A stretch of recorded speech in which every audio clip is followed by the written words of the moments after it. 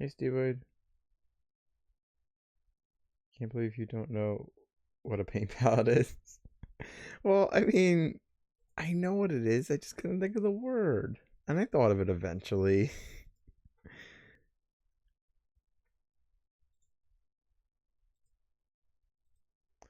I'm streaming on Mixer as well now. So I'm on YouTube, Mixer, and Twitch. So we'll see how that goes.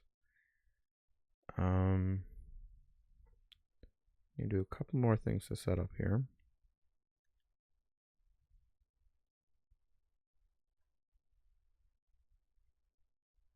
Yeah, that was a really long stream. That was like the longest stream so far since I've been back.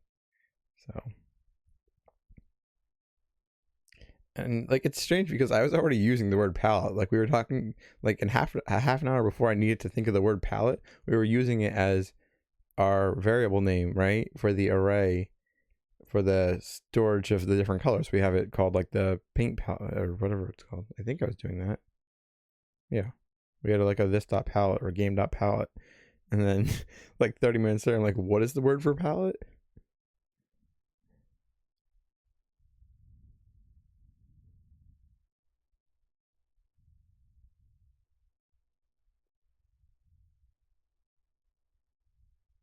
And Guinea Guy couldn't think of it either.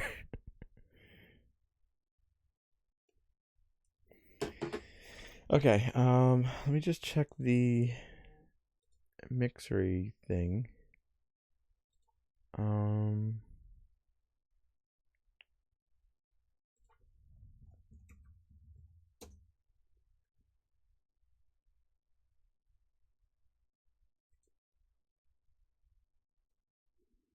Okay, so it seems to be working.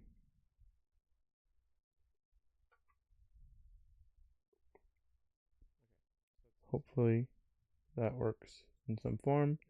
Okay, get rid of the setting up stuff. So we still don't have any code for detecting the pattern on the egg at all. Also, I probably don't need this bright color scheme on anymore, so let's fix that. Dark or Mirage? I think dark, yeah.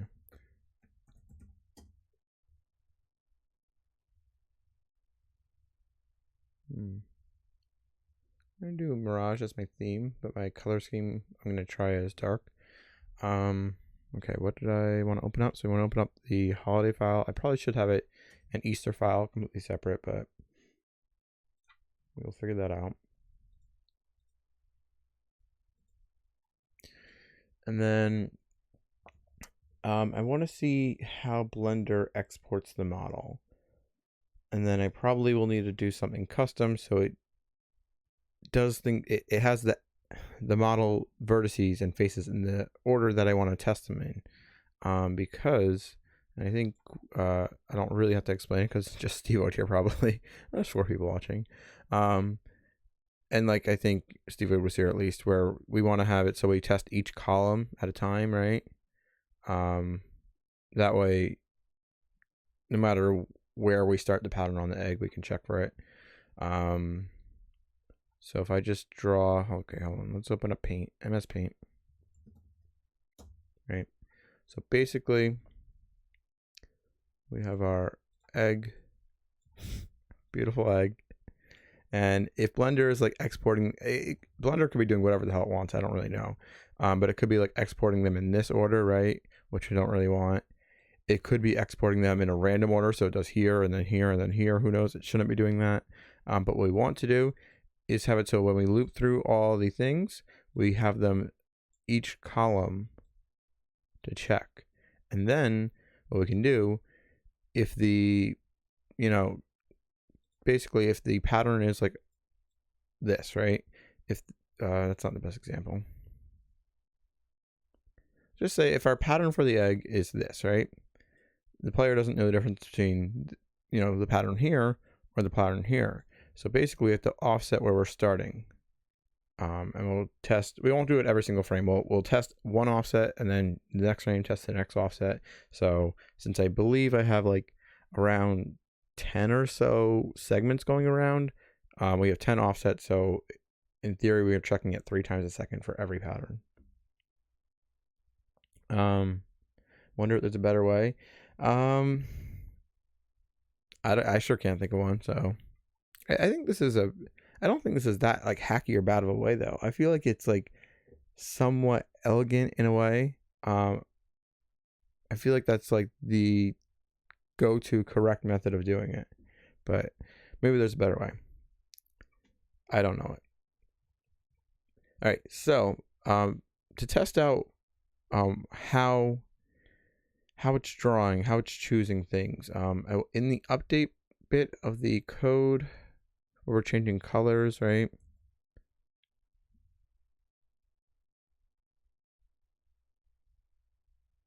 Yeah, I mean, we could do all of the passes on every frame, but since it's probably not necessary, if you paint the egg successfully, and if it doesn't tell you that frame, if it tells you, you know, within a half a second or so, then that should be fine, right? You would think. Okay, so here where I'm doing these returns, I'm going to temporarily disable this because I want to recolor the egg to see what's happening. Yeah, I want to recolor the egg. So if we, right now we're only recoloring while we're painting, so we disable these and it will allow us to recolor every frame. This is basically just to be efficient for the most part. It's also so we don't paint the egg if we're not holding the brush. Just the brush happens to tap against the egg, it won't paint it. Just like a quality of life thing. But here, and I could have a separate for loop. In fact, maybe I do want to have a separate for loop. Let me think. On one hand, you know, then I can clean up my code a little bit and just focus on one thing at a time. But on the other hand, if I can have it in the same for loop, we don't have to loop through it twice, then we can loop through it once. But I think I want to have it in a separate for loop because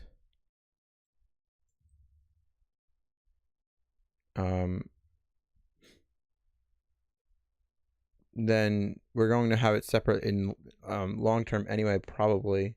Well, that's not true. I was going to say we're going to have it separate long term anyway because we need to sometimes check the colors without painting, but that's not true. If we painted something, that's the only time we need to check. Hey Panda, how are you doing? So I guess I'll try to do it in here. Unfortunately, it's like going to be a bit crowded with all the other shit that's going on here, and hopefully I don't get too lost. But something like we just want to color it one per frame. I kind of want to move it, but whatever. So in theory, this should give me an idea of what is happening. We just want to do this. No. At least for maybe we'll combine it later on to be efficient, but this is going to be too hard for me to think. So separate for loop. So in here, let's grab this, do it way up here, separate it, have some nice spacing around it so I can see what I'm working on versus what I don't want to be looking at. Just grab some of this. We don't even need to look at positions yet, which is nice. Actually, we probably won't for the whole loop. We just, our goal right now is to, hold on, let's bring this in. Our paint color, it's probably not defined, but we're gonna have this like as our, for our debug color, because right now I'm just trying to figure out the order of how it's how it's exporting all the vertices. And our debug color, we'll just make it red. And then here, we'll do that. And then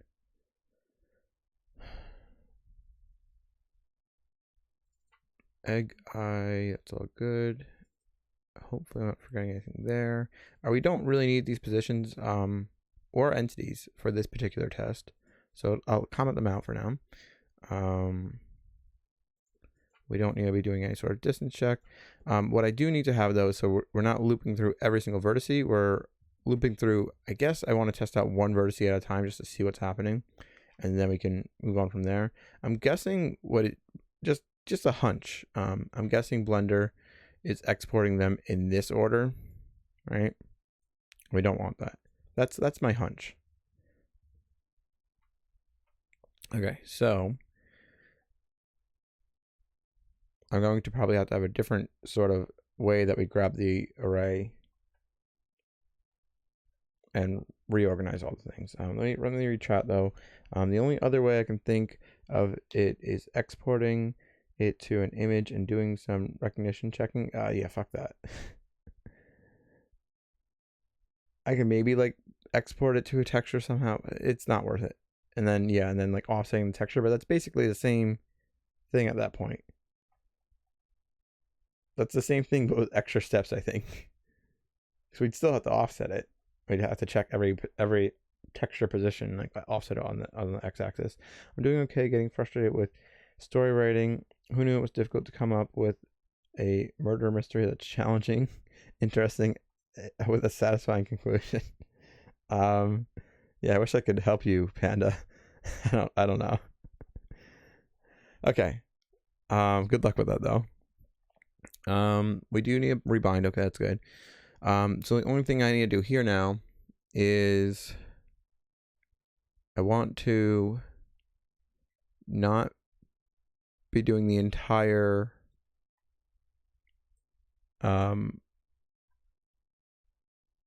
loop. I want to have we want this to be like under 9, so it only loops once, right? Am I doing that right?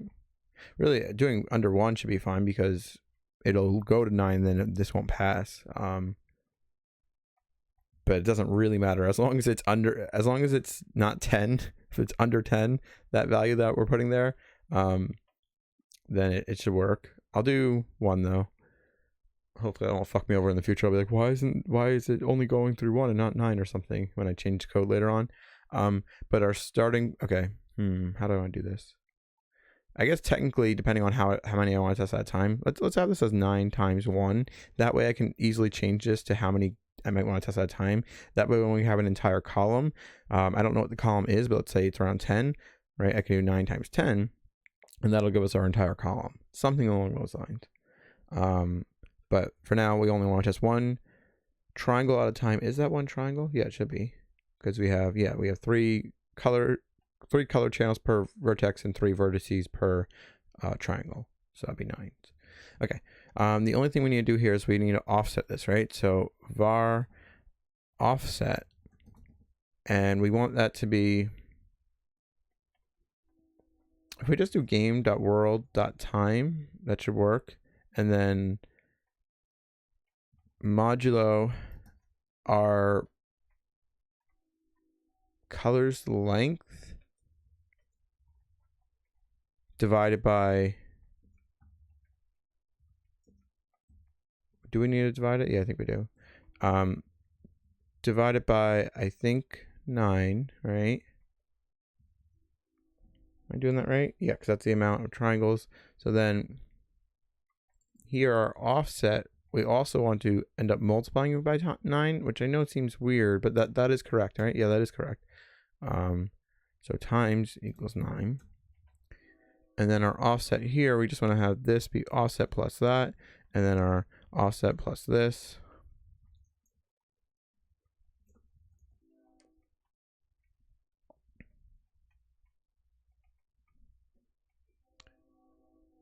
I'll answer you in a second, Stevoid. It's basically just web development, nothing exciting. Building, for the most part, just websites that companies need.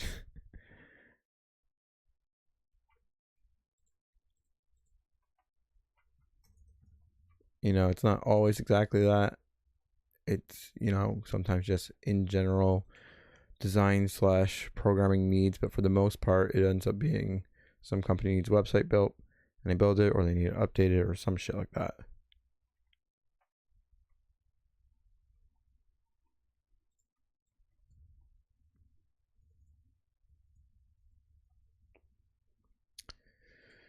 I probably should refresh the game entirely, but I'm going to try to just paste this in and see what happens.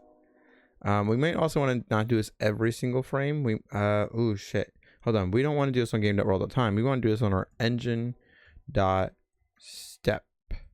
That way we're going by frames. Yeah, it's freelance. At least 99% of the time it's freelance.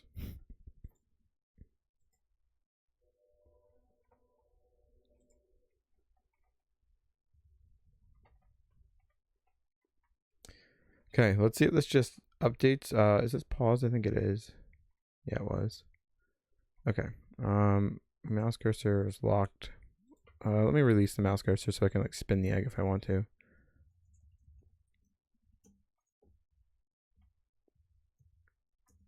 Okay. Okay, so it's pretty fucking random. I was not hoping for that at all. It's okay, we can reorder it. But damn. Tell you a horror story? I mean, it's been pretty okay so far. Lately. I'm not going to go into that too much, especially because I'll fuck up and slip up and use real names that I don't want to, and then like get sued or dox myself. So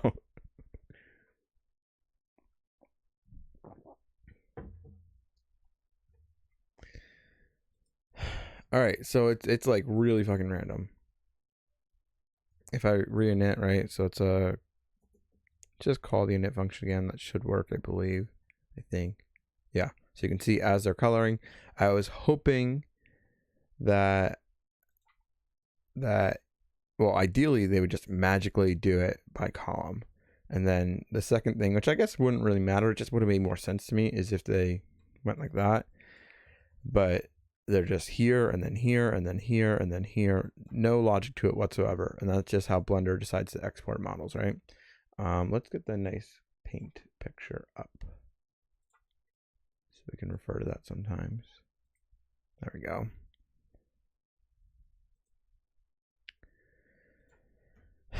So I need to write some code.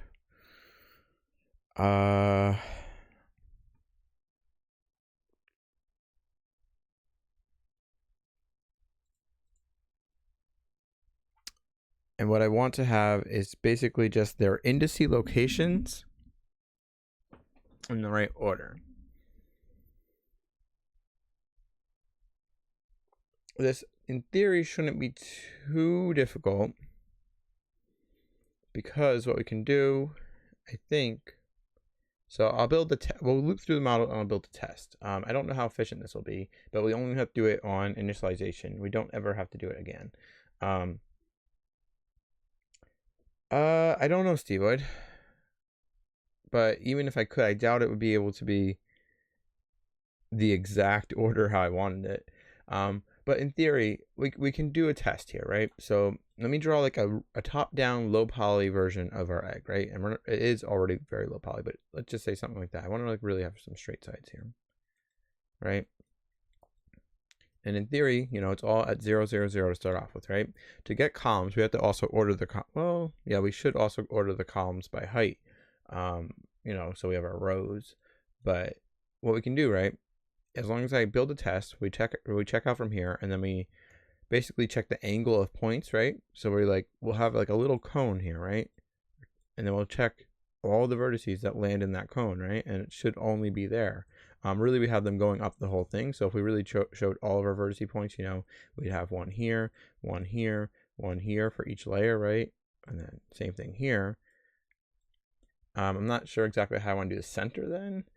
We'll just say if it's too close to center, exclude that one, because we only need to, I'm not sure how that's going to work. Yeah, we only need to check the color on one of the vertices for that triangle, because the triangle has the same colors on all three vertices. We don't have any smooth painting going on. It's all like solid colors, right? But again, we want to have our little test, and then we have our fairly narrow cone of checking the angles of what falls within this cone. I think that's right. Yeah, because, okay, that will work. Basically, we want to calculate, it's not exactly a cone, it's kind of like the inverse of that, where we're checking it. We're not setting a cone and then seeing what's inside it. We're really doing these and then seeing if they're within the cone. But I guess it's kind of the same thing, right?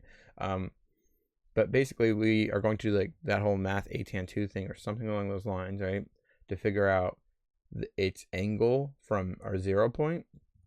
And then if that angle falls within a range, right, of like whatever, if this is 0 degrees down, we'll say in between -5 degrees and +5 degrees, you know, something like that, then that is that column. So then we reorder all of our indices for that. I think that will work. So in theory, I just need to reorder.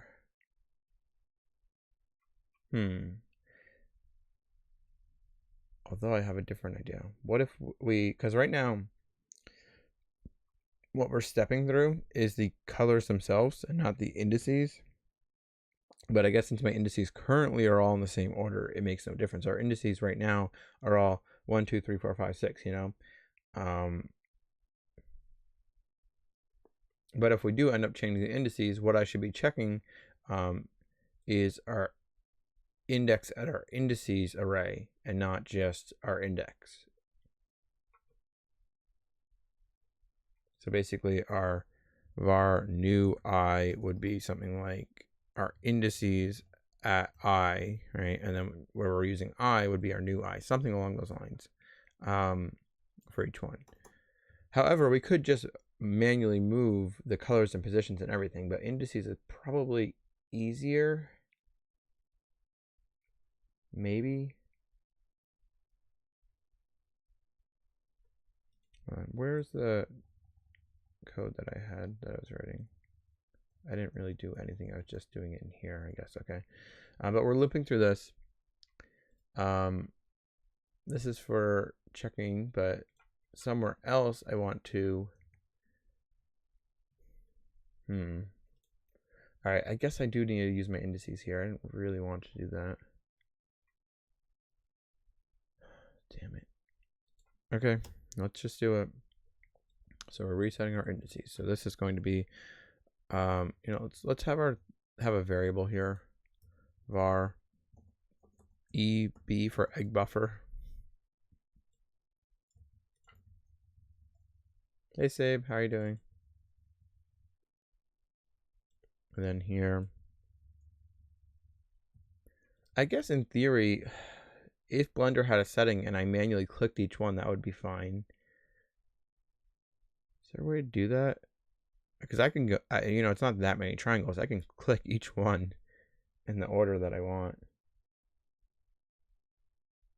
Hey Dragon, how are you? You're bored, but hopefully you're well. Did I do EB here? No. EB. So then something like var new I, how we were doing before, is our EB dot indices at I plus 0. And then we need to do it for each. Well, I guess we won't do new I because we only have it once, I believe, right? So if I do this in a correct way, if we actually set our indices up correct, it would be that. And then, each one would be +1, +2, +3. So we can grab this bit here. And if I'm thinking of this correctly, that's how we would have our indices.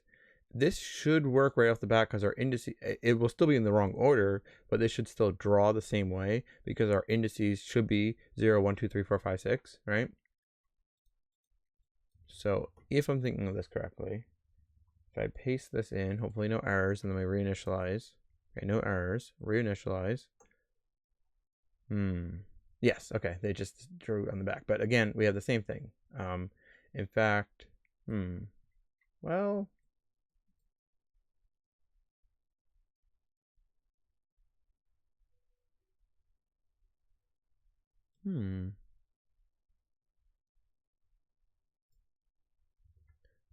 Not the same thing.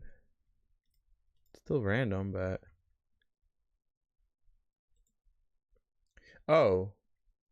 Right, because no, hold on. Is our indice count the same as each and every single location? Let's look at, I could be misthinking of that. I think our indices, we have 3 fewer indices, right? Because our indice points at a color, but not each channel for each color, just the color or the position, but not each axis for each position, right? So instead, our index would be something like this, I guess just times 3. I don't know if I want to multiply it here. No, I don't think I want to multiply it here. I think I want to multiply the I. Is that right? I think that's right. Hopefully that's right. Okay, so we're gonna put that in, reinit, see if that colors the leg. Shit. Maybe I need to multiply it the other way. Oh, also, hold on. Since we're doing indices, this is not right either anymore. Our offset's incorrect now. I still don't know where I want to be multiplying, but let me just look at the length of these things, right? Because our indices should be divided by 3, right? Yeah. So we could have, okay, let's not do colors. So let's have this divided by 3, and let's do indices, but that should be the same thing, shouldn't it? Since we have 3 times fewer indices and we divide that by 3, that should be the same result as colors, which is 3 times more indices, and we divide that by 9. That should be the same exact thing. So that wasn't necessarily where I fucked up. Maybe I do want to multiply it here instead. But let's just look at the buffer and see what the indices and stuff look like. So buffers dot, what's called like painting egg, right? And then we have our indices, which is 0, 1, 2, 3, 4, 5, what we were talking about. But if we look at our lengths, we have 288 indices and 864 colors or positions, right? So if we did 864 divided by 3, that brings 288. So it's 3 times fewer. So that's good. So this should be the same thing, but I will run this and see if this works. I don't think it will. And then we will change where we're multiplying, even though I feel like I was doing that the right way. Yeah, I don't think that's the issue. However, oh, we're doing +9 still. Whoops. That's an issue. We want to do 3. Okay. That might help things a lot. And then we also want to reinitialize. Yeah, let's reinitialize. I think it's better, but it's still maybe not correct. Let's see. It still stops. Okay. So we're not doing all of them. But yeah, like I was saying, I don't know if that's where we should be multiplying. So let's grab these values. I still feel like that's the right place to multiply. Maybe I'm incorrectly assuming that they're all next to each other. No, but that is working because we don't have any smooth vertex colors. They're all on the same vertex. They're not across, they're not blended. So, and that does blend them. So that's bad. I want to reinit though, just to see. So yeah, that's not doing something. That's bad. Kind of? Oh, maybe not. Wait a second. Something's not right there. It does do every single one the right amount of times too. But it's only doing 2. It looks like 2 of the vertices per triangle. It's also only doing, it's offsetting the, okay, it's offsetting the channel too. That's, okay, that looks like it's cyan, right? And cyan is, 1 on red and 1 on, wait, 1 on green and 1 on, what is cyan?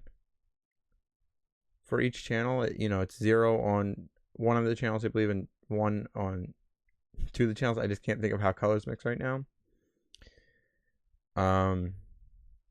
Because it's additive right now, it's subtractive. So,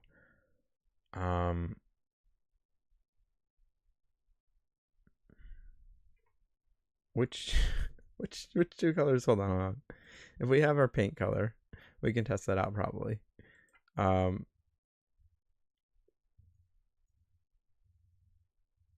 So if we did this, our brush entity, I know I should probably just know this, but I just can't think right now. Brush entity dot paint color, right? So obviously if we did red, let's just make sure that works as a test, right? See if this paints red. It does. Okay, so then we want to set it to cyan. But then why is that? Oh, so we're setting, 0,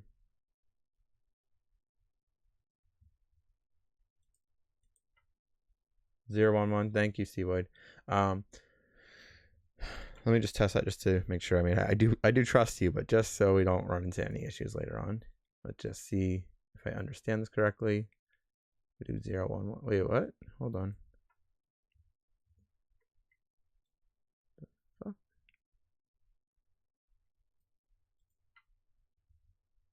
Oh, well, I'm not doing equals because I'm an idiot. Okay. Now we should have cyan. Yes, we do. Okay, yeah, thank you again, C1.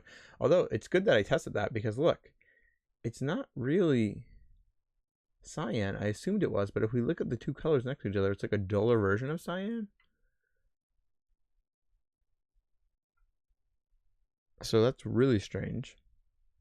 And the only colors that we're grabbing debug color, and that is 100, so it should be red, but no matter what, it should be either 0 or red because that's the only things in that array. How did I fuck this up?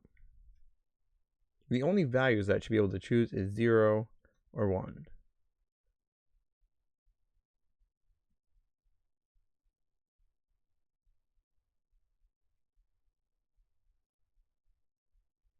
All right, let me think. So we're want to grab the indices. That makes... So yeah, we should do I times 2. That's the only way this is ever going to make sense. It should not be here. So let's just grab this stuff. That will never make sense to me, at least. Maybe it is the correct way, but the more I think about it, the less that makes sense. This should be correct.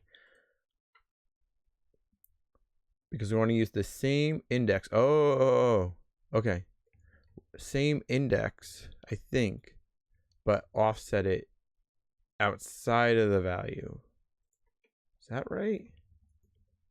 So I want to move these over here because it's these. Yeah, that might make sense. Let's see if that is better. Unexpected token. Oh, I put a backslash by accident somewhere. How did I manage that? Hold on, what the fuck? Did I just do that when I was pasting in console? Yeah, I did. Did I break it or can we exit the mini game? Let's see. Still running? Okay, it's still running. So if we just paste this in.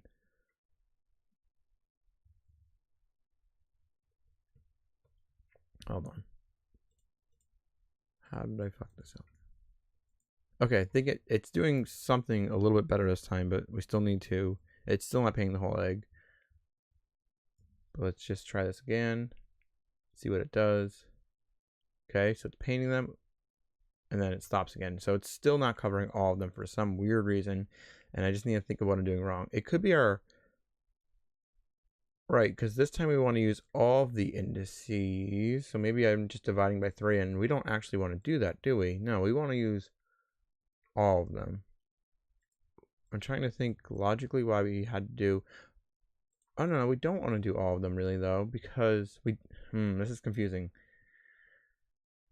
We don't really want to do all of them, but I guess because of how the order of the indices are created, we don't know which ones to choose. So that's a bit annoying. Because we really only need one indice per, or one vertex per triangle. However, obviously there's 3 of them. I was hoping they would be next to each other, and that would work. I guess if they are next to each other, hold on, let's think. If they're always next to each other, I don't know if they are, but if all 3 points, here, let me just draw this out. So if the indices, right, so we have a triangle, let's just separate them too, because in the eyes of the program, they are not touching anyway. But as long as like it does 0, 1, 2, 3, 4, 5, then we're good. I think I can fix this. If Blender is deciding to do like 0, 1, 2, 3, 4, 5, right? If it's doing something like that, then we're fucked. But if we can, hopefully, it would make sense if Blender does this. If it puts all of the positions, right, in the export next to each other for each face, which it really should be, almost definitely. Otherwise, it wouldn't even render right, I don't think, because we're assuming that 3 at a time is a face. So if we can make that assumption, that just means we can multiply this value again. I'm just going to do times 3. I mean, I know we can do times 9, but just to get my logic here through my head, we can basically skip each one, right?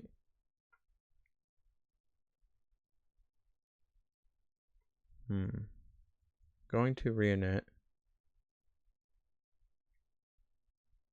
I might not have multiplied in the right place. Oh, okay, we have something, but that's fewer. Okay, hold on. But okay, hold on.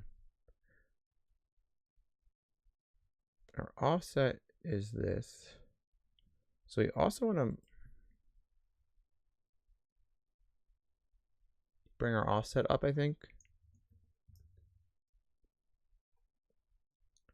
Right, because let me think. So what we basically want to do is just do this one, right? And then assume the next two are this one and this one. And then for the next one, just do this one and assume the next two are this one and this one.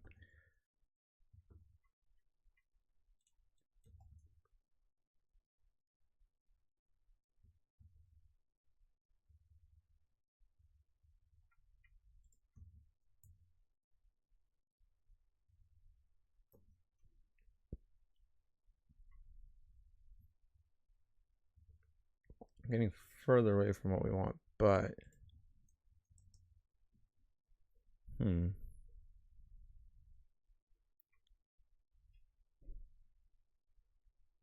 since we want to, okay, so we want to look through the entire offset, but I guess that's kind of what this is doing, right?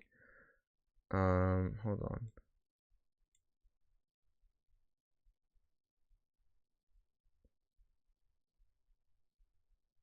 We're gonna have a third of the length because we really only need to look at we need to look at the entire range of indices, but your for loop is also applying an additional offset.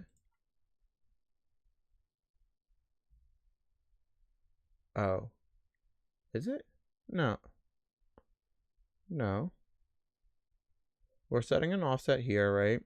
And then we're using the offset to offset where we're looking in our for loop. So instead of starting always at like 0 and then going to like 3, we're doing like 100 to 103.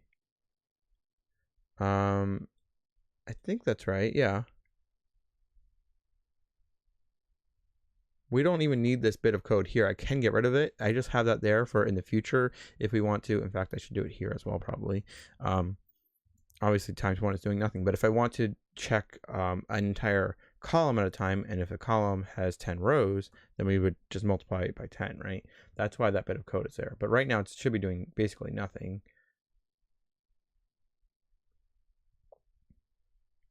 Since we're trying to test one triangle at a time. We could, if we want, right, just say this. We could do 1, right? And then we could do 1.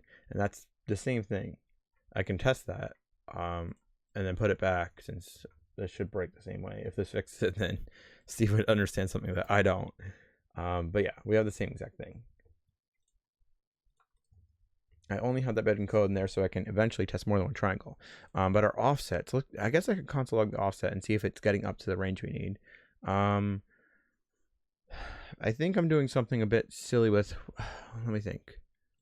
Let's just do ×3 here, because that makes sense to me. So, right, because we want to look at the entire range of indices. So if we're here dividing it by 3, because we only need every third one, but then we remultiply it so it goes through the entire range, that should be right. And then maybe I don't want to do any multiplication here, because we're already multiplying it outside of it. Let's do just I. Yeah, maybe we're doing too much because we were okay, maybe we just want to have one bit multiplying, so just I ×3, but I thought we tried that, but maybe it wasn't this exact combination. Or we'll see.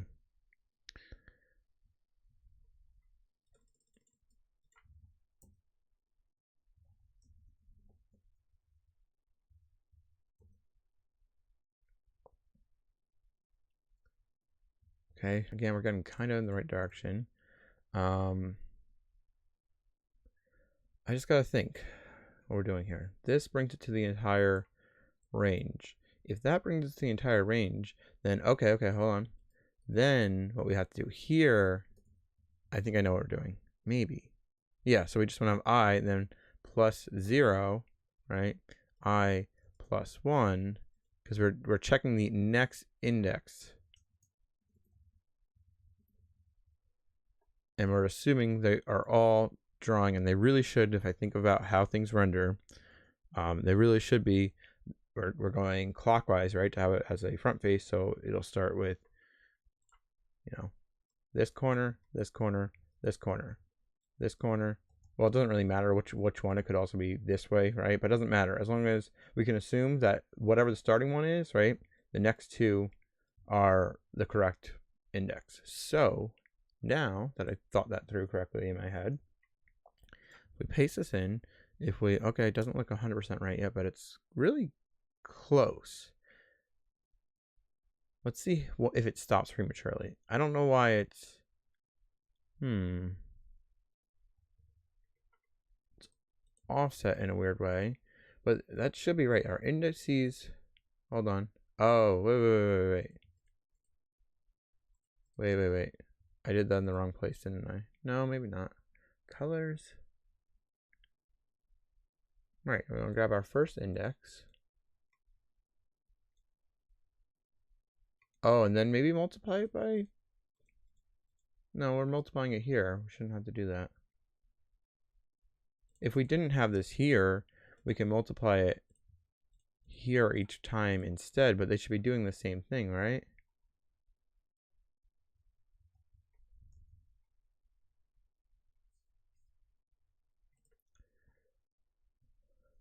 I feel like I know how this needs to work in my head. I'm missing one little bit. It's like we're kind of close, but I'm missing one little bit of information.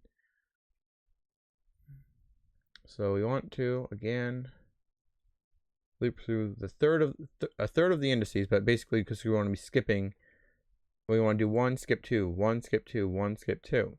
So we only need a third, and then that's giving us a third of the range, and then if we multiply it by 3, right? So that would give us 1, 2, 3, 4, 5, right? This is what this is doing it, but a third of what we need. And then when we multiply it by 3, then we have 3, 6, 9, right? So then that doing 3, 6, 9. Oh, and then maybe I need to bring it back again since, I don't know, it's starting at 0, so that should be fine.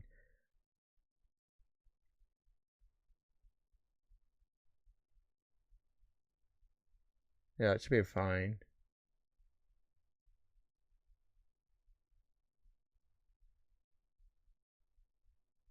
Maybe the offset isn't 100% correct. This needs to always be divisible by 3. I guess it would be.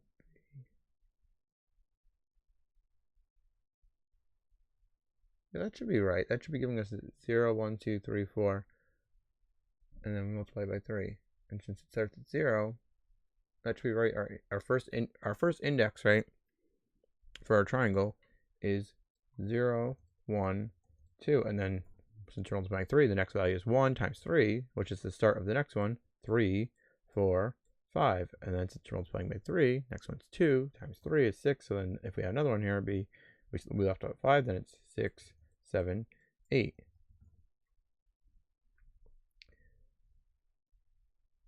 So then, assuming this is correct, that means the code that's failing right now is either this bit, how we're just defining where to look in the for loop, or this bit where we're choosing the color or the index.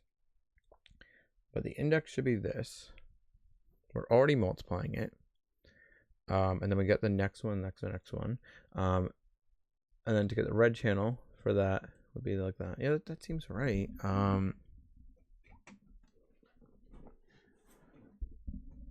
Just looks perfect, but no work.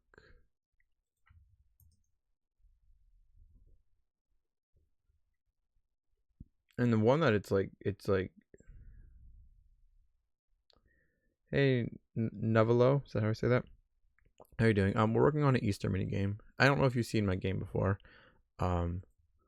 So this is not really my, the main game. This is just a mini game. And we can paint Easter eggs, right? And that works. But now we're trying to detect what is painted, basically. So we're trying to have this in a very predictable order, so we can see like what's in this column for each row, what's in this column for each row. However, so what our debug thing that we're testing right now, what we want is we want the red to automatically generate for a column, then the next column, the next column.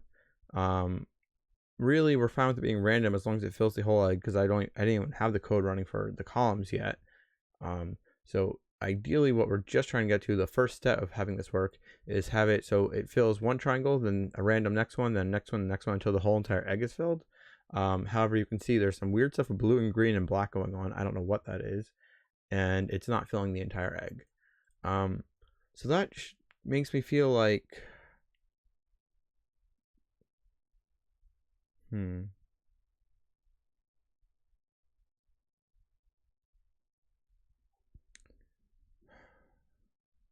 makes me feel like we're treating the same.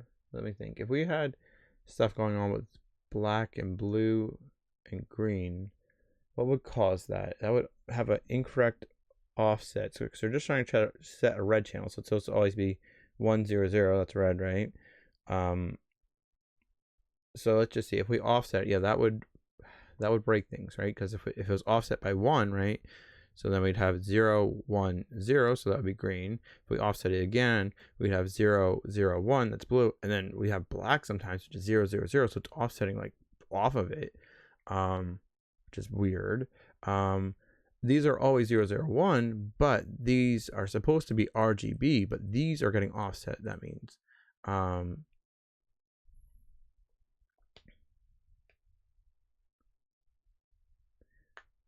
That's awesome. Thank you. I've never got hard into vanilla JavaScript. I'm mostly using React JavaScript and no JavaScript, so it's cool to see some creativity. Thank you. Let me show you because like you probably haven't seen my game, what the actual main game looks like. I went into the also where's my player? What the fuck?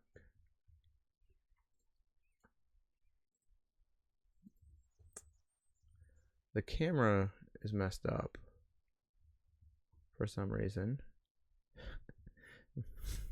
Did I manually fuck with the camera in console? I don't remember. If I refreshed, it would fix it, but I don't really want to refresh. But this is the game. I'm sorry I can't move my camera around and show it off a little bit better. But there's a whole outside world to this. We just want to have an Easter mini game. Thank you, Nevelo. Hold on. Let me at least try to see if I can go to engine.current camera. Whoops. Current camera dot mouse rotate, or what is it called? Rotate. Is it called mouse rotate? What the fuck happened to my camera? What camera is it using? I should have a name assigned to these cameras so I can tell. It should be my main camera dot mouse rotate. Let's try. I don't think that's what the issue is because that was undefined. I don't know what happened. It's really weird. If I knit the minigame and then try again, let's see if my camera gets fixed, but I kind of doubt it. Oh, I think I might know what the issue is too with the camera because I'm reinitializing like that while it's running. So the camera cache gets reset. Yeah, I'd have to basically reset my thing, and that's why we also don't see the player because the cache is I'm kind of stupidly how I'm doing this in consoles. I'm not getting out of the game, just reinitializing the game while we're in it. But that's making the camera no good. Oh well, I'll have to show you it later, Nevelo. Hopefully you'll still be here when I have the opportunity to walk around the world a little bit.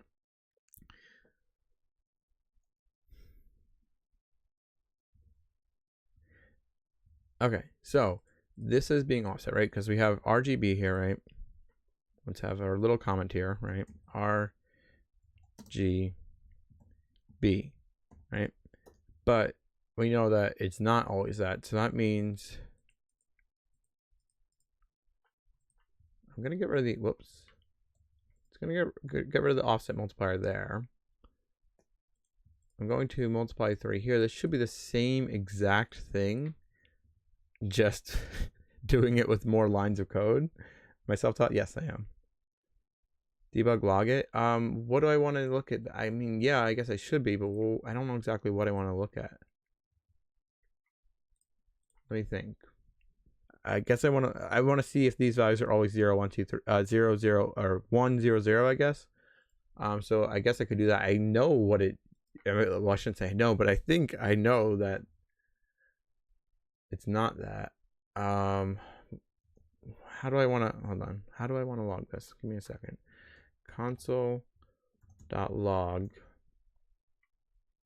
And I want to look at, I guess I'll always want to look at this color, and this should always return 1 right after we set it, right? but it would always return 1, but this is not the right value. I guess if I look at the index for that though, we want this to always be, okay, if we looked at this, right, we looked at the index and we did modulo 3, ideally we would want that to be, hold on, is that the index? Yeah. We did this with modulo 3, and I'm going to wrap it in parentheses because the order of operations with modulo always confuses me. That is actually a good way to console log something, because we want that modulo 3 to always be the same thing. We always want it to be 0 for R, 1 for green, and 2 for blue, right? However, if we console log this, let's see if it's always 0. I don't think it will be, but you know, just to get an idea of what is going on with console. What the fuck? It is always 0.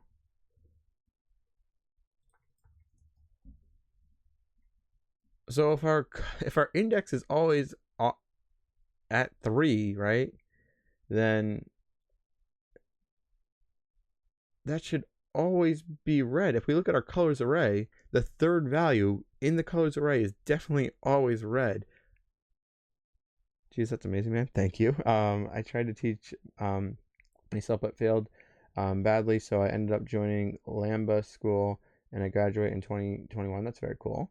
But I've learned a shit ton, but nothing this complex. You probably know more than me in some ways, though. You'd be surprised, because I am a shitty programmer. If I was like more classically trained in programming, and went to school for it and stuff, a lot of the shitty shit code that I write would be a lot cleaner. The only thing I created that was a game in JavaScript was Tetris. Well, that's really cool. That's still like a cool thing to do. But even so, I followed the tutorial. Well, I mean, you got to start somewhere, right? Okay, so that logs 0. That makes me more confused. I mean, thank you, Steve-O, for recommending me doing this. Hold on. Okay, that was different, right? Yeah, it was different. Right, because if we let's just do some console logging stuff, right? If we have 0 modulo 3, that's 0. 1 modulo 3, that's 1. I mean, I know this. I just want to, like, you know, make sure I'm not going crazy. And then the third value will be red again, which is 0. So that means that this should always be, I mean, we can check for this one, but it should definitely be the same thing. Oh, maybe, okay, hold on. If one of them is always read correctly, but then the next one we're fucking up on, maybe it's this one we want to look at. So that would be +1 +3. Let's see if that one, because maybe this one is always correct, but then these two are incorrect. Maybe I'm falsely assuming the next thing in the index, even though it definitely should be, is the next position. That should be correct, but let's see if this is continually still logging 0, 0, 0, 0. Oh, okay. We have an idea of what's going on now.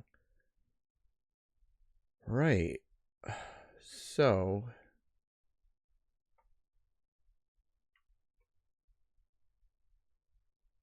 hey, I'm Posit. How are you doing tonight? Right. So this one is, in theory, always setting it to red.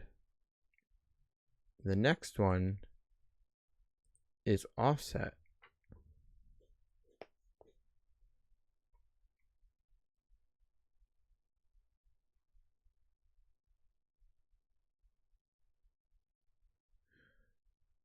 And we do, okay, hold on. I have an idea. I know a little bit of how we're failing.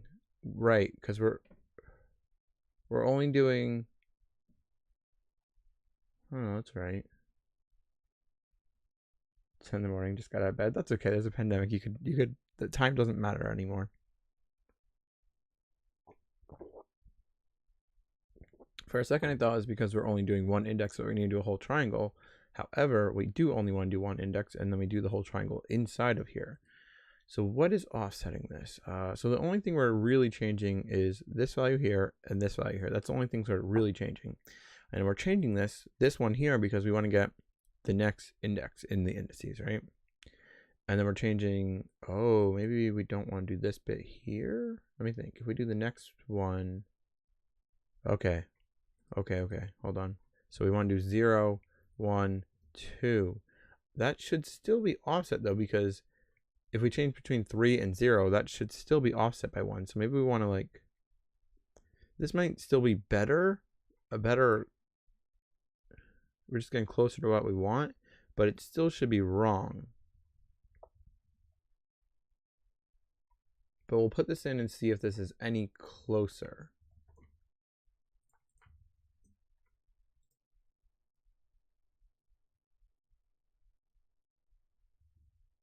It's like it made it worse. Maybe I wasn't thinking of that correctly. Hold on. I guess in theory,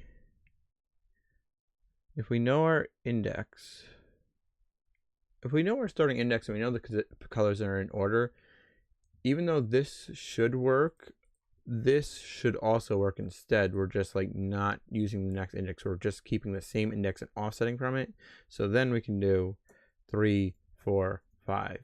And then we can do over here the same index. This should work. It just shouldn't be the only way to get it to work. The other way should work as well.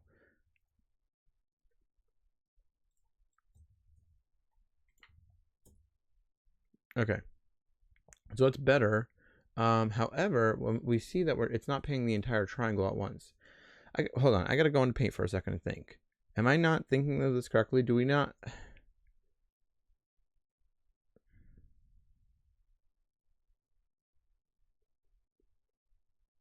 Well, Neville, we're in the same time zone. it's 4:18 for me as well, so.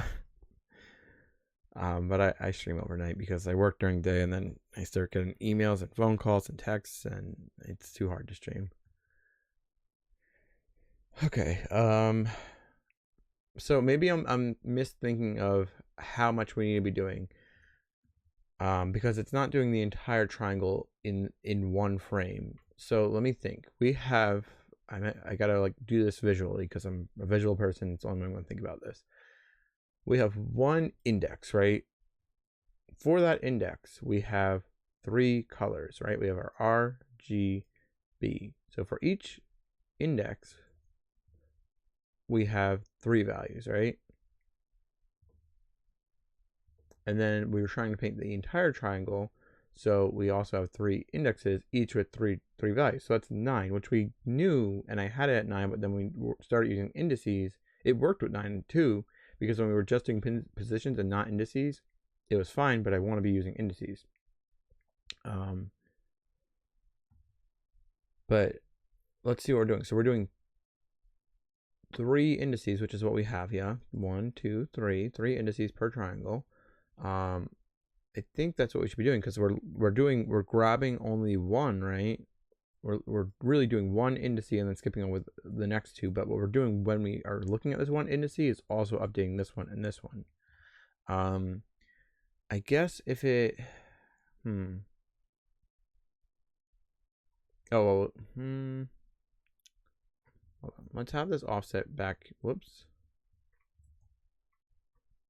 Let's have this offset back here. Let's get rid of all of this and just do I because that's all we're doing with it. Let's also, I guess, have just I here, right? Plus 3. And then, hold on, let me think.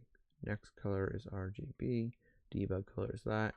Let's put this in console real quick. Let's look at the values logging and see if they look okay. Okay, so they're all 0s now. I kind of want to reinit the mini game to see if it's how many if it's painting an entire face at a time. I'm logging so much, it's annoying. I don't like to be putting this much into console and then it's really hard to, damn it. It's really hard to see what I'm doing. I gotta pause, hold on. Too much shit's going in console. Way too much shit. Let's comment that out, put this back in. I mean, I guess I could just switch from user messages and that would fix it as well, but I don't want to have that much in console. I can see what it's doing and that's enough. Okay, we just want to reinit the mini game. Let's have this running, reinit, and see what that does. Well, it's still not doing an entire triangle per frame, so it's still off somewhere. if it, hold on, it's 3, yeah, it's 3 indices.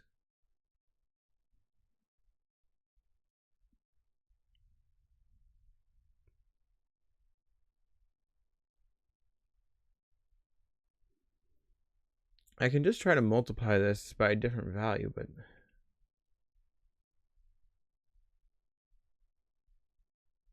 well, let's see if I did this, right? Bring it to 6. It won't fill the entire triangle, but let's see if it fills all the triangles in the egg with a color, right? On one of the vertices. Seemingly no.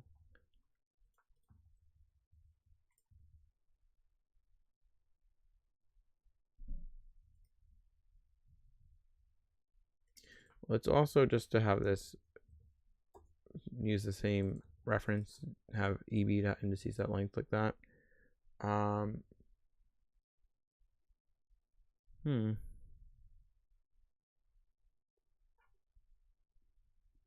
brain doesn't shut the fuck up, so I stopped trying to go to bed.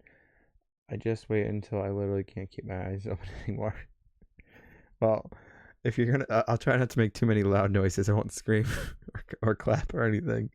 So if you're drifting off to sleep watching the stream, I don't wake you up by accident.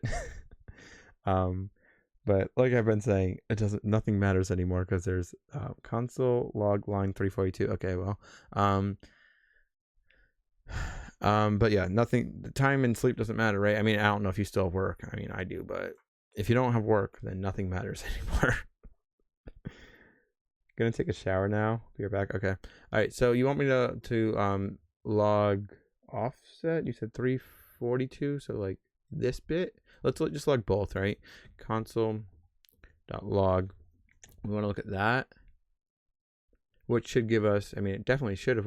Well, that should give us 0, 1, 2, 3, 4, 5, 6. And then once it reaches the max limit of our indice length divided by 3, then it resets back to 0.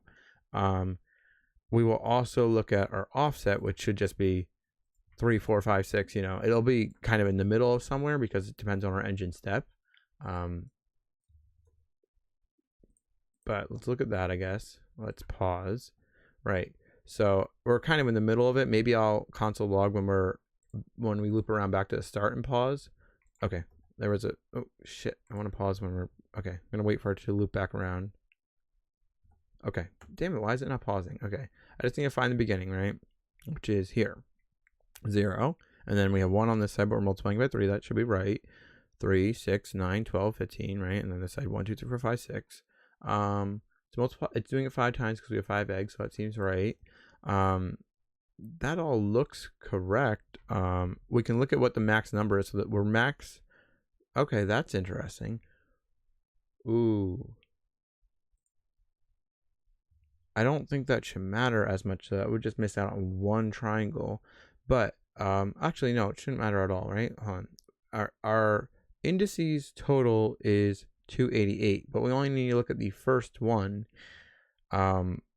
So that would bring it back up because we're doing the first one in the triangle.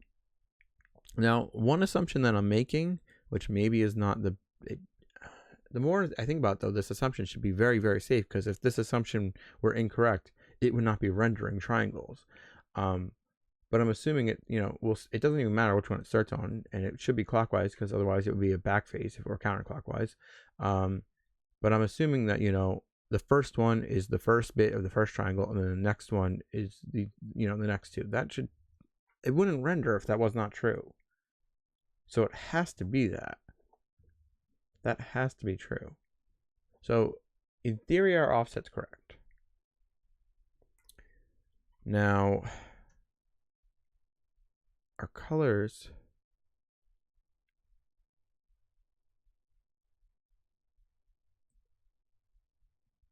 And hold on, since our indices, let me think.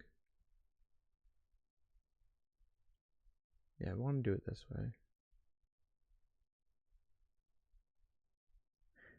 We could technically, okay, let's see if this works. I don't want to do this because it'll work for this test, but once I start changing the indice orders, it will no longer work. But in theory, what I could do here is, instead of grabbing the value of the index, right, we can instead just do I, because it happens to right now be 0, 1, 2, 3 for all indices, but once we reorder our indices, it's no longer going to be that. But let's just see if this does something. I guess I'll select all of the lines because we need to change all of them. This, I think, should work in a way before we change our indices. So we just want to have I times 3. No, maybe that's where I'm breaking it. Wait, maybe. No. No. Right. Right, okay. I think I thought of something. I gotta figure out exactly how it's breaking, but I have, and I gotta try to put it into words so you guys can understand too. But this is doing the right indice. However, the color's position is still multiplicative of that. It's not really the right way to word that, but that would get us the index. But the index and the colors index is, so I is just your offset, right? Yeah. We don't even need the for loop here right now. It's just that I want a for loop because we're not only going to be doing one at a time eventually, probably. We're going to do a column at a time. But I think something might be not right with this. Hold on. We still might need to multiply something. So we want to get the index like that, but then we want to multiply it. Hold on. After we get the index, then multiply it by a pretty large value, because the next color that we want to get is 9 values after. So we have our starting index, and then our next one, we want to be possibly 9 away. That might be, yeah. I wasn't thinking for the next one in the right. Hold on. I mean, there's a ton of shit going in console. Okay, that's much closer. We're painting an entire triangle at a time. Okay. Right. And then this might need to be multiplied possibly by 9 as well, because what I was thinking, I will try to explain this best I can, but we were doing it correctly for checking all the indices. It's not really for, so we might want to go back eventually, because all we need to do is check the indices when we're actually doing a checker. Right now, I'm not really doing a checker. Right now, I'm just trying to visualize the order. So I was doing it kind of the correct way to check colors for each triangle. But if I'm actually setting these, I need to do it differently. I need to basically rescale or remap our indices location to where they align onto our colors.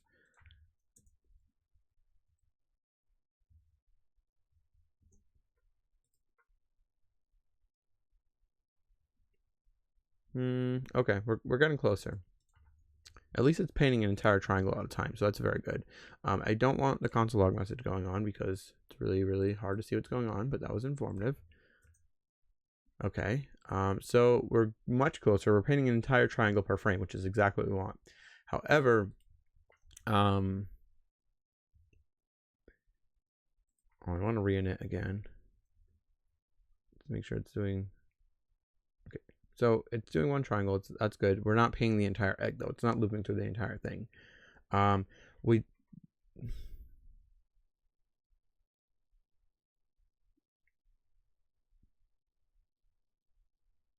We want every third one though, so I don't want to go through every single index. We want to go through a third of the indices. That I still feel is correct because we're doing 3 inside the for loop.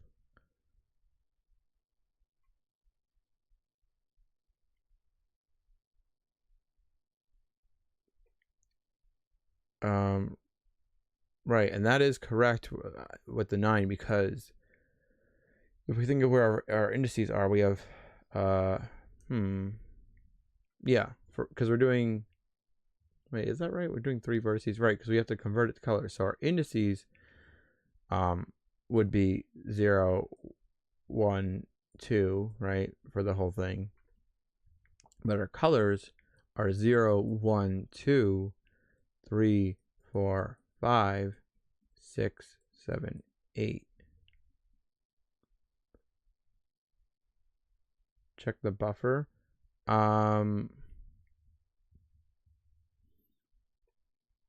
Well, I mean, I know everything in the buffer. I already looked at it. Like, I know what would I want to check? I would want to check the total length of the indices, but we already did that. We checked that was a third of what the colors was. It was 288. So I don't know what I would need to check. Anything I want to check what the data is filling as, we can see right here because we can see the egg. This is very, very close. I'm just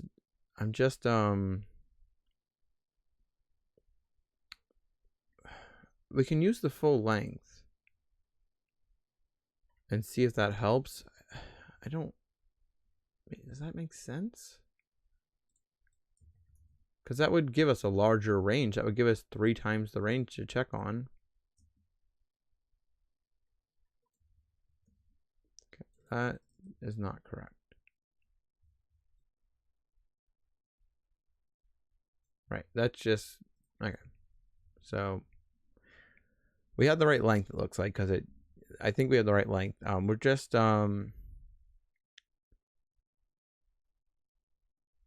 maybe I'm doing some bad assumptions, but no, I don't think I am.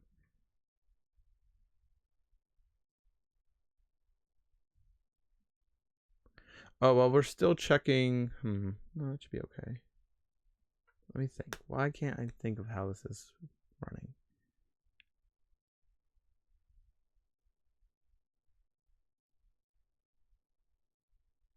If our indices are...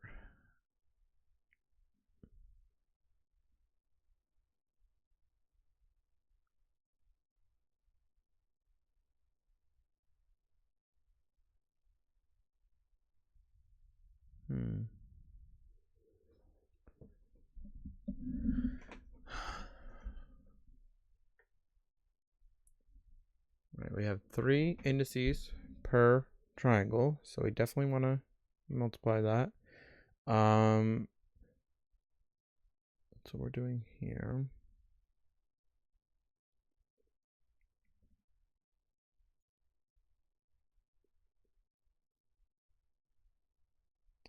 Maybe since I'm okay, new idea. Since I'm multiplying...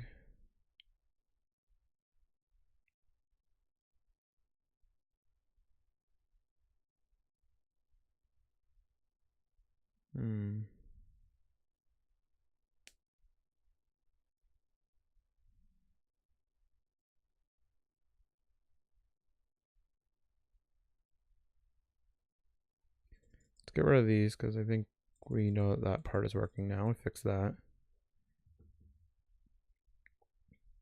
It's just not, it's like, it's basically just checking a just smaller range of the total amount of triangles.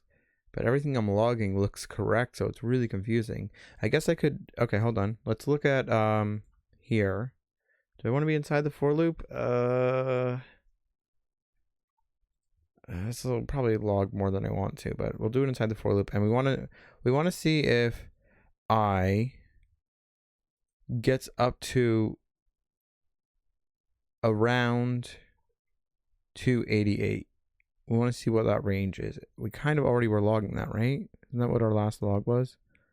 It's basically what we were already logging, but just in case I'm doing something weird and silly, I'm not seeing it. This should go from about 0 to 288 and then reset. And it's doing 3 at a time. It's getting up to basically 288. It's 285, but again, we're not looking at the last 2. It's fine. And then 0, 3, 6, 9, 12, right? So that all looks great and beautiful.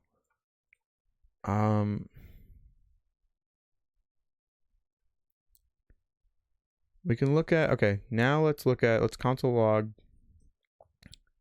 this whole value here.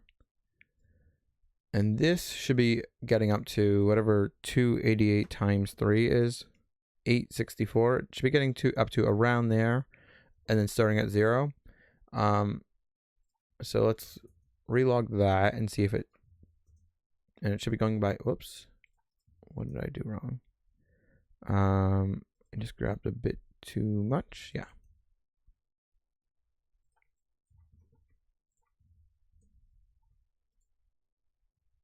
Okay. Well, that's a good thing to log, right? Right. So it should be going 0, and then I think counting by 9s, I think. Right? Right, okay. Since I was manually already multiplying by 3, I kind of forgot about that. These would be times 3, because we could do, we can change where the offset is, basically. There's several different ways to program this and get the same result. But since we're already doing 3 here, then we should just do 3 here, because it needs to end up being 9. Let's see if that is correct. Okay. Thank God. Woo. Math, man. Whew. Deep breaths. Okay, that was just code to visualize the order. That's all we did. We still don't even have the order set. We still don't have the checking. That was any of the right offsets we're checking. But we can now properly visualize the indices. So now we can reset the indices to a better order. So that will be the next thing to do. So that is where we have this guy here. We're creating these indices. I guess I'll leave them as their 1, 2, 3, 4, 5, 6 thing. We probably won't need this. This line's probably a waste once we're done with this. But we want to have a for loop here. Var I, and I guess we want to be looking at. Let's loop through positions. You can loop through indices, but since we're also altering indices, I'm a little afraid to do that. It doesn't really matter. Makes not a big difference in the end. But I think looping through positions would probably be better. So for var I is 0, I is under positions.length, I plus plus. We probably want to do I plus plus equals at least 3, but probably 9. No, we'll do 3. Right, each vertex, because we're doing each indice. We could maybe do 9 in the future, but we'll see. Right, and then we gotta define. All right, so let's have our var m. I'm just gonna call it, I guess. Right, it's going to be our model, and then instead of just doing positions, it's our m dot positions, and then we're gonna reset our m dot indices.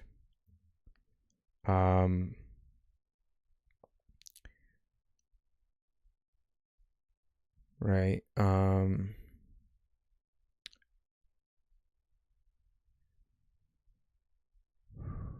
So we're gonna have to like loop. This is gonna be a fucking. There's probably a more elegant way to do this, but I want to loop through all positions and then loop through all of our columns and then loop through all of our rows.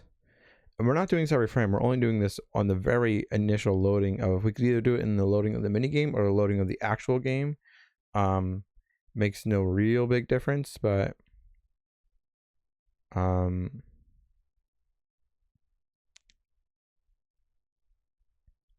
probably gonna have 3 for loops. There's probably a more elegant way to do that. I just don't really know.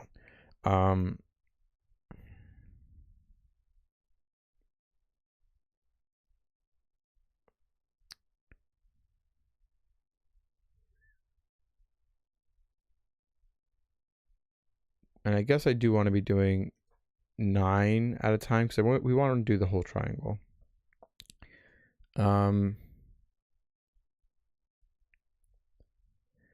In theory, reordering would be the right way to do this.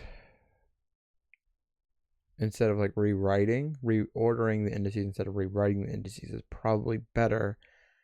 But doing that, it's going to hurt my brain. Let me think. and maybe be more operations. And we don't really want more operations. Again, it doesn't really matter because it only has to happen once. And in fact, once I do it once, I can bake that into the file, and then we don't even have to calculate it again. I just want to basically undo Blender's work. And then once we have our new, like our own version of how we reorder the model, re-export that data here, and it could just be static. We only have to calculate this once ever, not even once per reload. I just needed to manually do this once for the model, and then it will always just be a static data. That's really all we need to do. So in theory, to save time, and honestly, it might be faster in building a program for this, is like I could have like made a program where I just click each index and then that's the index, you know? That would be one way to go about it. But we're doing it with programming instead.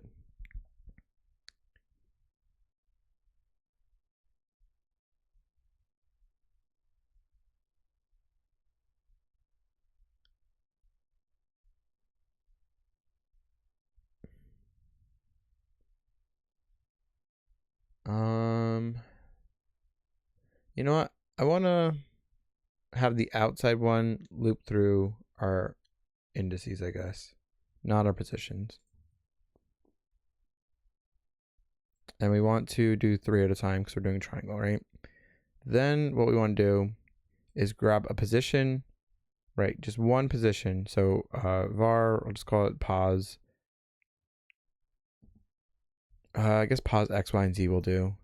And that is going to be our m dot positions at I times 3 y and z. Welcome back, unpause it. And this would be plus 0, 1, 2, 3, or 0, 1, 2 rather. We're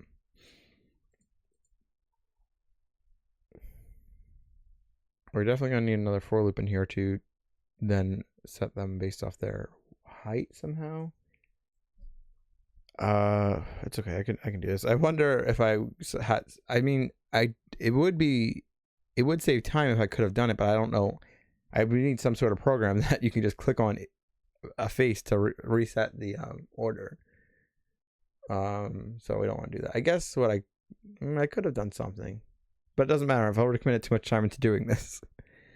But there might have been a slightly faster way, a slightly more manual way, but also faster because we would have no math. Basically, we would just check like just have my cursor over our position and just check at what the index is for that, and then just write down all the indices. And there's only 288 indices, so we only have to do it 288 times. So it's still a tedious thing, but possibly faster than doing it this way. Should have thought of that. It's okay. All right, so we have our indices. We're going to have another for loop, but I just want to have like our indices at I is going to be if a certain thing is in a certain row. I don't know. Hey Cypress, how you doing? So we want to say if, and we want to calculate. Right now we're mostly just going to worry about the angle, so just the columns, not the rows. So this will probably have what we'll end up having to do probably is have a random, well, let's just see what happens. Random order to our columns or something, or I'm not sure. But if our math.atan2, let's get our angle, var angle is this. I think I actually could do this in a pretty elegant way in the end. It's just gonna be a pain to get there. And then we're going to have it off of 0 minus. I know 0 minus is not really doing anything, but that's just, it makes more sense because when you have an ATN2, you're basically checking the angle between 2 points, and then this is your origin, or point 1 and point 2. Our origin just happens to be at 0, 0. So I know I don't need that 0, but it makes more sense to have our origin written, so I can look at my code and say, oh, our origin's at 0, and remember that. Okay, so that's our angle. Now, if I want to be smart and mathematical about this, just woke up. Well, good morning. I don't know if it's even morning because, people are sleeping at crazy schedules now. So maybe you're waking up at, I don't know, 5 o'clock at night or something. All right, so our angle, if we want to be really elegant about this, we can just grab our angle and build a integer, right? So just straight off based off the angle, we can do 0, and I don't know how many sides we have again. I'm gonna have to look that up. I think it's like 10 or 11, I don't know.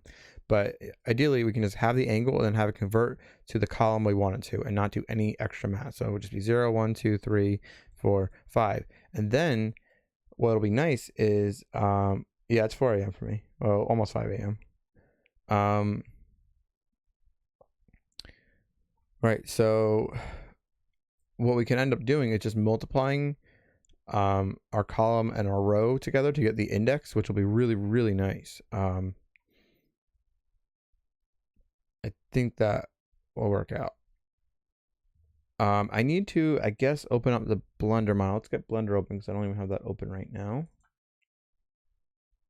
And just look at like how many columns and rows we have, because I really don't remember. That's not the model we want. I hope I have it like saved well. Shit.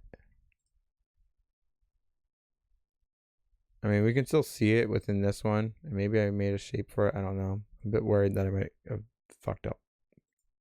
Is this our model? Guys, I might have fucked up the model that we're using. I had a feeling I did that. It's okay. I can still kind of hopefully visualize. Well, we can visualize the columns. The rows are going to be a little bit more difficult, but we can see here, if we start there, right? Just put this cursor down. Whoops. That's 1. Do I want to start at 0 or 1? I guess I want to start at 1 because we want to have the count, right? So 1, 2, 3, 4, 5, 6, 7, 8 we have. That's all I'm using. I mean, it is a low poly thing. So this is going to return in radians, right? Math.atn2, that returns radians from negative pi to positive pi, right? Let me get docs for that open. I just want to remember, make sure I remember that what it returns. Yeah. Right? Yeah. They are converting into degrees here. Okay. So we can remap that, right? So angle.map. Is that how I do it? No, u.map. u.map our angle from negative math.pi to positive math.pi, right? From 0 to, I guess, 8, maybe 9, because we have 8 of them. Hold on, we have 8 of them.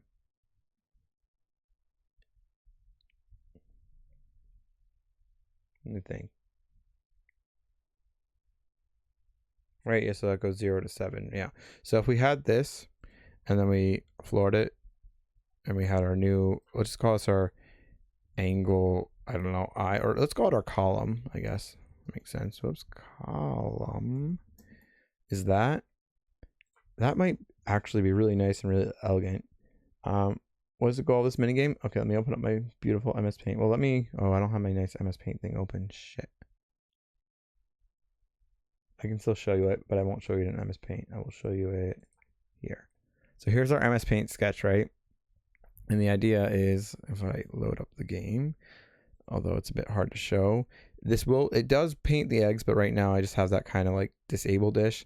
But we have, wacky 3D physics here, right? Where we can throw around these eggs, ignore that they're red right now. And we want to be able to paint different patterns onto these eggs, and that's kind of the goal. So I'm not 100% sure how I'm going to have it work, but we have our paintbrush, we have our egg. It'll say like you have to make these patterns probably. It's a bitwise operator, Stevoid. Somebody taught me that a long time ago in chat. But it's a bitwise operator. Let me finish Cypress's thing. But yeah, we want to paint eggs. We have different paint colors. We have paintbrush. We want to paint the pattern, and then I guess the win state will be you have to make certain designs, something along those lines. Okay. And then for Stevoid's thing, it's a bitwise operator. So it basically converts it into an int, but the way it's converting it into it, I think I could be not 100% right on this, but it's converting it into an int, but the way it converts it into an int is just scraping off anything with the decimals. It doesn't do any rounding, so it's basically a more efficient flooring. However, since it is a bitwise operator, it does something a bit funny with really large numbers and also signed numbers. So if it was negative, it's not going to floor it, right? It'll behave differently.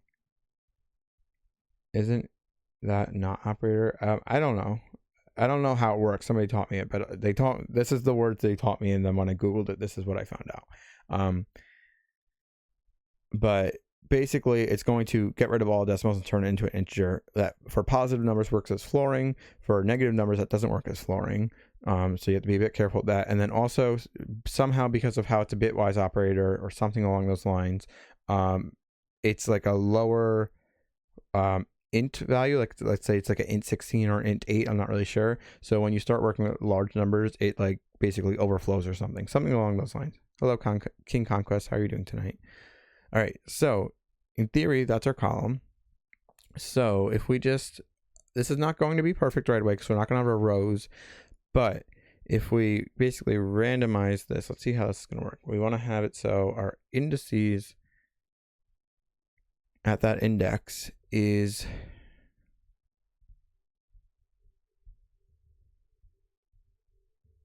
the column, right? Because we're basing out the position, the column. And if we just do that, however, we need to do it, we're doing 3 of them, right? So we'd have to do +1 and +2. Well, +0 here, just so it all lines up. Is that a JavaScript only thing? I don't know. I'm really not sure. I mean, if you Googled, I don't know exactly what to Google, to call it in Google, but maybe like bitwise flooring or bitwise, I don't know. Double not bitwise operator, I don't know. But maybe then you could find out like where else you can maybe use it.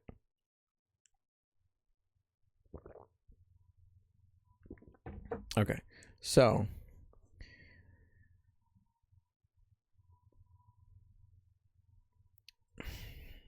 would that work? So we would need to have it so the index for all 3 or the column. I think that would technically work. It would just be 1 triangle though per column being drawn. Maybe. Hold on. We're looping through all the indexes. The index is based off the position. Let's just see what this does. I'm honestly not sure.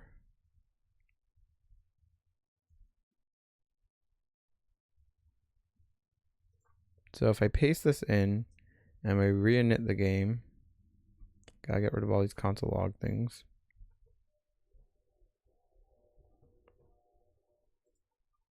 Too much shit going on here.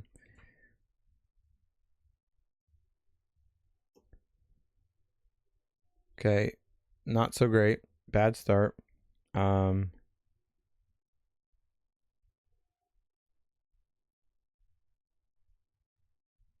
right.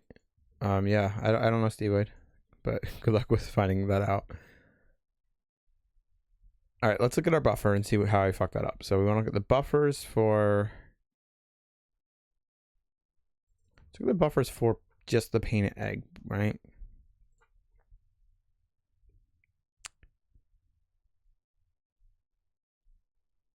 Right, we need to offset this as well. Hold on. So it'll be 6, 6, 6, 6, 6, 6, 7, 7, 7, 7, 8, 8, 8. All right, we have a 4 in there because it's random. But I need to think. We need to get the next position. So I guess we want to do plus 0, 1, 2. That should work. Again, this is only going to be one triangle per column. And we might need to have to offset our rotation somehow. But this might hopefully just work out. I guess we don't have to. It might work out. So let's try that. Now, okay, that makes sense why we see nothing, because everything's just one single point. We're not doing anything with triangles. So we actually won't even, we will only see a triangle per column. Not even will be like it's only coloring one red, but we just will even see it rendering, because the other positions are like basically infinitely small points.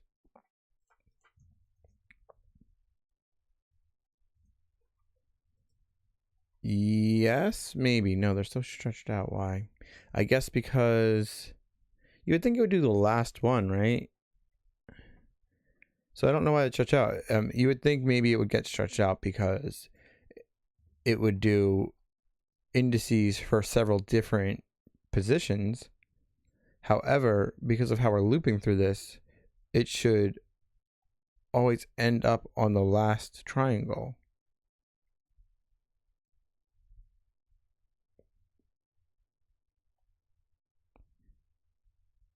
I think. No, maybe not. Hold on. I would think it would.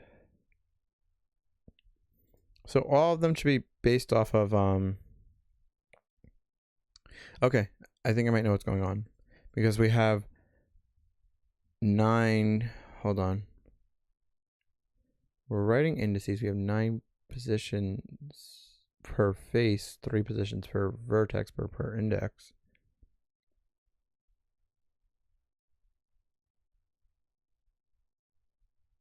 Debug time again. Yeah. Well, I mean, my debugging method is just looking at the buffer in console, right? That's the way I'm debugging this, which we are doing. Okay, this time we have an interesting result, but that is correct, right? 6, 7, 8. That's correct, because we need to start at something that's divisible by 3, 6 is, and then we need to have our next 2 positions, so that's right. So 6, 7, 8, 6, 7, 8, 6, 7, 8. 4, 5, 6. 4, it should not start at, I don't think.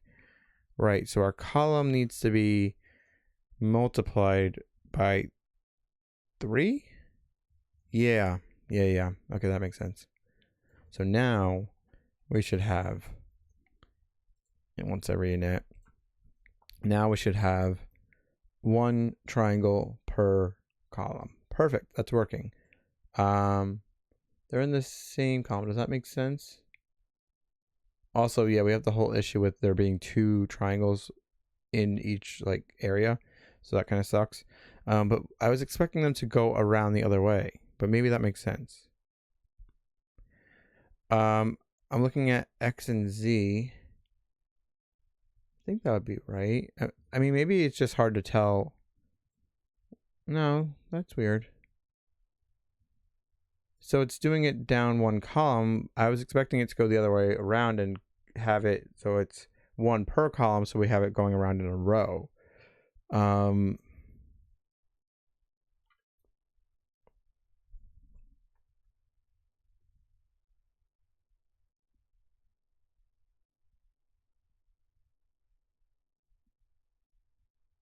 It's not an operator, so should I not be calling it bitwise operator? I thought that's what somebody in Twitch chat told me, but maybe I'm misremembering. Okay, so this is like sort of kind of working. It's just not how I expected it. But it is detecting them in a certain order based off, their column. But we should have it so we have different columns, right?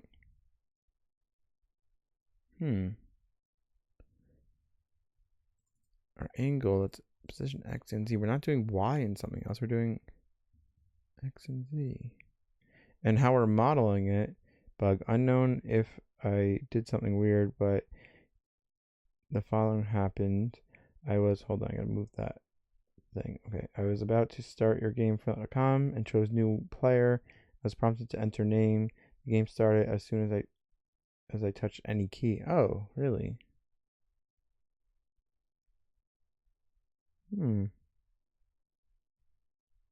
What browser are you using? Soon incognito window on Frinlet.com. Maybe the build on the server is broken, but I don't think it is.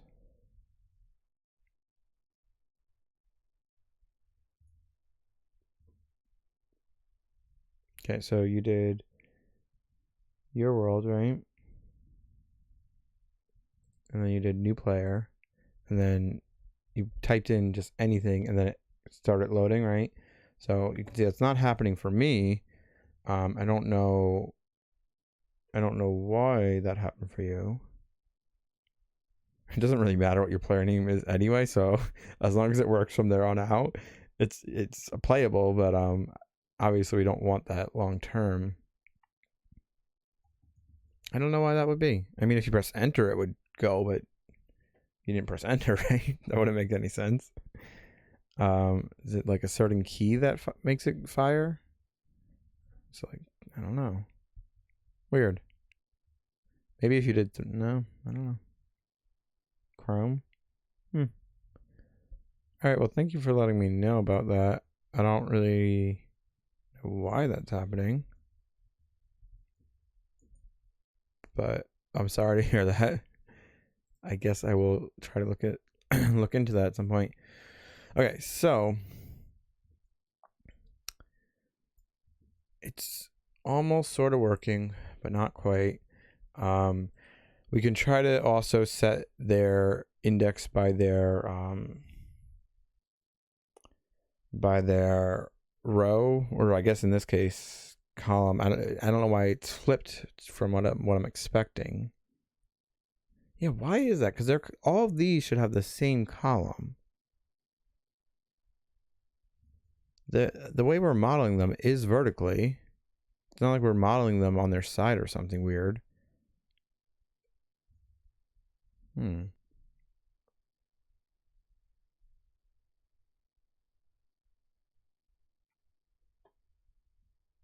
That's really strange.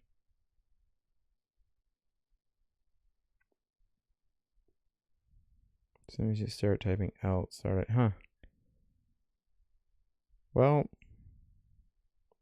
I don't know.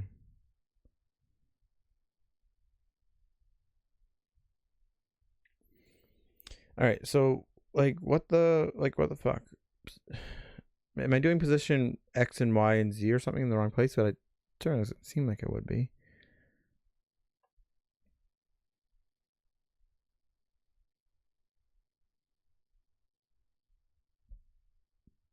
And it seems like it's grabbing the right values.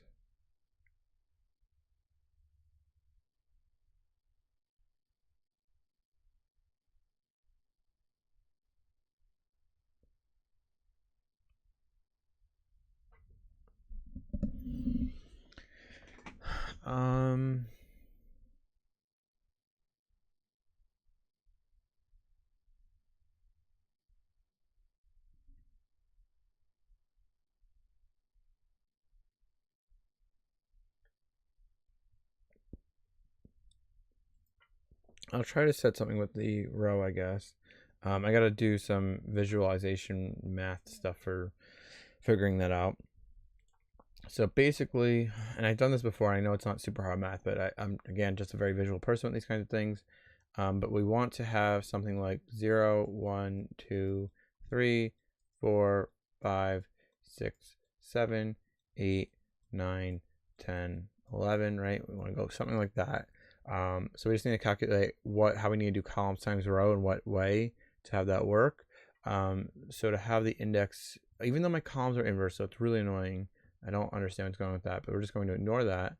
And so, 0 would be, our column and row here are 0. So that would just be column times row, and that would be that. However, here, okay, so you'd want to do columns times row plus row, I think.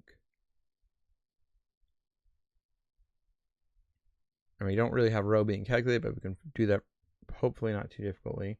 So it's column times row.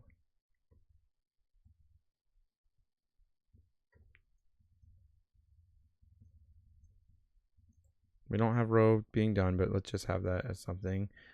Times row, and that will have to be times 3 as well because we have 3 positions. How did Frinlet use it in JavaScript? So basically, I'm using it instead of math.floor, I guess because it's more efficient or something. That's what somebody told me. So I want to floor this value, so I could do this, right? Math.floor, right? But if I do this, instead, I believe what's happening is it just strips off all the decimals and turns into an integer, which for a positive number is the same thing as flooring it. And as long as I don't have a really large integer where it's going to overflow because it's a lower like bit integer, I believe, than like it's not like a 64-bit number. It's something lower than that. But you know, that works for up to I don't know. I think it's maybe an int 8. So what is that, like 16,000 values, I think, something like that.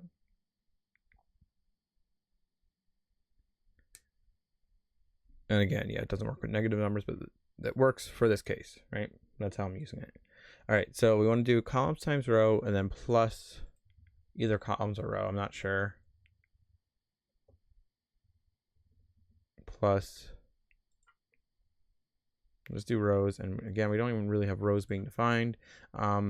To test this out, let's see how many rows we have, right? It's a bit hard to tell with this model. I really wish I had my unsubdivided model, but I was stupid about how I'm doing that. I think there's one row here and one row here. I think if I try to, I don't know. Shit. Does it retain its type? I don't know. Never tested it. I guess you could test it in console, right? I mean, I guess the type, I don't even know how it would necessarily be for type. I guess it would still be a number, so that type would be the same, but like technically the number might one be a like float 64 or whatever, and then the other one would be an int 8. Yeah, there are only floats in JavaScript, but it's like weird because then like there are only floats, but then at the same time there's not, especially like with arrays. Like, you know, you could have typed arrays and stuff, so I don't really know. It's confusing. So don't ask me. All right, I'm going to assume that we have that this is a row and this is a row, so it's 1, 2, 3, 4, 5, 6, 7, 8 rows. So I have 8 rows and 8 columns. Okay, that sounds about right. We're just going to randomize the row for each face for now. So for row, we're going to have u.randomRange because we're not going to, yeah, I guess we could do it based off the y position, but they're not uniformly spaced. So like that's going to be a bit of a pain.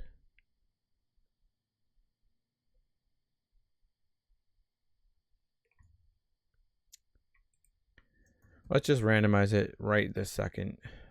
And that should at least, I wanted to see if this gives us a fuller egg across the entire area.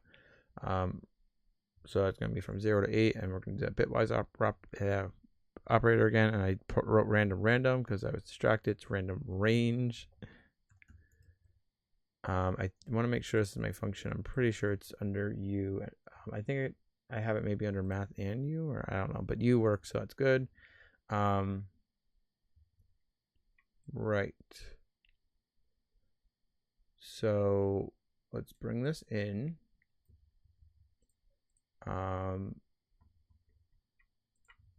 Let's re-init.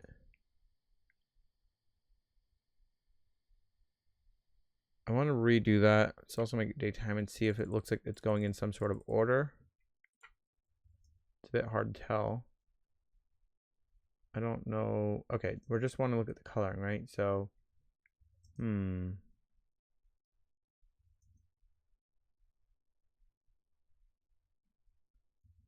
Not really sure it would help if we had our entire egg.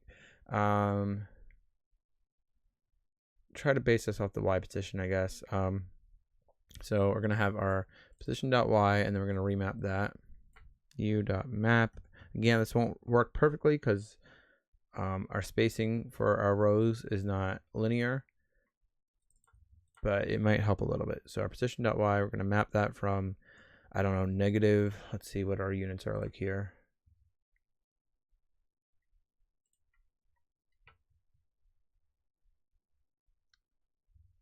So we want to go from, I guess, about here. We'll start off with. I know it's not the best, especially, well, since we're doing,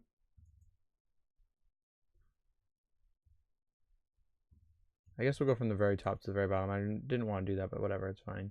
So it's 1.13. So I'll just write 1 point. I don't want it to go negative at all. So we'll go a little bit past that, I guess. So we'll just say negative 1.4, and then it should be fairly centered. So positive 1.4 should be, yep, about right. And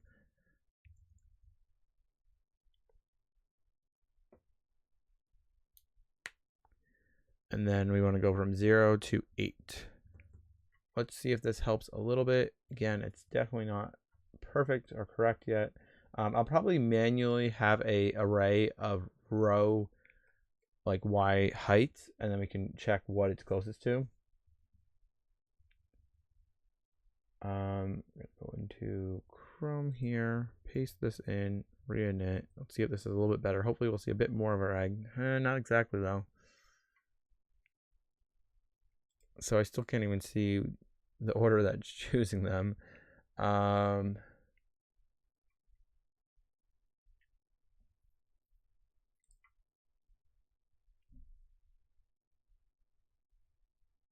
And let's just see if we have this multiplying everything, right? So we have 8 rows and 8 columns, right? So we want to do 8 times 8, right? And then, yeah, maybe I'm doing something a bit off, because that would just be 8 times 8, and then we're adding 8. I mean, yeah, we're doing times 3, but let's just get it back to positions, it looks like, right? Maybe. Oh, maybe we don't. What is 8 times 8, right? Times 3. 192. Right, because we're setting 3 indices at once.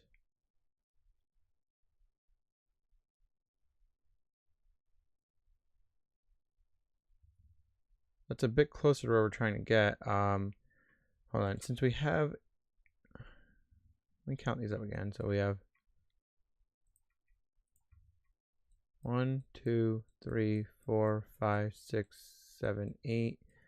So that'll be 0 to 7. That should be what it generates. And I just want to make sure this is right. 1, 2, 3. Whoops. 1, 2, 3, 4, 5, 6, 7, 8. I suppose some of the extra stuff is, they're not perfect. Like the very top and bottom ones are not a quad, they're triangles, so that gets rid of some. But then my number should be higher then, right? Or I'm just not, right, I'm not actually using the top and bottom. So the top and bottom ones are really 2 extra ones, because there's a point on top and bottom. So we want to have 10, I think. So in that case, we'd want to have 8 times 10 times 3. So I guess it's a bit closer. However, there's still not quads on top, but yeah, that's definitely, I wasn't including that as a row, but it should be. Again, we want to be getting pretty close to 288, so I wanted to make sure I'm getting my math right here. Our column indexes, that should be right.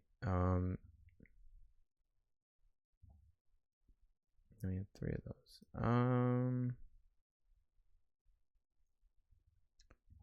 Well, I guess we have 2 triangles per each of those places, right? So I'm not actually counting for that. So something actually is not so right here. So if we just did 2 triangles, right, for most of them, that's 480, but we want to have something like 280. So what am I? Do we want to go back to 8? Still too much, right? I guess, well, I guess I want to subtract off of these because the most it's going to be, we start at 0. So the most it's going to be is 7. Right, that's a bit better. And then maybe 9-ish here. If we went back down to 8 and then we had 7 here, is that better? That's much better. And then that actually makes more sense to me. Yeah. So maybe we do want to have 8. It's a bit confusing to me because are those not considered rows, I guess? Hold on, we have 1, 2, 3, 4, 5, 6, 7, 8.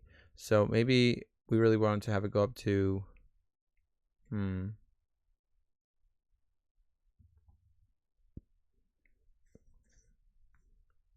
the ones missing on top and bottom, right? We just have what looks to be, we subdivided it, so maybe, you know what? Maybe the subdivision is this whole area. Yeah, you know what? It probably is. Because we have a low poly thing, so I was counting too much there. I really wish I had my unsubdivided version. This would be so much easier. But this is really what we have. Yeah. So that is 1, 2, 3, 4, 5, 6, 7, 8 total. Right. So that would make sense now with the 7 times 7. Yeah. Much better. So this is not 10. Bring this back to 8. And then since those are always going, starting at 0 and going up to 7 because that's our index, right? That is much, much, much more accurate. Okay. Now,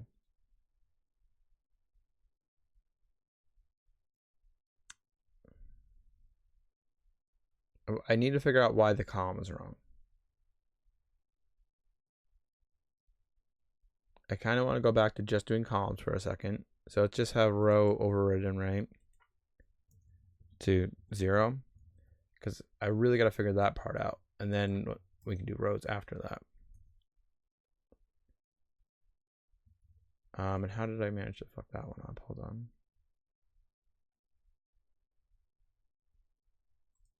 Right, because we're multiplying it here. Maybe we want row to be 1 always. That might be a little bit better.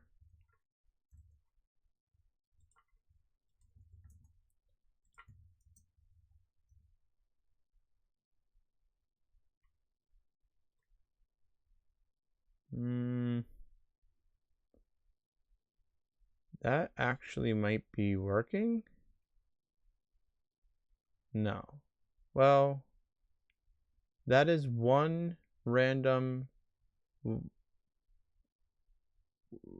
position per row. What I thought we'd have, but okay, that actually might make sense. But then why don't we see something that's a little bit more full? Then we should see something a little bit better. Again, I know they're not linearly placed, and maybe I can have a little bit of code that checks how close we are to something, right? So we're not going to care about the top and bottom so much, but we're going to look at these units. Oh shit, we're also scaling them. Fuck, I didn't think of that. So we're scaling this here. Our scale here is not right. The angle thing should be fine. So this should maybe get a little bit closer. We got to scale all of those. It's a little bit more full. Am I still overriding row? Yes, I am. Let's comment that out. I should have just manually fucking did this. Okay, that is maybe a bit better. I want to reinit so I can see if it's building it in a certain way. It still doesn't really look like it is. Guys, should I just manually fucking figure out what the order is for this model? It's probably going to be quicker even with all the time I invest in this. What's my uptime? Oh, I'm afraid to look 2 hours. God damn it. Yeah, you know what? Because then we have a long way to go with this. A long way. Because we still have all those double things. Okay. Fuck that. New idea. I wasted some time. It's okay. In the long run, this will save time. Because we only need this calculated once. What I need to do now, what's the best way to do this? I basically need a tool that will tell me what indice my cursor is nearest. That won't be terribly difficult, especially if I have a lot of control over my cursor position and we can at least get it approximated. I mean, yeah, there's 288 values and that kind of sucks, but it's definitely going to be faster than this. What I'd ideally do is just, hold on, let's get a better, why did I have to subdivide this and lose my fucking work? Let's quickly make an icosphere, not an icosphere, a UV sphere. Let's quickly do this, and I believe 8x8 is the right thing, but we can make sure. Let's quickly put this into a new object. I'm gonna put the UVs and shit back on it. Which one is which? Not this one, this one. We want to go into this view. We want to maybe bring this down a little bit. Actually, I guess we'll bring it all the way down to here. And then we want to projection editing, or proportional editing, I guess it's called, right? Bring this up and then just match the shape of this a bit like so. Oh, right, and we also have that manual cut. Damn, why did I have to fucking undo that? That's annoying. But that's okay. We can do the cuts again. It's a bit hard to tell where they're supposed to go. Okay, here and here and here. And that one is mostly okay. Maybe I should make it a little bit taller, but. And then these ones, right, are going to get dissolved. Whoops, I want to select multiple ones. We want to dissolve those edges, right? That gives us our shape. See if that is about right. Is that right?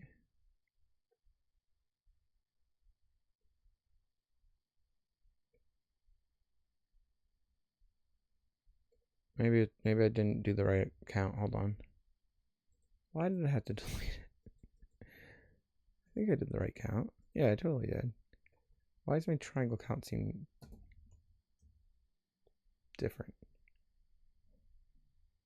Hold on, I did something wrong. How did I fuck this up?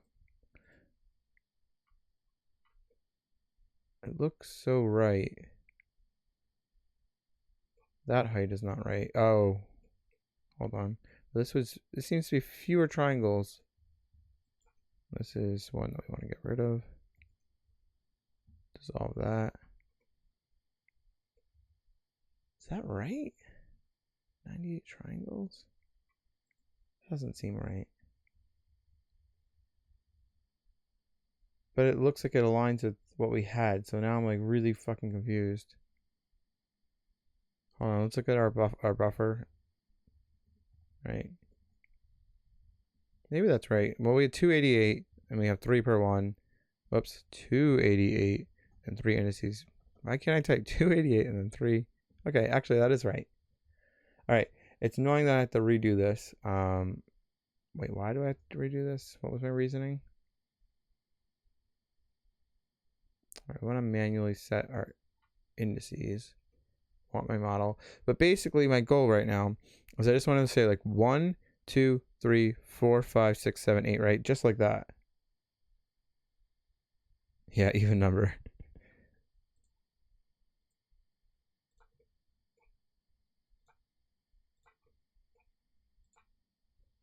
It's annoying that I probably wasted 2 hours of my life and you guys' life, but I am sorry.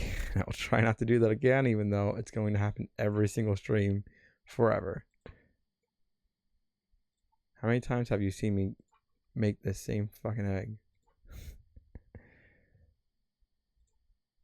I'm still not 100% sure how I'm going to set the indices, but this is definitely going to, well, I shouldn't say definitely, but even when I had all of the math worked out that I was working on for the past 2 hours, I still didn't have a very good solution for differentiating. So all my math that I had in my head that would work out if I kept working on it was this much, right? Each one of those, but I didn't really account for, and I guess I could have because they're slightly different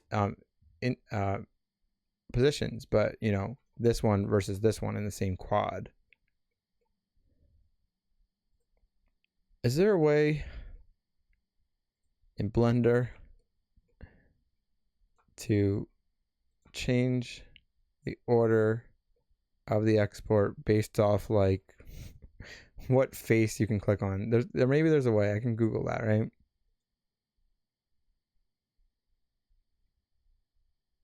Well, thank you, Steve Lloyd. Oh, and unpause it. Sorry, I missed that. Bye, unpause it. Hopefully, you're still here to hear me say goodbye, but you might not be. I don't know how long ago that was, but thanks for stopping by.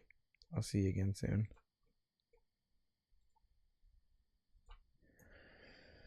All I fucking want. It's such a simple thing that I want, and it's so hard to figure out how to do properly. I just need to have 1, 2, 3, 4, 5, 6, 7, 8, 9, just assigned for all of those. If I can have it so it exports it in that order, we won't even have to change the indices. It could just, the indices will automatically be 1, 2, 3, 4, 5, 6.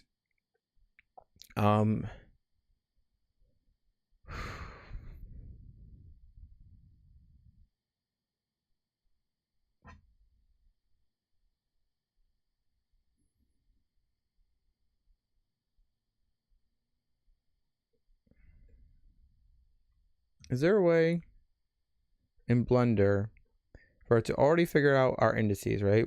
It already is going to maybe have the indices figured out for exporting, right? To select a face and show an indice. Let's see. Blender show indices.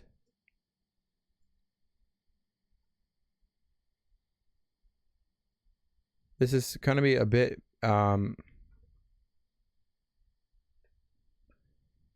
this is going to be a bit manual because I have to do it 288 times, but if I do it this way, ideally I'd just be able to click them. All right, so we have this thing here.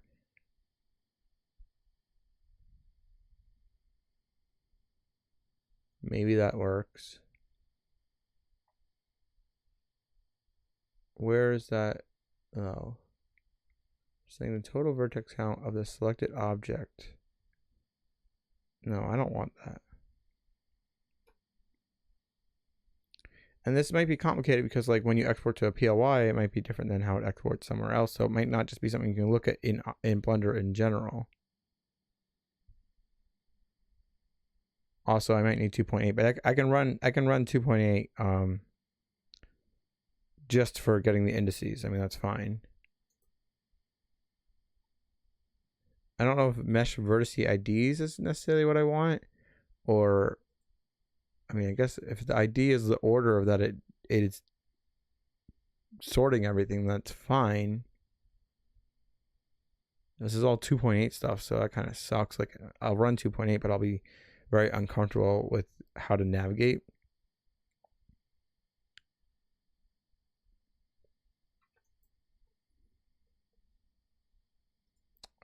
Show selection. Hold on. Index. Select face by its index. This is like adding probably like Python code into, yeah, I don't really want to do that because I don't know how to do that in Blender. This is selecting them with Python code through Blender. I just want to log our selected faces indices. I just want to have like a little panel here.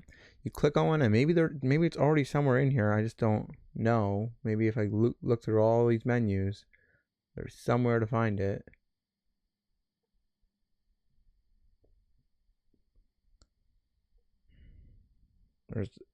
We can look at our lengths and our angles Why is there not one for index? Area? No. Seams, increases, edges, faces, normals, mesh analysis? No. Again, this might not be possible in Blender really, because maybe it doesn't generate that kind of thing in the viewport. Maybe it generates them more like when it's generating a PLY. But if this just if I could just say select this one, and this has indices, 6, 7, 8 or whatever. Should be at the top. No, in edit mode. No. Let me see on OBS. Can you guys see the top of my screen? Yeah. So the top shows the amount we have selected, right? Like we have 3 verts selected, 3 edges, 1 face, and then the total amount of triangles is 96. It'll tell us that. But I want to know index. Maybe if I select just 1 vertice. I don't think that'd be nice because we could do it by vertices, although that this actually won't work so well because if it has indices, that's why it depends on how you export it, because by default, right, this is sharing indices. This won't really fully work unless I split it all up, which I can do. If I do an edge split, maybe I want to do that. If I do an edge split, that will make it so it doesn't share any indices. So that once I have it logging, it'll at least tell me the indices that I want, as long as they export the same way, right? But I want, see how, whoops, if I turn proportional editing off, you see how these are no longer connected to the mesh? That's technically what I want, because, we're doing sharp vertex paint, so we don't want to have the indices shared at all.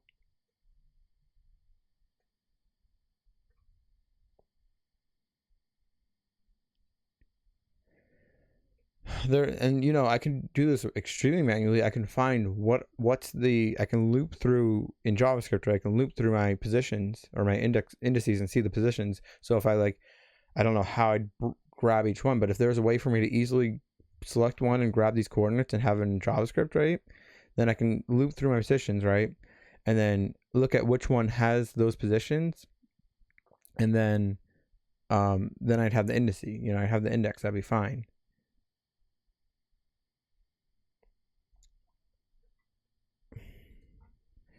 Blender show export order.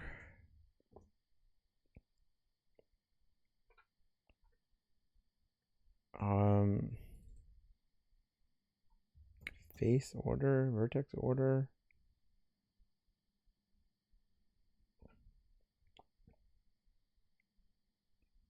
Sorting wrong when sorting vertices and faces.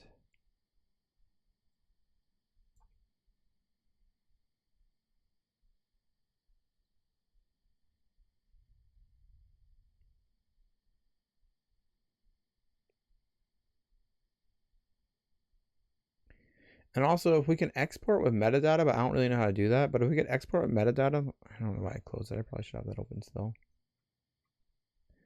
But if I could just, it doesn't even need to be the index. If I can just assign some sort of thing here, let me look at what Steve Lloyd's linking here. All right, this is 2.8. Again, it's not the end of the world, but they're saying it's not available anymore in 2.8. So it was before that. You go to user preferences, display tab, set developer extra, then viewport select vert, edge, or face, and overlay set indices, and you will see verts or edges or face index in vertex happy BL. I don't know what the happy BL thing is. I'm signing it. Happy Blender. Happy blending. All right. So we want to go to our preferences. Thank you, Steve Lloyd, for looking this up. I don't know if it'll work, but fingers crossed, right? Whoops, I want to... Also, let's save this before I lose my work, like I already did. I still need to, since I'm remaking this model, although I guess I don't need to. No, I should. Since I'm remaking this model, I need to put the UVs back on it. All right. So we want to go to user preferences, right? And then let me open up that thing in Chrome again. Is this your one? No, that's not your one. Your one is this one. Okay. User preferences, display tab. Now again, this is for 2.8. The thing you found for me, I can open this in 2.8 and it'll be fine.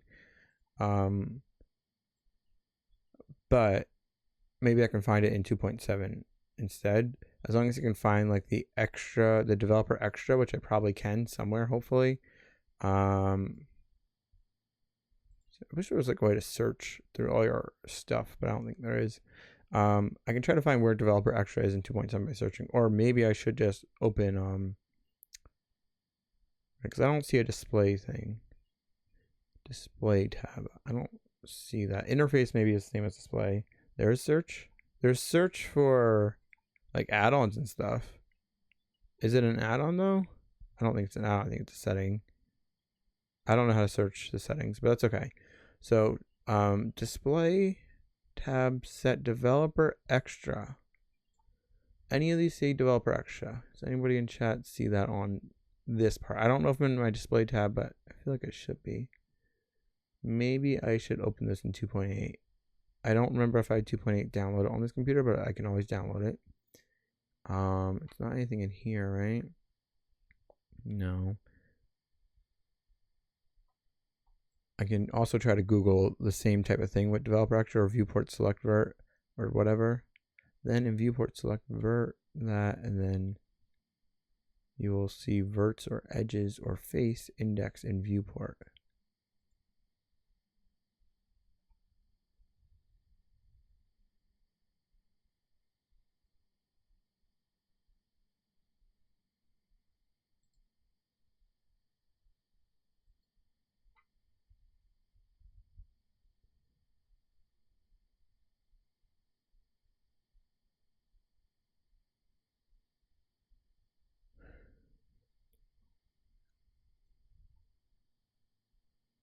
Should be under interface. Yeah, so maybe I need 2.8.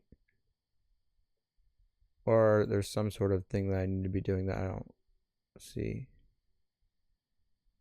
All right, I'll open 2.8. Let's see if I even have it downloaded. Probably don't. No. Okay. Let me download that. It's kind of a pain because like if you open the old files in 2.8 and then you try to open once you have them saved in 2.8 and then try to open them in 2.7, I remember having issues with that. So I gotta be careful about how I open and save files. All right, I am downloading it. It says 10 seconds left.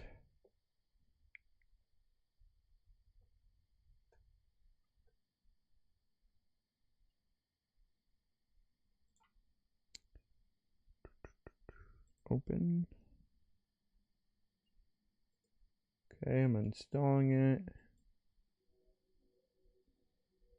Hopefully it's fine with it having 2.7 and 2.8 installed. I feel like it should, right? It should be fine.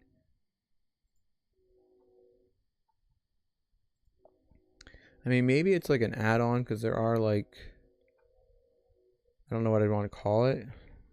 Let's try to find this for a second, 2.7 while it's installing.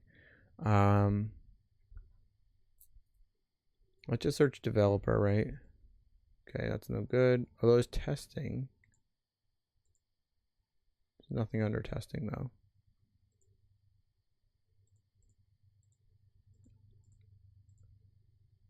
We can also search like index or something or indices.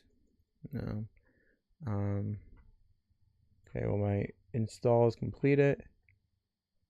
Let's open up new Blender. Whoops. Blender. Where's my 2.8 Blender?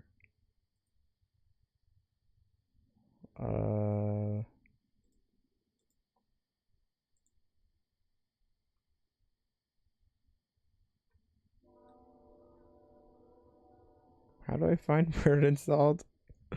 I don't like to use Windows. All right, so let me show this on stream so you guys can see. If I just search Blender, right? Is that the new one? No, that's the old one, but I installed the new one. Hopefully I'm not breaking the old one. God damn it. Why is everything so hard? Do I have to type Blender 2.8? Did I break everything? 2.8? Nope. All right, how do I get to my like application files? Oh, okay. Maybe I found it. But it's like, okay, I got it. I really hope that didn't uninstall like 2.7 cuz that's a bit shit if it did. Okay. I mean, I still have 2.7 running, but maybe things will break. Let's see. All right, so this is 2.8 and I know it's better and I should be using it, but they changed the keyboard shortcuts and I fucking hate that. I'm already confused. Hold on. Already fucking confused.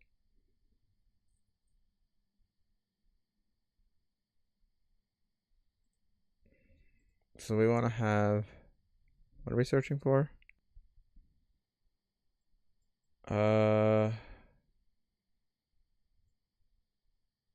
Paint it or painting, something like that. Okay, this guy here. We want to grab this and then open. And I don't see it. This is, do I have to remake the model? Why don't I see it? Is it because it's a 2.7 model? I hate it. I hate it. I hate it. I hate it so much. Where the fuck is my model?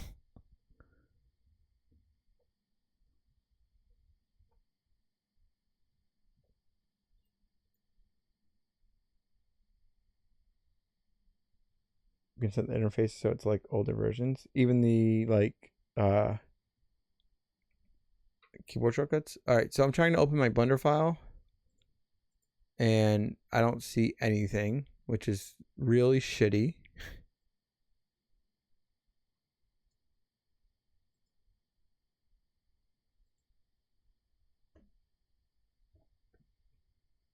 The fuck? What am I doing wrong? Yeah, now I want to like, okay, it should be solid. That's fine. I want to get solid. I'm in edit mode. Let's look at object mode. I don't see anything. Fuck off. Why is everything so hard? Nothing has been easy tonight.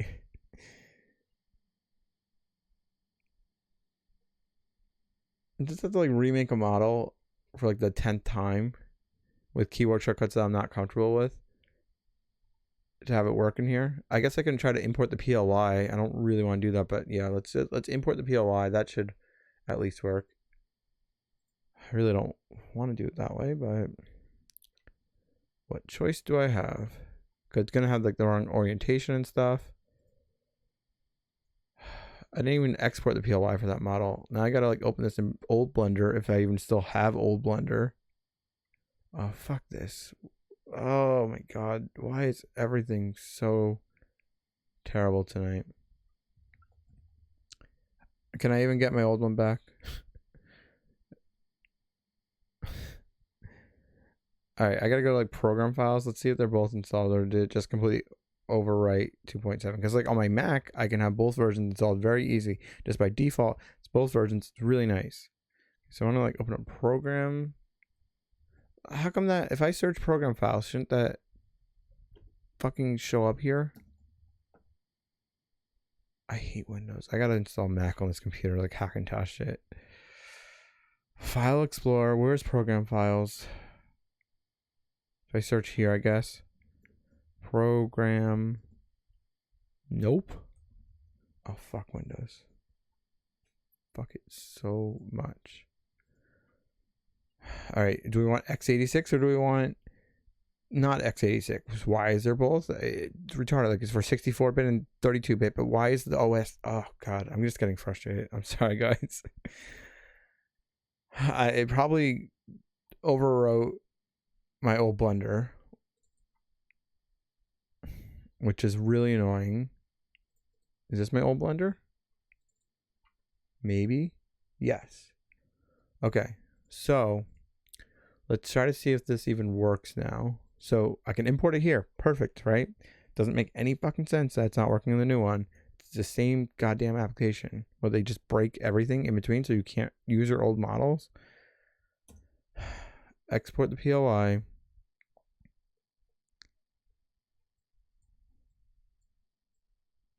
Windows huge.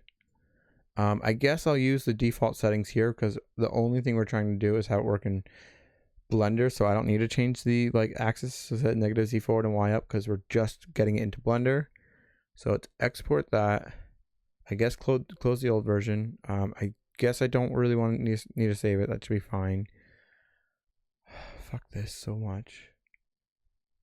All right, I want to have this exe as a shortcut on my desktop. So I have hopefully the new one and the old one. And then let's try to have the PLY here. I can't see that either. What the fuck? 2.8 broken. Confirmed. Okay, well, if I do a 3D view full, that works. If I do default, it doesn't work. Is it a texture thing? There's no texture on it. Fuck this so much. The simplest thing, and we don't even know if we're going to be able to see indices. I didn't open the PLY. Yeah, sure I did. I mean, here it is. I can see it. I have something here to see, even if it's not the PLY, even if it's the Blender file. Why don't I see what I see in that view? Fine. All right, let's do a new file, right? I guess this. Don't save this one. I guess I'll leave that cube there. I want to delete it. So I want to click import PLY, right? Then this is our window. And then bring this in here, import PLY. Okay, that time I can see it. Why can't I not open the Blender file though? Well, I don't want to import, I don't want to open the PLY, I want to import it. That's probably what was wrong, Stevoid. Okay, I don't know how to deselect anymore. Okay, there we go. Okay. Whew, I want to see, fuck, I gotta figure out how to do this. How do I select just a face now? I don't know how to do that anymore. How do I select by face? Well, we can still see it's separated, right? I just want to make sure it's separated. Okay, it's separated, so that's good. Very, very good. So I kind of want to still select the whole face, but let's see if what Stevoid found me with the whole user preferences thing. I don't even know how to get to user preferences. Is it here? There's no, is it, where did they move user preferences to? Fuck this so much. Hold on. Let me find that window. So Control P. Nope. Let's make vertex parent. Help. Window. Render. Edit. They moved it to edit. Don't know why they had to move that. Okay. Now display. I still don't see a display tab. So fuck this. So they say user preferences display tab. Here's user preferences. These tabs, I'm assuming these are the tabs. There's nothing that says display. There's interface, but sure. Set developer extra. Can we at least find that? Developer extras. Okay, I do see that. Thank God. I don't know why I said display because it's called interface, but whatever. Maybe it was on 2.8, but not 2.81 or whatever. Okay, and then select vert. There is nothing. There's nothing in. Wait. What? Wait. And then in viewport. Okay. Select vert.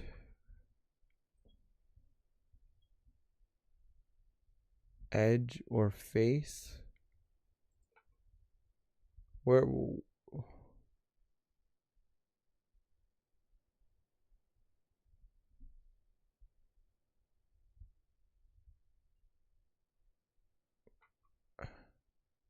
Does anybody understand?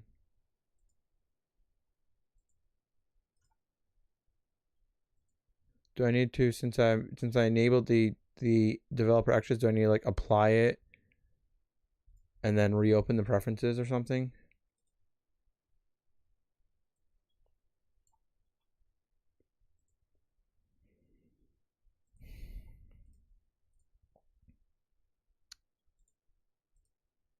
Okay, so they say in viewport, select vert, edge, or face in overlays.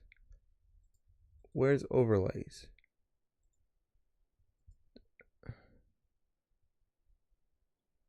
Fuck this so fucking much.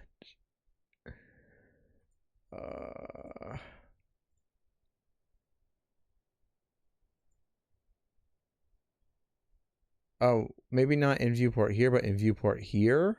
Okay, maybe that's what they meant. This is not written super clear. Select vert. Okay, hold on. How do I get those tabs back? Maybe that's what they mean. I don't know where. Maybe it's something like this.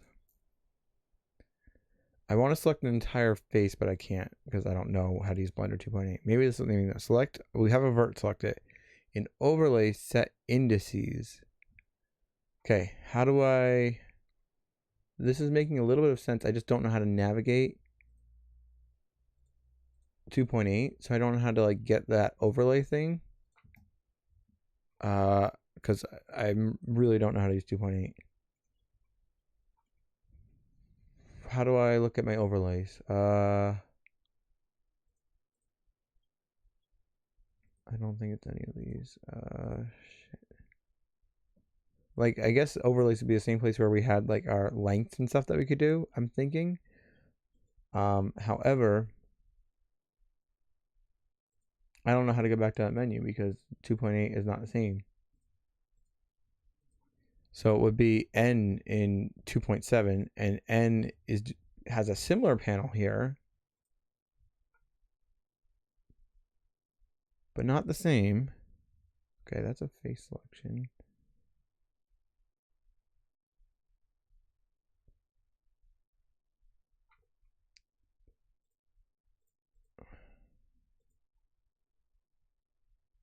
Press F3.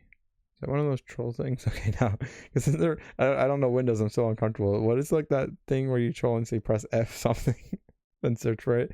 Okay, I guess I want to search for overlay. Okay, that did not work. What do I want to search for? Like viewport, but viewport, no, it's for rendering. Search indices, I guess. So what is it? F3. Indices. Rebuild proxy and timecode indices? No. Index. Set tool by index? I don't think so. I'm gonna like mess up all my preferences and stuff by doing this. By trying random things. Let's see. Okay, hold on. New idea. So I'm assuming it's where we display lengths. Okay, I was gonna search length, but that's not it either.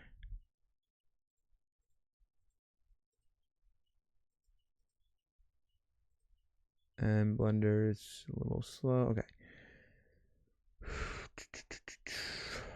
Fuck everything about this.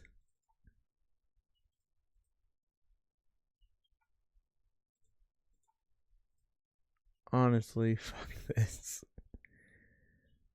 Why did they like? I know they improved it, but like, god damn, it's so different. All right, how do we, Steve? What you were saying, right? There's a way to use like oldish controls with the new version. I'm assuming that's in preferences, right? How do we do that? Because maybe I can navigate Blender then. Where's like legacy mode?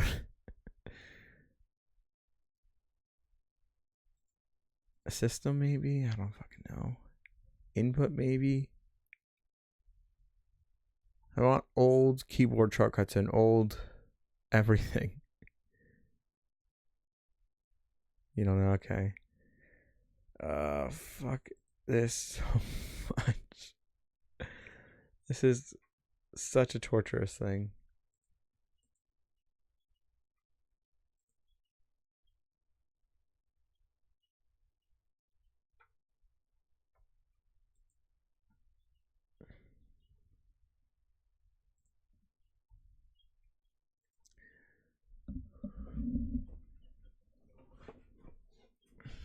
All right, maybe they moved it to somewhere in this scene tab. I really don't think so.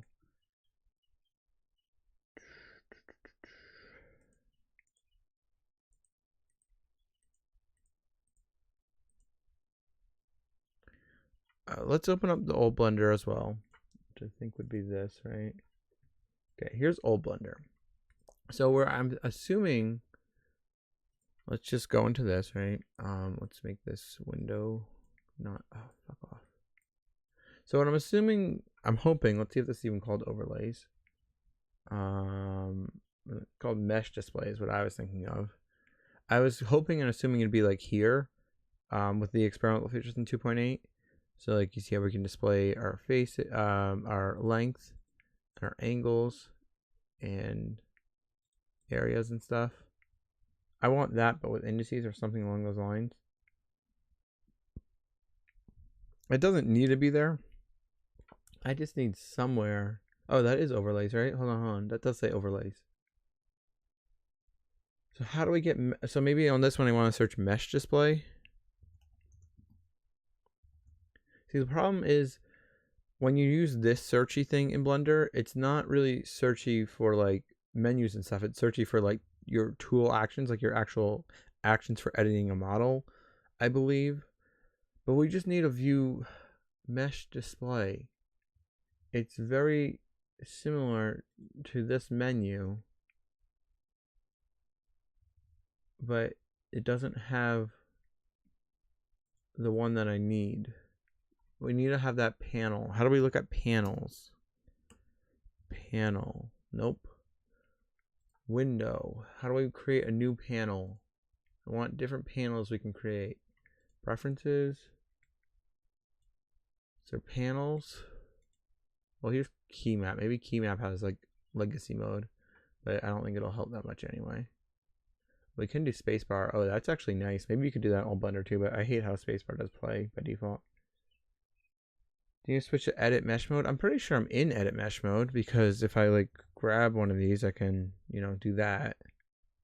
I mean, I'm not 100% sure because I'm not used to 2.8, but I'm pretty sure I'm in where I need to be. Unless this is where I need to be. It's different. Is that the same thing?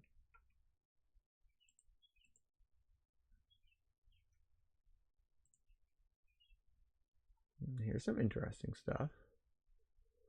Indices. Fuck, it's there. Okay, holy shit. And that is with the developer thing. So basically the only way that worked is by clicking on random things until it worked. Holy shit. Okay. Whew, deep breaths. So I want to export this as a PLY again and use it with the making sure it's using the same indices and everything. Hopefully my model converter will hopefully work with 2.8. We want negative Z forward, Y up, right? Not negative Y up, positive Y up. And we don't want normals. And let's export this into, oh, fuck, this is like not the folder I want. Just do it on this folder, and we will call this better fucking work egg. Holy shit, that's like so frustrating. Okay. So I still want to be able to select by face. I don't know where to change that. I don't want to select by vertex. I want to select by face. How do I do that?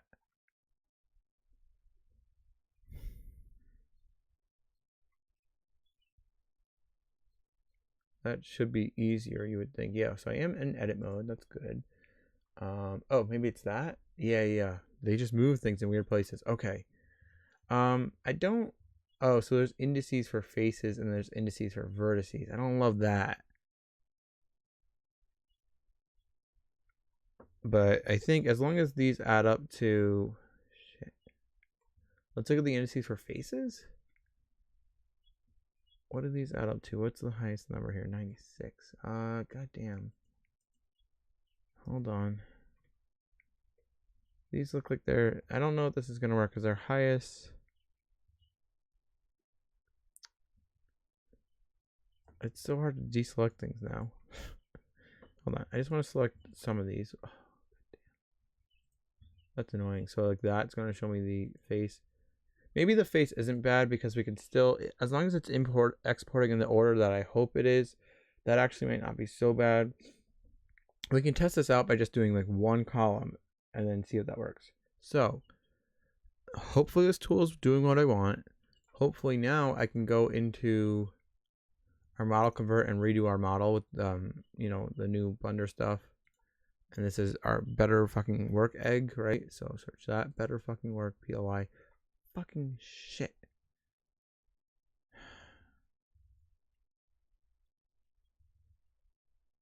So my tool doesn't work with the new format for the PLYs, it looks like. Oh, wait, no, that's not true. That's not true. If I can have the, I'll just unwrap, I need vertex colors on, fuck this is so hard. Okay, that's an interesting keyboard shortcut. Now I learned that one. I want to be on, why did they have to change the keyboard shortcuts? It needs, what does Alt-Shift-Z do? In this, Alt-Shift-Z, it switches between, like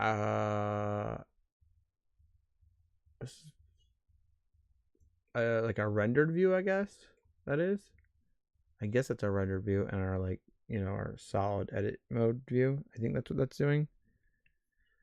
But I have this mostly working. I think the exporter will work. I just need to unwrap it. I guess I won't unwrap it the way I want. We'll just have a shitty unwrap on it. And then I also need to, how do I do, this is so annoying. I want to do this the right way so it'll look good in the game. But at the same time, okay, so we want to do orthographic. We want to view front. And then we want to project from view. So that's our UV. I need to move it, but that's our UV. We also need to do vertex colors. So that'd be under vertex paint. Don't love how this is. Let's just see if I did that. Does that paint? Nope. Okay, that does. If I did like that, okay, that works. That's good. So our base color that I liked was like 0.98 or something, I think. Something around there. These might be a little bit darker than what I wanted, but to paint that. So we have our vertex colors. Now, okay, this is going well. Let's save this as our better fucking work egg Blender file.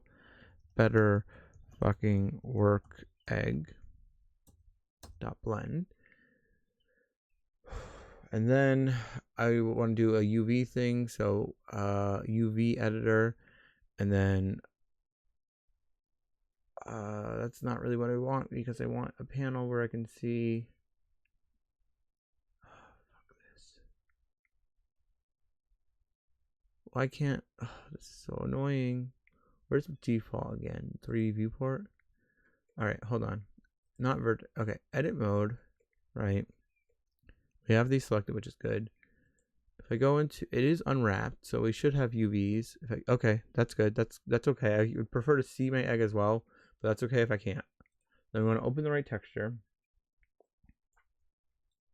I need to add a favorite here, but whatever.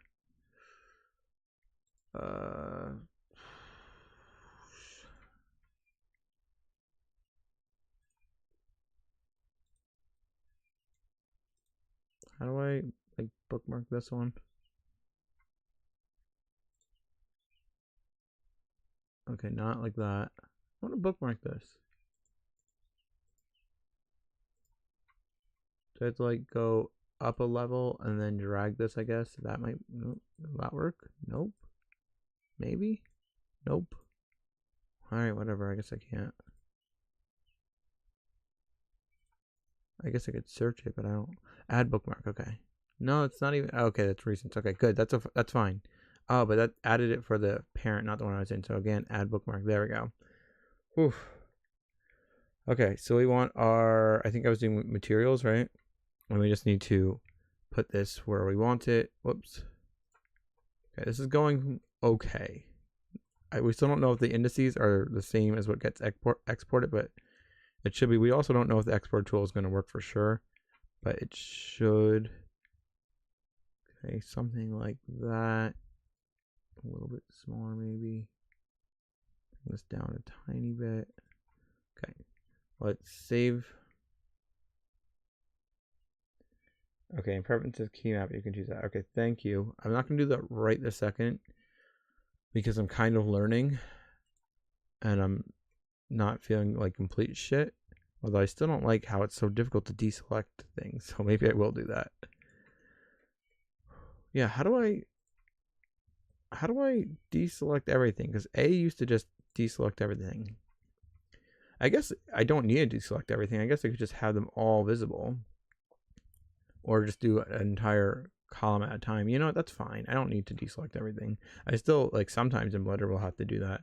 But for this particular thing, so in theory, I can rewrite my indices to go something like 30, 58, 27, 45, 64, 75, 26, 46, you know, etc., etc. And that's the right starting indices, in theory. Let's see if the export, we've got to re-export this as a PLY. God damn it. Hold on. Don't like that. PLY. Is that not how you, fuck that shit. Hold on. Okay, export PLY. Very good. Negative Z forward, Y up. Maybe 2.8 will remember those preferences so I don't have to set that every fucking time anymore. Now let's go to the model convert tool and see if it will actually import them this time. Fingers crossed. Please fucking work. Damn it. Alright. That's still maybe not the end of the world.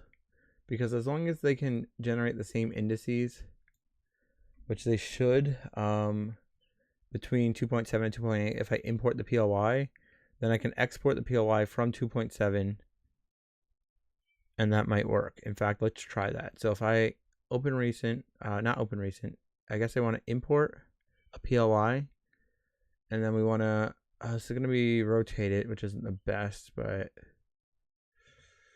okay. I need to re-export this one. Whoops. I gotta go to my preferences. Hold on. Preferences. I need to change spacebar, which was in here, I think. No. Where was that thing where I can change spacebar to be search? That would be really nice if I could do that, and I saw it before, but now I don't know how to get back to it. It should be input, you would think, right? Maybe it's right in front of my face and I don't see it. Maybe it's navigation? Key map? Oh, key map, that would make sense. Okay, spacebar, search. That's what I want. Spacebar, okay, good. So I want to re-export this PLY, but this time we want to have the default values. Shit, what are the default values? Because now that I changed them, I'm not exactly sure. I'm assuming it's X forward. Nope. It's, what are Y forward, Z up, I think? Is that the default ones? I don't need normals on it, so that's okay. Let's see if that is correct now. If I go into this Blender, and if I try to get my PLY, my better fucking work egg PLY, I guess I want to be searching within here. Better. Okay. Import that. Okay, very good. We have it. It's its own mesh. That's fine. So then now if we export this PLY, as long as it exports with the same indices, which I think it will.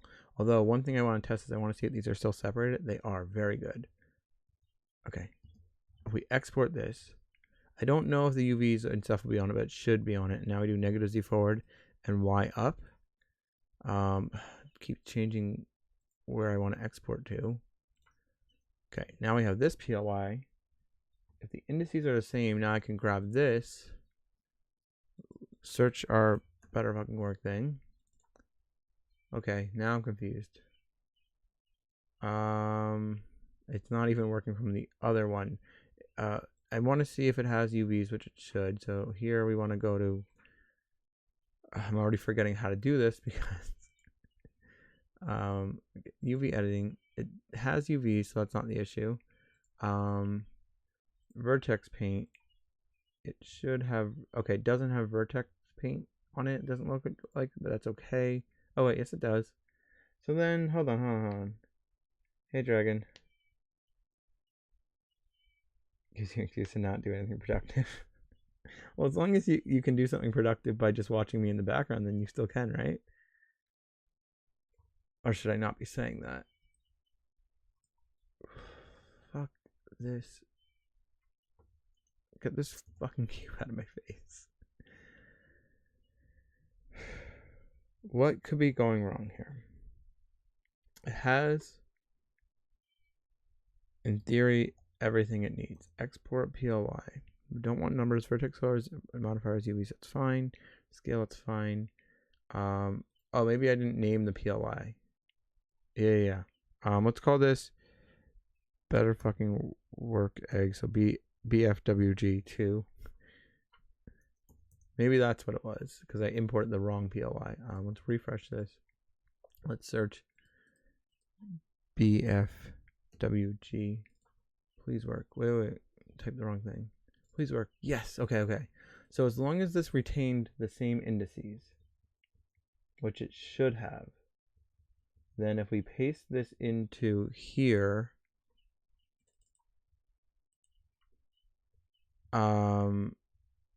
it should have. Wait, let me think. Yeah. I think that should have the positions in the right place, right? I hope. Yes. So our indices we can create here, and it's basically just going to be a giant ass array.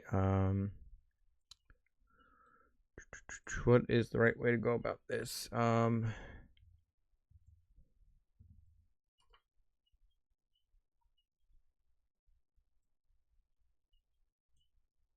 Give me just a second to think.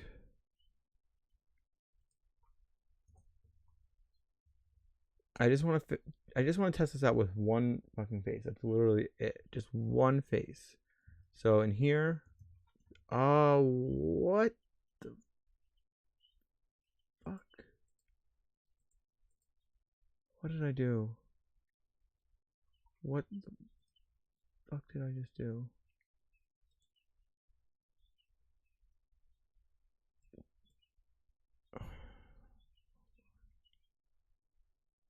I'm gonna cry.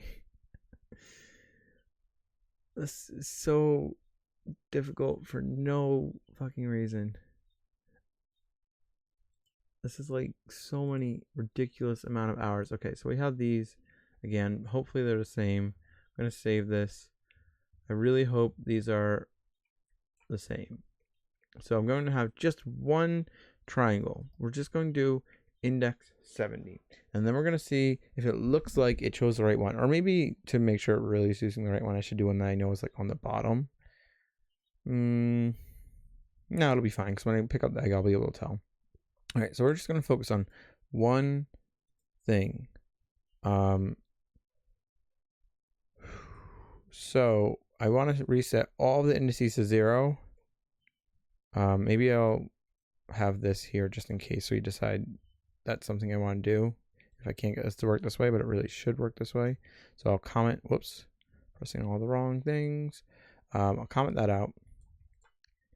We'll loop by these, and then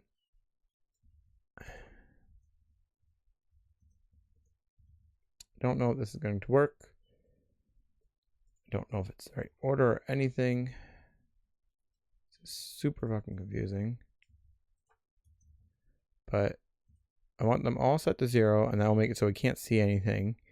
But that's what I want right this second. And then I just want it so like the very first ones, I'm going to overwrite the ones over here. So indices 0 is 70. This is just a test, right? So we want to have 70, and then 1 and 2 is 71, 72.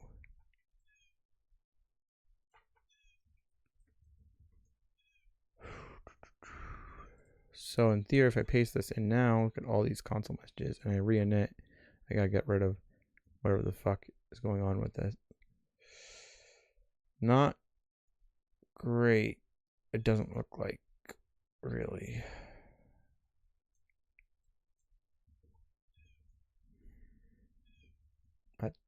I don't think that's right. That looks like it's going in between two different ones.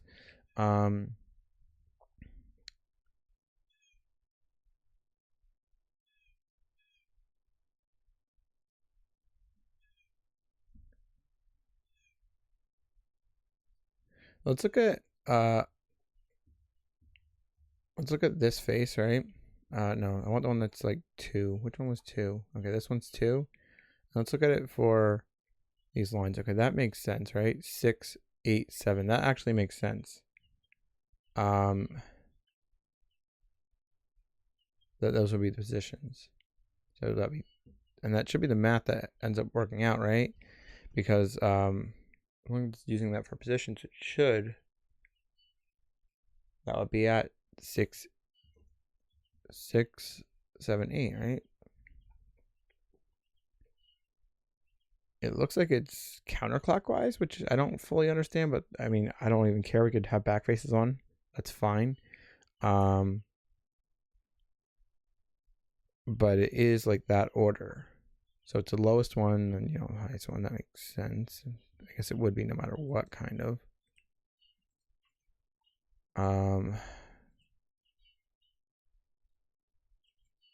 Let's see if that math works out that way, right? Because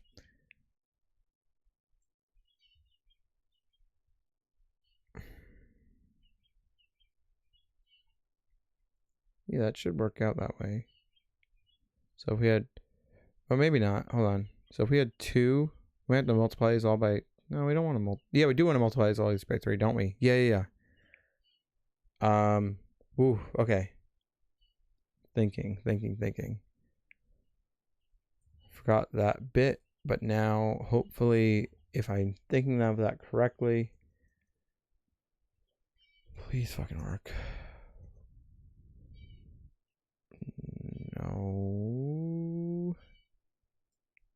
No.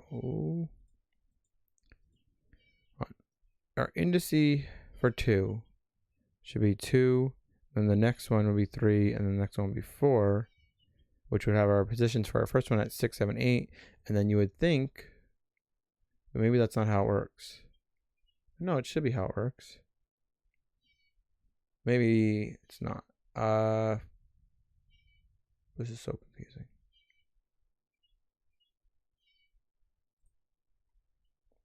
I want to have that face that's 2 again, so it's this one.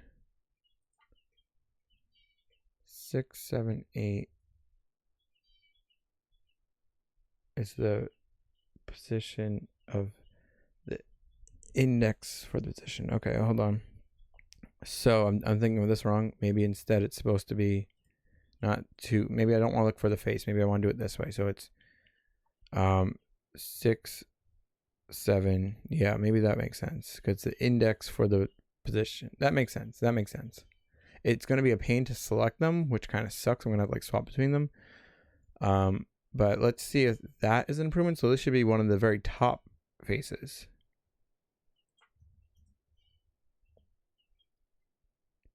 Yeah. Progress. It's gonna suck because I don't know how. So I have to like, hopefully there's a keyboard shortcut I can do for this. I think there is. Yeah, 1, 2, and 3. So I'd go to 2 and then look at 3 and then 2 and look at 3. Okay, that's not too bad. Okay. So we know 1 starts at 6. So we know this one starts at 132. So given that we know that now, we basically want to have an array here. I don't even know what I want to call it. Indices 2. Indices sorted. Sure. Indices sorted. And the first one's 6. Then the next one is 130. Oh, and I don't have to do this 288 times. I only have to do this 96 times. That's not that bad. Ooh, okay, that's much better. 96 times is not bad. If I can do them rapidly, you know, we can do that in maybe like, I don't know, half an hour or some shit. Okay, so I gotta just find the lowest one. That's 132.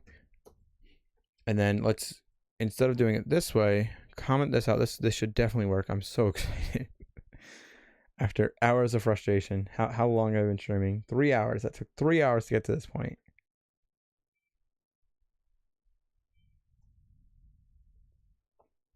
did a little grappling hook swing math figured out. That's cool.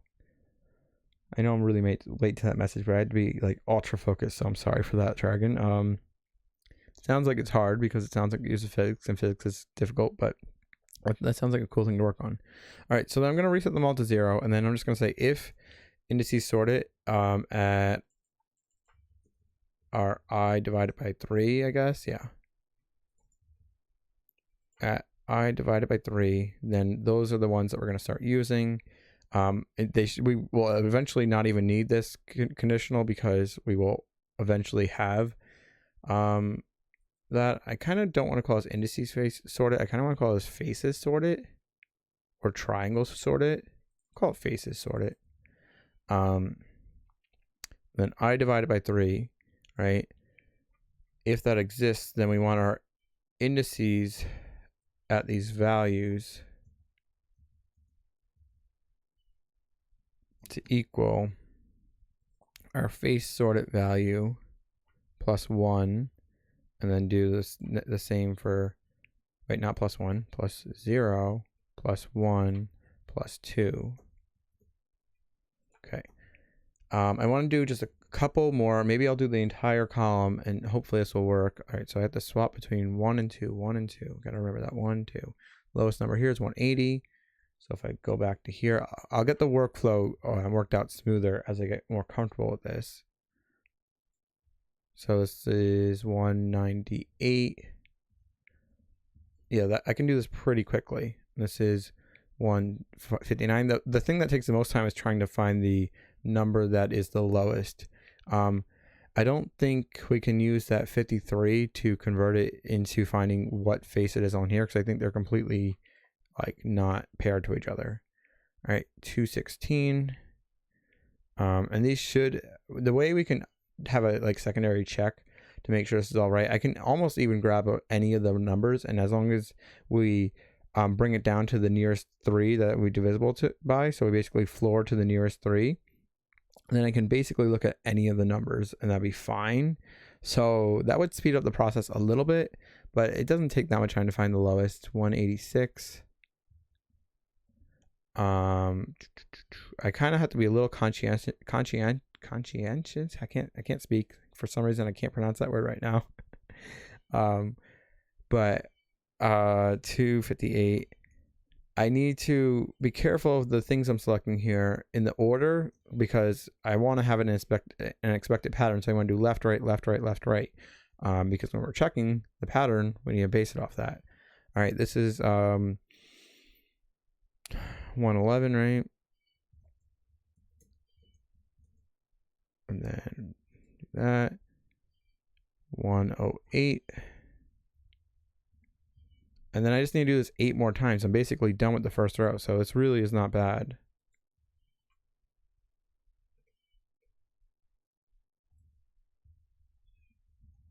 I accidentally put an extra comma in, but we can fix that. And then that is 9. Okay, so if this all goes well, and I'm not thinking of something incorrectly, and I didn't program this bit wrong, but maybe I did, we'll find out. Then that means we will see one entire column. We will see, if I can select this, we will see this amount rendering. You're nuts doing shit manually. Well, I tried to do the math for it, and I wasted way more time doing the math for it than doing it manually. So I should have been doing it manually in the beginning. It's like, for me, it's the way better option. Whew, okay, so I need to go into, I don't need this anymore. I need to find my file that I want to work with. Actually, I could just do this in console, right? This, what did I fuck up?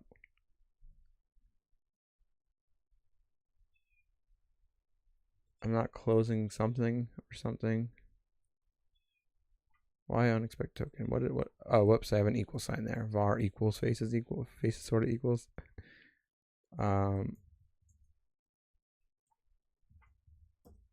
What the fuck? Hold on. What am I doing? Okay, I have that right this time. So then we're gonna reinit the minigame.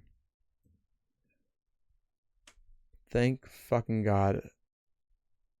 Oh, that's so good. I still can't 100% tell if it's painting in the right order and everything, but I think it is. If we reinit, it should go top down. Yes, perfect. Thank God. Hey, guinea guy. Holy shit. You're getting here at a good time because I was like super duper angry for like the last 3 hours, and now I'm finally making progress. I wasted like 2 hours trying to program something that I'm never going to use. And unfortunately, you're not really doing it the best time, guinea guy. It'd be best if it was after I manually did this, because I had to manually go through all of this shit and tell it the order that we need. All right, so I also want to like have this sorted by column, right? So we kind of know what's going on. I don't need to do that, but it'd be nice. It should always be every however many things we have here, however many numbers this is. I guess it'd be around 8 times 2 minus 2, so that'd be 14. There's probably 14 numbers here, somewhere around there. Might be off by a little bit, but this is column 1. Whew. Okay, 114. Maybe I should make it so we automatically floor our numbers, so I don't have to look for the smallest number each time. 120. Too bad I can't just too bad everything's alive and I can't just like time lapse this for you guys.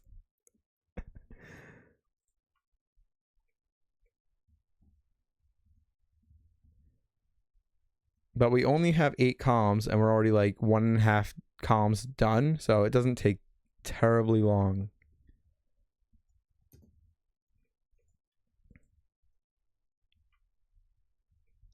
Kind of wish these numbers, I don't want to waste too much time, but could I make these numbers bigger in a different color? Because they're kind of small and the color doesn't really work. I can probably go into my settings and change that, right? At least to a different color. And then I can have some extra math to make sure these are always divisible by 3. Or always be flooring them down to make them divisible by 3 if I happen to get the wrong number.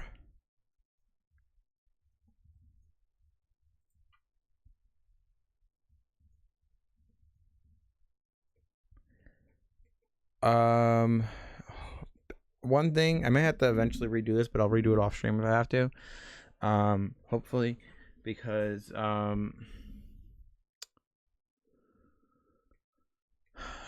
guess I want to do the left one, right one, left one, right one, but like, what is the left one, right one necessarily? For this one, it's a bit more obvious that this would be left, this would be right, but for this cut, I guess this is the left and right. Maybe I should be doing top, bottom, top, bottom.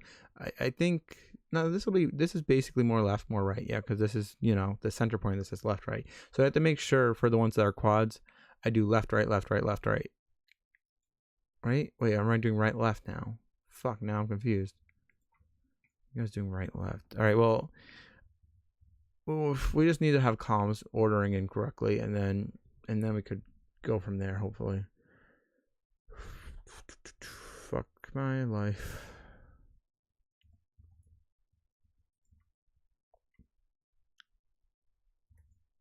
$267. 117. Okay. Hopefully it won't care about that trailing comma. I don't think it will. I want to just make sure this is working. I know it should be. Yes. I fucked up one of them. I guess yeah, so one of these is not divisible by 3. One of them I offset. Which one? I don't know. But the good thing is I can just do my math.floor2, I think I have it called, so it floors to the nearest one, right? And then if we just throw this in here and do 3, then I can just grab any of those numbers. I don't even have to take time to look at which ones. And it will always, bring it down to the nearest 3. So hopefully that's what went wrong with that one face. I just accidentally didn't grab the lowest. So now if I rerun this, yes. Okay. Now doing this here, well, once we have the indices sorted, number, where did I do that? Or are you just recalling when I did that a long time ago? Number? Did I say that? I don't know. I don't know why you're saying that. I don't know if I typed that. I don't know if I said that.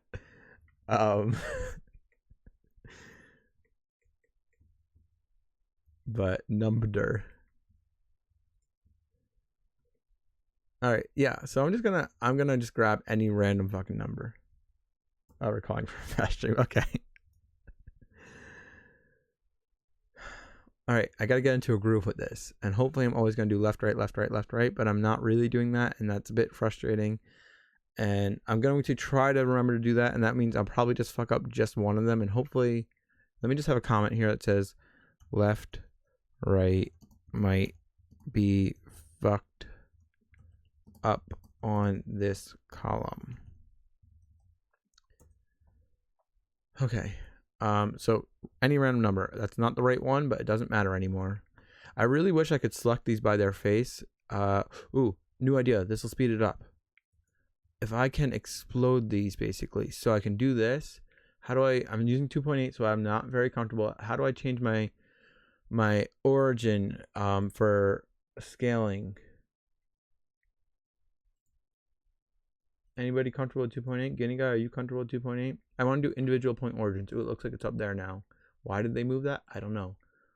So if I, whoops, that's not really what to do. Okay, so if I do something like this, it'll be easier, hopefully. And let's have the back faces being cold. Is that in here maybe? Back face calling I want. So I don't accidentally select one of the back ones. Right? Because currently I can probably do that if I was on this mode. Well, won't be that easy, but I want back faces off. Could I just search it? Back face. Whoops. Back face. No. Back face calling. Where are you? Why did they make things so much more complicated? They just had to make life harder. Oh, okay. They moved to here. But that still didn't call them because maybe because of the type of view I'm in. So I want to be in. No, it's still not calling it. Huh? Why would that not call it? Backface calling. Oh, it's calling it, but it's like still showing it. I don't want to still show it. Fuck that. I mean, maybe it's okay because I won't be able to select it. I guess I won't be able to select it. Can I select it? Let's see. No, I still can select it. Why would they change that? Why would they make that so much less usable for me? God damn it.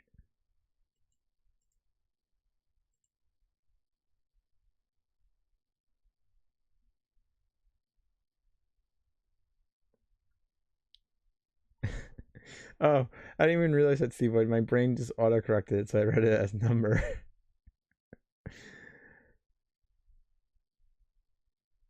All right. I mean, I was trying to make this easier for me. Maybe I still can, but it's annoying.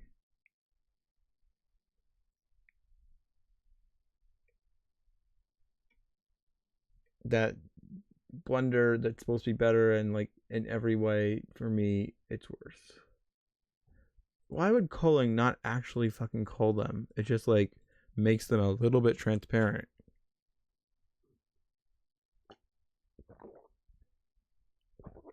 God damn.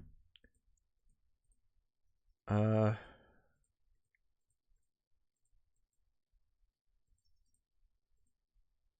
right, whatever. But my idea, oh, I still can't rotate. I need to change my way that the non-numpad key thing is on. But I just want to like select. I guess since I'm doing left, right, I want to select. I don't know. Hold on. Fuck this shit. I just wanted to make this faster. And now I like lost which one I was on, so I gotta like find that again. I should probably like, I don't know, like be deleting or changing the ones that I already did, or hiding them or moving them to a different layer.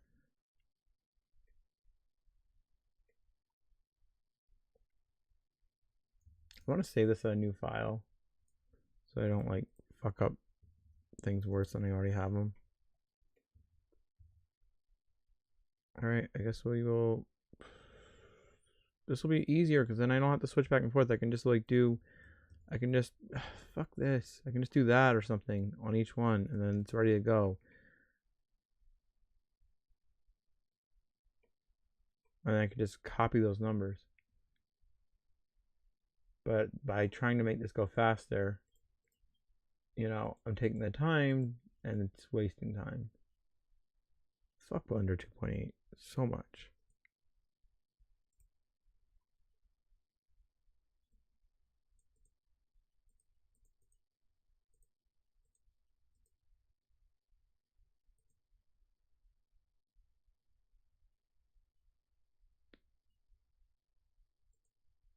But I can't, I would do it this way if it would show me the indices on them, but it won't do that. Will it?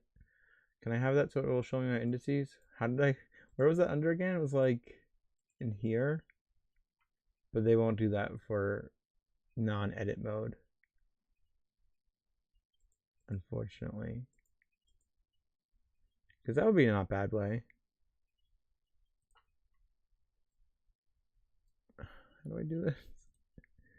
Edit mode. Okay, well, I guess I'll go back to the way I was doing it.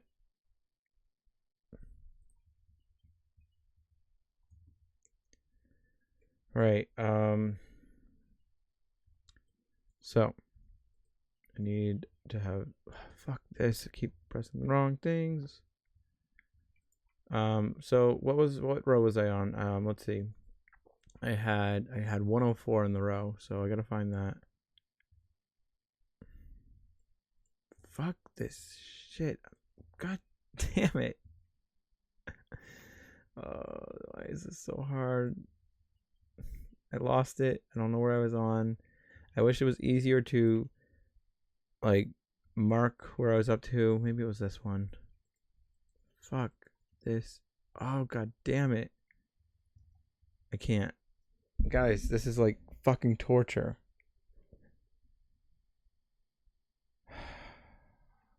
All right. Did I start? I started on the one with 2 as a top thing, right? Wait. Now this is the confusing bit. Hold on. If this is 2, maybe I'm making this more complicated. I think I am. But when I look at this, so this is 6, 7, 8. So I don't need to grab the vert positions. Why would this not work? Hold on, let's try the next one. So the next one was 132, right? So that is, 44. Does that make sense? So that's, we need to do, I thought I can do this, but then when I tried to do it before, so it was 44, right? And we're trying to get that to go from 132. We wanted to make it equal 132. So if we just multiplied that by 3. So why did, when I tested that before, that didn't work? So that means we can just grab all the indices. This will be a million times faster. If I don't fuck up my model. This will be so much faster. I wish I didn't see the fucking numbers through the face, but that's okay. I can just do that. Is that selecting through it? Why is that selecting through it? Is my backface calling on? Oh, because of me separating these now. Oh, it's so annoying. Fuck Blender so much. I swear to God. All right. Fuck.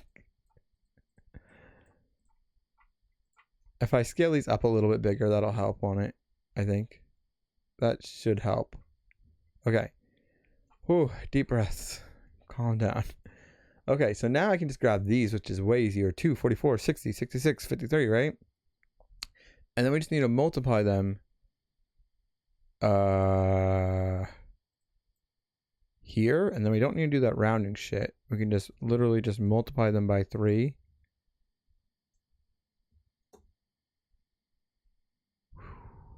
Okay. This should work. I guess I can get rid of these. Okay.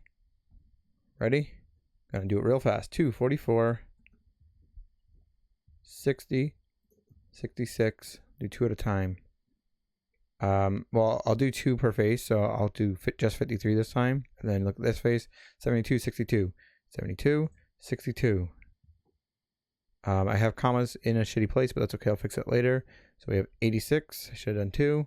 And 37. I only have to do this 96 times, so it's really not that bad. I know I'm like restarting and stuff, but I think I have it figured out. I'm going to test it after 1 column though, so I don't waste time. And 3. Okay, get rid of this double comma here. And now get rid of the double comma here. And now test this out, make sure it works. I did 72 twice. Oh, fuck. Did I do 62? No, I didn't. Okay. Thank you. I mean, it won't be that bad probably if I make those mistakes because they should be obvious. They should be very visible when we import it into the game. And it wouldn't break anything. It would just not have that face shown. Oh, thank God. Oh, thank God. All right. Now, I just have to, the only difference now is I want to do a left, right, left, right, left, right. So I have to be careful with this one. It's a little bit less obvious with what left, right is. Because they're going the other direction. So it's not super important, but long term it will be, because I kind of am tempted to just go down the row, and I could swap them, but I think left, right will probably be better. I think they should be, you know, consistent. So I have to I can't just go straight down. I gotta go 38, then 57, then 40, then 49, then 65. All right, so this is column 1, right? Okay, I'm going to try to do this fast, but in the right order. So 38, 57, 40, 49, 65, 49, 65, 73, and 1. If I ever need to change this model, it's going to be fucking hell. So we are stuck with this low poly model in this mini game forever, because I'm never doing this again. The only thing I might do is a mask, but I am sure as hell not figuring something out again with a higher poly model or anything. We are stuck with this. All right, so we left off at 73.1. Now we have 41. I think it was 83. I'll double check. Yes. And then rotate this 89.32. And then 39. I don't really need a right column for each one, and it takes up time, and I just want to do this fast, and I'm not. Neither of the times I spelled them right. There we go. I'm just gonna have it for those 2, and then I'll know that, you know, it's etc. on the rest. In fact, on the third one, I'll just write etc. Right? etc. Right? Yeah, etc. Yeah. You know, that'll just indicate for me. All right, so next one, and we just need to make sure I do left, right, left, right, left, right. I can't ever fuck with this model. I can't ever change anything about it. I can't ever export it. I am too afraid. Which means I really hope I like the UVs on it. Although I guess I could translate and scale the UVs in code instead of fucking around with the actual model. All right, 34, 61. Yes, it's easier to do left, right on this config. I guess I'll leave that like that. Okay, 34, 61, 28. In fact, why don't I be a little bit smart about this? Right? Wouldn't this make more sense? Instead of tapping back and forth like an idiot. Okay, 61, 28, 67, 33, 50, 76. Rotate it, get my window back. 87, 31, 29. I don't know if it's annoying for me to read this out loud. I can do it without saying it if you guys want.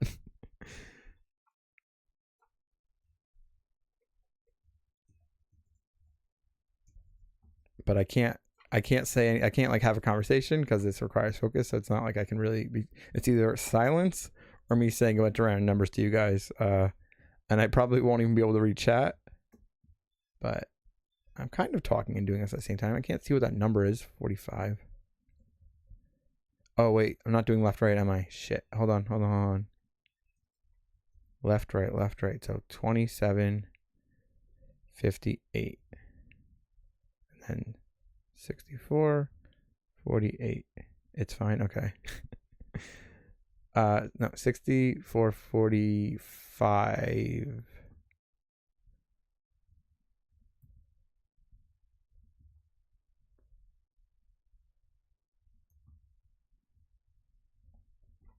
Yeah, and if I make a mistake on one of these, as long as it's like, well, it's not my magic numbers, it's Blender's magic numbers.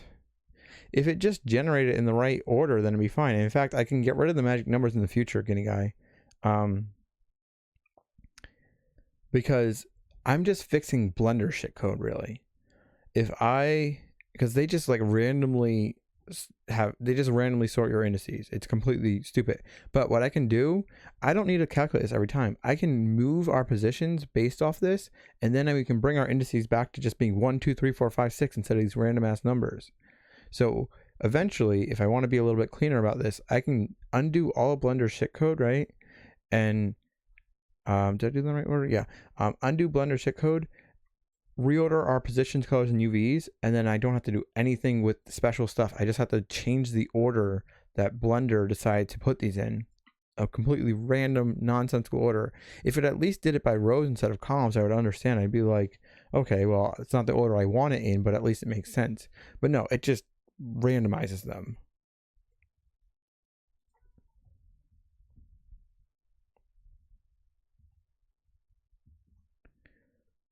Okay. Again, I think we have 8 of these, so I'm halfway done. I wonder if an orthographic camera would be better for this.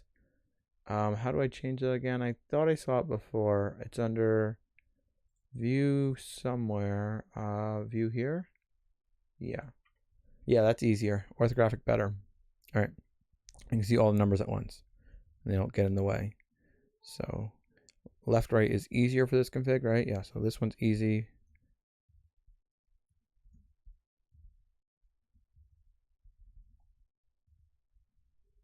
I think that says 77. I probably should make the numbers bigger, but I'm like halfway done, so.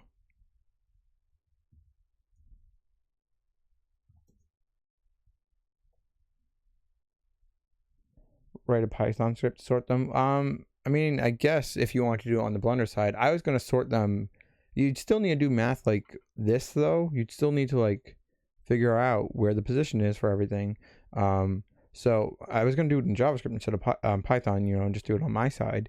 However, it's much easier, much faster than trying to figure out the math of, oh, the angle of all of these relative to the top and then what row they end up falling in and stuff. It's like, it's so much easier to just do it this way.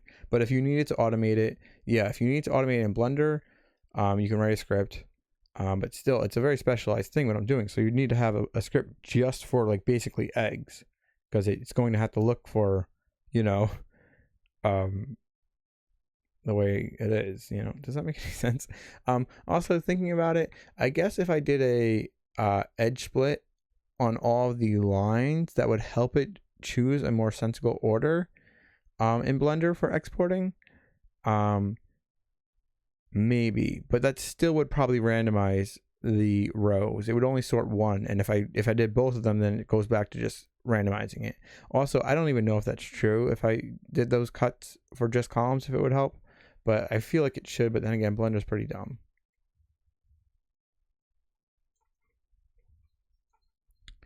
Okay. This is really fast and easy to do now. It's a shame that it took me hours to get to this point.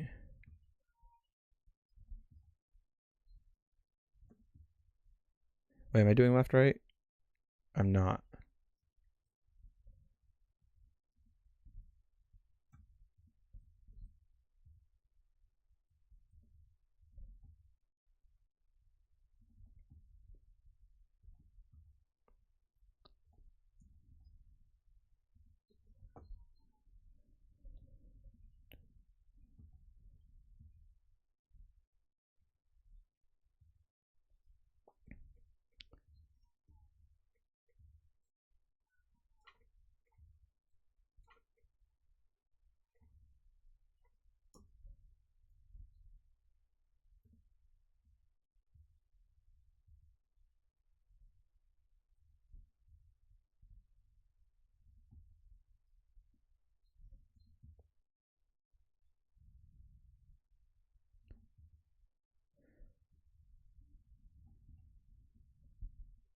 I really hope I did. Yeah, that's left, right. Okay, it's much easier when the diagonal cut is going that direction.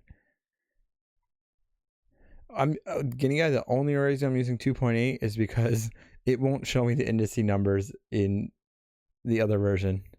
I don't love it. I don't like using that. I'm using 2.8 now. Why? It feels like I'm missing a number here, but maybe it's just because we had 8 and 7. Yeah, I guess that'd be why. Okay. I'm really. I mean, I know 2.8 looks nicer, and I guess it's better. But there's things that I'm definitely not liking about it.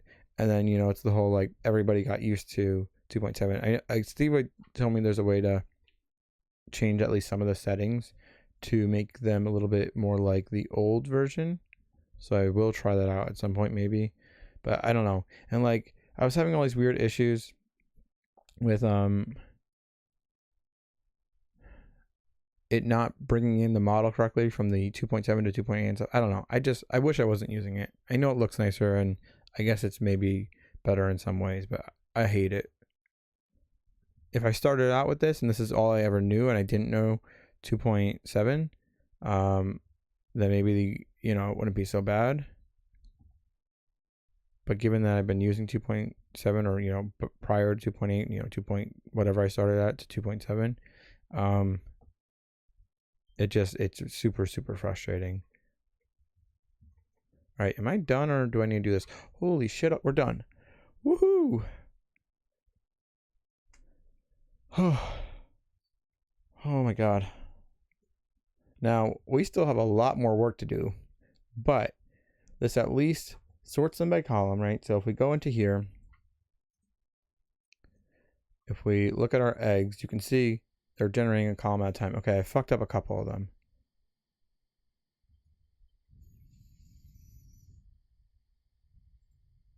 Fuck. Now, how do I find which ones I fucked up? There's ways. I guess I could try to disable the column that's fucked up so I can at least sort it down to that. Okay, so it's I think 2 columns I messed up on and 3 triangles. Because one of the columns has 2 triangles fucked up. So let me just and they're both next to each other, so that's actually kind of nice too. So let me just comment out like 2.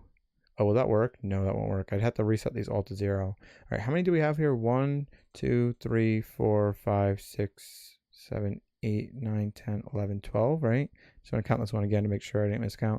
1, 2, 3, 4, 5, 6, 7, 8, 9, 10, 11, 12. Okay, so to test this out, let's do so 1, 2, 3, 4, 5, 6, 7, 8, 9, 10, 11, 12, right? Let me just make sure I did that right. 1, 2, 3, 4, 5, 6, 7, 8, 9, 10, 11, 12. Okay. I'll just bring this to 2 different columns until I figure out which ones I fucked up, and then I can look at which ones I did.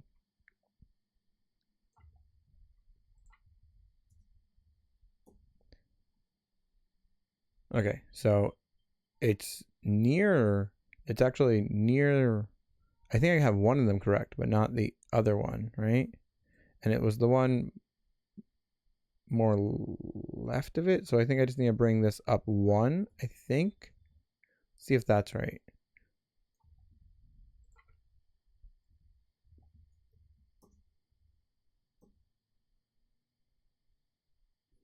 Okay, I think I moved that the wrong direction. So that means I got worse towards the end, which I guess makes sense. Right, okay. So it was the last 2 that I fucked up on. It looks like. I mean, I'm not 100% sure, but we're going to find out. And we could get a pretty good idea of which ones are messed up just by looking at like how far down the egg they are. But I'll look at Blender and see what it's like. Okay, so I found the right columns. That's good. And the first one has 1 mess up, and the second one has 2 mess ups. I'm pretty certain. Wait, or is it the other way around? Let's see. Well, I'll just look at Blender and see what it's like. So let's find the column that has 13. The column that starts at 13, right? Which is this one.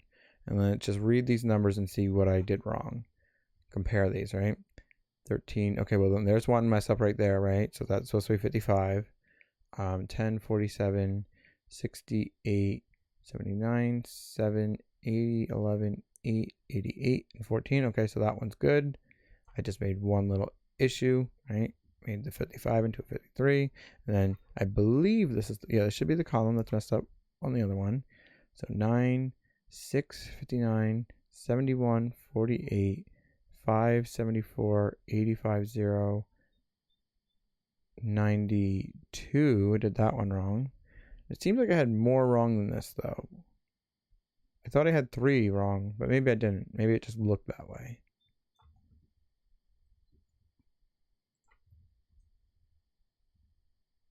If there's still one wrong. Okay, there's still one wrong. I'll try to figure out, let's figure out which, god damn it, I got rid of my zeros. 0, 0, 0, so that's, hold on. 1, 2, 3, 4, 5, 6, 7, 8, 9, 10, 11, 12. I really hope I did that right. Since at the end it actually doesn't matter. There could be like a million of these if it just goes at the end. It's if it's in the middle, that's the issue. I don't know if I messed up on the last one or not though, so let's just see if that's the one. Yeah, so I messed up on the last one still. And that's weird because I reviewed it twice. So either there's something a bit fishier than that, or I'm just not seeing it. 59, 71, 48, 5, 74, 85, 0. Maybe it's 0 that doesn't like. It kind of seems like it is that one. 92, 63, and 4. Okay, why does it not like 0? Faces sorted. Oh, because we're saying if this. Right. We can get rid of that. We don't need that anymore. I mean, I could check if it's defined instead, but you know, we have every single face done, so it's not necessary.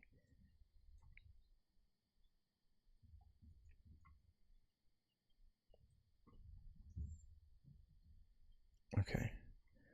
Thank God. That's like only half of what we have to do now, though.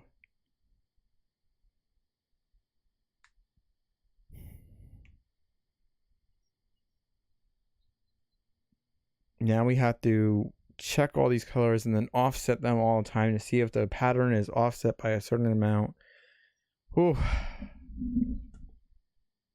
And then we still need to add a bunch of things to the minigame, like how it displays what pattern you need to draw and changing your paint color and a bunch of shit like that.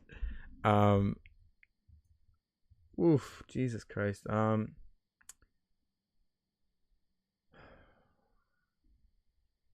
That took so much out of me just to get to this point. It's almost 4 hours. This is the bit that was supposed to take, I don't know, maybe an hour. Took 4 times longer than it should have.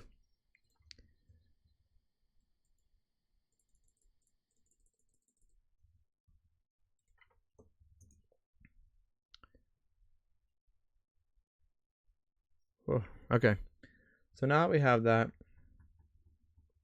we'll basically have so our patterns, I'm guessing, I'll do something like this.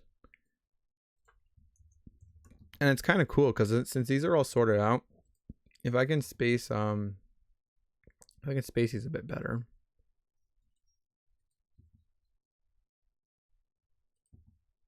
Right?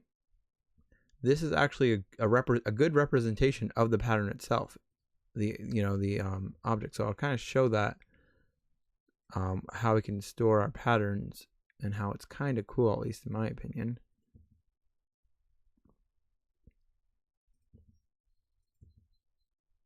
Okay, so our pattern, right? Or patterns or something. I don't really know how I'm gonna have this, but all of our patterns be like, this is just pseudocode at this point. And really we'll export them maybe. So when I export them, they won't have to be so visually pleasing. But I just think it's cool to explain this, and probably most people know where I'm going with this. But patterns 0 is an array, and then if we grab all of this, right, and then we put this here, and I really just want to set these, I guess, to zeros. What's the best way to do this? I guess I could just do it this way.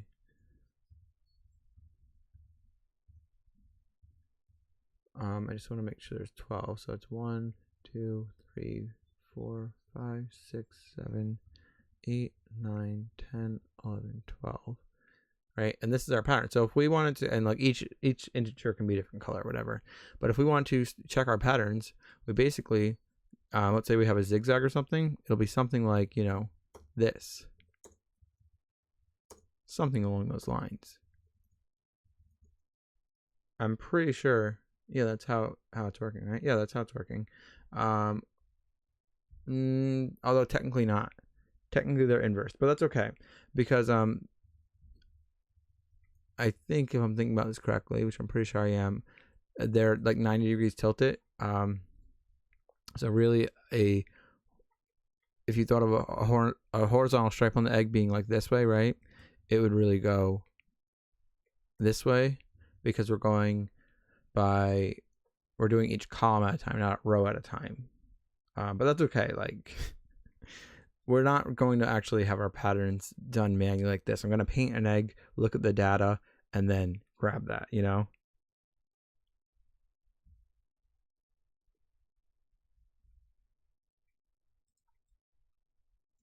Okay, so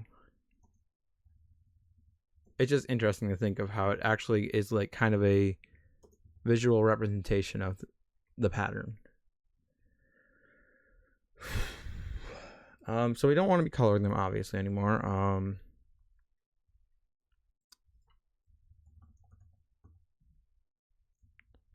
It's like a debug color thing. So this is where we're looping through it. We need to change, once we do a loop, we need to offset it, but I'm not doing the offset yet. I'm going to just check the pattern. I just want to have the check of the pattern. And if our pattern is, you know, the same with every offset, then that's okay. We can just check it and see if it works. I just want to like be able to check if a stripe on an egg is detected, right? The correct stripe with the correct color and everything.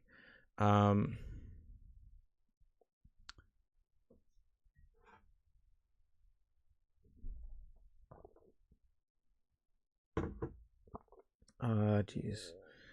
My brain hurts, so I don't really want to do this so much more, but I know I should. So let's, now that we have this in the right order, right?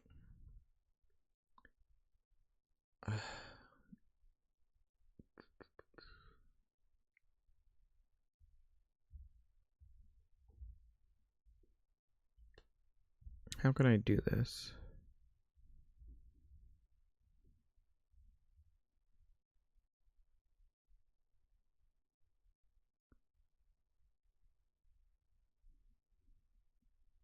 I'm also thinking some interesting ideas for checking by generating like a checksum. I don't know if this is a good idea, because I guess technically checksum collisions could happen, but probably not likely. But it's probably not the best idea. But if we generate a checksum for each pattern, and then check the checksum for the patterns that we want to have, and then offset it and check that checksum, that'd be one interesting way to check if it was working. But I'm slightly, well, number one, that might just be doing an additional step that isn't necessary. Number two, I'm slightly concerned about checksum collisions. I mean, you can technically write a checksum that has no collisions, but the way I'd be doing it, probably collisions would be possible.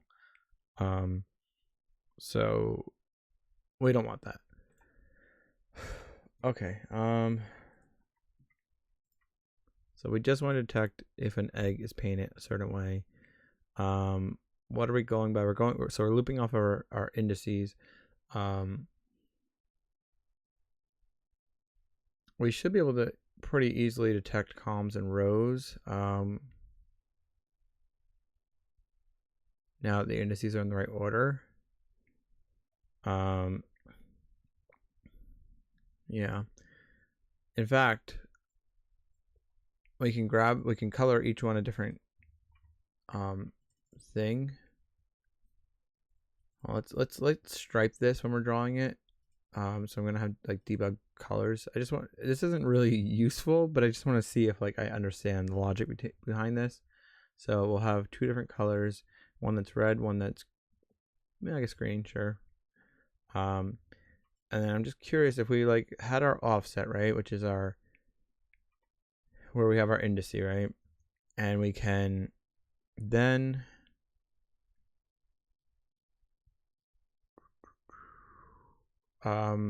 check if the offset divided by however many there is in there. So we said 12 per column, right?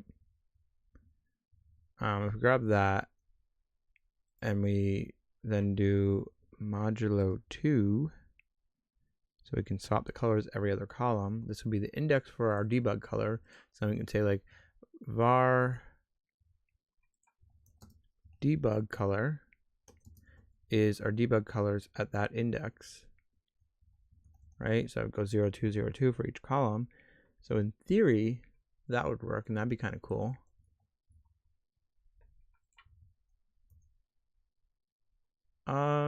Well, almost. Doing something. All right, so we're going through our indices, right? Yes. Maybe I need to multiply that because it's still at indices I though, but it's for the whole face. So do I need to multiply our offset by 3 or something? Maybe. I don't think so. We can log what the offset is. Let's multiply it by 3 for a second.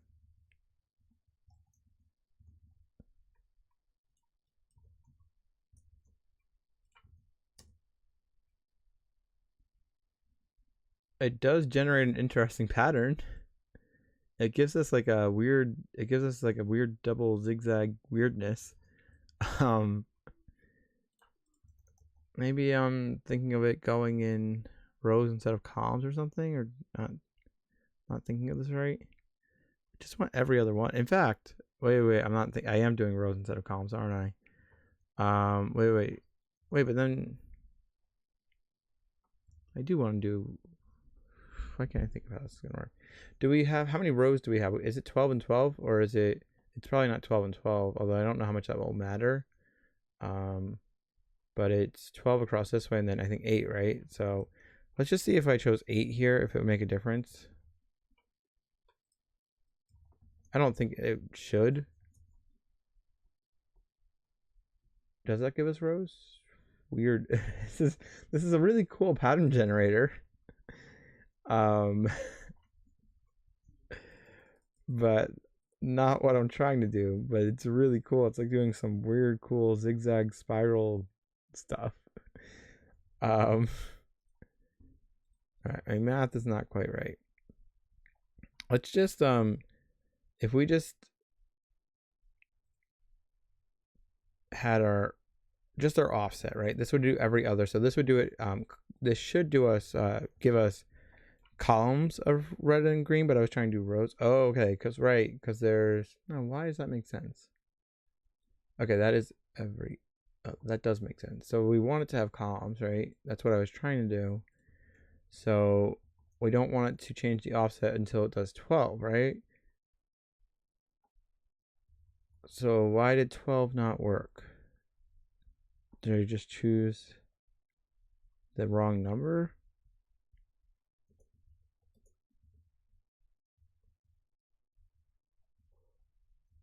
Is there an offset to the offset? No, there shouldn't be. Maybe because we're multiplying it by 3, we need to divide it by 3 and then bring it back. Because there's, yeah, maybe that's why. So we need to divide it by 3 to bring it back to what we originally had, and then do that. That makes sense to me. This might be more correct. All right, so this should give us columns. Yes, perfect. I mean, it's not something we really need it, but I just want to, like, get comfortable with how this is working.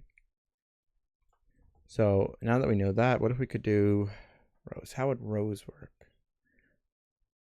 That'd be, so we can calculate our column number and our row number with this. I don't know if we even need to do that really.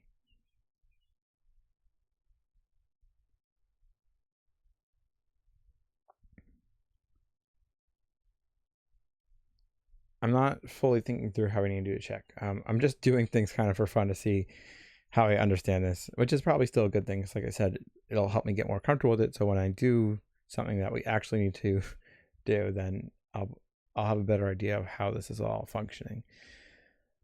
But it's nice that we can do that. So if we just want to have like our column number, so let's just do a third one for a second of blue. So then we should have red, green, blue, red, green, blue, red, green, blue until it reaches the end. And for that, I think we just need to change this. I think, but let's see if I understand correctly. Maybe I had to change more than that, but I don't think so. Yeah, red, green, blue, red, green, blue, red, green, blue.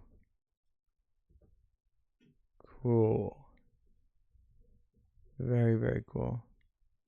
And, you know, it doesn't match up entirely because it's 8 and that's not like divisible by 3. So we have like here where it's like red, green, and then it just can't continue because it sets back to the beginning where we set to red, green, blue again. So that's why I have red, green, and then red, green, blue, red, green, blue. Okay. Pattern detection. That's the whole goal now. And then offsets. I'm not doing I don't want to do the thing where we offset the pattern yet to see if it works with the zigzag and stuff.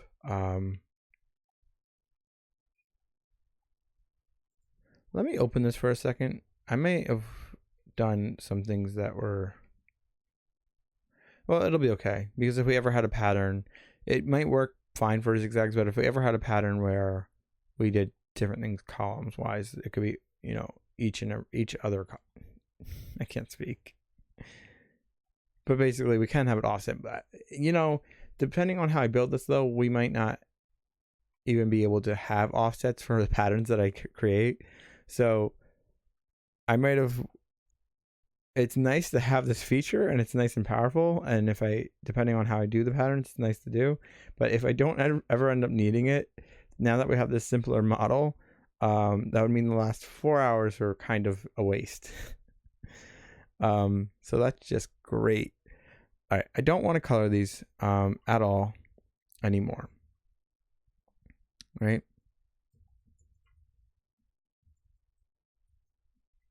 Let's paste this in. Let's reinit the game. And I want to like paint a stripe. Why can't I do that? Game dot minigames Easter egg minigame dot knit. Right. So I just want to paint an egg and look at the buffer for it, I guess.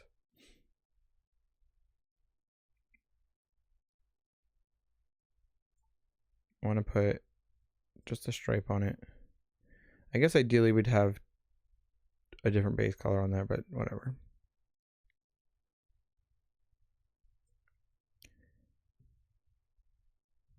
All right, this is fairly easy to paint now that we can rotate our eggs and the triangles are nice and big.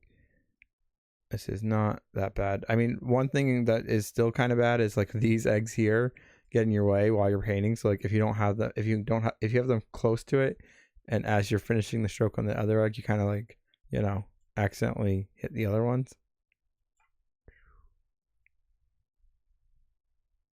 Okay. I don't just bother me at the brushes in a weird location, but I also don't want it standing up, and I also don't want it there. Just go over there, brush. Okay. So let's look at buffers. I don't know what I'm calling it. Painting egg or something. Maybe I'm not calling it that. What am I calling the buffers? I gotta go look. Easter egg, and then we have an index for each one, right? And then I want to just see which one this one is, because I don't actually know. So the one that, it's going to be not the easiest thing to find, but, oh, god damn it.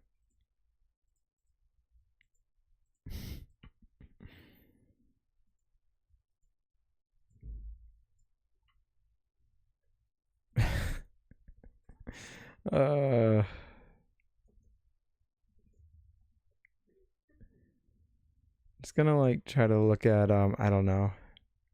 Okay, is it this one? Hold on, no, maybe not. Why does that have nothing? Oh, we have 0, right? Is it 0? That has some red. I think it'll be that one. I mean, it could be one of the ones that accidentally painted red. Maybe I shouldn't have done that. But let's look at how should I do this? We only need to store every third color, really. And I probably want to have them attached to some sort of ID instead of like a full value here. It works out okay with red. But yeah, we definitely want to have IDs for each of these. Let's, I guess, stringify this. JSON dot stringify. And then grab this. I think it might do some weird stuff with, okay, good, doesn't. I thought I was going to like maybe try to put a key on every part of the array, but it doesn't, so that's good. So like this is like kind of one of our patterns. So I'll just have this var, or let's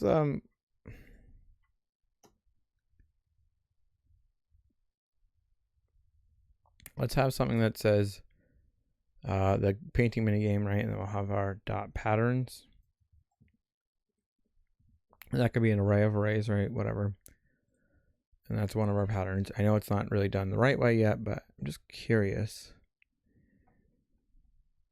How I'm going to check this. I should probably take a break because I'm doing this so stupidly and I can't think straight because my brain hurts from the time that I was wasting. But we have our pattern, so we can compare this somehow. I suppose if we compared, right, the way we're going to end up doing is comparing 12 at a time or offsetting 12 of them. Is there an easy way?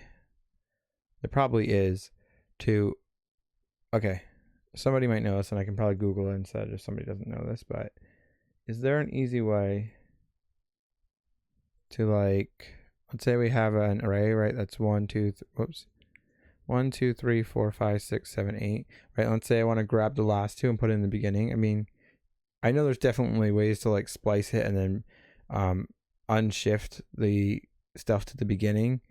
So maybe that's the right way to do it.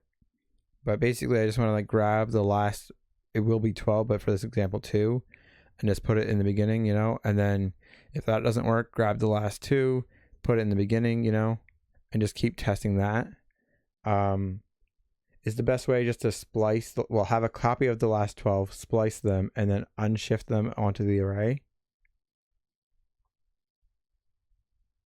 Or is there a way that we can just move them easily? I think it's unshift, right? That's how you would prepend onto an array, I believe.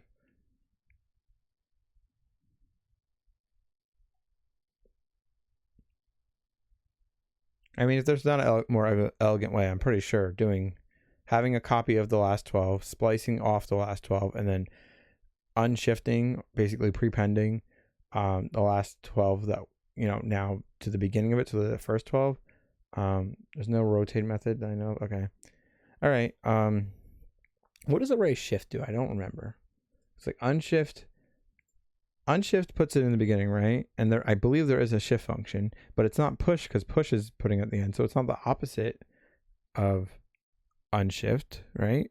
Which it's weird. Let's look that up. JS array shift. Because maybe shift does what I want. I don't know.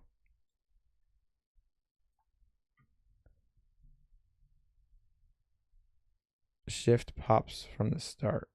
Oh, right. So one adds to the start, one removes from the start. Okay. Okay, cool. Thank you. Yeah, so I guess what we'll do end up doing is splicing 12, unshifting 12, splicing 12, unshifting 12.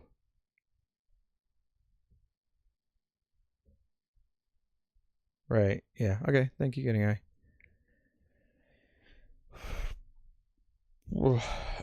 So yeah, we still only need every third one here. And we need to have an ID for colors.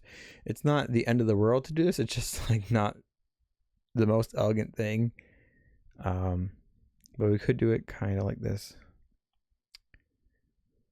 But yeah, we want to detect this. We could do the shifting, but I just want to like see how I want to do this. So we want to have a start, right? And then test and then figure this out.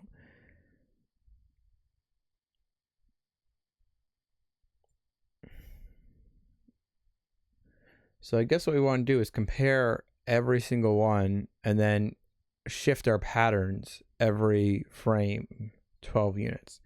So this is the best way I can think of doing it. And I don't know if this is good, but this is the best way I can think of doing it.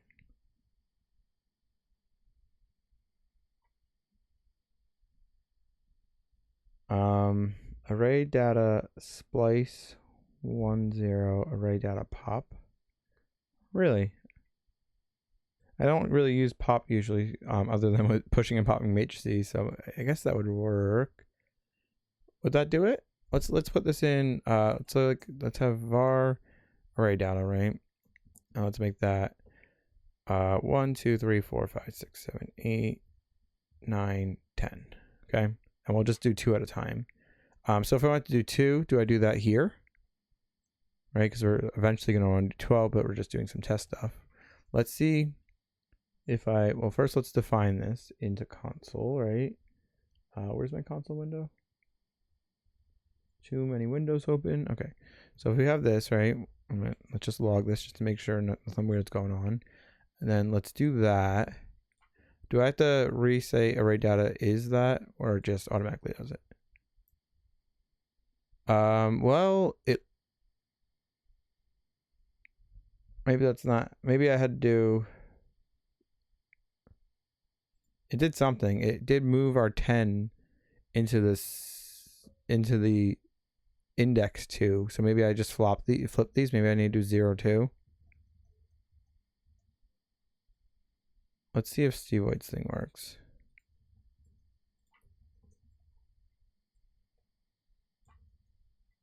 Okay, let's log array data again, just make sure it got reset. Let's do that. No, so I don't know how to do that. Maybe you can't do that with multiple numbers, or I don't know. It kind of worked. If we did, I think we'd want 0, 0 here to have it go in the beginning, because I think doing 1 puts it at index 1.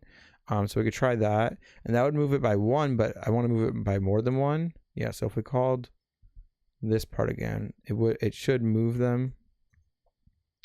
But yeah, that works, I think, right? That does work, but it moves them one at a time with Steve White's thing. Now I will look at Guinea Guy's thing, right?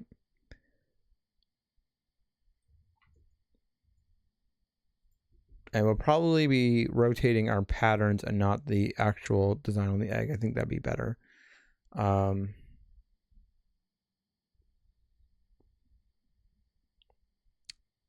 we have Guinea Guy always does the shorthand stuff, and then it makes me confused, but might want to put constant for rotate. Yeah, probably. So this is making a function, right? Yeah. I'm just not used to, and I'm going to not use constant, I'm going to use var so I can redefine it in console, right? And redeclare it. But let's just see if that works, because that's cool. So, and then maybe I'll actually put in my utilities, and I'll have to write somewhere on there that Guinea Guy wrote it and not me, because I am shitty at programming. Okay, so let's have our array data defined again. So var array data, array data. Let's call this foobar, actually. Whoops, goobar, not goobar, foobar. Also, I copied the wrong one. All right, I'll just have to retype it. 1, 2, 3, 4, 5, 6, 7, 8, 9, and 10. Okay, and then we want to run our rotate function.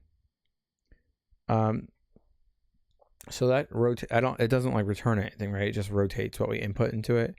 So foobar, and then let's do 2 at a time, right? And then let's look at foobar.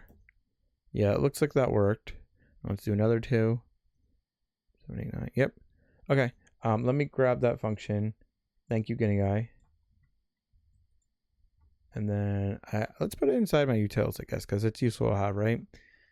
Utils, and then I don't know what I want to call it. I guess I will just call it I guess rotate array or something. Where do I want to put it? All the way down here, I guess. So I'll just say u.rotate array, right? And then that's this guy here.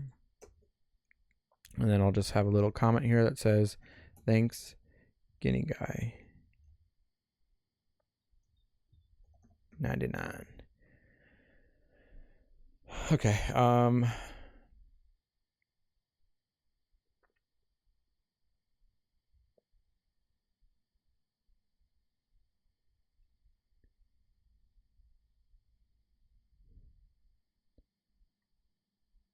It returns the last element. It rotated, I think. It uses the fact that slice/splice of a negative number takes from the end of the array. Okay, cool. Well, thank you for that. It works, so that's nice. And thank you, Steve Lloyd, for trying as well. But I don't think Steve Lloyd's one will work with more than one. It will only do one at a time. I'm pretty sure. Okay, hold on 1 second. I may have to. I just got a text message. I gotta handle that. Hold on. Let me reply this. I may have to end the stream. Let's see. I gotta figure out what time this thing's happening. Okay. All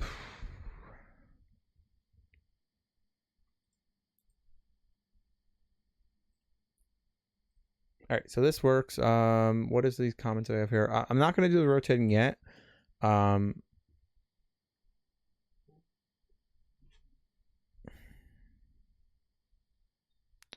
Yeah, sorry. I keep having these. I have a text conversation I got to figure out first. Maybe I should take a break on the stream until I figure out what's going on. I got to make a phone call. I'll be back in like 2 minutes.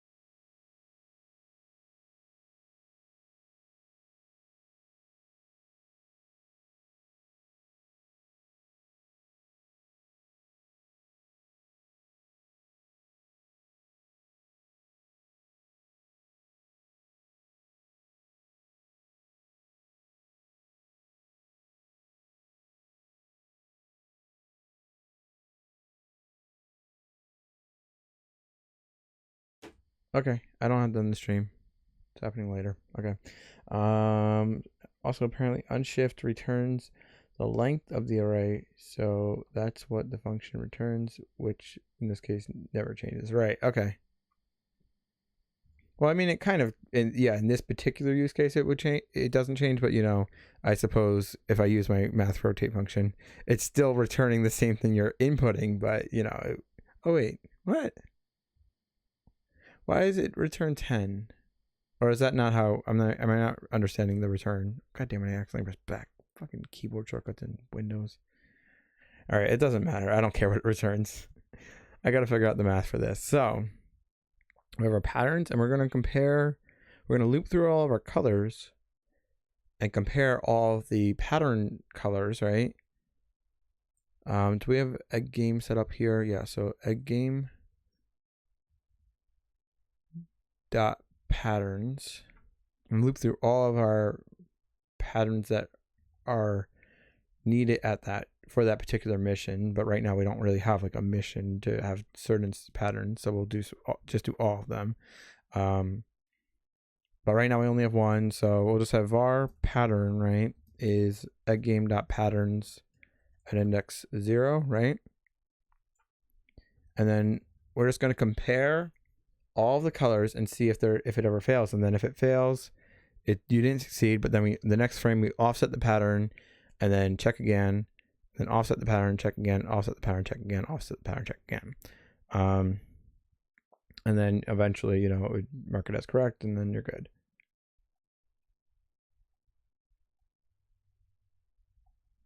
Also, you do not test a rotate over the array length, meaning like if I'm trying to rotate 100 elements in an array of 10 or something, because I mean that's okay. I just don't do that. That's stupid, right? Is that what you mean? Because I don't care if that breaks or whatever.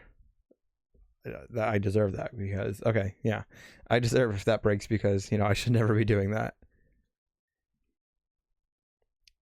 I mean, if we wanted to make it less efficient, we can do some sort of like, error logging and checking for that. But, that makes the function less efficient. So why do that? Okay, so we have our pattern and we want to check every single one and then offset our pattern every single frame by one column. So we're not going to do the offsetting yet, the rotating or whatever, but we will check every single color. Ideally, we'd have a color ID on them, really. So that's what we will have. So instead of having a giant array here, it'll instead be like, each face. So it'll be a little bit different, and then we'll multiply them. But we don't have that yet. This will work. It's just, we have to store these giant arrays. But, it would be like 0, 0, 0, 2, 0, 0, 0, 1, and then that would be like zeros are white, twos are green, ones are blue or whatever, and that's our pattern at those points. But since we just have the color data just raw, just spit out like this, we can compare that. And I suppose I can change how this loop is.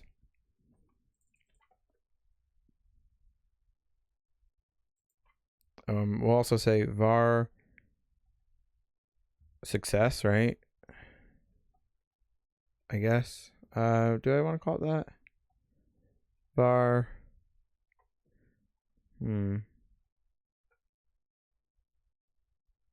I guess. And that will start as false, right?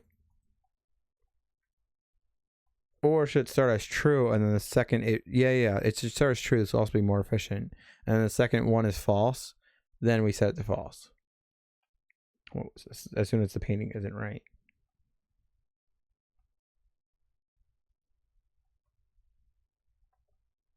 It does nothing if it's over array length. So 1, 2, 3 rotate 7 times. It's still 1, 2, 3. It just ignores it. Expected behavior is probably to wrap, so the function could definitely be better.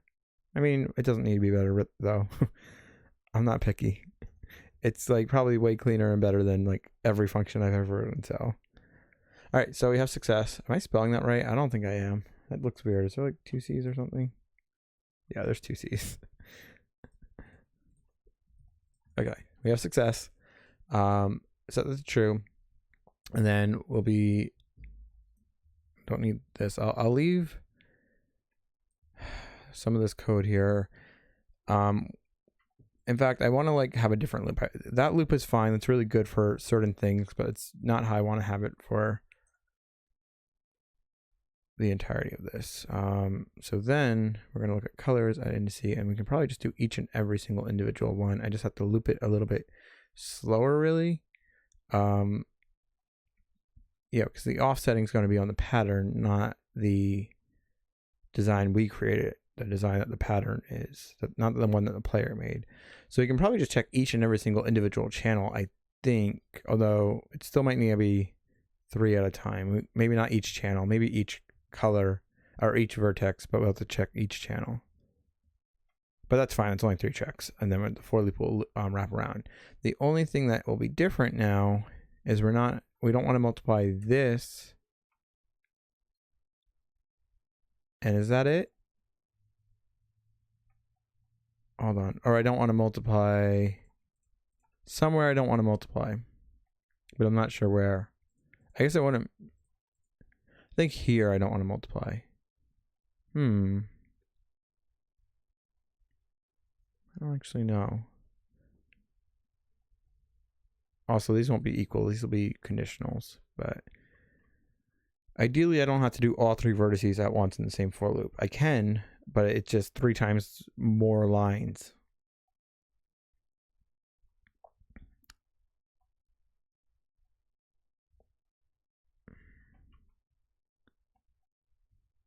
I'm not sure what I have to change though.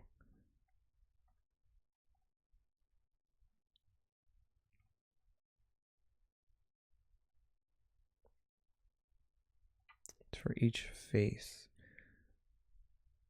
All right, we'll just have 3 times the lines, I guess. I don't know, 3 times the checks. Because I'm not sure. I'm not even sure it's possible, but I'm pretty sure I can change something that I'm multiplying, like here, or maybe the dividing here, or maybe these, but yeah, actually, because these are for indices, and we're adding 3. Right. So we added only 1. I know we're doing 1 times 1, but you know what? For this one, it's fine. We won't do that. Do we want to say +1 there? Wouldn't that do 2? I don't want to do 2 at a time. I just want to do 1. Oh, no, that's right, because offset. Yeah, that's fine. And then 1 here, so we could just do I++, really, right? And then that's all. That's good. I don't need to do any other multiplication. So then we just need to check the... Yeah, that's perfect. So then we just need to check the color based off the patterns one. So this is our colors one. And then we need to go with our pattern. And then if any of these are not the same, then we'll set success to false, and then break out of the for loop, because you know once it's not a success, there's no reason to keep checking it until the next frame. Okay, so if this does not equal pattern, I guess at the same index, right? Grab this, which means it might be a little bit nicer if I just have like var index or something along those lines and set it to that. But then we still have to do +1, 2, 3. That's okay. We're doing a little bit of extra stuff, but I don't really care. All right, so if any of these don't equal, then our success is false, and then we break out.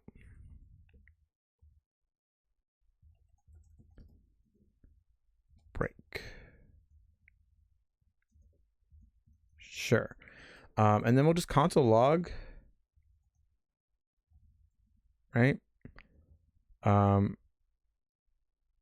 Egg correctly paint it.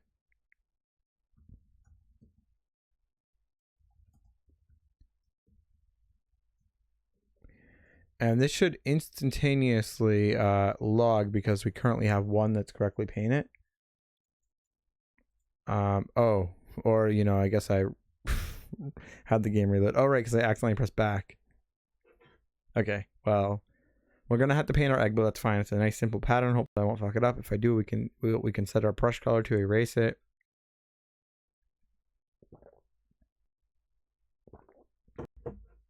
I'm gonna make a little note to myself here. Is eventually have patterns. I feel like I'm spelling a lot of words wrong, but whatever. Is that my brain is like not right. I think I spelled that wrong. No, it's right. Okay. Eventually have patterns have a color ID per triangle instead of 3 colors, right, on each channel per vertex, I think, right? Is that per vertex, or is that per, yeah, it's per vertex. It's per index. And each index or whatever is a vertex. Okay, so eventually we want to do that to make it a little bit better. Now if we initialize the minigame, right, probably better off typing it instead of trying to find it in console. Okay, there it is. Whoops, I went past it. Okay, initialize. We have a lot of stuff that I don't really... What? Egg painted correctly. Egg's not painted correctly. Also, I don't know what happened to my camera, but if we just re-init. Did I just like not check something right? Hold on. Oh, we're never checking success. I'm stupid, because I thought I kind of just thought for a second that we were returning, so I didn't have to do it, but we're breaking, we're not returning. So let me just say if success.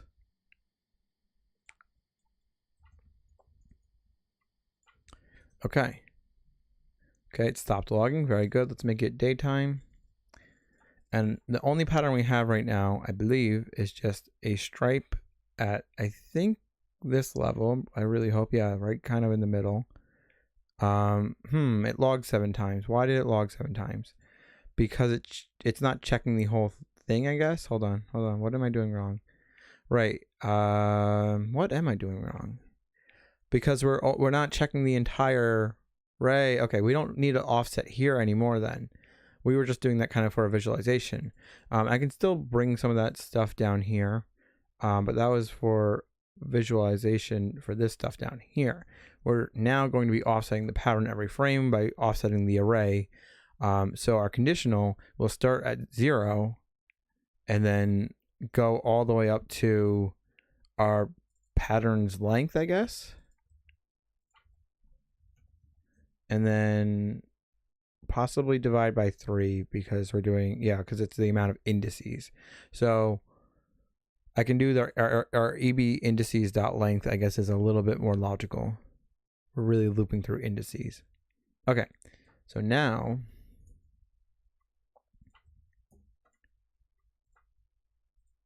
it's not logging, which is good. I need to relace my mouse because we never fixed that.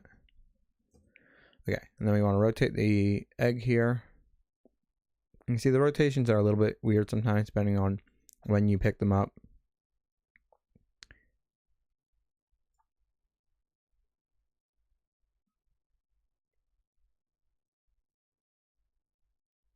Ignore that one. That's part of the reason why this minigame is so hard, but depending on how many I have you paint per round, it might not be so bad. But the other ones get in the way as you're trying to paint. Fuck, don't mess this up. Oh, why? Okay, we need to have our eraser now because I fucked that one up. Game dot minigame. I was so close. This dot brush dot paint color, and I think if we just set that to 0.98 all around, that will be the right value for erasing. And then we just need to erase that one triangle, and then it should log that we won.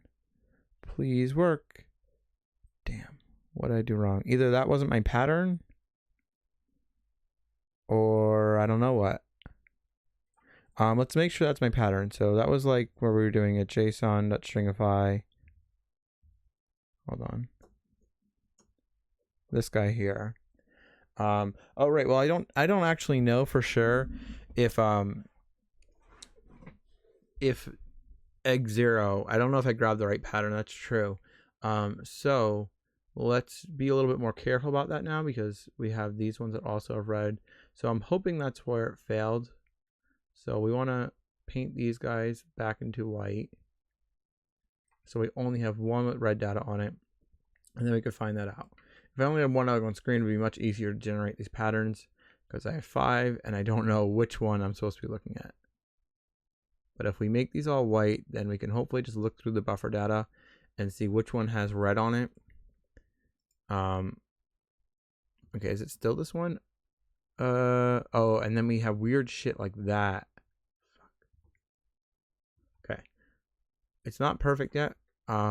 We want to, once we have IDs, this will be a lot easier, but since we don't have IDs, we want to I guess multiply it by 255 and round it.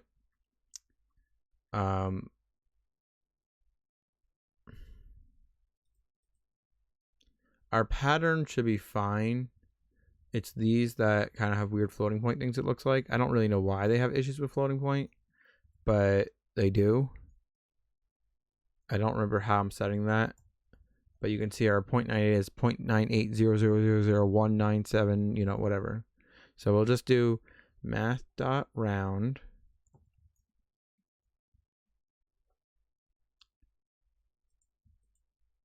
Am I doing this the right way?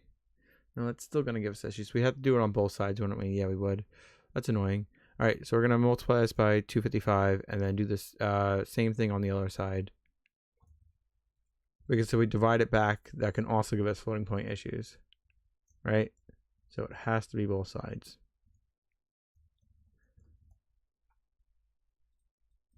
But again, our pattern's still not right, but that's okay. So I'm gonna paste this in. Holy shit. Okay, let's see if that's actually working. Where did my paintbrush go? That means my pattern was right. I just lost my paintbrush. I want to have my paintbrush so I can test it out. Where the fuck did my paintbrush go? God damn it. Alright, we have to re-init. I don't know why that happens. I gotta figure out. Maybe my floor is too thin, so occasionally if the physics gets a little wonky, it can fall through the floor. Also, like, my camera gets wonky too, which is annoying. Let's re-init. Does that fix my camera? No.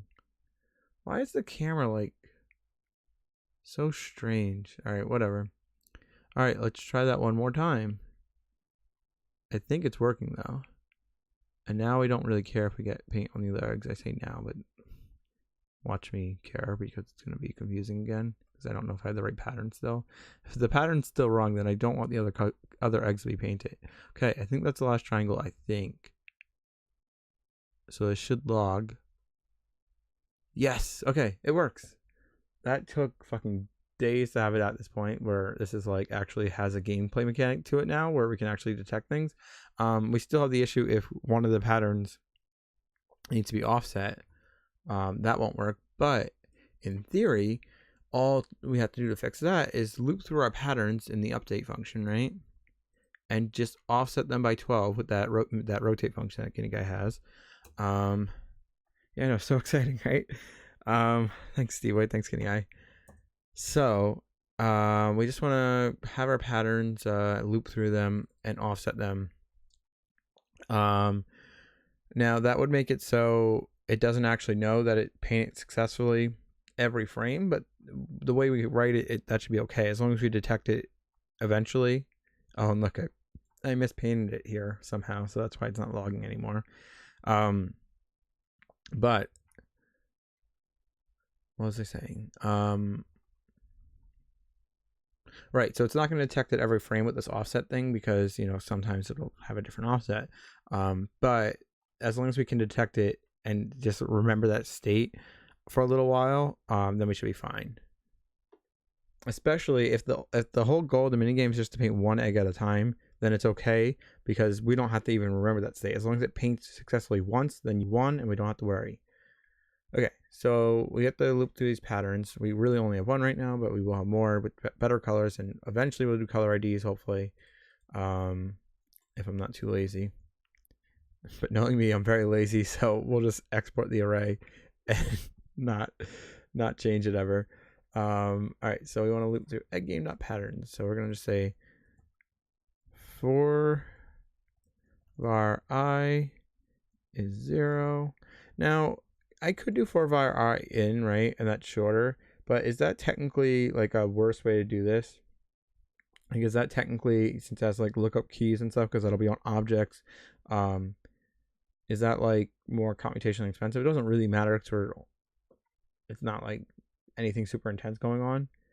But I'm always curious if it's better or the same. I know like you have to be a little bit careful with like object, I think like constructors and stuff if you're working with objects to make sure you like if the key is actually assigned to it by the user. Yeah, it's an array. But is that good? Is that okay? It's of? You can't really, but in would work, right? Because technically everything's an object. I never knew you could do of though. I just always did in, I guess, because technically arrays are objects, so it just works, you know? Huh. I didn't even know of was a thing. Yeah, it's for, yeah, in is for looping through objects, but you're allowed to do that with arrays, I guess, because everything in JavaScript is an object, right? So I'm pretty certain I can use in and it would work. It just, I guess, not the right way. But you know, still doing this using of, is there like should I just be doing that everywhere if I'm looping through it, you know, every single one, if we're iterating by one? Is there any real good reason to be doing this instead of, you know, this?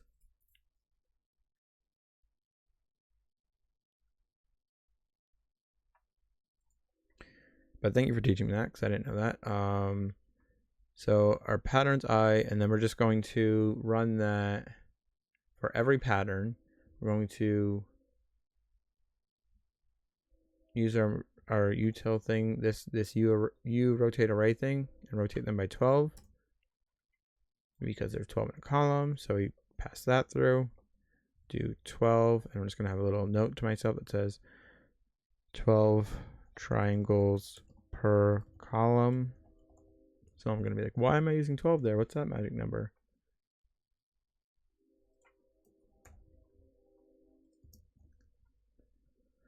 And then, I mean, this won't matter. Let's make sure it still fires though correctly. So let's change our paint color. This shouldn't matter because this pattern happens to be like, you know, like a symmetrical thing or whatever. We're not doing anything different where it could be offset in a weird way.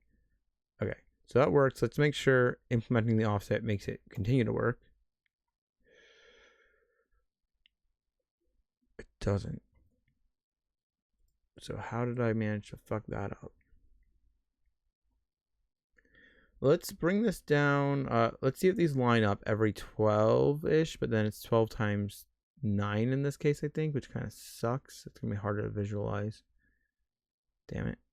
Oh, no, it should still be fine. So rotating the pattern. Oh, our pattern, I'm stupid. Right, our pattern, since we're not doing it with IDs per triangle, which I should be, we really now need to do it 12 times 9. That should still work. It's just stupid how I'm storing my patterns. So now if I paste that in, we're redefining the pattern. That should work that time now. Is it not times 9? It's 12. And then we have 3 channels, and then we have 3 vertices. Oh, but before it's not per face, is it? No, it's not. So it's just times 3, I think.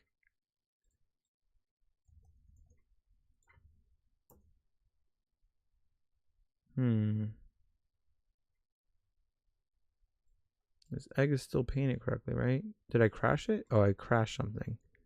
What does that error say? Where is the error? I don't see the error. Hold on.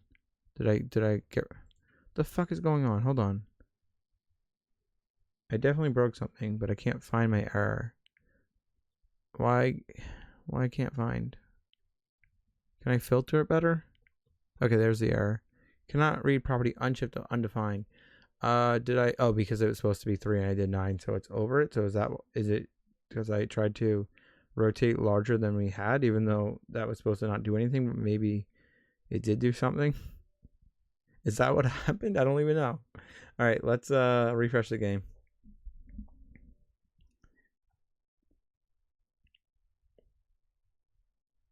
It should not error. Then I don't know if that's the reason or not. I don't know what happened. Let's see if we still get the error. But it has to be coming from that function, right? Because that's the only place we're using unshift. Is the array not passed correctly? Maybe not.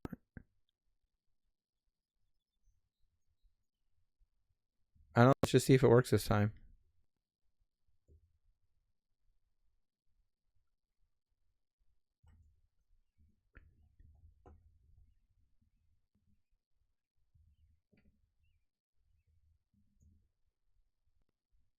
Okay, yeah, so it's not that it's too large, I don't think. Unshift of undefined. So if we look at this, it's saying this array is undefined. Did I type something wrong? Patterns. Did I make a typo? That's patterns.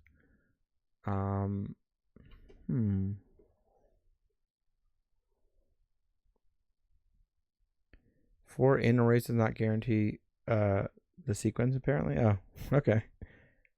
Maybe it didn't matter for me, or I don't know. But I've been using it because I didn't know of existed. Okay, how did I fuck this up? Let's log this at index 0. Right, so we have an array. If we do index 0, then we have the array that we want.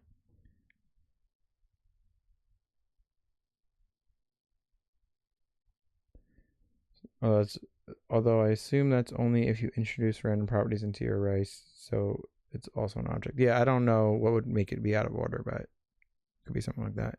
All right, so how did I fuck this up? Why is it saying that the array is undefined?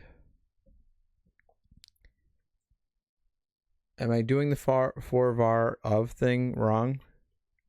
Because I'm not used to of, and I did it stupidly. So maybe this is like returning nan, and that's why. Maybe that's not how you do of. Maybe I should just do in for a second. I is item. Yeah, so we're doing that, right? Patterns at I. I could, since we only have one pattern right now, I can like explicitly call, pattern 0. I just wanted to have that in there when we have more patterns. But we can test this out.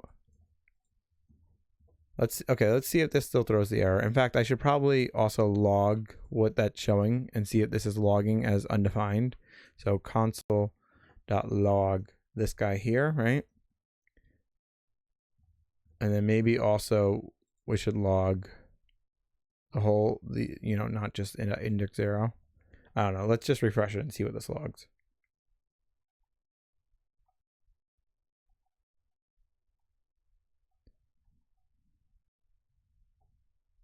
Oh, okay. Hold on. So I just want to do, okay. I see what you mean, Guinea Eye. So we would just want to have, so we want to say for var pattern of patterns, and then our array is this. That's what happened. Yeah, I'm just stupid. It sets the variable as the item itself, not the index of the item. Okay, hopefully that's what you're saying and I understand. Okay, yeah, you said yeah. Okay, good. So now it will work. Hopefully.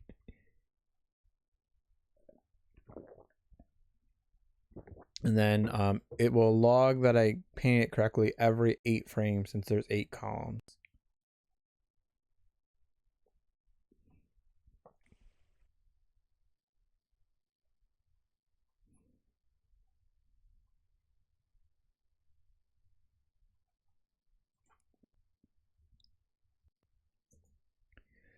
Okay.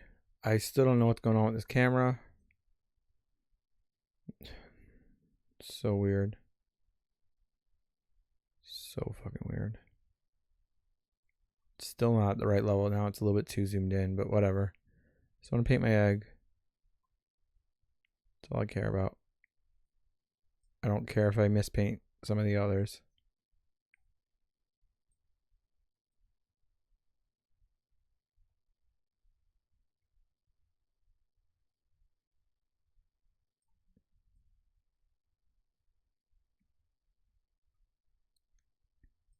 Okay, just a couple more triangles. Don't fuck this up. You can do this. You can do this.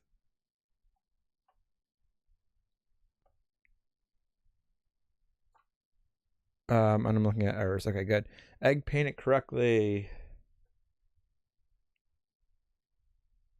I should make sure that wasn't logging the whole time, but it definitely shouldn't have been.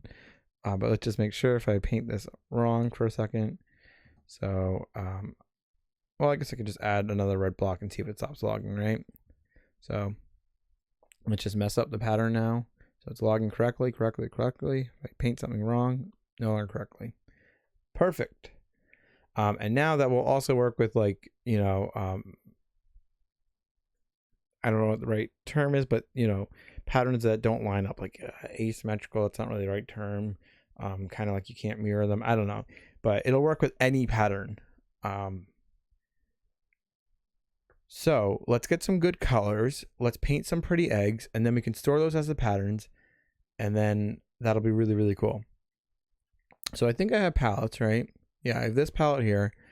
We have our yellow, light blue, pink, light green. We also are going to want to have our like reset white probably. So this is like our I don't know, default white or something, egg white. just call it, I don't know, default white, something like that. It's basically if you make a mistake, you can paint areas white. It's not only that though, I guess. Let's call it white because depending on how I have the patterns, I may have it so they don't all spawn in white. I'm not really sure. And if we want to have an egg that's blue with a white stripe, I'm not going to make you paint the entire egg blue first and then add a white stripe or paint the entire egg blue except the white stripe. I'm instead going to have it so you can somehow have that egg a solid color for the base of blue and then only add that stripe. So it's not like super tedious. However, our paint color for white is 0.98.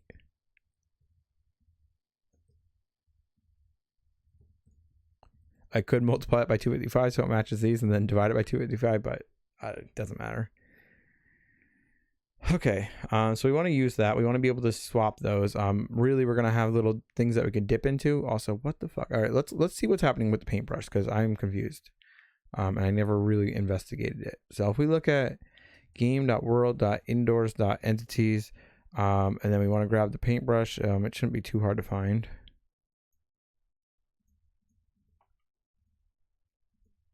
Okay, it's this entity here. Let's look at its position, right? Okay, so the position, it's not like it fell through the ground, it doesn't look like.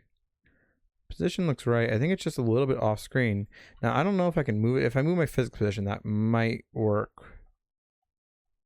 Or physics body dot position. But I don't know the right axis for that. The right axis for that is confusing. And which direction it would have to go. If we set our dot x, yeah, our x would be the same to -122. Let's see if that works. Still don't see it. You can check if it's rendering, but it definitely should be. Like, it shouldn't be like calling her or something. No. I could do has. Let's set had percentage to false for a second, right? Just to reset it and see if it's still rendering. Okay, it's still rendering. And it's not through the world. It's not through the floor. I don't think. Why does it go away sometimes? I guess so. The theory is that it's like, my theory was that it's just slightly off camera and that's why I don't see it. But like doing something like that should shove it down, you know? And also moving the physics body position should help. Maybe it's the other axis that's messed up. So let's do that. So let's set the X again. And let's set the well, it's Y for this because of the way this is built. I want to check the Y real quick. Okay.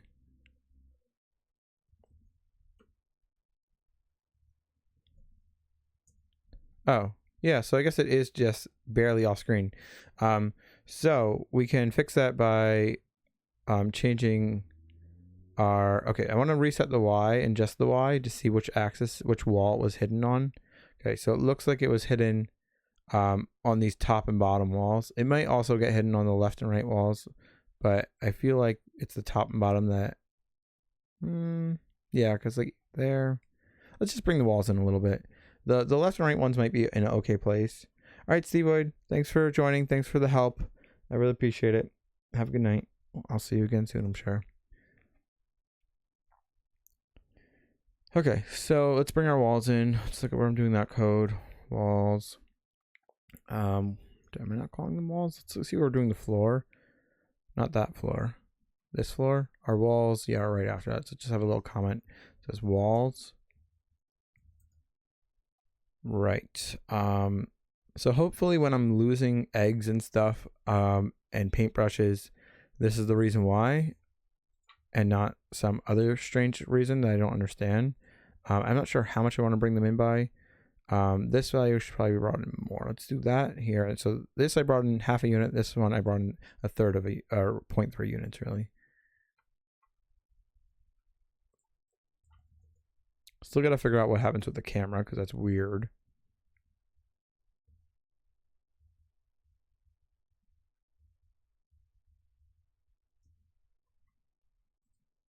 Okay, let's see if this feels better. Although, again, depending on the camera location, which it's not like exactly correct, I might be moving these in a bad way because the camera is like weird and random for no good reason. So it could be that the camera was just a little bit too zoomed in than where it should be. By the way, this is completely unrelated, but to keep up the routine of showing you JavaScript syntax things you have not seen before, here are E6 generator functions.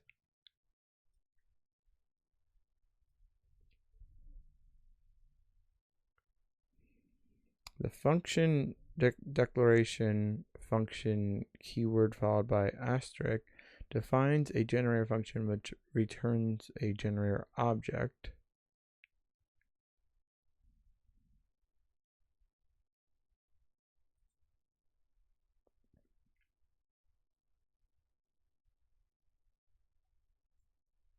I don't even know what yield is, so it's just making it more confusing. Oh, well, luckily, Guinea Guy, the restream chat made it into the right link anyway. It's just Twitch that's stupid. All right, where did that window go? So, how's this work?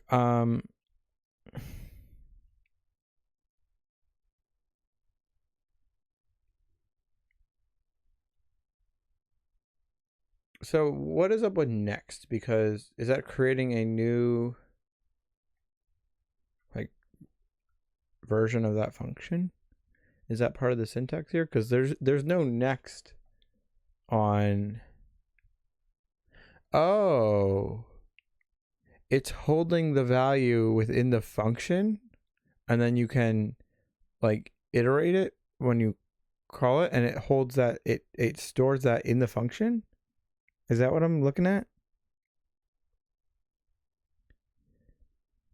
Okay, cool. So they store it. You don't have to like, because you can in theory do the same thing, but you like end up storing it like somewhere more accessible, like in like a more global namespace area.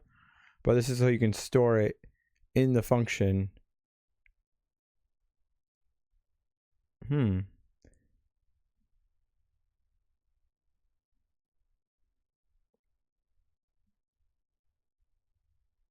Interesting. Really, really interesting.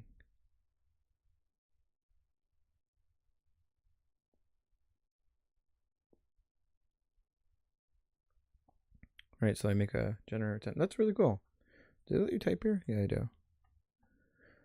So if I ever call generator, but then also, so you can make different instances of generator too, it looks like, right? So I can have another one, right? Gen 2, and would that make a new one, or is that not how it works? And then that would also have a different storage. So then if I did this, right, like 2 or whatever, then this would have, it would have 10, 20, and then 12 and 22, right? No. What did I do wrong? Do that? Is that you can't? Why is that undefined? Oh, because I didn't say Gen 2. But still, why is it undefined anyway? Because shouldn't... I still don't know why that was undefined. That did work. But shouldn't I still be able to have... Can you only use one generator at a time? So once I did generator here and I redefined it, right? So you can't... How do you get back to it? You can't. It's not like really a different instance. It kind of might be, but not really.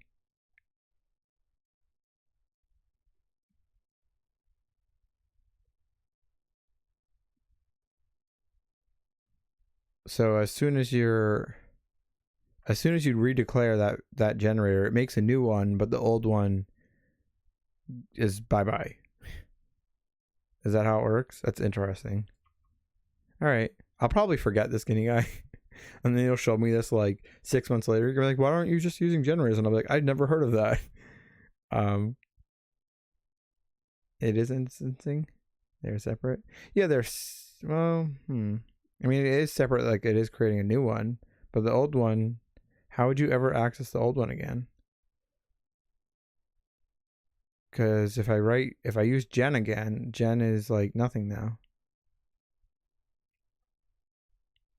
Oh, the yielding stuff is what changed it? So it's not because the reason it was undefined wasn't because I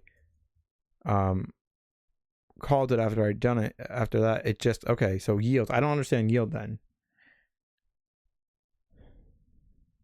Huh.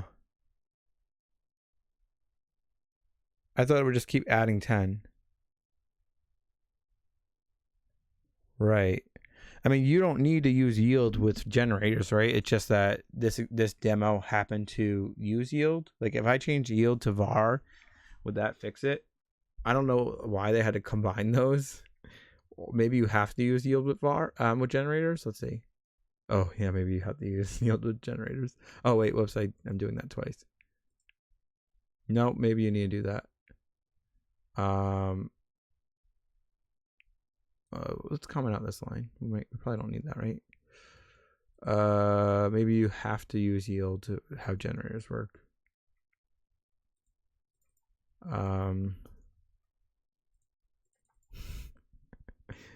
Okay, that's strange. Clearly there's a lot of stuff that JavaScript can do that I don't understand and I need to learn. Well, I don't need to learn it, but you know, I have not learned it yet. Okay, so I want to have our palettes. I want to have pretty colors. I want to make some designs, and then we can actually do this kind of nice and make some nice eggs. I still wish this was a little bit less wonky, a little bit more controllable. I can try to make it so the brush is like much better at painting, and I have some ideas to allow that. If we make the collider, okay, I'm gonna have some ideas to make this a little bit easier.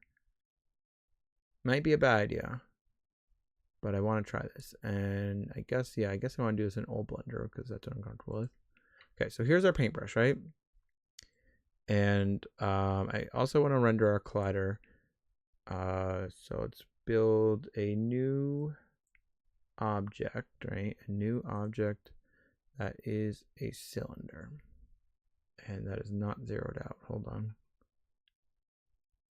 But I want to have pretty patterns, and I also, I want to have pretty patterns, but I also want to make it so this game is a little bit easier to control.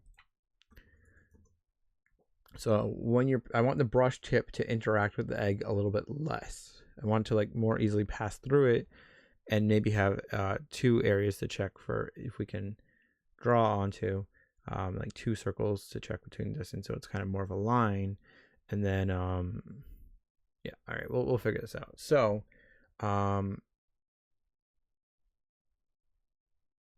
give me a second to think this through. So we want to have our cylinder, right? This is basically our collider, and I believe we set it to 10 units tall, I believe, which I probably shouldn't have scaled there. I probably should have done that edit mode. But I believe this is our collider. So if we look through it, it kind of works. But I think what would be better is, okay, hold on. Let's make this big so everybody can see what's going on. Let's also probably put on perspective. Right, collider. And then, like, you know, it's kind of awkward. This should probably be a little bit more like this. So the paint tip can like pass onto the, hey, pause it.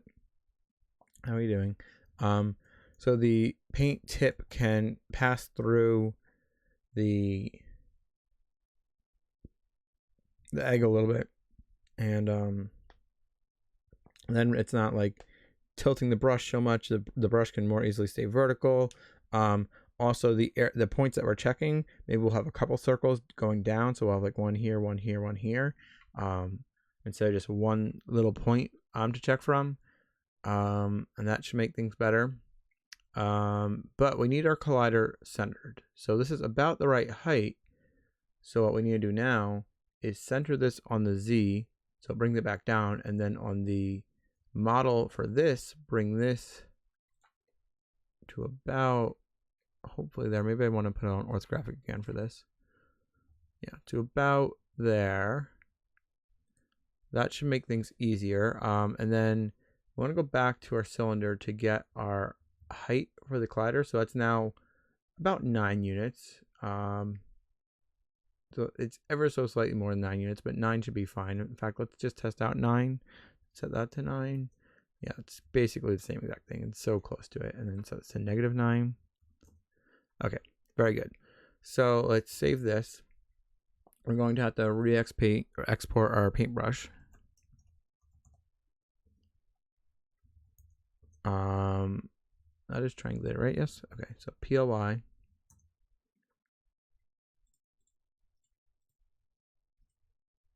So on pause it, I have it correctly checking patterns. So if we paint the pattern that we want, it detects it now, no matter the offset. So it's really, really nice. Okay, so let's re-get that. So this will hopefully make it easier to paint. I mean, it might be a little bit awkward with the tip being able to go through the egg that much. So maybe this is a bit of a mistake, but there's only one way to find out, right? What am I calling it? Easter paintbrush. And are we using UVs? I don't think we're using UVs, right? I don't think so. So then, no, we're not using UVs. Put this in. And then our collider needs to be changed. So wherever we were doing a box collider for that. No, it wasn't a box collider. It was a cylinder collider. Right. For our brush, instead of it being 20 units tall, now it's 18 units tall. And what else? The detection points, right? The brush tip points. So that was like we were doing a dish check, like not that one.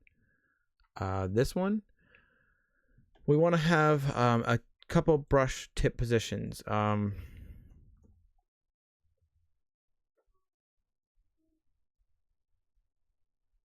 guess, or a couple brush tip pause, and then we'll have 1, 2, and 3, I guess, or 1 and 2 at least. I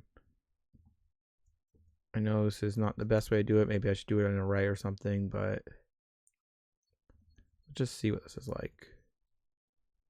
1, 2, and 3, and then our brush tip position was up here, right? We're doing our brush pause.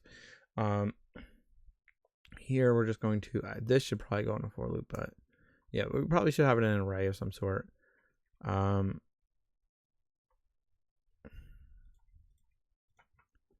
Yeah, let's make this an array.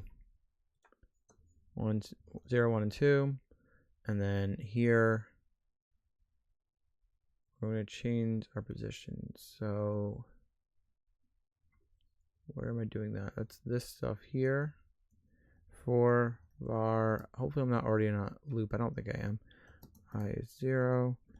I is under, we want 3 different positions. I plus plus, and let me just explain in Blender real quick in case I didn't show it clearly enough. What we're doing here. So right now, I don't know exactly where our checker is, but if I bring in, let's have this disabled, right? And we could also probably do them at different radiuses, which might be an okay thing to try. But if I have this on, right, texture, let's make a new object. Let's make some spheres, I guess, right? There. Okay. So what this is doing, we currently have, I don't know exactly the position, but it's something along the lines of if the egg shape is basically within this circle, then to paint, right? But it might be a bit better and more accurate if the brush is moving around and stuff, to hopefully, if we had more of these like this, right, and this, there might be a better way to test it.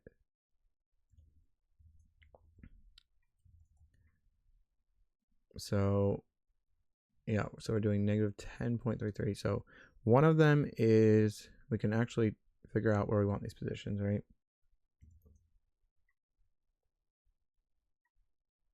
Hey, Arash Madness. Yeah, there's lots of spaghetti code. That's okay.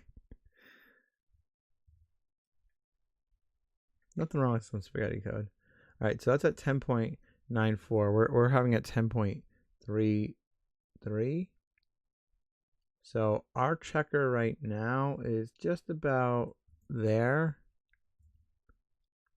I think I might bring that a little bit lower for the first one, maybe. I don't know. Maybe that's okay. Go slightly lower. That'd be 10.4 we'll do, right? But we want to have this different for each thing in the iterator. So we'll just say var y adjusts, right? And then we'll have different values here, and then we'll use it based off the I. So the first one will be 10.4. Then the next one we will do, let's duplicate this, right? Bring it up. Let's do one probably around here. Maybe 2 is good enough, to be honest. We'll have to see how it feels in the game. We can, make as many as we want. Which means we can probably have y adjust, and then we can do like for var I of y adjust or something with our thing,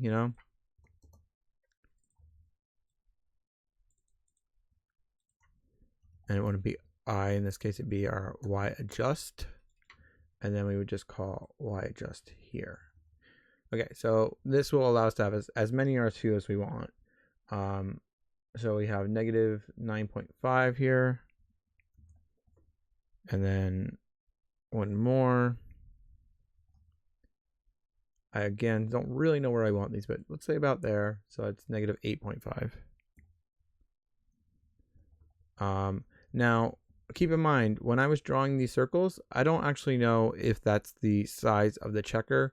I can try to calculate that, but it could be something more like that, or it could be something more like that. We can try to get those scales to be right to what we're actually checking. Let's see. So we're doing them at 0.33, but that's based off the scale of the something. The brush? The egg? What is that off of? Well, I guess that'd be, if it is just at one scale, which maybe it is, if it's at one scale, which I feel like it's not. No, because our brush has scale to it. Let's see what our brush scale is. So if we go game dot minigame dot this dot brush dot scale, so that's at 0.33 scale. So everything's 3 times larger than the value we're choosing, right? So that would be actually at 1. So that actually means that this happens to be, I believe, the right scale, kind of by chance. All right, so let's have this as our, I don't know, our detect, I'll just call it, in Blender, just so it's a little bit more organized. This is our collider.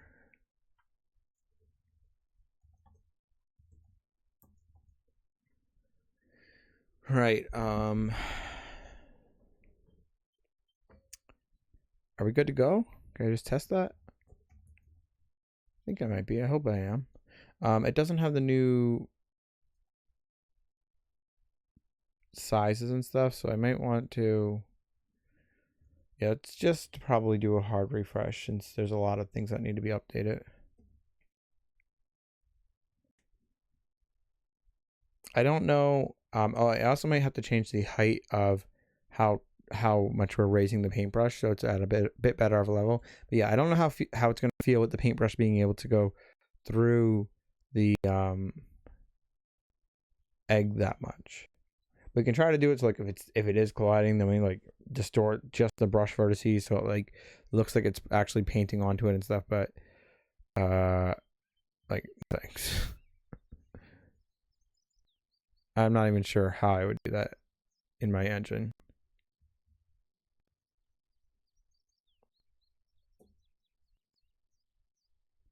Console, please catch up. Okay. This fucking camera. I gotta figure that out. Maybe I'll do that soon. I don't know for sure if I'm gonna do it on stream though. Oh god damn it. What did I do wrong? We have an error. Shit. Brush tip pause is not defined. Okay, what am I calling it? I never redefined it. Just brush pause. All right, fine. We'll just use brush pause. We don't need to rename it. I kind of like it being brush tip. We will rename it. Okay, brush tip position. And then we have 3 different ones. Oh, and I forgot to do this on the last. Wait.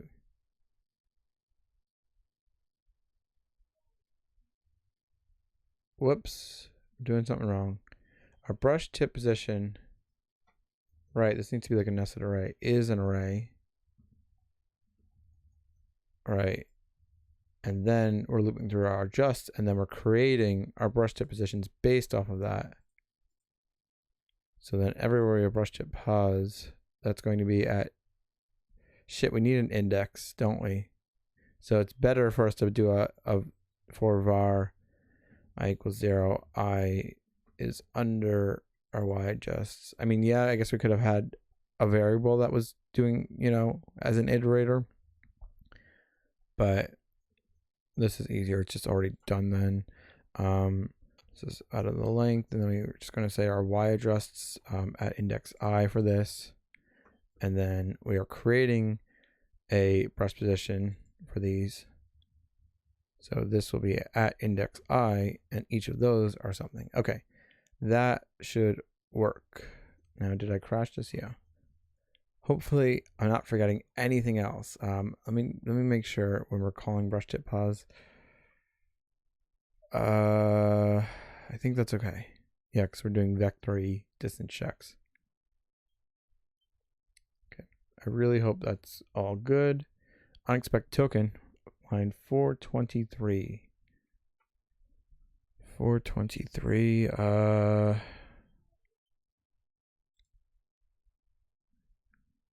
Oh, well, I can't do var there because it's an array now. Anything else that I'm forgetting? Hopefully not.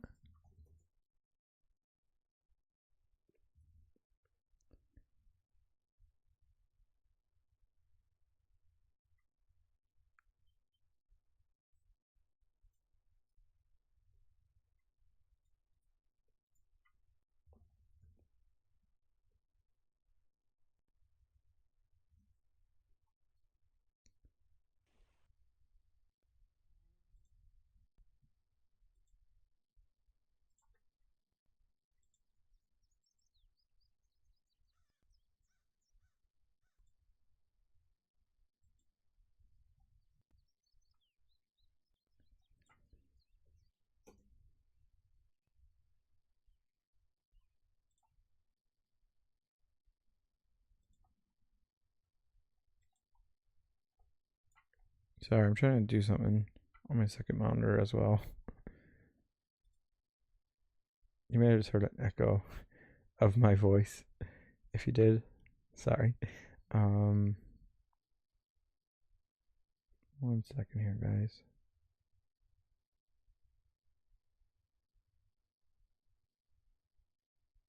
Okay. All right, so let's call init again because of the fucking camera. I gotta figure that guy out. I don't even remember what we were doing. What were we doing? All right, the paintbrush thing. Oh, so that's a bit of a downside. Now the paintbrush can go through the ground. I could technically make a different type of collider logic for the brush based off if it's hitting the ground or hitting an egg. But also, what did I break here? I'll come back anyway. Now the checks are okay. That is technically correct. But the checks are too far into it. So I need to raise the brush position up so it doesn't keep like doing that. That will make our checks probably better, although I'm a bit worried about how it's going to hit down there. Wait, maybe that's not the reason then. Oh, I know why. Because I'm making sure all of them are within the radius. I want to check if any of them can be in the radius, not if every single one's in the radius.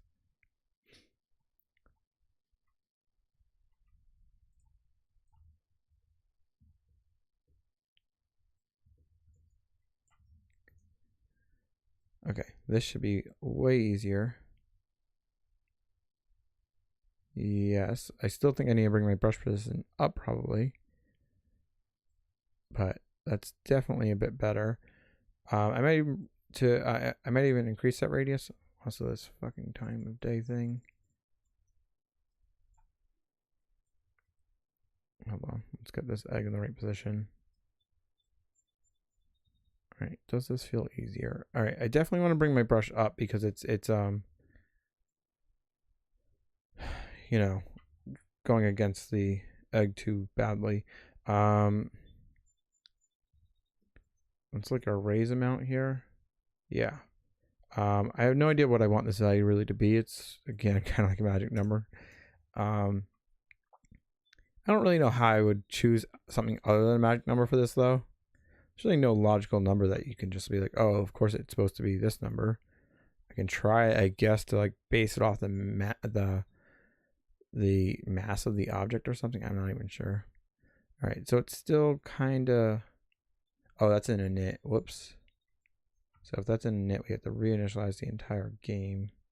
Is that really in init? I thought that would be in the update loop.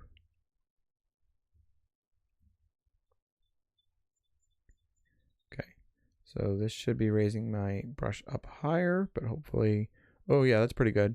A little bit too high actually, because it's harder to reach that vertex now. So we had 4.25. Let's just go very slight amount. Let's go from 4.25 to 4.5.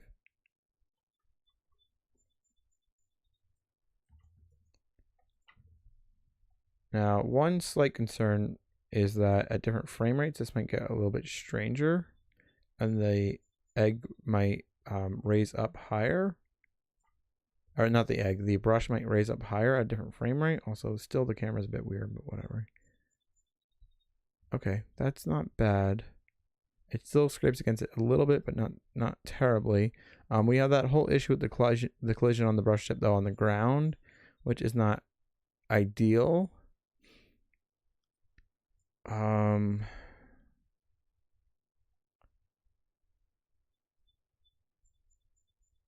We can kind of fake it by having the collision be accurate, but where we're painting,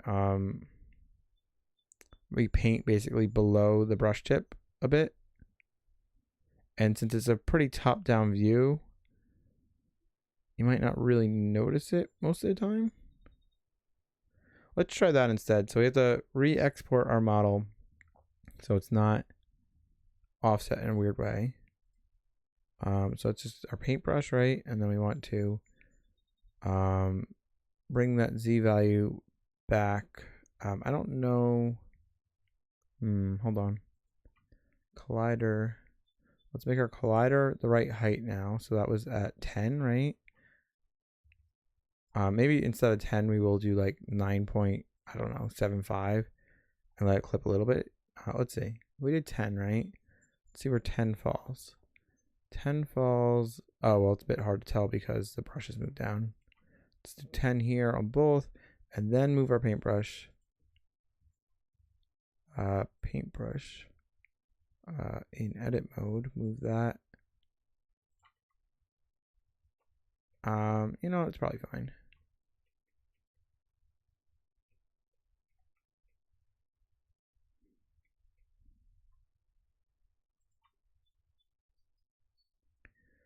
Okay, so our detectors are still technically in the right spot, but we're gonna, yeah, they're in where they are in the game, but we're gonna bring them down, and I think that'll be okay. Especially if like maybe we try to make it look like the paint is dripping off the paintbrush a little bit. The only thing that's strange about that is we really want it to only be like that, like, oh, I guess that's okay if we do it only while you're holding the egg. But yeah, that might work. That might be a nice visual effect. But it's, and I keep confusing egg and brush. Only while you're holding the brush, it'll do a little bit of dripping. That might be okay. I think that'll look nice too. But still, we want our detects to be moved down to like maybe around here or so. The issue with this top one though is that might not really get used. Maybe we'll just delete the top one. Or have larger radius top ones. Ooh. Yeah.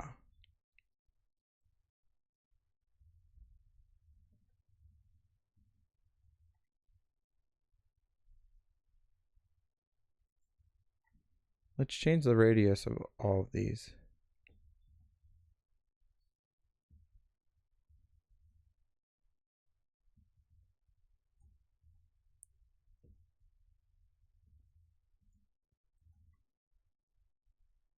Yeah, let's try that. I know it's extending quite a bit far below where the mesh is, but I think that's going to be better.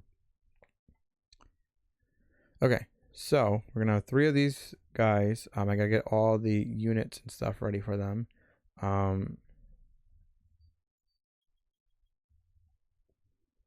So the adjusts, we're not gonna do scale there. We're just gonna like have our scales somewhere else. We're doing the checks in here. We are, right? I guess we could have scales. So our Y adjusts and our scales. And our scale is, well, depending on which one we're doing. But I did 1.5 for the top one. 1.33 I believe I did for the middle one, and then 1 I think just for the first one. Okay, so if we have those scales stored, let's call this our, I don't know, I'll just leave it as scales. Hopefully it'll be fine. It should be fine.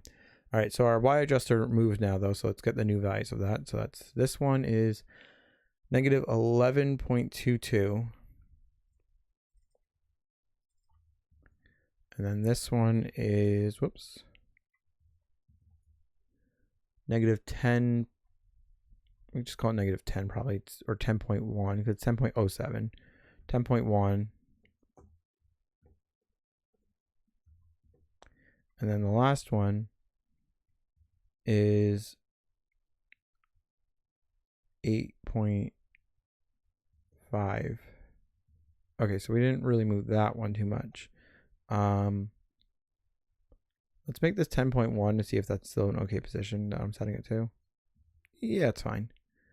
Okay, so now that we have those, we need to use scales as well. So based off all of these, we want to multiply this by our scales at 0, 1, and 2. Right. And let's get rid of some of that extra spacing. I kind of want to get rid of this commenting, but I'll wait till I do a commit so we can always get back to it if I need to, and then I'll get rid of it. Okay. I have to re-export the mesh. Did I do that? I don't remember. Let's just do it again in case I didn't. I don't think I did. Okay, so new position. Also, did I redo the collider scale? I don't remember that either. I did not. So the collider scale is brought back up. We'll grab the new model. Let me just make sure I fully export it. I believe so. And those positions look right. Okay, so then if we go back to the paintbrush, all the way up here somewhere. And then I guess I'll do a hard refresh because I just changed so many things. And I am probably going to forget to put something in console if I attempt to do it that way. And then the only thing that I'm not sure is correct, our raise amount might be a little bit off now. But since we're drawing below the brush, we'll see if that seems weird. Once we have dripping on the brush though, which we should probably do soon, that will help. And that way of our brush tip positions, it'll be pretty easy. We should really probably do that soon because it really should not be too difficult to do. And it will look nice.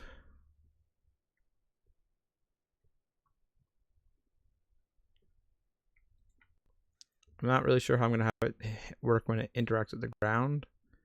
Just make sure we have no errors. This fucking camera, don't understand it. Okay, it's a bit better. Still not perfect, but a bit better. All right, so here's our eggs. Here's our paintbrush. Hopefully, first of all, let's drop our paintbrush straight down and see if the collision looks right. Looks right to me. Our camera's definitely not in the right position. Let's see how easy it is to paint now. Okay, almost too easy. And the raise amount, I don't know how I feel about. The radius might be a bit too big on that top one now. Maybe. Trying to get a feel of where that's going. Let's do a new egg. Let's get these other eggs out of the way. Bring this right in the center. Don't love my camera position, but I'll deal with it. Because this will be also easier if the camera zoomed in the right amount. If it's too far zoomed out, which I feel like it is. Okay, so yeah, the raise amount I might want to tweak with. I want to see how hard it is to paint the bottoms as well. But okay, the bottom's much easier because we have that larger radius. Oh, that's actually really easy. That's good. I'm afraid of changing the raise amount now though because it's so easy to do that. Maybe it's okay. Maybe we have this balanced really well. Because we're using more of the brush, like since we have those 3 colliders now, those 3 checks. Well, that was actually pretty easy. Let's attempt a zigzag.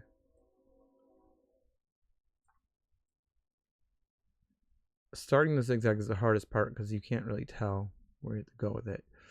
Zigzag might be pretty hard with these radius. The radius is a little bit too large for the zigzag.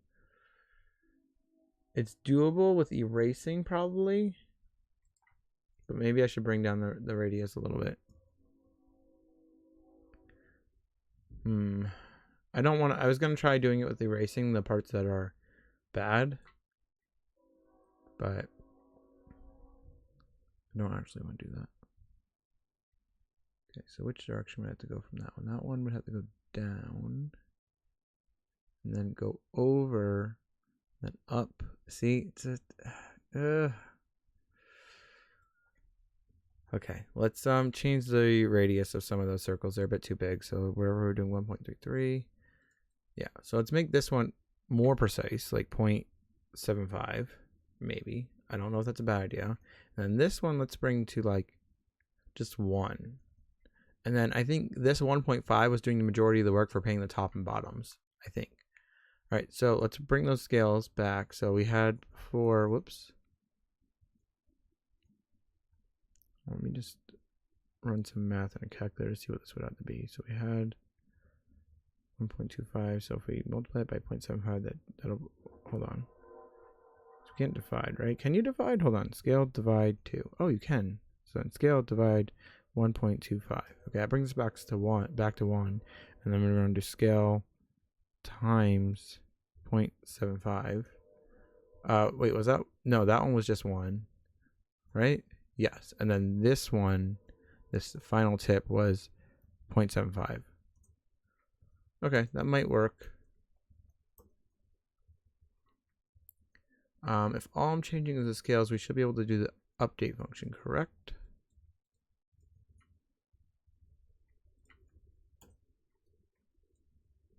And then we need to release the mouse.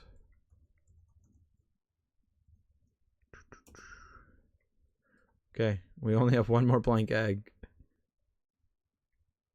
All right, I guess I want to test the zigzag out, right? Because that's what we were struggling with.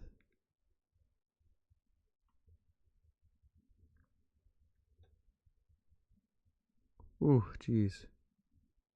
Okay, so that radius is maybe too, it kind of feels too small, but at the same time, maybe not. Oh shit, it's really hard to align with this. Oh, can't see. I think I need to go up there. It's not that bad. I mean, it's working.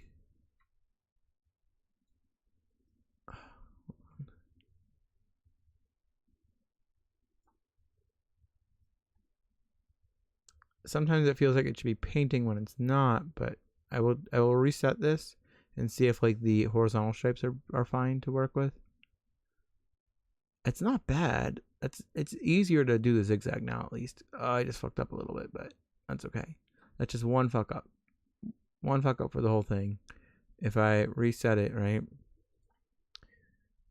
Game mini games dot that dot brush entity dot paint color. So we just would have to reset that one thing. There we go. So it's better. Let's reinit, right?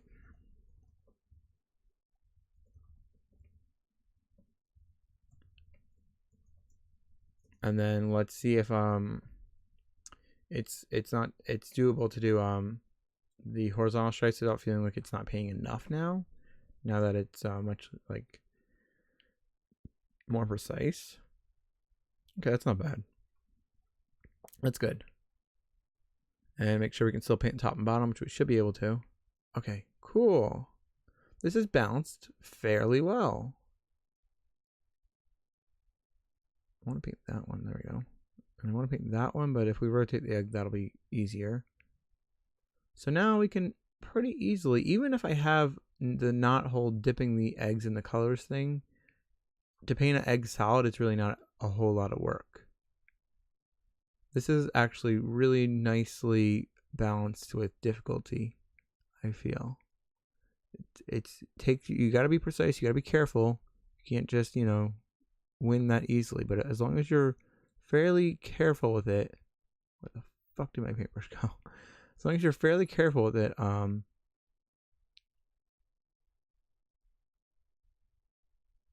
you can really do any design you have to. Yeah, it's finally coming all together.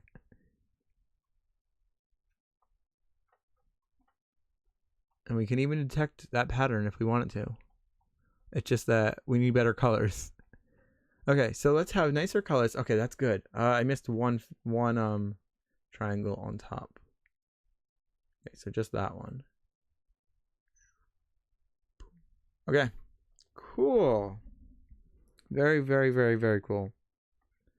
Depending how complex we want to get with this, we could even have like percent done indicators, like that way if you can't see the little triangle that you missed on top or something, and depending on how I really want to do this, I can have it so instead of doing a bunch of different triangles on top, it's just one triangle or one circle on top to paint. We just need a little bit more logic to specify that. It wouldn't be that hard, in fact. We just have to say when we're coloring at any of those indices, can't paint all the other indices as well, because we have our face index, right? So if we go back into here, right, basically I can have some logic, right, that looks at these, and let's just say you paint 2, any one of these. If we paint 2, if we paint 30 or whatever, we have an array of all the top indices, and if you paint any one of them, then paint all the others the same color. So in theory, that actually would not be too hard. And then painting, because we're not gonna, I don't think, although we could maybe, no, we couldn't do every other color though with this, so it would never work. So I don't think we're gonna have patterns where you have to paint each of those triangles individually different colors. That's the only thing that would break with that. But since I'm never gonna have a game like that, like a pattern like that, we can paint that all solid. Is it worth the extra effort? Because it's really not that hard to just paint the tops and bottom. I mean, I did it and it was not excruciatingly painful. So maybe it's okay that so look how wobbly that looks because of being so low poly.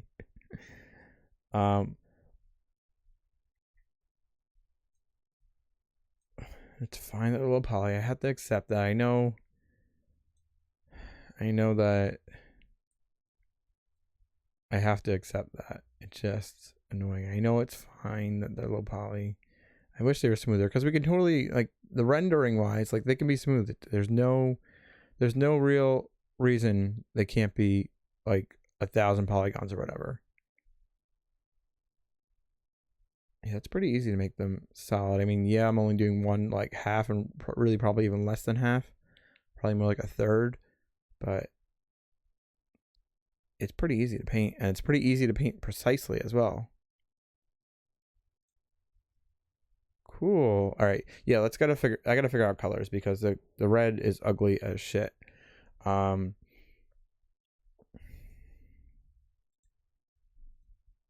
gonna re-init, and then I'm going to, I guess, I just want to test out the color palette real quick, right? Bring these away, one egg at a time, right? So my goal right this second will be to have like that loader egg, where the bottom is yellow. Hold on, let's have the loader, or let's look at the texture sheet.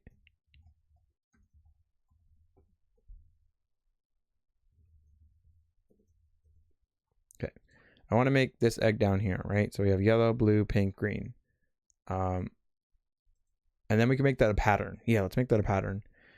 So first we have to make it. So we're gonna look at our palettes. I'm sorry to hear that, Panda. I'm terrible with that kind of stuff, so I really can't help you.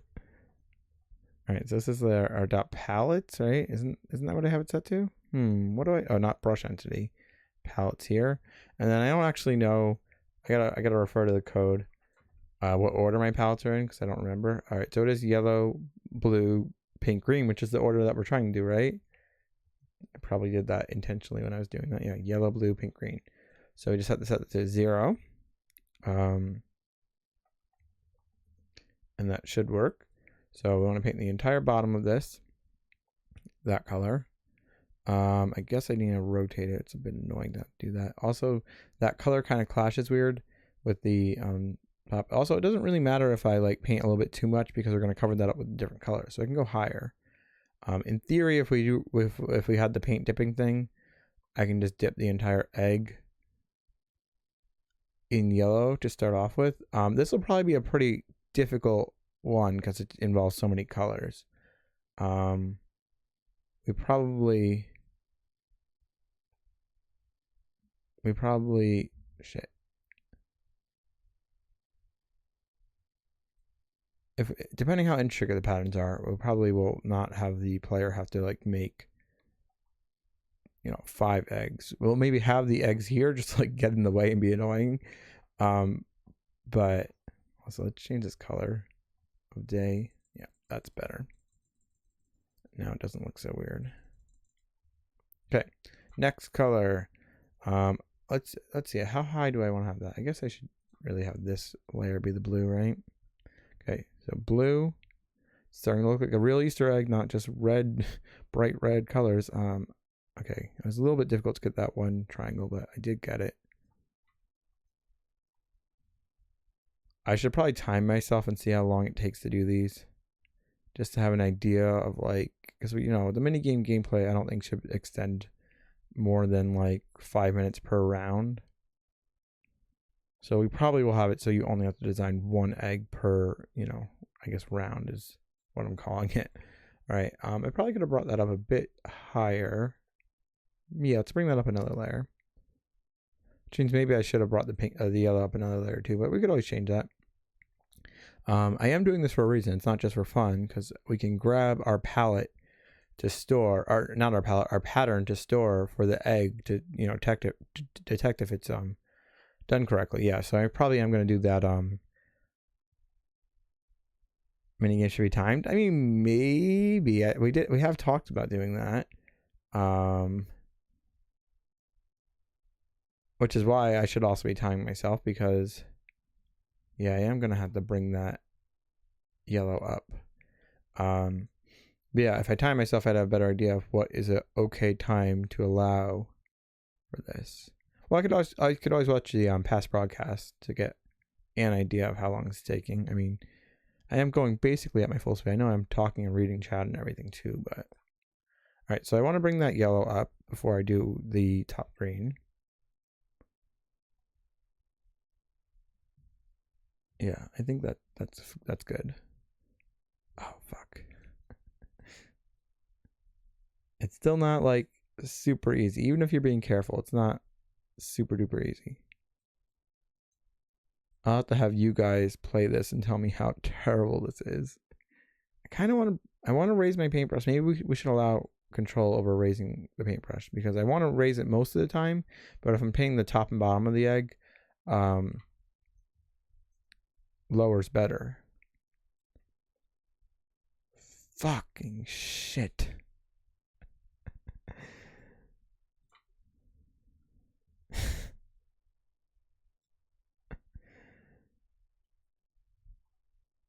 Yeah, it's got to be brought up. It's either we're gonna have the default up or something, or controls or something. I don't know. All right, so I think we want 3 here. I kind of want to spin the egg so the bottom's facing. Yeah, no, it's fine. We don't need to have that much control. Okay, this looks nice. It looks like a nice Easter egg. I mean, yeah, the layers are a bit weirdly proportioned. If we had another color, although we could do another color, we could have a white stripe. No, it's probably fine. This is fine. I don't know why I'm being so picky.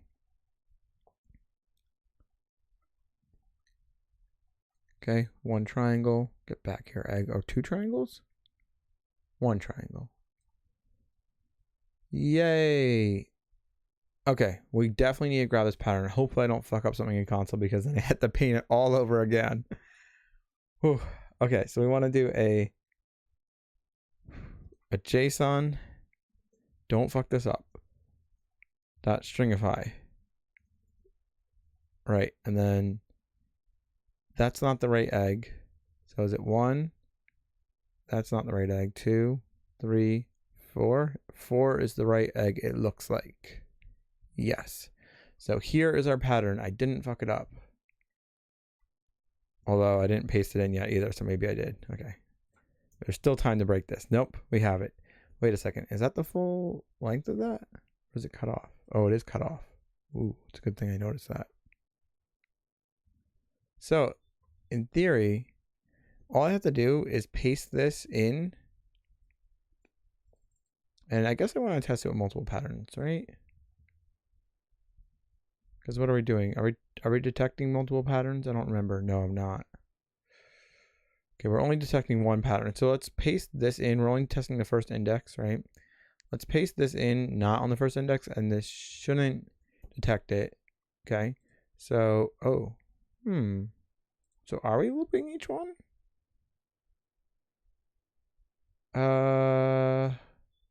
Pattern is 0. Did I paste it? Oh, I did paste it at 0. I thought I pasted it at 1. Okay, so now if I did this, we should stop detecting it. Because we're only testing the very first pattern. Which still, if we're only painting one egg at a time, we don't have to have a for loop then. Okay, stop detecting it. And if I flip these, then it should detect it again. That's fine without having the for loop, but we still want to have multiple patterns, and then, you know, we basically choose our goal pattern and set the index to that. Instead of doing a for loop. We still have to check all the eggs on screen unless we only have one egg on screen. I'm not really sure. Oh, I missed it. I set my pattern incorrectly. I missed a little bit there. Whoops. So yeah, maybe the painting of the top and bottom, we will have special code there to make it easier to paint those. Okay, so here's the new pattern.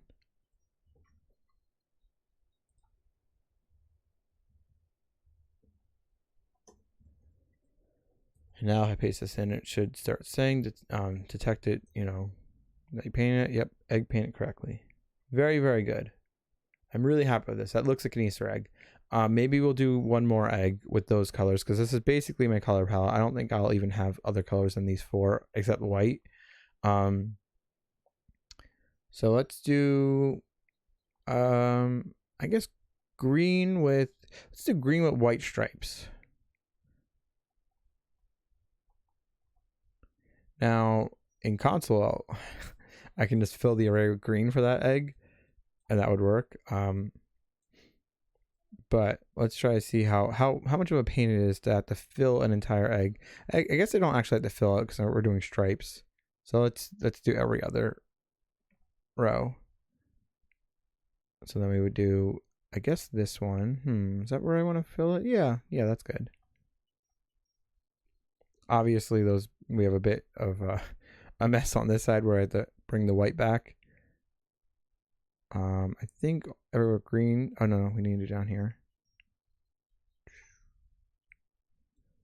Do I want to have green and white or green and a different color? Do I even want to have green? I mean, we could swap the colors, especially when we're doing color IDs instead of just colors. It'll be a bit easier. But all the green is basically done. Now I just have to come back with my white because I didn't know how I wanted to paint this to begin with. Okay, so like that side is correct. Do I like how that looks? I mean, maybe when we have a different background, maybe I will have my white brighter as well. Instead of having it 0.98, we'll just do full 1, or we could actually go above 1. We're not actually limited to 0 to 1, I don't believe.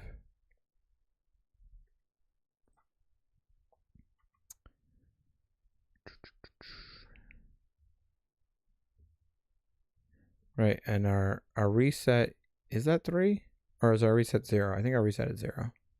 Our white.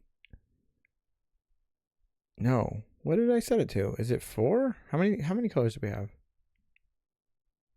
5. So maybe it's index 4. Yeah, it is. So our last one is our reset.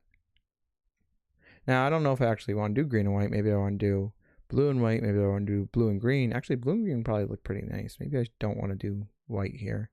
Is that done though? No, missed right there. It's awkward when the paintbrush gets there because then you're afraid to pick it up. But then you also don't really want to pick up the egg because it rotates it. Okay, so that's a pattern. It's okay looking. I mean, we could have lots of different ones. Doesn't matter. I kind of want to. We also need ones that the whole offset thing makes it work better. Otherwise, if we're not actually going, well, once we have zigzags, the offset. Actually, is that even true? I wonder how much time I wasted doing that, because if we're not actually going to need that whole ordered indice thing, then I wasted like probably about 5 hours on that feature. I mean, it's nice to have because it gives us a full level of control where it's okay if we have a pattern, like any pattern will work. But the way I'm making my patterns, even with the zigzag, I think now that we don't have that double X going on with the triangles, there's only one way that'll work anyway. But depending on how I end up doing this, if we have crazier patterns, it'll work fine. Thundering outside. I think we're supposed to get pretty bad storms today where I am too. It's not bad yet. I think it might be drizzling outside. Okay, so I think we want. No, if I want to try this with blue and see if that's a good color combo. I know it's a bit hard to tell with the green background. Maybe that's not the best combo. And I'm also curious if I did, instead of green, like blue or something, and so it's blue and white. I don't know. Let's get rid of that. I can grab, if I figure out which fuck off. But I can grab I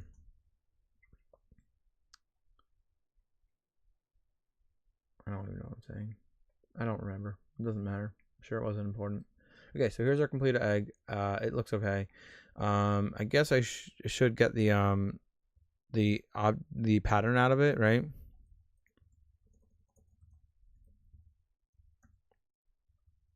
I don't know what egg it is, but we know that 4 is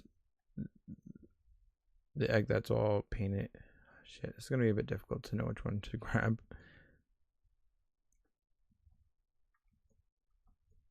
Shit.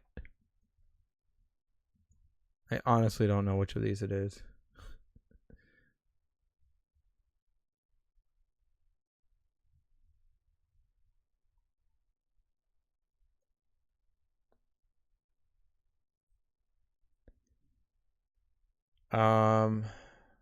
We could figure it out, probably. So we want to look at, okay, so we want to look at game.world.indoors.entities, and then if we like grabbed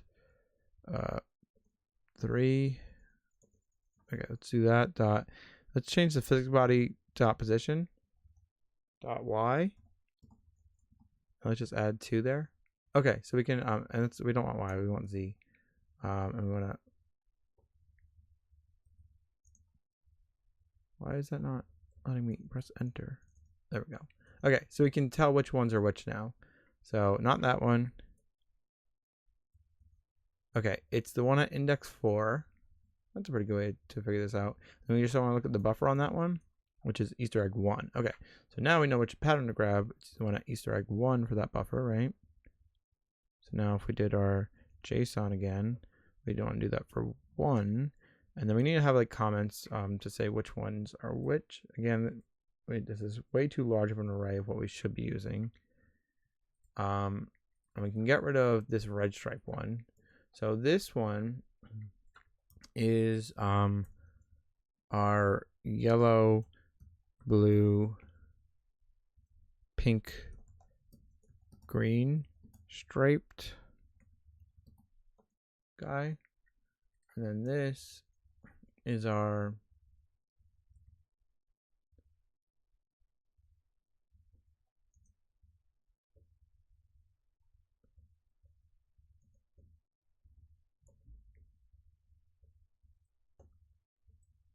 green and white stripes one.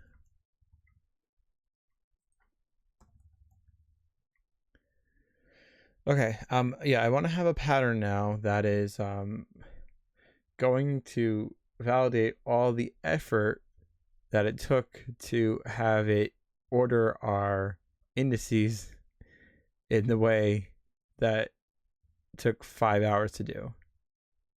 I need to validate all of that work. However, it's a bit difficult to think of a pattern now. Since we simplified our mesh so much, it's a bit difficult to think of a pattern that would work for that. I don't think the zigzags matter at this point. I don't think. No, because they only go one direction for each one. So it's always aligned correctly.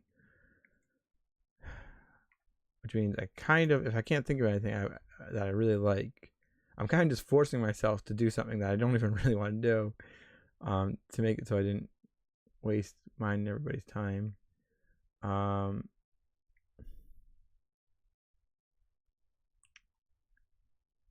mean, if we did have the mesh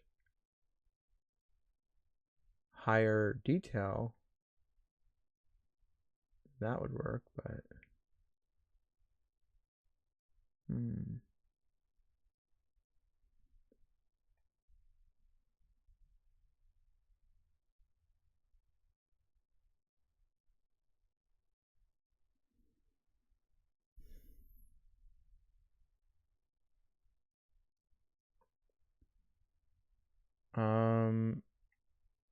I do have some ideas, and that might go along with lifting and dropping the paintbrush.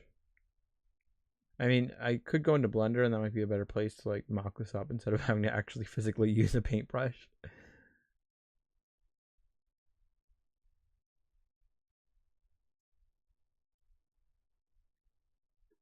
I can't get those ones, but that's okay.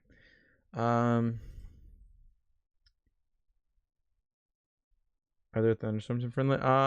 There's definitely rainstorms. Thunderstorms. I think I have in the past tried to do stuff where shaders look nice with thunderstorms. I think it's probably disabled right now for thundering. To have, thunder and lightning. We definitely have rain. I can show you what it looks like. You probably have seen it though. I'm not super happy with it.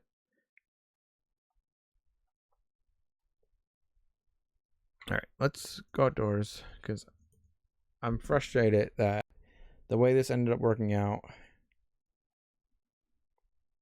I might have wasted 5 hours. Also, I can't even go outdoors because we have no go out. We have no exit function for the mini game. So, my only choice I have now is just I can't move my camera around really. My camera, and I can't have my player be visible. I can, but I have to like manually go through it. Okay, so if I just so here is some rain. Is that? It's like towards the end of a rainstorm. I can show you the transition. All right, so this is rain. Where are the particles? I guess the particles are there. They're easier to see if I'm facing towards the ground, because if we just have a gray background, it's a lot harder. Let me maybe not be up so high. Let's try to be like in some woods or something. I don't know. There are rain particles. That makes them a little bit easier to see. If I can control my fucking camera. All right. All right. Well, you're gonna eat something anyway, so I don't have to show you it. You get the point. Anyway. And then the transition's always a bit awkward for when it should start, like having, rain looks good. Having rain destroyed your performance. Yeah, I didn't understand why that was. It might have been the shading. But yeah, rain looks okay, and then sunny looks okay. But then the difficult thing, which I've tried really hard, and it's been very difficult in the past to get this right, and it's still not perfect, but is the transition between two usually looks a little funny. So I'm gonna slowly speed that up and just show you what it looks like. So it's not bad. There's a fucking bush on half the camera. I'm kind of happy with it, but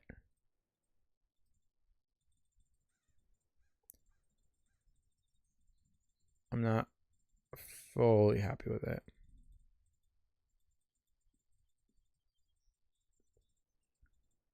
And obviously the transition looks a little bit different if it weren't in the middle of the day during the rainstorm, if it were like, sunset or nighttime or whatever, I wonder, I don't think this will fix my camera. Ooh, it fixes it a little bit. Oh, that's nice. So to fix that camera, all I have to do is like have my net and then unequip my net. That's good to know. It's pretty windy right now. Probably too windy. Probably shouldn't let it get that windy. I don't know. And then I need to adjust all the wind data on like the lavender here because you can see it's not moving around as much as it probably should be. Although I think the wind might be settling down a little bit. Yeah, a little bit.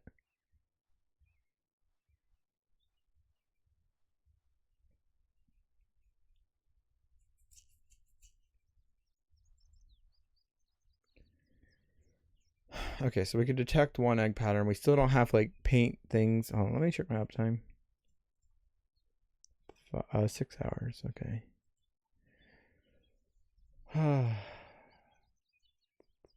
Maybe I should stop. I should take a break from this mini game, but I don't really know what else I want to work on other than like adding Easter models into like the village and stuff, and maybe some more Easter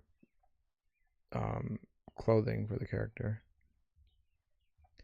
Let's see if what this house generate like. So these are like kind of procedural-ish layouts inside the house. Probably gonna choose a shitty one. Oh right, and the door position is like shitty right now, and it's like it's like offset from where the door actually is, and it's really hard to find. Forgot about that. Where's this door? I might not even be able to find it. I just have to wait for that B control button to come up. I think that's what's happening here, and that's why I can't enter it so easily. I really hope that's the reason. Is that just not in the right location? But since I'm not finding it, I guess I don't care. Oh, there it is. Okay, so clearly not aligned. Okay, the building generated okay. It's not bad.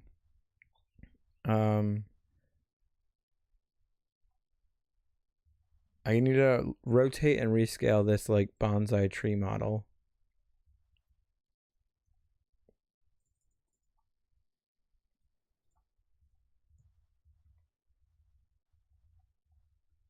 Oh, and then there's this.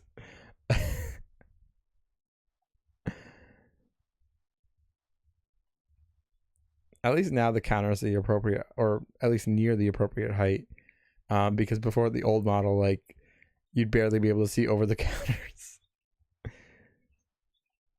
Yeah, that couch might be a little small for the player, but it's not that tiny. We can make larger couches. That's easy to do.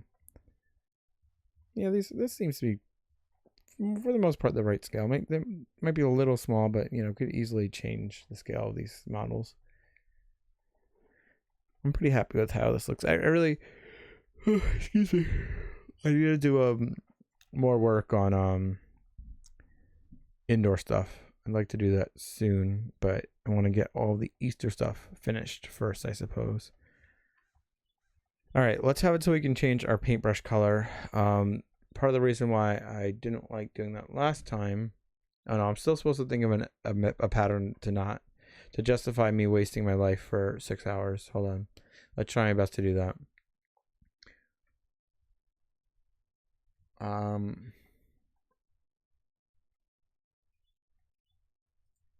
It's this guy. I'm gonna save it as a new file, just so I don't fuck everything up so badly. All right, so if we went to vertex paint, right, and let's, I don't know, just paint it a color, I guess. Yeah, so at least I could see those lines.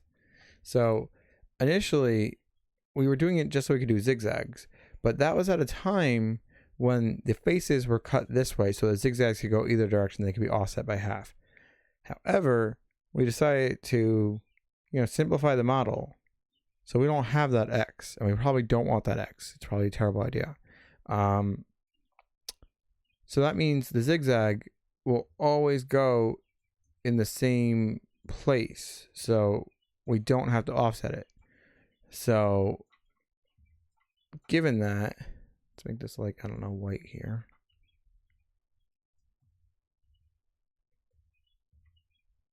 Given that information, I wonder how difficult it would be to paint that bottom zigzag. That might be a difficult thing in game. Do like this. That's a very nice pattern. That's probably really, really hard to paint in the game. But we could try that. But yeah, this is still, that doesn't solve my issue. I just want to do that.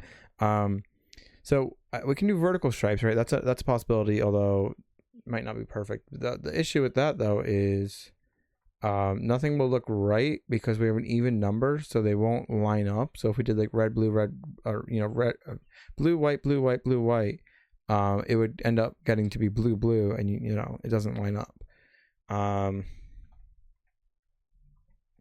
And we need that even number to have zigzags working correctly.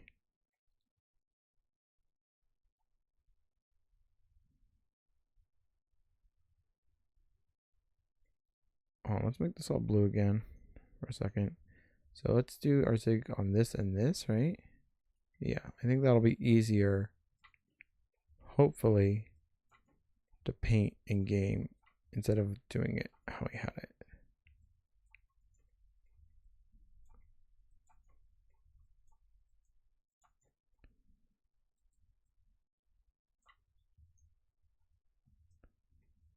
Okay, that's pretty nice.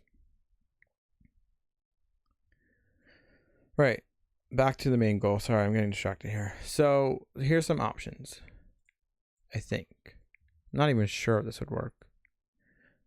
Checkerboarding would work, right? Because the reason that would work, we're not going to have that because it's not going to look that nice, and it's going to also be very, very difficult to draw. But the reason why that works is because the player doesn't know if you start the checkerboard here or if you start the checkerboard one unit over, There's no way to tell the difference between those. But we don't want that. That's not something we want. Ooh, here's an idea. This is a pattern that might work. Yeah. Just that. Does it look nice? Maybe not. But that would work.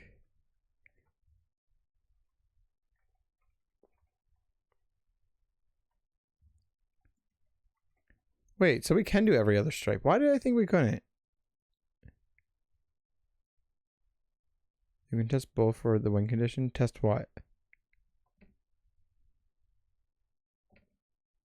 Oh, well, yeah, but Guinea Guy, I solved that already. That's our whole, when we had a high poly model, because at a time you didn't want to test both because there could be several different conditions, right? That's the whole offsetting thing. That's why when we had a much higher poly model, because there could be like a bunch of different combinations when we were doing that, right? There could be like, I don't know, 10 different combinations. So you don't want to check both. That's why we're offsetting everything one unit on the like X or whatever, right? We programmed that, right? I spent 5 fucking hours trying to figure out how to program that.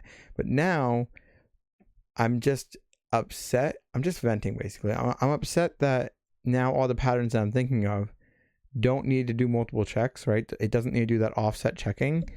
So I wasted those 5 hours if I'm not going to use it. That's all that's happening here. I'm just very upset that I spent time doing that. We could do vertical stripes, right? Those are going to be hard as hell to paint though. But I didn't think we could. For some reason, I didn't think they worked with an even number, but they will only work with an even number. This will work, and it actually would look nice. And that would justify our offset issue. Because before we couldn't just check like it easily, because I mean, I guess I could have made both patterns, but that would have been different code and whole different issue. Yeah, that's true. As long as the tips are fully filled, it won't be as bad. But it won't be as nice of a pattern either. Whoops. Let's see if maybe we'll do a third color. I'm not really using that exact colors we have in game. I'm just like making up some ones, but maybe if we like did a third color here and here, you know what, that could work. That could look nice. And then that would justify all my work. Yeah, that looks nice actually. I like that. Okay. That makes me happy that I didn't spend 5 hours for no reason. Now, giving you guys the idea of just testing both, that works in this case. So still, I might not have had to do this for 5 hours and just had 2 different patterns to check. But it made sense at the time. It made sense at the time because it wasn't just 2 patterns. We had way higher poly stuff where things can be offset and repeated, you know, in different ways in many different combinations. And still, you know, it would have been shit code doing it that way, because like we'd have to check if the pattern has 2 different types, and then, you know, check both of those and stuff. So that would have been like a hacky solution. So technically, I'm doing a more elegant solution, a better solution. It's just it was a lot of work. I didn't think it would take that long. And there's very little return, although it's nice that we could have this pattern. It's very nice that we could have this pattern, and I still probably would have done the offsets knowing that we can do this pattern. I think I like that. Let's try to paint that in game. Let's see how terrible and difficult that is to make. I don't know why it's still detecting that the egg is painted correctly. Why is that even updating? That code should not even be running, but it might be because I pasted it live in console, right? Because we have no exit function. So if we look at active here, .active, our painting minigame is still active. If I set the false, since we have no exit function yet, that will stop it from updating. I just never took time to make an exit function, and I need to do that eventually. Okay. I don't know what's up with the camera. We'll probably figure that out eventually. But let's try to make what we painted in Blender here. So we're gonna have blue and white with green caps. So our brush entity dot paint color is going to be our color here. I don't know what our color order was again. I think it was, we can test it in this tab. So our paint order is yellow, blue, pink, green, white. So we want to grab, I guess we'll start out with blue. So that's the second one. So it's at index 1. I can probably make this smaller. Okay, so let's get these other eggs out of my way. Right. Brush, come back.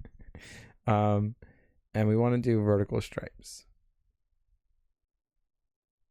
Oh, fuck off.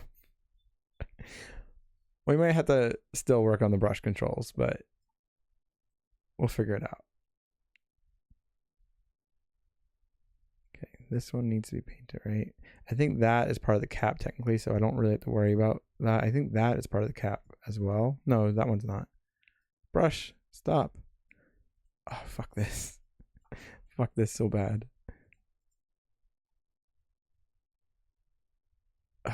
What is it? This one, I think? Is that the right column? Pretty sure. Okay. And you barely, it looks probably better here because we have an orthographic projection, right? And it depends on your field of view. But in this field of view, it doesn't look as nice because you only see like 4 stripes at a time, really, at most, sometimes 3. So it looked a lot nicer with the orthographic projection, but it's okay. Oh, fuck off. So vertical stripes are kind of hard.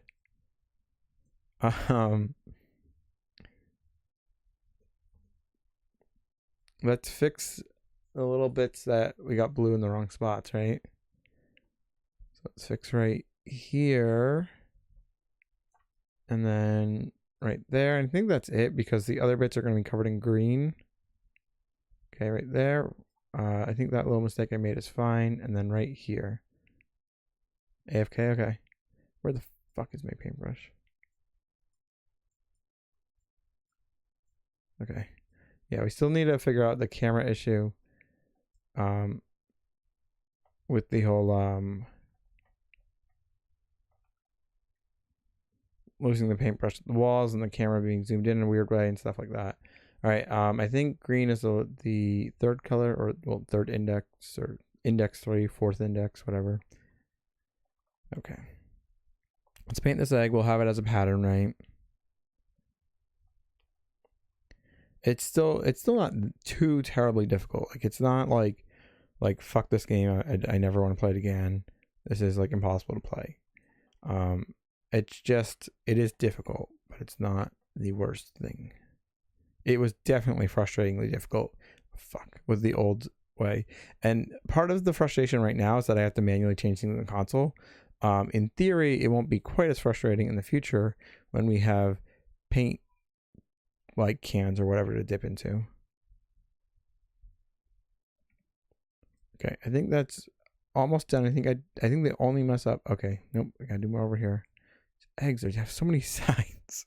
So many sides to rotate to. Okay. Now I think it's done other than that one bit of blue. Now it's going to be almost impossible to grab just that blue. Oh, no, that's not true. Maybe if I change my rotation so it's on the side. Oh, and I didn't realize right there is blue. Okay. I was going to say it's almost impossible to grab just that blue, but if I stop the rotation right there, that should work, I think. So what is it? The index 1, I think, for blue. Yay! Let's make sure I didn't overpaint. Perfect. Yeah, it looks okay. It looks much nicer when it's rotating, so you can really see the stripes. If it's on its own, it's not the best. I can maybe do an orthographic projection. Yeah, I technically could do an orthographic projection. I don't think that would be good, though, because you wouldn't be able to tell it getting closer or further away from the camera, which would lose a lot of its charm of, like, the physics. If we just had two more like stripes going around, two more segments, right, going around, two more columns, it would help with the appearance a lot, but obviously it'd be also more difficult to draw. And so that's basically the main downside. It'd be more difficult to draw on, but it would definitely really make it look a lot better. Now, one other thing we can do that might help with the, making this see more stripes at once is changing our camera's FOV. I don't think it'll help that much, but if we brought our FOV in really tight and brought the camera back, you'd see more around, more, how do I word that? Just more edges of the egg. Does that make any sense? More of the sides. But this is fine. It looks nice while it's spinning. It's nice. Okay, so let's grab that pattern. So we have to, like, kind of, again, try to figure out which one I'm drawing on because I'm not sure.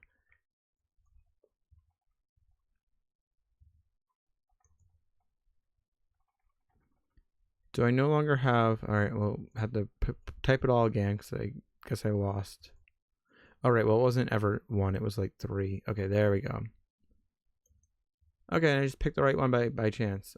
So it's entity 3, so we can look at the dot model on that one. So that's Easter egg 0. So I just happened to pick the 0 egg. And now if we do a JSON on there with JSON stringify egg 0, there is our pattern. We go into here. This is our so these are like horizontal stripes, right? I'm just gonna call them H stripes and V stripes, and hopefully I'll know what that means later on. I just don't feel like typing that much. Right, so this is our white and blue H stripes with green caps, I guess I'll call it, right? And there's the array. I kind of want to have that to be the first value in the array so we can check if it's detecting it correctly. I mean, it definitely should be, but you never know. And we can eventually do color swaps on these. So like we can basically have the same exact pattern, but add a little bit of variety to it by just like swapping out the white and blue with like yellow and pink. That might look cool. Something like that. Okay, so if I paste this in console, it should say it's detecting, yeah, egg paint correctly, egg paint correctly, egg paint correctly. And now the offset thing actually makes sense. It's not a waste of time. I didn't waste 6 hours. Oof. I want to have a zigzag pattern. We don't have any of those yet. I don't have that painted anymore. But it was this one and this one, right? Okay, so let's I guess have an egg be solid blue, I suppose. Or maybe we'll do it with white. I don't know. Probably look better if it was blue though.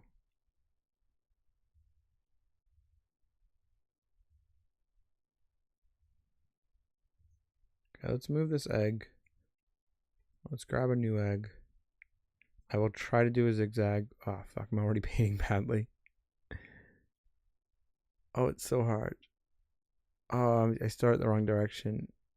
Once you start the wrong direction, it's hard to figure out where you have to go with it. Okay, that's better. Oh, fuck this. It's still really hard.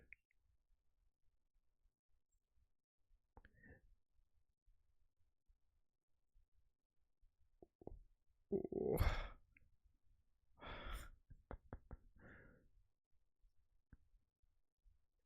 Maybe we should just have the brush be down, right? And then like automatically detect where the egg is and raise the brush based off the collision on the egg. In theory, we can do that. We can like check if it's colliding, right? And then keep dragging it up if it's colliding. Does that make any sense?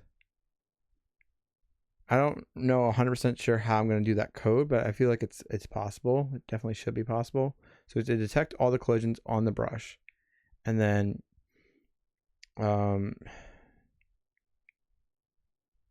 anytime, but that's not really going to work because we don't have a proper collision mesh on the egg.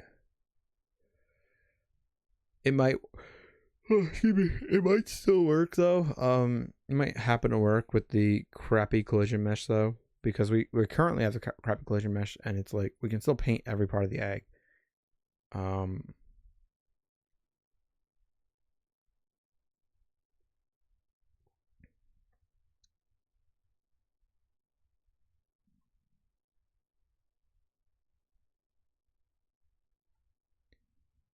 I like the charm of it, like actually going like against the egg, like where it's pushing the brush over. I like the charm of that, but it makes it harder to control because like once you reach the other side of that like roundness of the egg, so like it basically has like all that energy built into it, right? Like built up into it, like it has all that potential energy, right? And then once you get past it, it just releases and swings out, especially if you're painting faster. It really like just swings the other direction. If I slow down on it and we move this egg, but like the more horizontal that goes, the more there is to swing back at,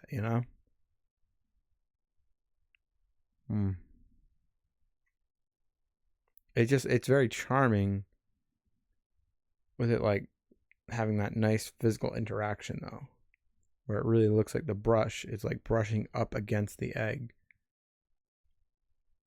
That looks really nice. It's actually nicer the more like rough you are with it, and the more it can tilt, the nicer it looks, although probably harder to control. But I'm not sure of that. If we really turn down the angular velocity we're applying to it, it will probably be more easy to spin the paintbrush. It still happens if we're going really slow, just not quite as intensely. But yeah, if we turn down the amount we're changing the angular velocity by, that will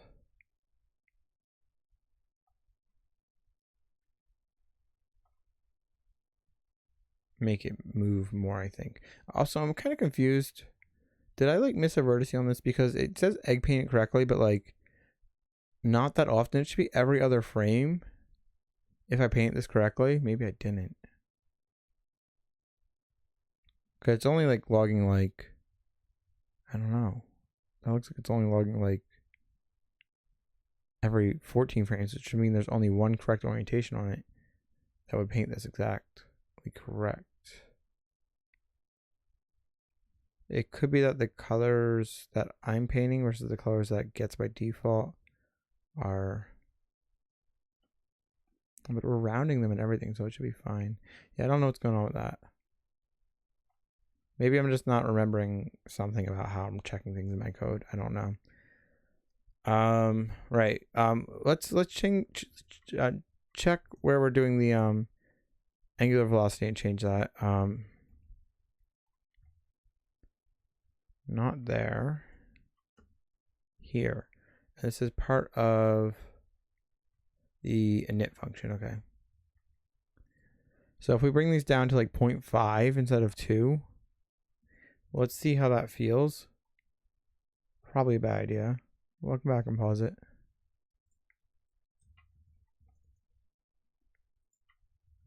I do have to re-init it, unfortunately. Technically, I don't have to re-init it, actually. We could instead just paste just the update function on our brush entity.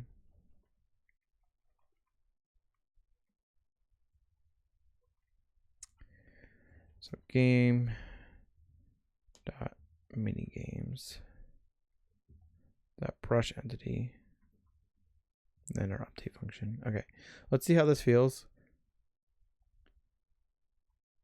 Yeah, so it's able to really go horizontal. Maybe not in a bad way necessarily, but probably in a bad way.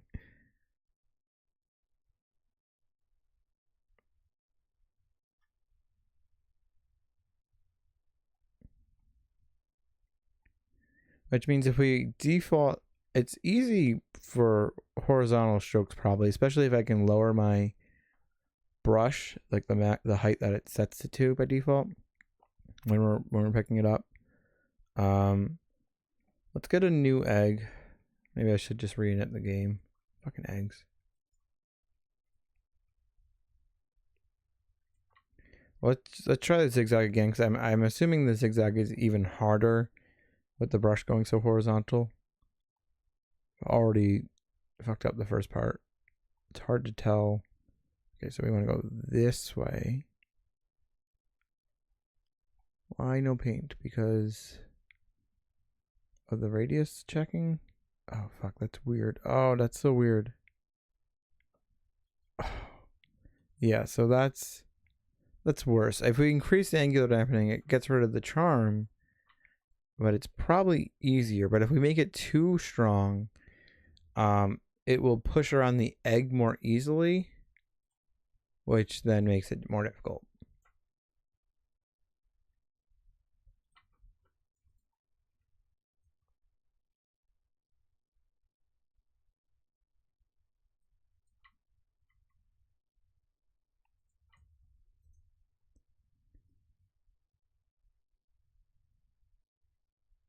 All right, so that's stronger.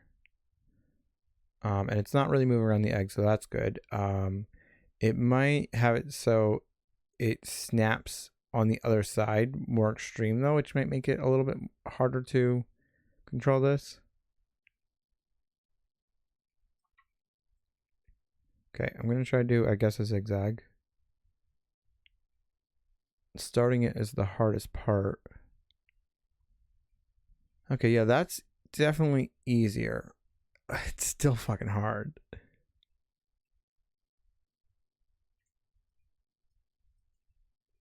All right, I need a blank egg.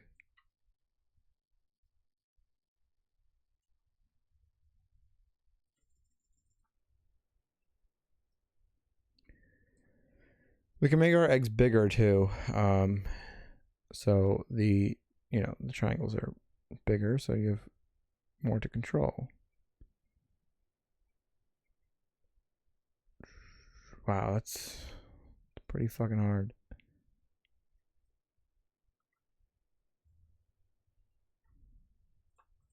Let's bring this way up to like 25, and have the whole init function, paste it in and reinit it.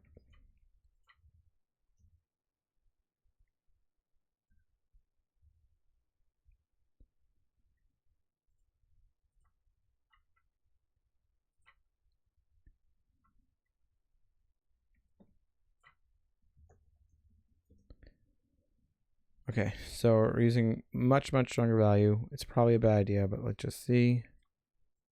Yeah, so like that like really snaps it up, so like freaked out there. Apparently we're drawing it red. Whatever. Fuck that. New egg. Really snaps it up. Okay. Oh god, it's still really hard. Maybe I need to turn down some of the radius checks that we're doing. Fuck. I mean, we don't need to have zigzags. But and then it's actually much easier because instead of painting each triangle, we can paint each square. We can put in code to do that.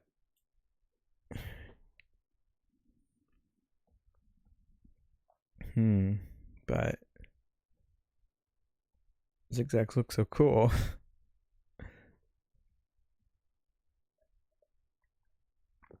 I mean, it's not. I'm making it out harder. I'm making it out to look harder than it is. That's not really English, but whatever. Because I'm not doing anything with erasing. So like, if I just fuck up one mistake, I can erase that, right? It's not like you have to get it perfect the very first time. That went not terribly, but I did fuck up one of them. That brush freaks out so much with that high multiplier on there. Yeah, so these two are wrong. So if I had my eraser on now, I can erase those 2 bits, and that's actually easy to erase.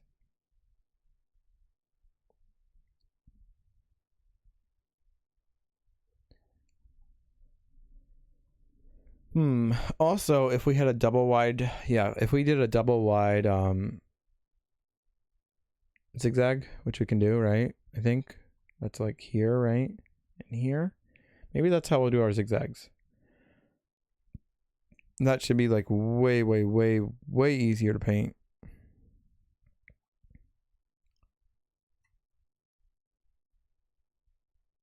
I know we don't have the right colors on here. Yeah, maybe most of our zigzag patterns will just do that. I am testing this out with too strong of the angular velocity. So we don't have a perfect feel of this because our angular velocity is like turned way up. Yeah, I definitely fucked up there, but we could erase that bit. That was before I decided that we're doing a double wide one. I have to make sure a double wide one will work. It will, right? Yes. Yeah, it just one triangle is wrong now. Okay, just that one. Let's change our brush entity. Top paint color. And then I'll get rid of the red as well. So first let's get rid of the one little mistake I made, right? And then let's repaint this. So we use, I don't know what color I want to use, but let's just say blue. No, let's do some stuff with pink. I didn't do a lot with pink. I think this is the pink. No. Pink is 2, isn't it? Okay. So I'm just going to go over where we have red. It's like a pinky purple. And let's fill that in. That's definitely a million times easier. I mean, yeah, I still have my strength set too high to really fully test this, but I'm pretty sure even if my strength was turned down, I fucked up one of them again, but that's okay. One little fuck up is easy to fix. Like we will have our white paint to paint over our mistakes. So that went well. I need to get rid of the one line right there that's wrong. And then maybe we'll set that as a pattern that we can use. I don't know if I really like the white with the pink like that. Maybe I'd rather have the pink be the top part, like basically just flip these, inverse them. But you know, that looks kind of cool.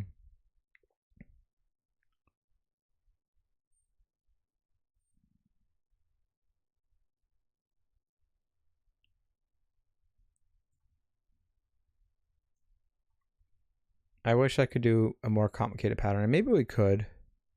You know what, we could. I have some ideas. Let's reinit. I'm gonna make a pretty complicated pattern that I think will look pretty. I hope. I'll leave my strength high, I guess. I have an idea that's based off what we just made, but hopefully improved. I probably should put some code in for color swapping, so I don't have to draw each one. We can just swap colors around with the same type of pattern. Let's start with the pinky color. So I think I want the tops and bottoms to be that, right? I'm trying to think how much I need to paint this. Not actually sure. But we'll paint more than we have to, and then, you know, that's fine.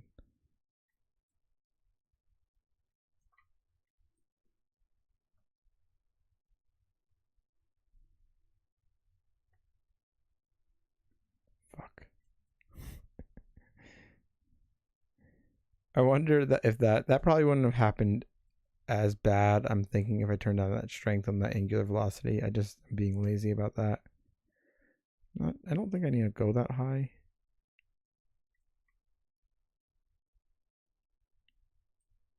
I'm not exactly sure what colors I want for this, but the idea is, let me start a double zigzag, right? Although I want my double zigzag to be white, I think. What color do I want to use with this? Let's do the yellow. I think that might work, but at the same time, might not work out so well because I was gonna have white as the zigzag part. Okay, I think these levels to be white. I'm gonna test this out though by having our zigzag. So I want to have this as our base and then have a white thick zigzag going through it. So let's just see if I did that right. So our white thick zigzag. So it'll basically have yellow triangles like that. Yeah. Oh, I painted a little bit too much there. Fuck. Let me think of how that has to go. Like that, right?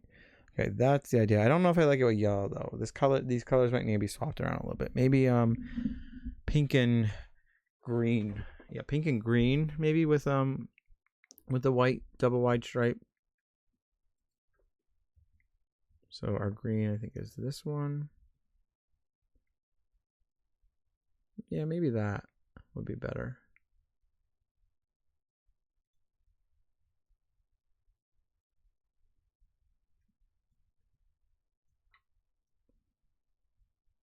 I somehow got yellow all the way on the top of the egg.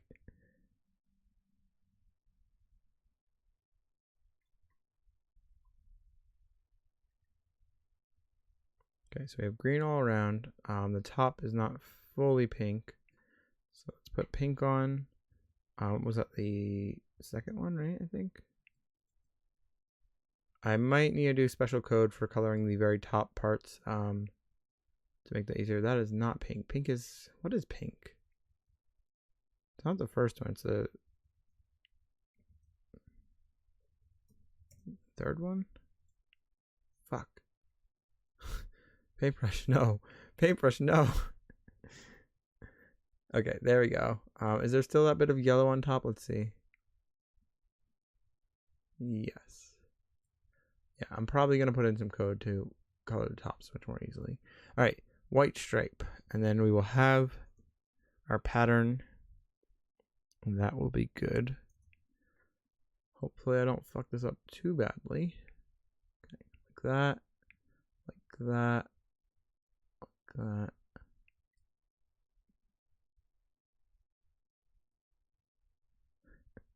Was I talking to my paintbrush? Yeah, I am definitely losing my mind. Is that oh, what did I say? Paintbrush, what are you doing? Well, did you see what it did? It like flipped all over the place. It tried to ruin my artwork. It deserved to be yelled at.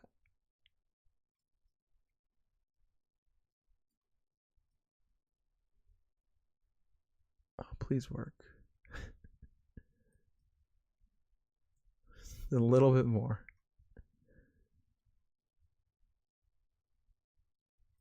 Yay. Do I like it with the white? Now we can go even crazier with this. Depends how complicated I want to have this pattern. I kind of have a crazy idea though. The players of this game are going to hate me. Okay. We're going to have a solid white stripe. And these triangles are going to be yellow. I don't actually know what the stripe will be. White, maybe we'll make it blue. That might look better. But these triangles are going to be yellow. And maybe we could just do it this way, but I think the one little stripe down the center will make it look better. We can do both. There's no reason we couldn't have both.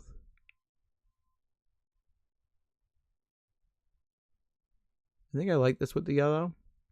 I'll test out a stripe down the center. Okay, I painted everything.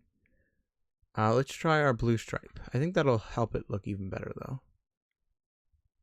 Whoops, not that index. This index. Fuck! Why? Oh, I know why. I just need to turn on the strength on that angular velocity. I'm just lazy.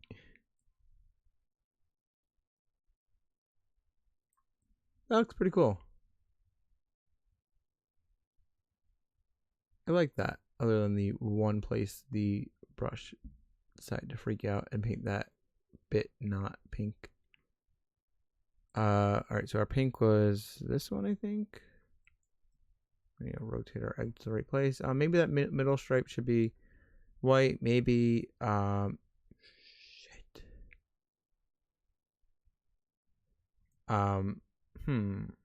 Maybe we should have just left it yellow in the middle with the big zigzag.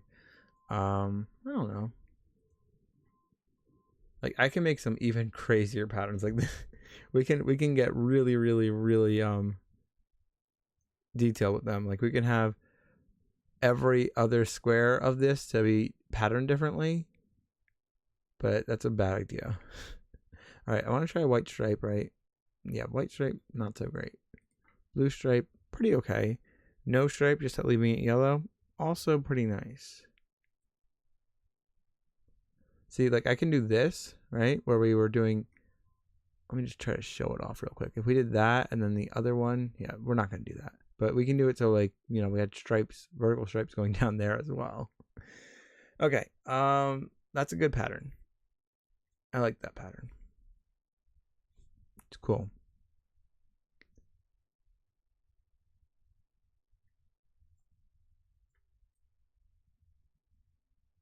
I want to have it like not be so vertical. I want it to like roll around naturally, so like I have a better idea of what this actually looks like.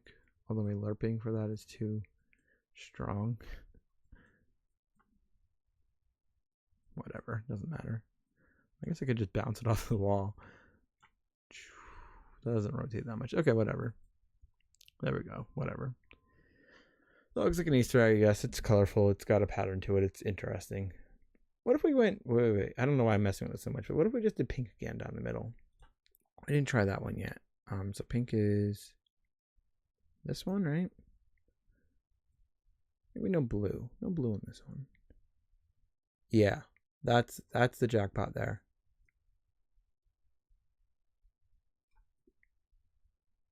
So it's like a striped egg, but the two other stripes have a cool pattern to them. It might not be super obvious to the player, like what's the best way to create that one. Maybe I'll have like instructions of like the order that's best to draw them. Like we'll have a step-by-step in our book. Maybe we can, like, if we're going really crazy here, I'm not gonna do that. Maybe we'll have the pattern drawn, and like you can turn the page if you want, like a hint, like a step-by-step guide. You flip the page over, and that gives you, help, or a little like tooltip kind of thing, like where it shows you. But instead, it's a page where it has a step-by-step where like you need to first draw your, well, it doesn't really matter the order of everything, but you definitely need to like have like either the green or yellow first as a solid bar, and then you need to have like a thick, I guess you want green first, yeah. Green first as the solid bars. Well, first the caps, so pink caps, then the green, and then yellow as a thick zigzag, and then once you're done with that, have the pink go down the middle. You kind of need to do it in that order.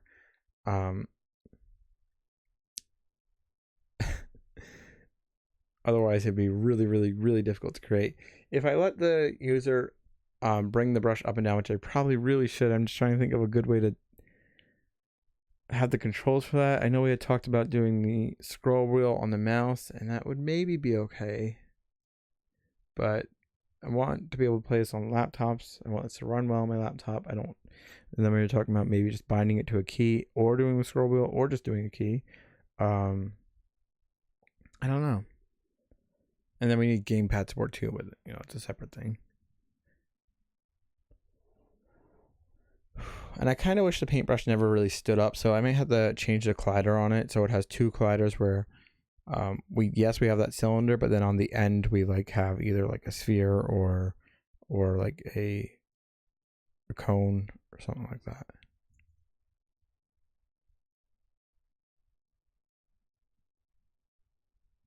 Okay. I need to grab that nice pattern.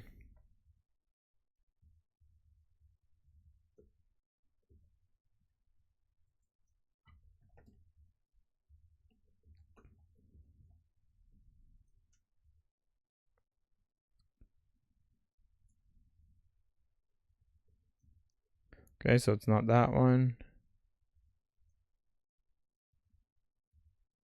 Not that one. I think 3 will be okay, right? Okay. Not that one. There's no... Oh, whoops, I just fucked that up. Okay, 6. I don't want to just like bring that up higher and see what happens. Okay, let's bring that up even higher. Woo. There's no reason for this, just to be silly, just to have fun. Okay, so that's for our position on the Z. We don't care about it now. Now we just want to grab the model, right? So we can know what buffer to look at. It's Easter egg 3. So then we want to go through JSON.stringify, and we just want to do that for Easter egg 3's colors. And we want to copy that array, right? And then this is, I gotta describe this one. Let's paste it in. And then let's call it our pink stripes with, by the way, friend, hey, what's up? With yellow and green triangle stripes, I'll call it.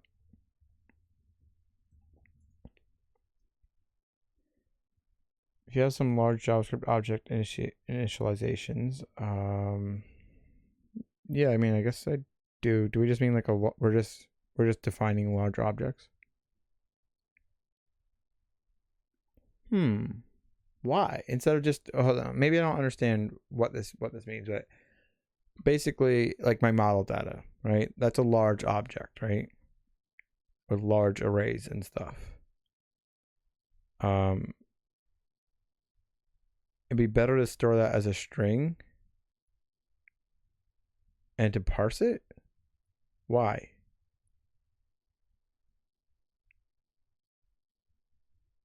Like, are we saying for speed of performance, or like speed of loading, like where we don't have to have as large of a file size? That's really fast. Why would that be faster?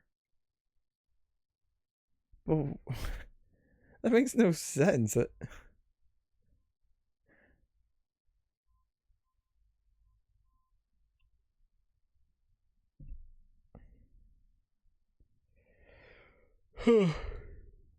So, in theory, all my model data should be doing that.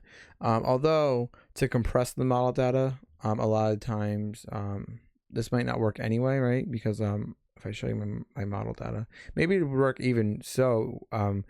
Question, yeah. Let me open up the file that I'm referring to.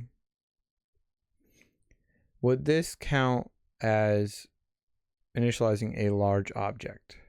If it had, it's basically a large string with not a lot of elements, not a lot of items in the object, just a very large string. Does that count as a large object initialization? Let me try to find where I have a compressed model to show what I'm doing. Okay, so like here, we're compressing these. So, there's not a lot in the object. We just basically have basically these 3 things, and then this has 2 things in it. So it's like in total 5 total keys. But then this is like a really, really, really long string that we're parsing later on. That's 5,000 characters. All right, let me look at that link. Because when I'm if that doesn't count it as a large object, and the only things that are like really overly large probably are the models. If that doesn't count and I'm compressing them my own way, and that speeds it up, both the file size and the performance, then it's okay.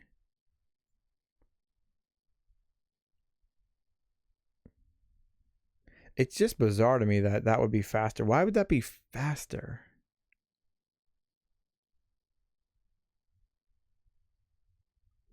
I mean, some places we do have large arrays, but I should be turning them into strings to store a smaller file size anyway, because then we could do like base 64 on all of those.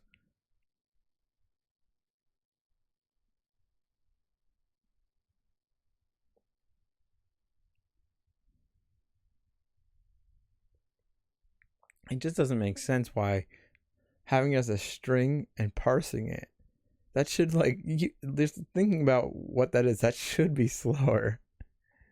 Let me look at the YouTube video. I'm not going to have audio on for this. Hopefully I don't need it. But maybe I should. Too many tabs open. I probably should be listening to him, huh? Alright, I will bookmark this and watch it later. But thank you for letting me know that. I'm not going to do anything about it today. But it's good to know that that's a thing. It seems bizarre that would be a thing, but I guess it is. Okay, so I really need to do the whole paint dipping thing. And I've been putting that off, and I don't want to do it. Let's have some, I don't know, icospheres over here. I'll just create. We won't have a proper model on them. And then we just want to see if the brush tip gets close enough to that icosphere that we swap the color on the brush. Right? So let's go back to this file. What is this file? Nothing? We don't need that file. The JavaScript, everything is bizarre there. Yeah, I mean, that's true, but like, what the fuck? I mean, yeah, a lot of things make you say what the fuck in JavaScript, but honestly, like, what the fuck? Okay, so we want to have some, eventually probably change them to not just icospheres, but in the init function of the game, we're going to create some entities and then store those entities and do different things with them. Right, so we have 5 colors, right? 1, 2, 3, 4, 5. I guess I can do this anywhere. I guess we could do this probably in a for loop.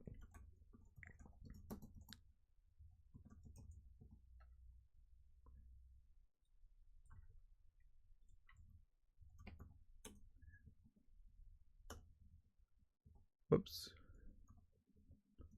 And we're going to create an entity. We'll use the color. We're not scaling them weird yet. We might want to scale them eventually, so I'll leave it there with 1. We could have the plane, that's fine, as a starting, object or model. This needs to be moved in. This is our, I'll call this our paint entity, I guess.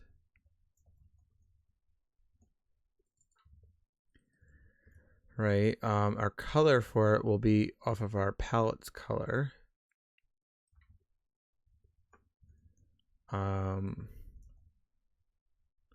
We need to have an offset of the position, so var positions, and then we're going to have, I don't know how I'm going to do this, but something like, what is this? Also, because you said you wanted to port some parts to WebAssembly. Okay, thank you for this link. Assembly script. Definitely not a TypeScript to WebAssembly compiler. Assembly script compiles a strict subset of TypeScript to WebAssembly. So I mean, I'm not currently using TypeScript, but I guess that might be easier than just programming straight into WebAssembly. But most of the time, I mean, thank you for sending me this. I still will look at it and bookmark it. But most of the time, just like how I feel, I'd rather write the language directly. I mean, yeah, maybe it'll be easier for me to learn TypeScript, and then that I'm not I'm not writing WebAssembly, but it compiles into it. But I feel like just how stubborn I am. I don't know. I just want to write WebAssembly. If I'm going to do something WebAssembly, I just want to write WebAssembly. Maybe once I start learning it, I'm like, holy shit, this is way too hard for me. Then maybe I'll do this. But I think I'll start off with trying to actually learn WebAssembly. How hard could it be? So WebAssembly, right? It's most similar, I guess, to these languages, right? So I figured in my head before I read this, it's similar to like C++, right? It's basically like writing C++ on the web. Like, is the syntax pretty similar? And I mean, I've programmed a little bit of C++ in my life, but not a whole lot. But it shouldn't be that difficult to learn.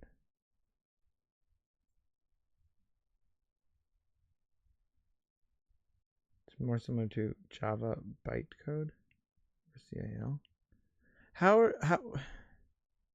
I don't really know what those things are, but is it like, do people not just program in WebAssembly? Is that not how it works? I don't really know a whole lot about WebAssembly.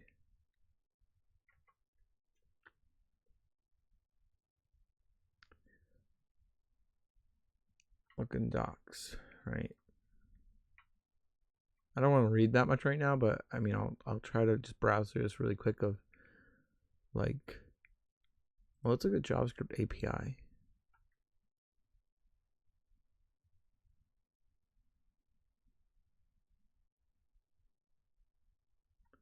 But like these well, maybe because I'm looking at JavaScript, I shouldn't be doing that. Let's look at I don't know, modules.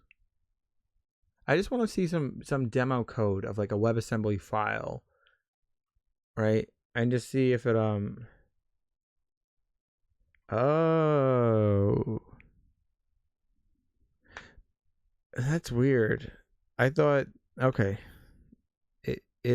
so let me read this in case people like are watching the past broadcast shows the chat anyway. But anyway, it's people program in C/C++/Rust, etc., which gets compiled to WebAssembly. So still technically, if I were programming it in, let's say, C++, right? I mean, I don't know, maybe I'm not thinking this right, but if I was programming it in a very low level language, right? I mean, that's maybe not super low level, but it's lower level than JavaScript, right?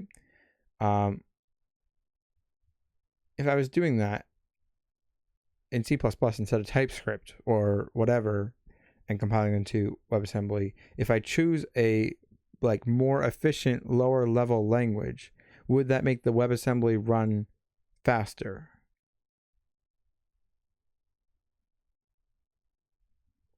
if you're using nscripting. Hello, Basic Panther. How are you doing anyway? Man, I'm not currently using nscripting.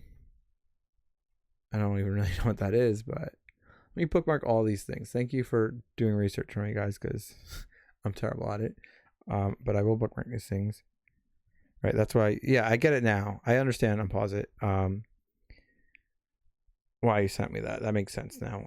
Is there a JavaScript to a WebAssembly compiler where I can just put my entire game into it and then it will just convert it to WebAssembly and run better? Like, why would that run better? I don't get it. It just converts it into like a lower level way.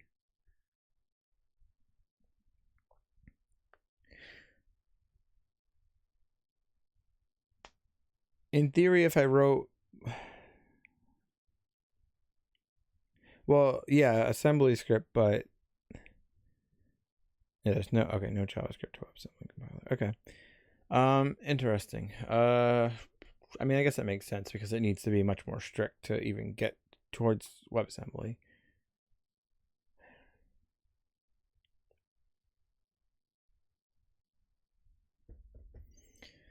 All right, that's interesting. I really didn't know much about WebAssembly. I didn't know you don't just like program in the WebAssembly language and then you get your WebAssembly file. You have to use a different language basically, and then it compiles into that. It kind of stinks that because WebAssembly isn't supposed to replace JavaScript. I guess I should research more about like what WebAssembly is. Well, we have our WebAssembly high level goals. I don't know if that's what I want to be looking at, but overview, getting started. I don't know what I want to look at, but right, performance critical parts. But when you're building a web game, everything's a performance critical part. I get not having to do it for like, you know, a website where it's just like you have some basic like clicking interaction on some DOM elements, but for a web game like mine where you have a 3D procedural world, like everything should basically be replaced with WebAssembly, right? But like you must not be able to do anything you want, right? Because there's plenty of games out there written in like C++, right?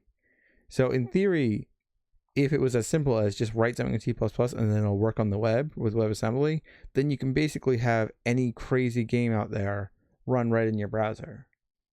So there's got to be a lot of constraints to what you can and cannot do, which I mean, that's why I got to look at documents and everything and see what that's like. But like, can't even like Unity like end up getting compiled into, or well, I guess in Unity you can just write straight up in C++, right? I think, but then there's like Unity script and all those things.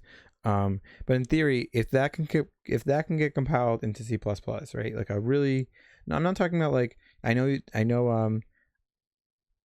know Unity also does stuff with like you export to WebGL, and I don't know if that uses WebAssembly or just JavaScript. But I'm just saying, like, think of any game built in anything or Unreal Engine or anything, right?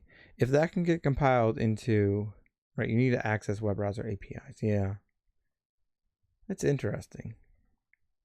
How it all works, but like still, like the background logic of the game would be the same. I think it would just be like the bits that you would need to access the web browser APIs, which would probably be mostly getting it to render into a screen with WebGL. That would be the big difference there. But if you were all using OpenGL, there's probably a lot of similarities. Also, does anybody know, and it doesn't really matter, and I don't need to know right this second, and I should probably just Google it, but WebAssembly, can you run WebAssembly just in a web worker, or does it like have to be on the main thread? Can you multi-thread WebAssembly? These are all things I want to do, because what I would probably do with WebAssembly eventually is the train generation. Right now I have those on their own web worker. I definitely want them on their own thread.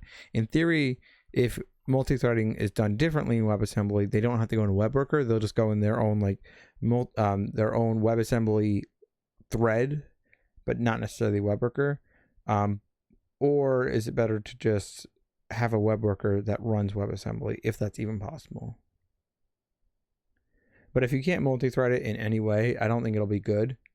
Even if it were like 10 times more efficient, doing that on the main thread, I still feel like would be really, really shitty.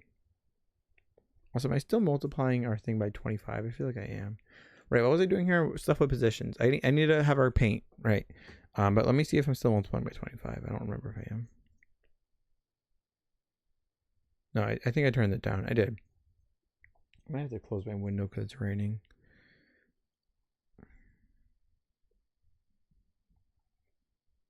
Hold on. Let me see if my windowsill is getting wet.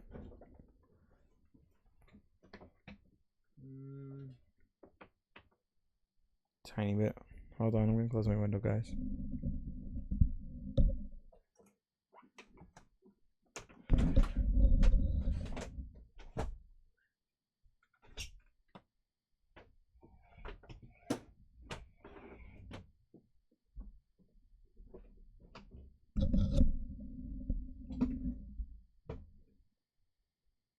There are libraries for those languages to modify DOM, yeah.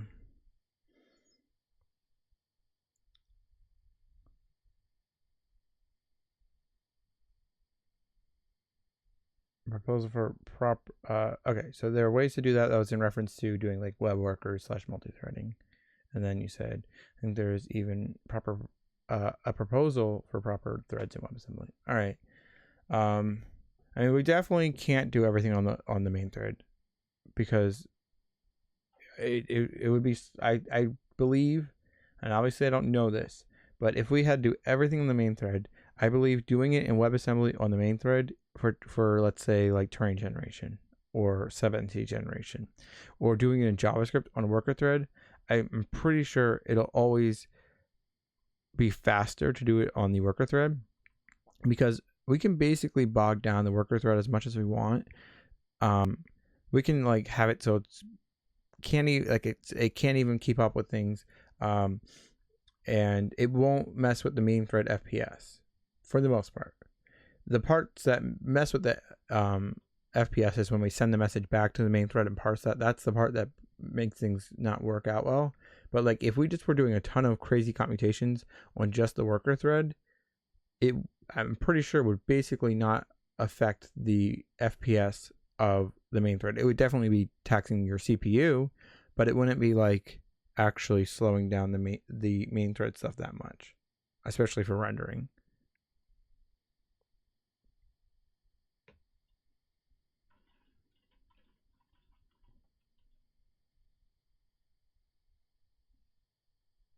Right, yeah. I mean, I'm not currently doing it in the main thread. I'm just worried about how multi-threading in WebAssembly works.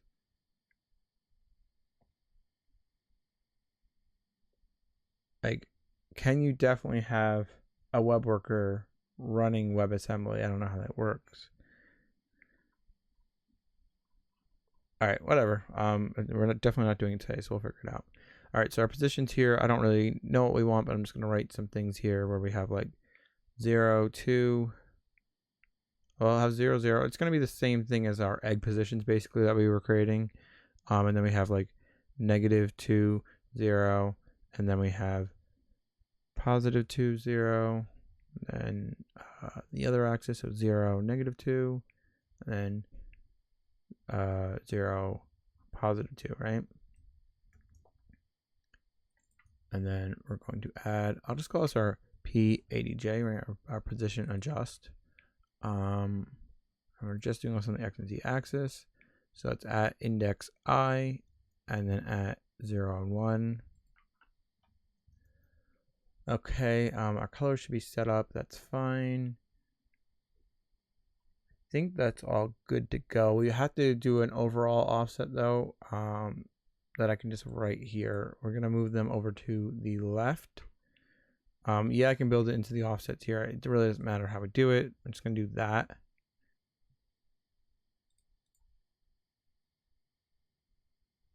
Yeah, you can. Okay, so you can do it in a worker. Okay, good. So we will do that one day, probably. And that's not even gonna, that's, if we did just that part, that's really not gonna help the FPS, but it's gonna help the chunk generation. But the actual like rendering and stuff, not gonna help so much.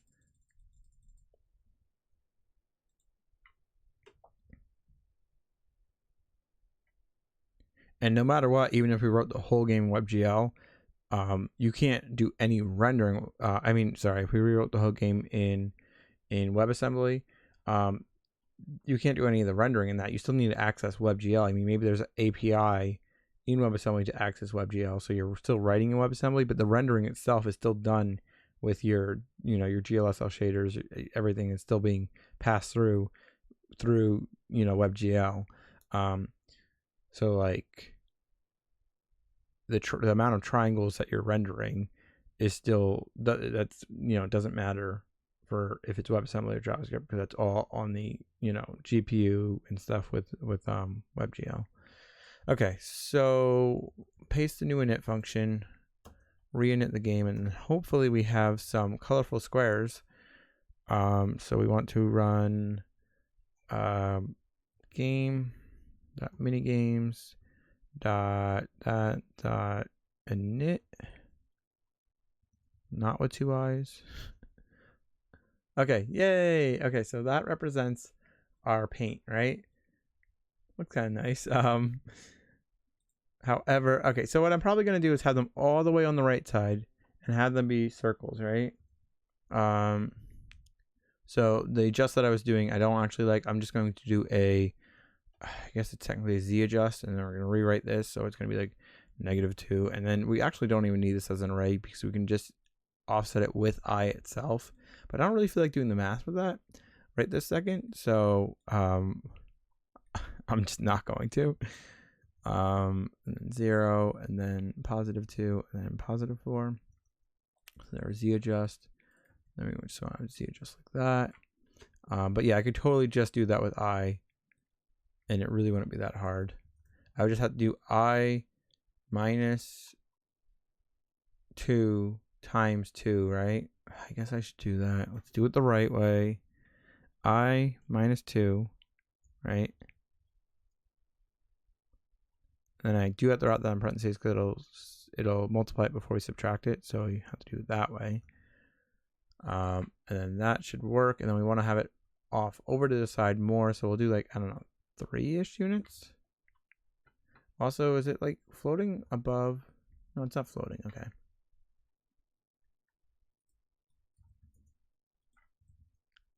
And then I want these to be circles of some sort. I mean, I might want to have a whole model on it and everything. I'm not sure. Or maybe we'll just have it so they're just simple circles. You can drag your brush over. Excuse me.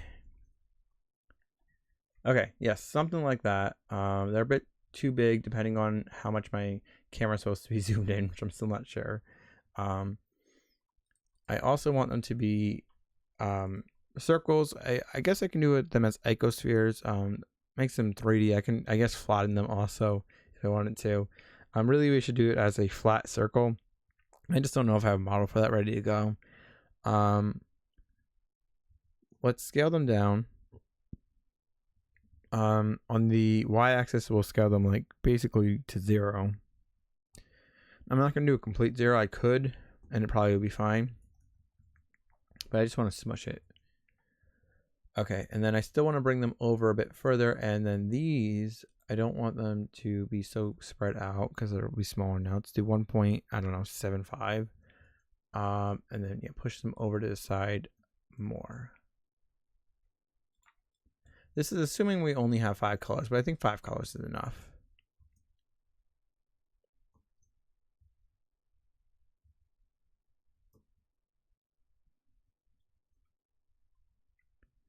Okay, that's scaled smaller than I was expecting, but that's an okay placement. I think I want to have them further over.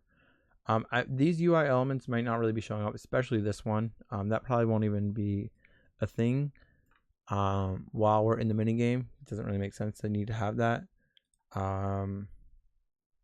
So I could just bring it down a little bit and not be worried about it covering that up. Why is my scale... Does that make sense for it to be that much smaller? I guess it is 66%, but... Oh, well, we weren't doing icosphere before either, so... maybe we do want to have the scale closer to 1. Maybe the scale of the plane is much larger than the icosphere. Maybe the icosphere is also going through the ground and that we're only seeing the top of the icosphere. That could be a thing. But if we were to fix that, if we really just set the scale here to 0, that should fix it. So this will give us the full size. It'll be a flat circle with, unfortunately, extra geometry for no real reason. But it doesn't really matter for the mini game. We could have extra geometry. We're not going to hit any barriers with our poly count here. Okay, that's kind of what I want. I want them a little bit closer together. So try something like that, and probably move them even further to the side. Let's go to let's do 7. Yeah, I don't want to push it, especially because the wall will get in its way eventually, so then it'll be harder to drag the brush to it. And then we need to have like the brush tip change colors, right? Okay, that's almost too far. I think it's a little bit too far. Yeah, it's a little bit too far, especially with the brush being raised. I think I want them like here-ish. But that's pretty good. I like how that's set up. It might not be super obvious. That's how you change your color. Like you might try clicking on it and be like, huh, it's not changing my paint color. Why is that doing that? So we might really want to have a 3D model so it's a little bit more obvious that it's like in world space. I'm not 100% sure how I'm gonna do that.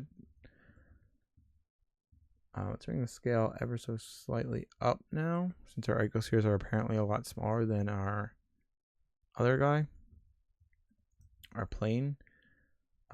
We don't need back faces on anymore, because that was just for the plane, because I accidentally have a stupid thing with my back faces on our plane where they're backwards.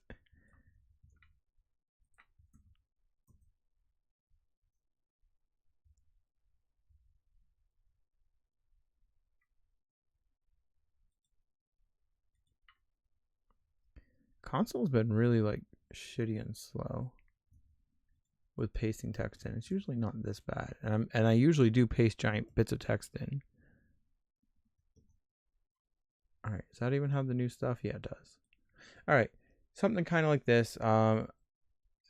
We definitely need to work on the looks. Also, is it still doing 25? I could have sworn we changed that. Let's look at the angular velocity.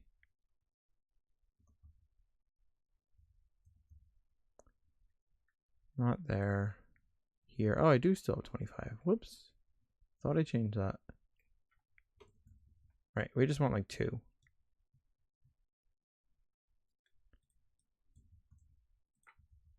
I don't know if that's perfect.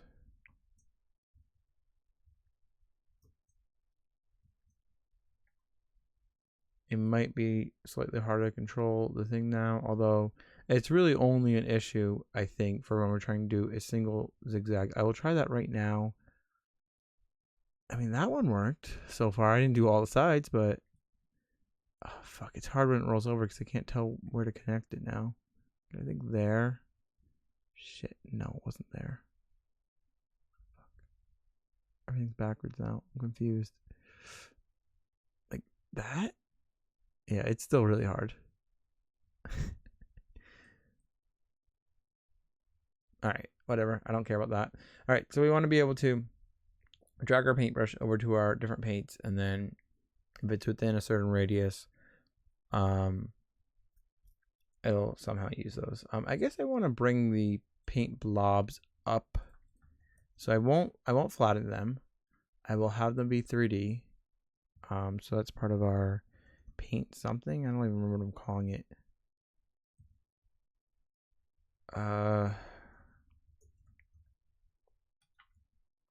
This guy here. Paint entity, that's what I'm calling it. All right, so I want to bring them up higher, so I guess they'll dip into the egg, into the paintbrush a little bit more easily. We also probably want to have colliders on them eventually. But let's bring them up higher, which is here-ish. I don't know how high, but something like 8 might be good because the floor is at 5. Maybe I should do 5, right? Plus 3.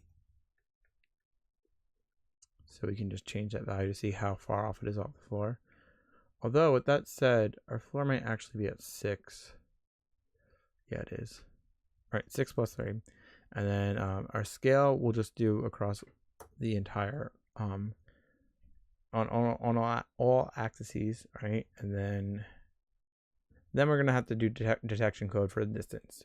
But when this is raised up, as long as it's near the brush tip, right, then that'll be easier to detect if we need to change the paint color. So we need to reinit.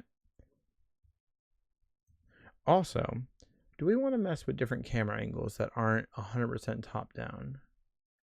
Okay, so I need to bring those in. It's a not bad height. They're a little tall still. It's a little high, but then they need to be brought in because of perspective, right? So a little bit too high. And then also this adjust here is a little bit too big now. Let's just do, I'm going to leave the 0.0. I know it's not doing anything, but we're probably not going to end up with something that even. It's probably going to end up being like 5.8, 5.9, 6.1.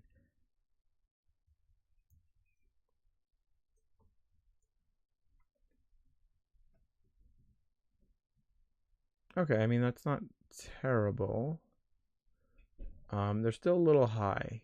I just want the paint brush, like just the brushy part to go through it.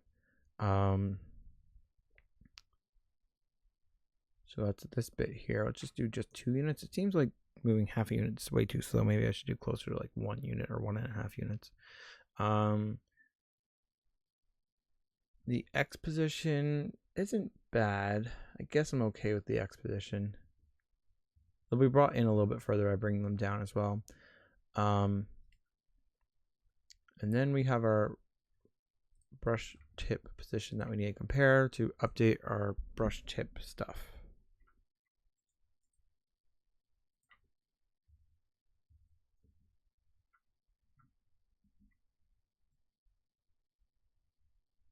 Okay, that's a much nicer height. I still don't know if it's perfect, but it's much nicer.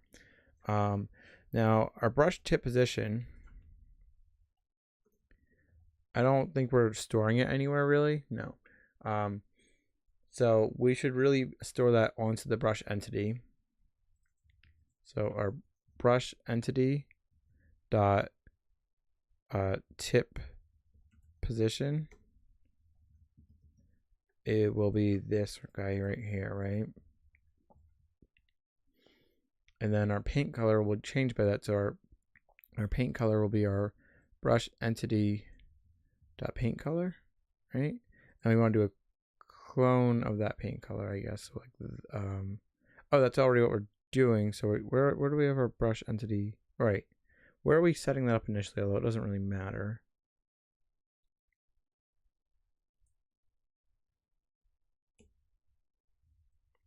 I'm manually just setting up as red here. Let's use a palette color. So we'll just use the first one, which is yellow, I guess. Right, so we're gonna have a clone of that object. So if I did an object with dot dot dot, right? There's a name for that, but I just don't remember. That'll clone our object. I don't know if I really have to be cloning it, to be honest. It's probably fine if I didn't. But if I ever want to go into console, it's nice that it won't ruin the reference to the array.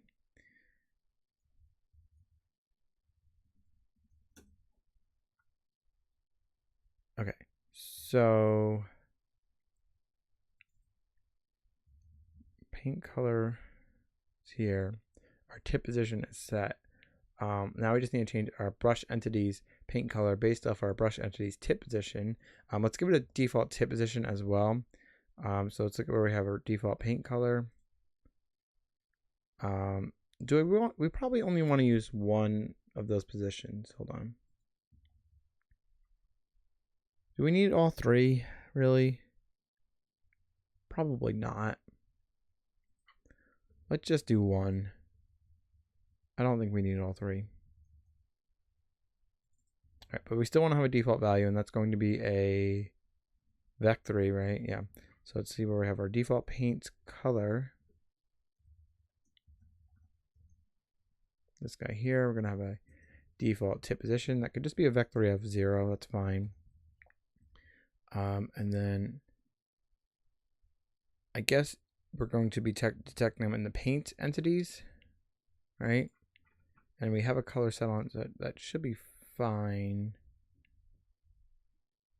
Let's also just call it our color index, or our palette index maybe. Yeah, maybe our palette index makes more sense. Our palette index, which is I, right? And then in our update of this entity, right, we're gonna grab our brush's tip position. So this dot update is a function, and we're going to, whoops,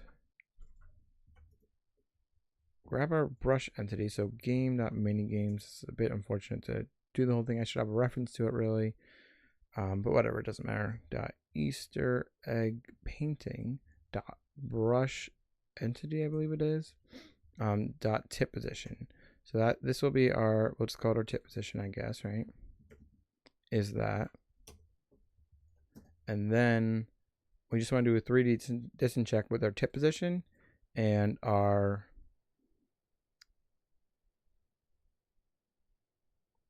position, right? Yeah. Within a certain radius. So if math.distance vec3, whoops, then our tip position and our this dot position, kind of one the other order. I know it doesn't make a difference, it's fine, but the other order just makes me feel better. I guess if it's within the scale,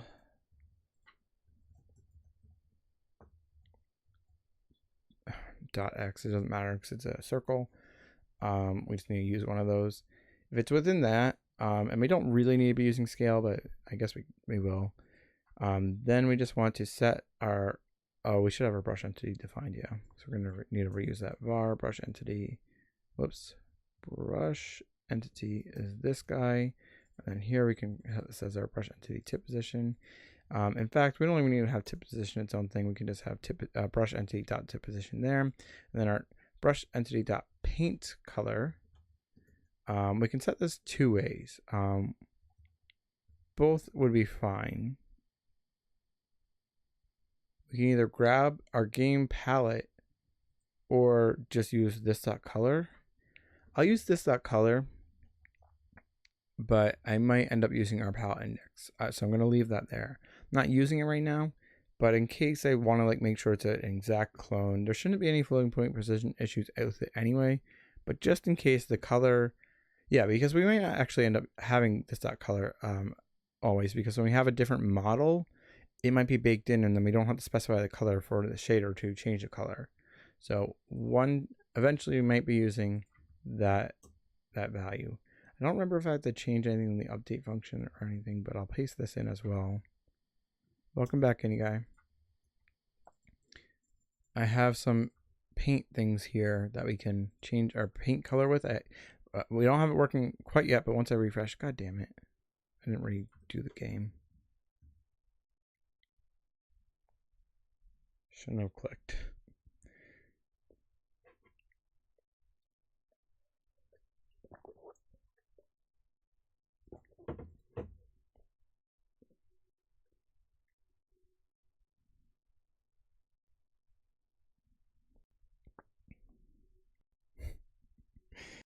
Just a tiny bit, I'm positive, just a tiny bit.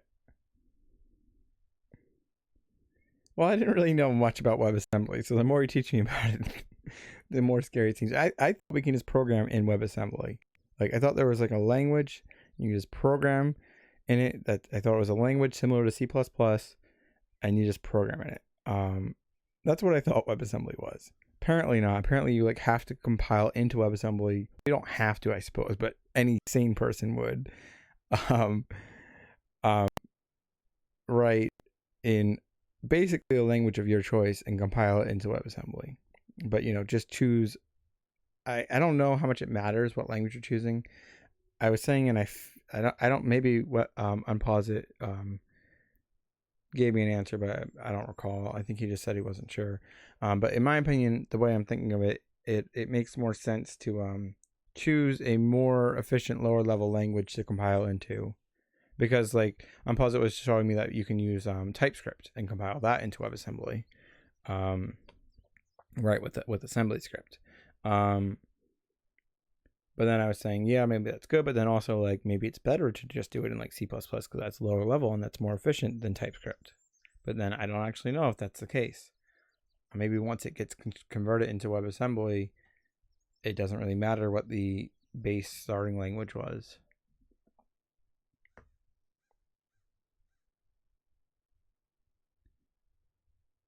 Right, Guinea Guy. Well, I think that's what assembly script is. I think, unless I'm completely off. I have it saved in my bookmarks here. I think it was this one, right? Yeah. So this says assembly script compiles a strict subset of TypeScript. So it's a strict subset, not even just TypeScript, to WebAssembly using binary N. I don't know how to pronounce that. Binarian. Binarian? Is that how you say that? Binarian. Weird. It generates lean and mean WebAssembly modules that, while being just an npm install away, right? So that's like a Node JavaScript thing, right? npm installs is like Node stuff, right? I think, which I also don't program in, which I kind of probably should be, but I don't.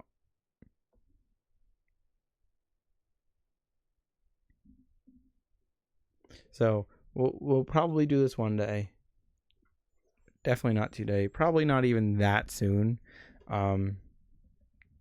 Probably more like months away. But we will see. I also didn't think I'd be doing multiplayer anytime soon, but Unposit got me doing that. And that works basically now. Okay, so this is an issue not with me pasting it live. Let's look at this. It's saying that is not iterable. Oh, because this, since we're only doing one, I was originally going to do more than one, but then I decided that we are only going to have just that one vector, so it's no longer an array, it's an object. So now we're gonna have this. That was because I changed my mind about how we were going to do things. I still might want to pass through the entire array of positions, maybe.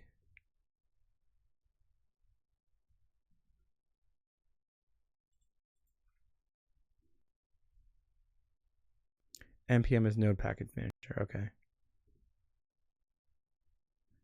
Node is synonymous with JavaScript. Yeah, but I don't like it. And like Node is basically, maybe I'm wrong. Maybe it just can be. I was gonna say Node is basically server side only, but maybe I'm wrong with that. Maybe you can run it on either end. You probably can. I think you can run it front end.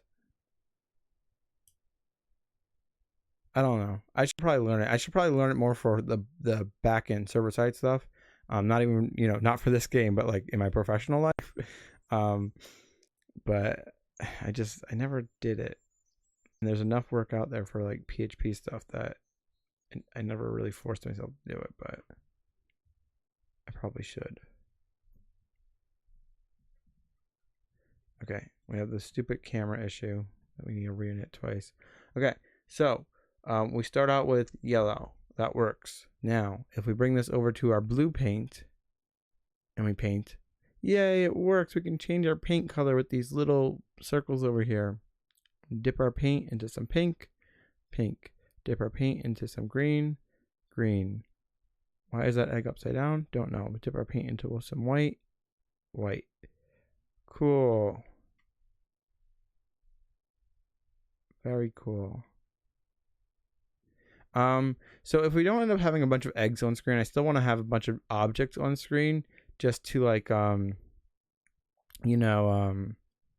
like the physics do stuff. Because if we just had a brush, I mean, it would be fine. But if we just had a brush and an egg on screen, there's not enough like to like, I don't know, just like have like physics objects interacting with each other, right?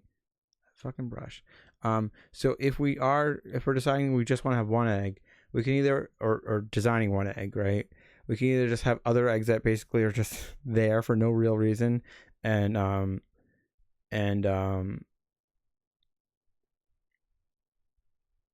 sorry, I'm reading chat and then thinking if I should reply or continue what I'm saying. Yeah, eggs that are there no for a reason, no there for no reason, and you can just paint whichever one you want, and the other ones kind of just get in the way, but that's okay. It's kind of like in a cutesy way. Color the tip, yeah, I have to, I know. And then the other things, let me think for a second. I also want to paint drips eventually. I think that will look cool. Although I'm not sure how I'm gonna have it interact with everything, but we'll figure that out. Right. So if we're not gonna have eggs and we're just gonna have one egg, I may have like some carrots and stuff. For no real reason other than just like a physics object to look pretty and interact with. Maybe like some candy, some carrots, some flowers, just some things that are springy and Eastery. Just to like, just have some different objects here. Yes, we're painting eggs, but there can also be, some just decorations that you can pick up, and if you wanted to move them around and stuff, you could, but you don't have to. But it'd be nice to have some decorations here. Even if we keep all the eggs, it might be nice to have some carrots or candy or flowers or little bunnies or something, little bunny statues. I don't really know, chocolate bunnies, something like that. All right, let's color the tip.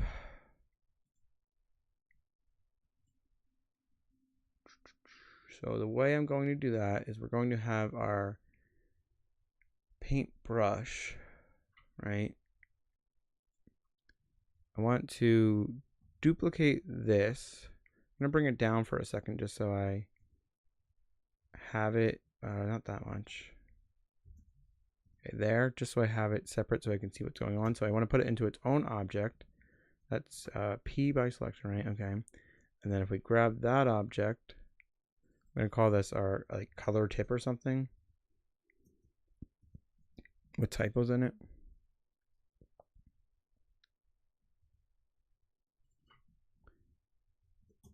Okay, and then edit mode, bring that back up. Hold on. What the fuck? Hold on. Too much. How much did I move it by before? There we go.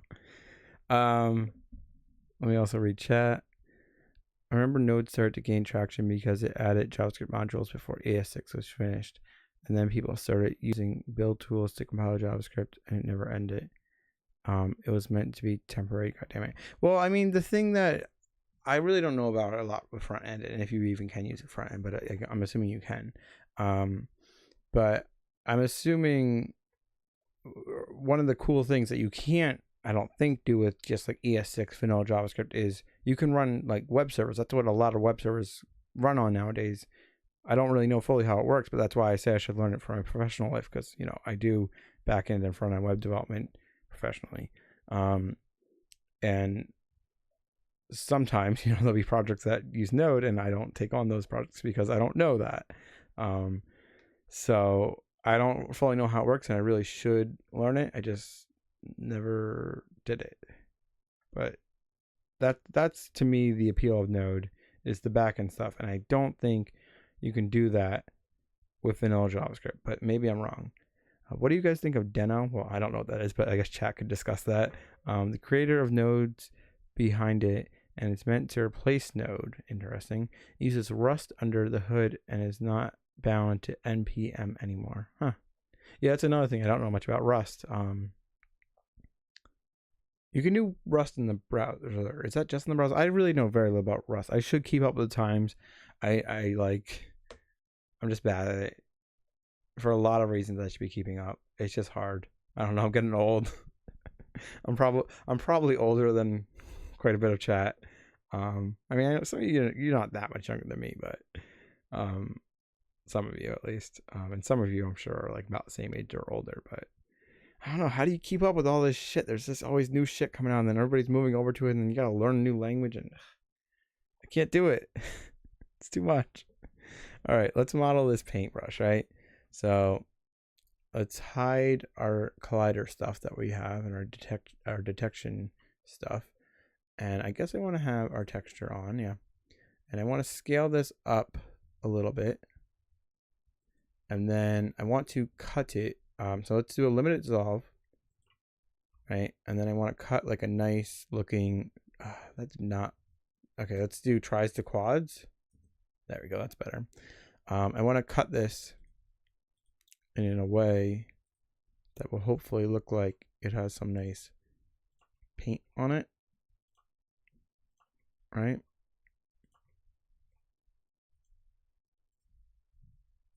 Something kind of like that. And then maybe even like have some splatters that are up further. I don't know. And maybe I didn't necessarily do that the best way. Well, let's see how that looks. So we want to grab all of these now. All those faces, yeah. I haven't looked at chat in a while. I'll try to look at it soon. I don't know if anybody said anything.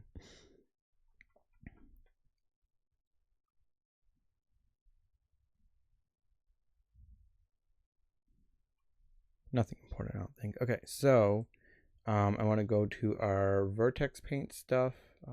It's here, vertex paint, and I want this to be white. Let's look at this with texture. Yeah, I want this to be solid white because we're going to change the color dynamically with the shaders. Right. But let's just have a look at this and see if this looks kind of like white paint on there. Maybe I should be moving our vertices around. Maybe that's good enough. I don't know. Also, I might have scaled it up a little bit too big.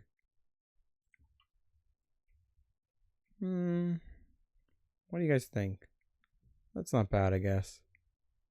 I think that's okay. Okay, so we want to triangulate this, and then we want to save it, and we want to export it as a PLY. Hopefully it's okay that I didn't unwrap that because we grabbed it from a previous shape or previous object. And this is called our paintbrush. I'll just call it tip, I guess. It's really like the paint on the tip, but it doesn't matter what we're naming it. And then we want to grab that. Easter, that guy there. We don't even need to paste in colors, I don't think, because I think if we don't put any colors on it, it will automatically create an array with all ones for us. But since I'm just not 100% sure, I don't want to risk having an error and having to refresh again and getting confused. So we'll just have this in here. I really want them to buffer them automatically, but it's not. I need to look at the code for that and figure out where and why that's not working. But we have to buffer those models manually. It's fine. It's not a big deal. And then I guess for our Easter paint brush, if we have a prepend render on there, no, not really a prepend render. Oh, maybe. Or even an append render. And then call another draw. Would that work? Or we can just have it as its own separate entity that is copying the position and yeah, you know what? That's probably easier. All right, so this is just for our tip. I don't know why name is there like that. We don't. Oh, this is for adding bodies. Shit, that's not what I want to do. All right, let's look at where we're adding entities. Right, because that returns an entity. We just want to have a really, really basic entity. So let's look at where I'm doing that with like a default entity. Not there, not there, not here. Up higher. Okay, yeah, this. We want something similar to this. It's only a couple of lines, right? Okay, and then after our brush entity, we're gonna call this our brush tip entity, I guess I'll call it.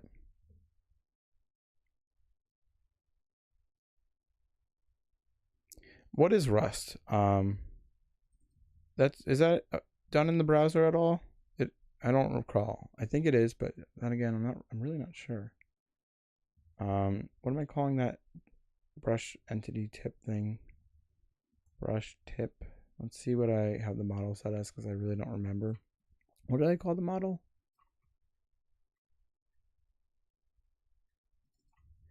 Easter paintbrush tip. That's our model here. We need to have quaternions on it. And we will just set up a blank quaternion on it. Let me read chat. Well, I know Rust is a programming language. Thanks, Kenny. I mean, like like that's all I know. That's all I know is that it's a programming language. Like, is it stuff you can do in a browser? Is it stuff that gets compiled into something else? Is it all I know is that it's a new-ish, at least to me, new-ish language, right? Like they only made it like usable like within the last couple years or so. Maybe it's been longer than I think it is. Maybe it's been like 5 years, but even 5 years to me is pretty new. Rust is made by Mozilla, so there is some overlap with the dev stuff. Oh, with web dev stuff, huh? But it's a systems programming language, compiles to native code. Okay, interesting. Right, and this is the website for it. Rust has good WebAssembly support, but otherwise it was made a systems programming language. Okay. Interesting. Well, at least like, so like, again, I'm not gonna like expect this of anybody in chat, right? And you know, I'm appreciative if anybody does do this, and I'm really not like, I'm not like, oh well, it's okay, chat will just teach me. But in theory, I should choose a programming language where there might be more people in chat that are usually here that know it. So since like Guinea Guy, and again, I'm not like putting you on the spot, I'm not saying, oh, you have to help me with this. I don't care if you do or don't, but in theory, since Guinea Guy says he loves Rust, I'm pretty sure he said that somewhere. If I would start using Rust to do the WebAssembly stuff, you know, Guinea Guy would be able to probably tell me, you know, oh, you're doing this wrong, this syntax is that, because he's always telling me that in JavaScript anyway. Newish, 10 years old. Okay, that's interesting. I thought it was newer than that, but I mean, in the grand scheme of things, that is pretty new for as far as programming languages go. And I guess it probably, you know, started out 10 years ago, but it maybe didn't gain popularity until more recently, I'm thinking, but I don't know.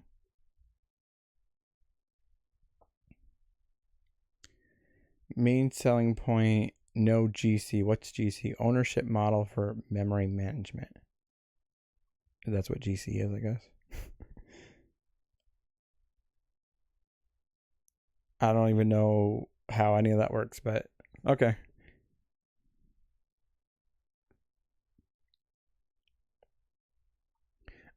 Oh, garbage collection. Okay, I know what garbage collection is. I just didn't know it abbreviated as GC. That's not what just jumps to my mind. But I mostly know what garbage collection is. All right. I'll just bookmark this. I'm not going to look at it right now. We have programming to do. Right. Wait. So we want to color the tip. Hopefully, if I just put that quaternion on there, it'll just use it. I think it will. Our position, we'll have that as our default position. That's fine. Our scale, we want to use the same scale as our paintbrush, which is this guy here.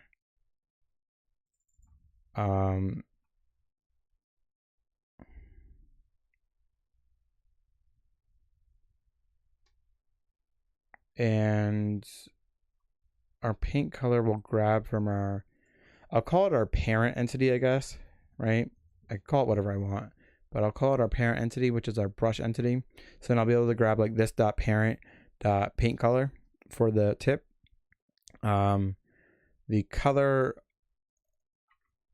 I don't really love. We'll clone this as a default. Back faces we shouldn't need really, although technically, if we're being really picky about this, back faces are slightly helpful. I'll toggle them here so you can see the very, very slight bit. So you see that little change? That's all you're really going to see depending on the camera angle, right? It's just that little bit here and that little bit here. Again, I'll toggle them. You'll see. Yeah, I mean, at more vertical angles, you notice it more. Yeah, they'll be good to leave on. C is manual memory management. C++ has manual memory management, but in modern C++, you're meant to use smart pointers. Okay. Rust basically always uses smart pointers. Okay.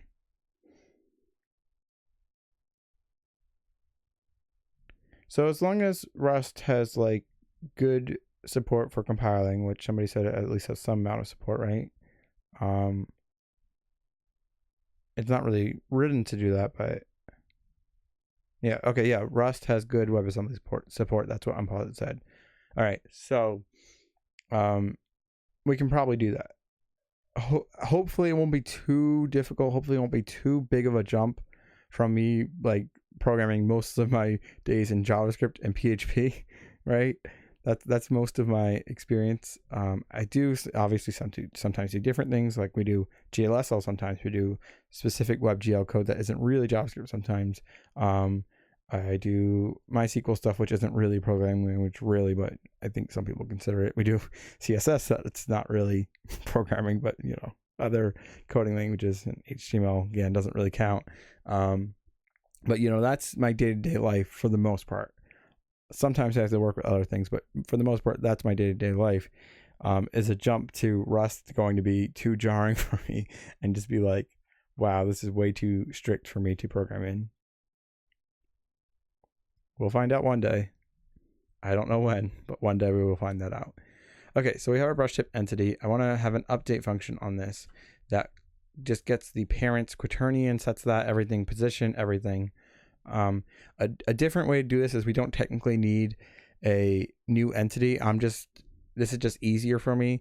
A different way to do it is we can basically draw our paintbrush twice and just swap the model on it. But this is going to be much easier and probably ends up being a little bit cleaner. It just ends up having an extra entity, which is okay for this. If we were doing this everywhere all the time, might be a little bit stupid, but to do for this, it's fine. All right, so our update function, right? Whoops. Hold on, I gotta drink some water.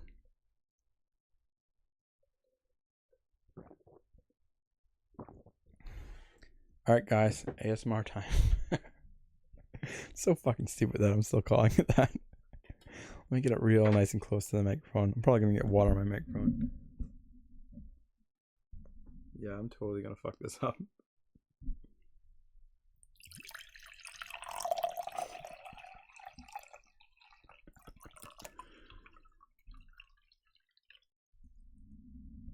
I don't know why I'm so stupid with that. I apologize. Okay. Update functions.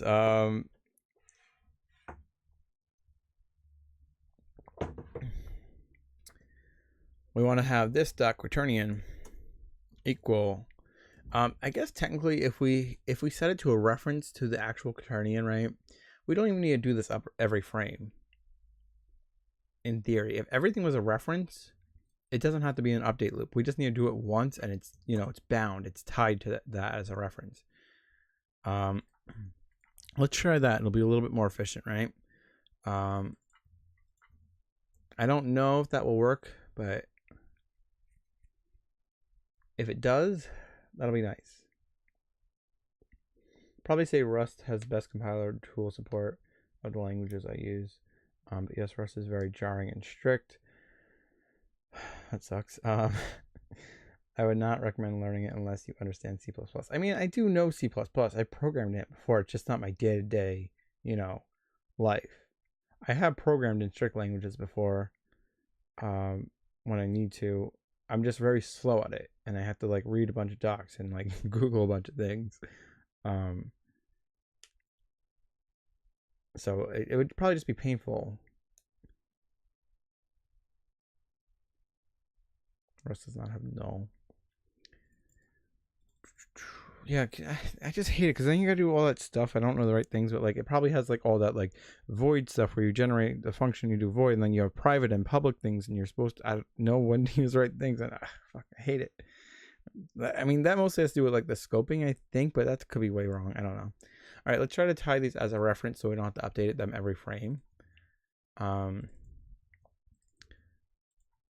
then this dot color, or not this. Whoops, I'm doing this wrong. I want to have it as paintbrush tip entity dot quaternion is a reference to all of these, right? And this is our dot paint color. So in theory, we don't have to update these every frame. We just need to once connect them as a reference to that object or array, and it will always remember that. I don't know if it's going to be that easy though.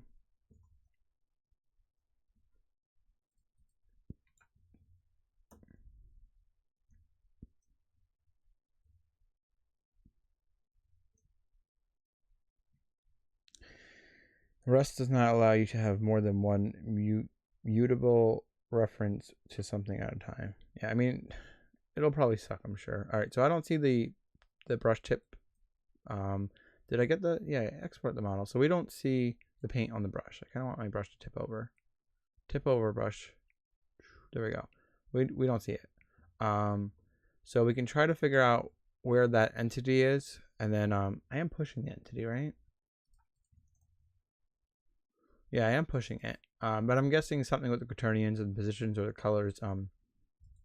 Somehow it's breaking that reference.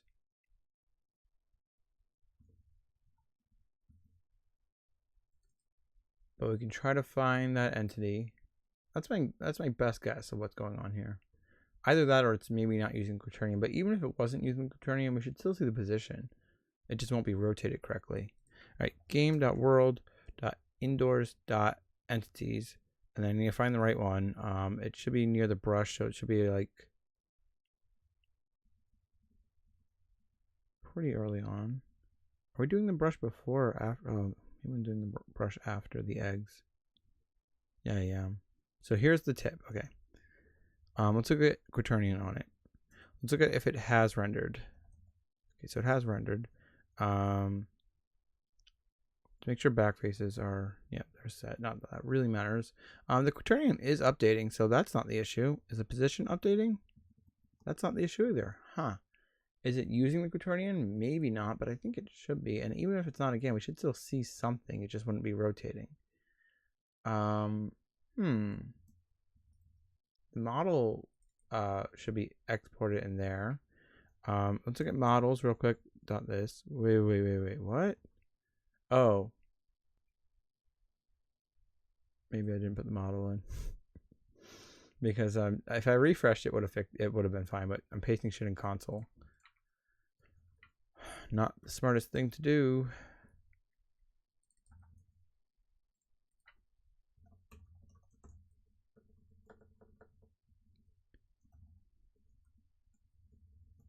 Yay! Okay, so let's see if the color updates correctly.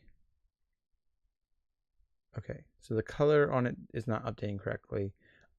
That's probably because we're creating a new array. Either you don't make references to arrays the same way you do objects, which I think you do, or we're breaking this reference, but that's fine. We can have an update function just for updating the color or something, or when we change the color, we can also change the tip entity. Either one of those would be fine.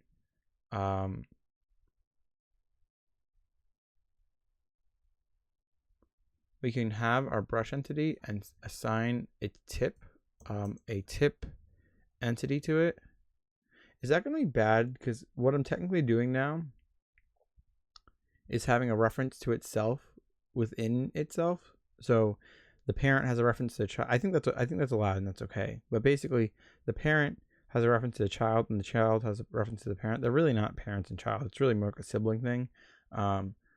But they have references to each other. Is that bad? Is that like making an infinite loop of references? Technically, but I think that's allowed. I think.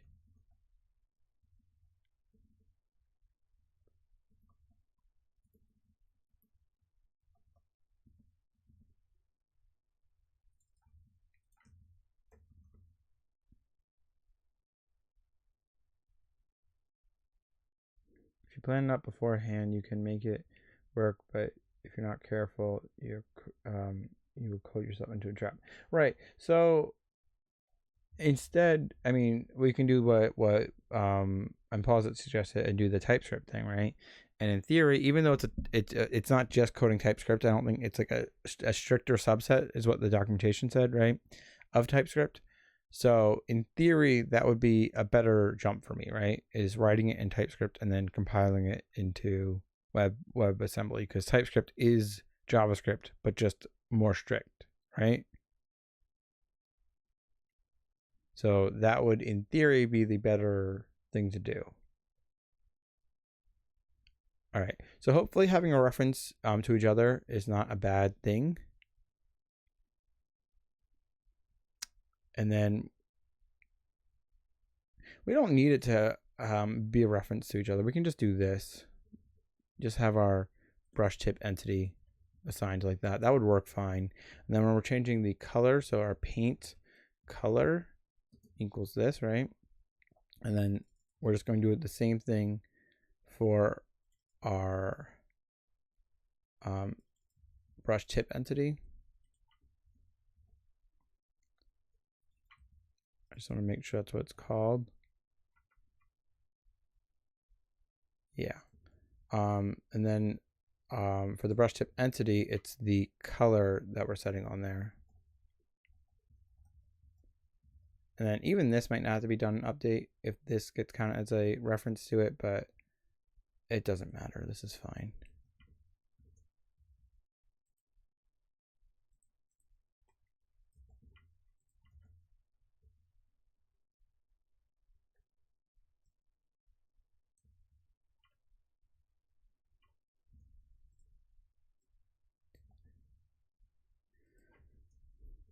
Okay, let's see if this works. So we have our yellow here. We need to release the mouse again.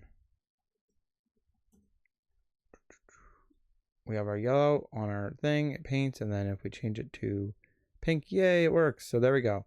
Our paint brush tip changes colors. It's a little bit not exactly the same color, but it's mostly just because there's those UVs on the egg. But as you can see, that works. We can even technically, if I wanted to, also that's a bit awkward. Why is that pink there? Just all right, we're gonna have to change the radius of some of those checks. I guess because that point that we're checking is lower. I don't know. We'll figure that out. But this works. We can, in theory, even have it so it fades the colors. We technically can do that. I don't know if there's a good reason to fade them. But we can have it so just the color that it's showing. Obviously, we're not going to draw with a blend of colors because that would be a bad idea. But we can have it so instead of just snapping the color different here on the tip of the paintbrush, we could instead have it so it just does a quick fade between colors or blend between colors. But there's no real good reason for that, and it might not even look that great. So I don't think I'm going to do that. But it works, it functions. I want to kind of have paint drips. I don't really know why. It's not really necessary, but I kind of want to. Well, we can have more paint drips spawn as we increase the velocity. We can look at the velocity of our paintbrush. I don't know, maybe we won't do paint drips. Is it worth it? Is it just gonna look weird? And they're gonna have to despawn anyway, so it might look weird anyway because, you know, I'll have them, they'll drip down, they'll probably cloud the floor, right? And then what do we do? Like if they cloud the floor, they don't just fall through the floor. I guess slowly have them fade out, like they'll shrink in scale or something.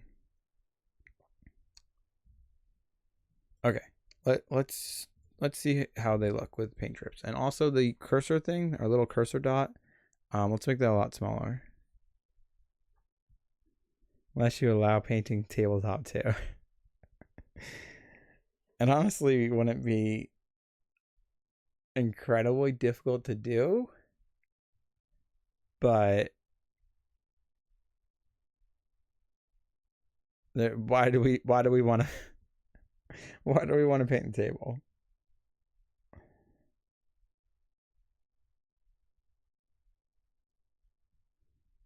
And we could do it with smooth vertex painting as well, because that would not matter. So it would actually look a little bit better. But Guinea Guy, you're joking, but it might be kind of cool. It might be kind of like add just a little, you know, it'll add charm and a little fun element that you can do that. Finish the game first. Yeah, you're right. I'm probably not going to do that, but it's a fun idea. It's not a bad idea. Even since it's a joke, I mean, even as it being a joke, it's a good idea.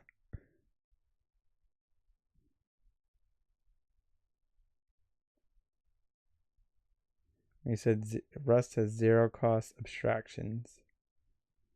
Big words that I don't know what means. Well, what I'm probably gonna do is use the TypeScript to WebAssembly because it won't be as big of a jump for me. Rust is gonna be too different, and I won't be able to get anything done. No runtime, basically. Okay.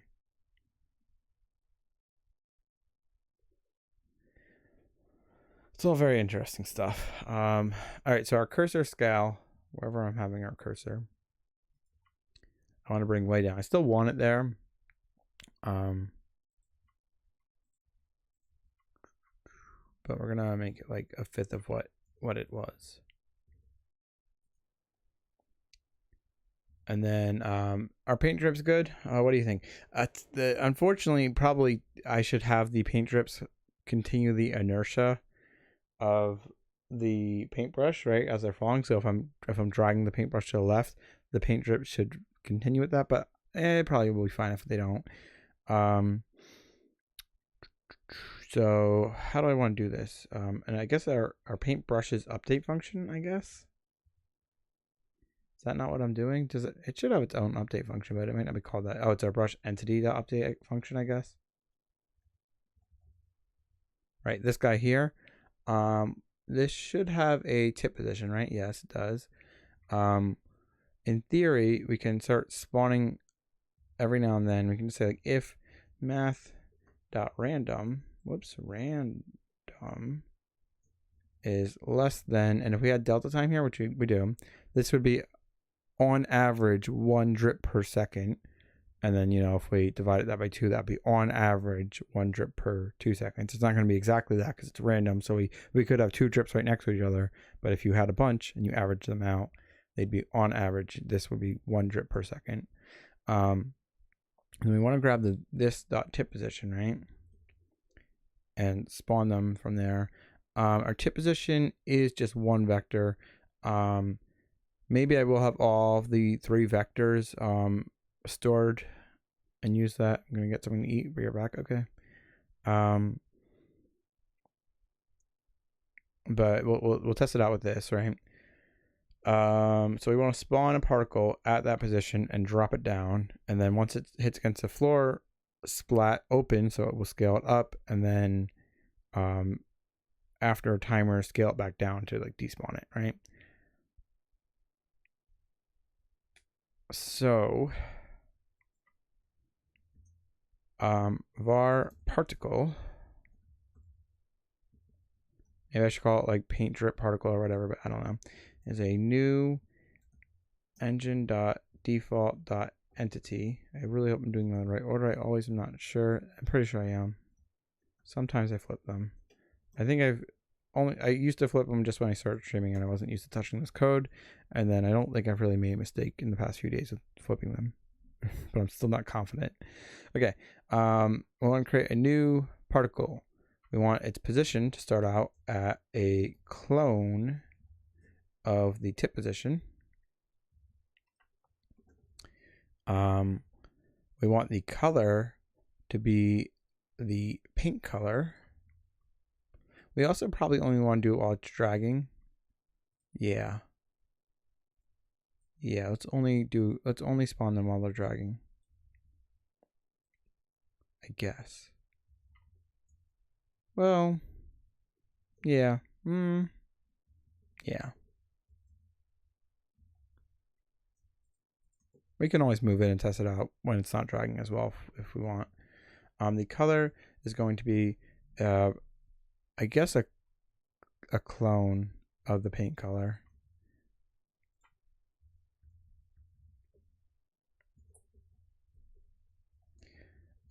Arrays are the same thing as objects, where if you just use the same variable, right, it's a reference, right, now a new instance of. Yeah, definitely. All right, so that'll spawn our particles. Let's just test that out. Let's look at those floating particles. I guess we should probably set them as icospheres, maybe low poly icospheres. We can do high poly and start with that. It's probably fine. So the model is an icosphere. The scale should probably not be scale 1.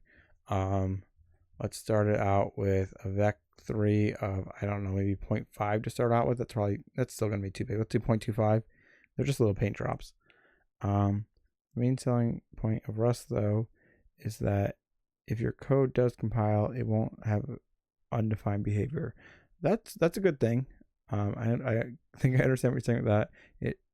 It's almost completely bug free, right? So it's so strict that if it gets past the compiler, everything is perfect, basically, right? Data races are impossible. Everything is super stable and fast. That's great. I mean, that's cool. Too bad I'm not a better programmer, so I can't actually ever do these things. Maybe one day, far into the future, I will be okay with learning these really, really strict languages.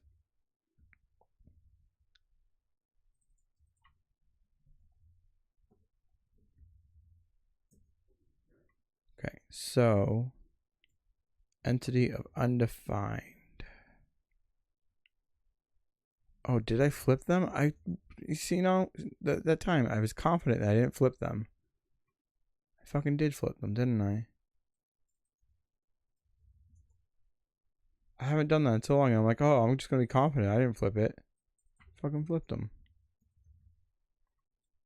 Why can't I memorize that order? I'm the one that made that order. I invented this shit. That's how I designed my engine. I guess because my generics are like the opposite of that, and I'm switching to like what I'm calling generics, right? With our ES6 classes, and they're opposite. They're the thing dot entity, not the entity dot thing. That's probably why I'm flipping them.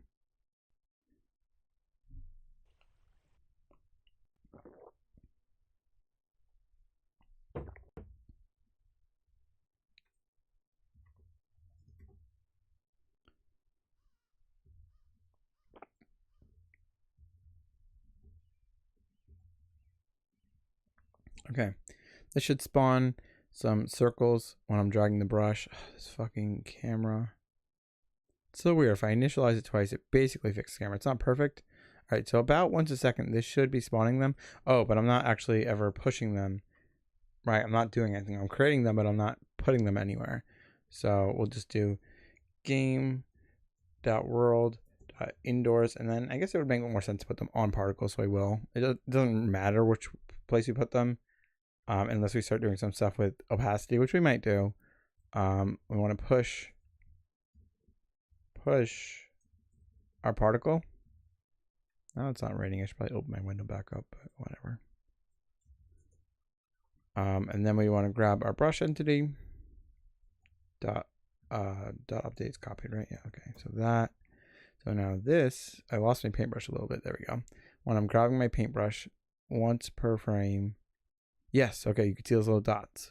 So we're not doing any physics on them. We're not doing anything on them, but it's spawning hopefully always the right color dot. Let's test that out. Let's change our brush tip to pink. So we should have pink dots. Yes, perfect. So we have our little paint drips. I don't know if it's even going to look good. I don't know if it's worth it, but it's not. It's, you know, we're not going to spend an hour on this. It's only been probably like, I don't know, 5 or 10 minutes. And we already have like most of it done. So we want to have a particle.update. That's going to be function. And we want to have delta time. We need delta time, right? And our this dot position dot y will decrease, right, with delta time a certain amount. I don't know how fast we want them to fall. Let's do ×2 to start out with. We also need to not allow position.y to go below, I believe, 6. We'll probably have it a little bit above 6, just so there's no like weird clipping going on. So we'll say this is math.max, the position, or 6.05, something like that. Oh, right, and I also wanted to play around with a not top-down camera. Will that work? Will that work with the cursor? That might not. Let's see what happens. It might though. Release mouse. If we had a slight camera angle, right? So we did engine dot current camera, and then dot rotation x. Let's set that to math dot. So by default, I think it's math dot half pi, right? So that should be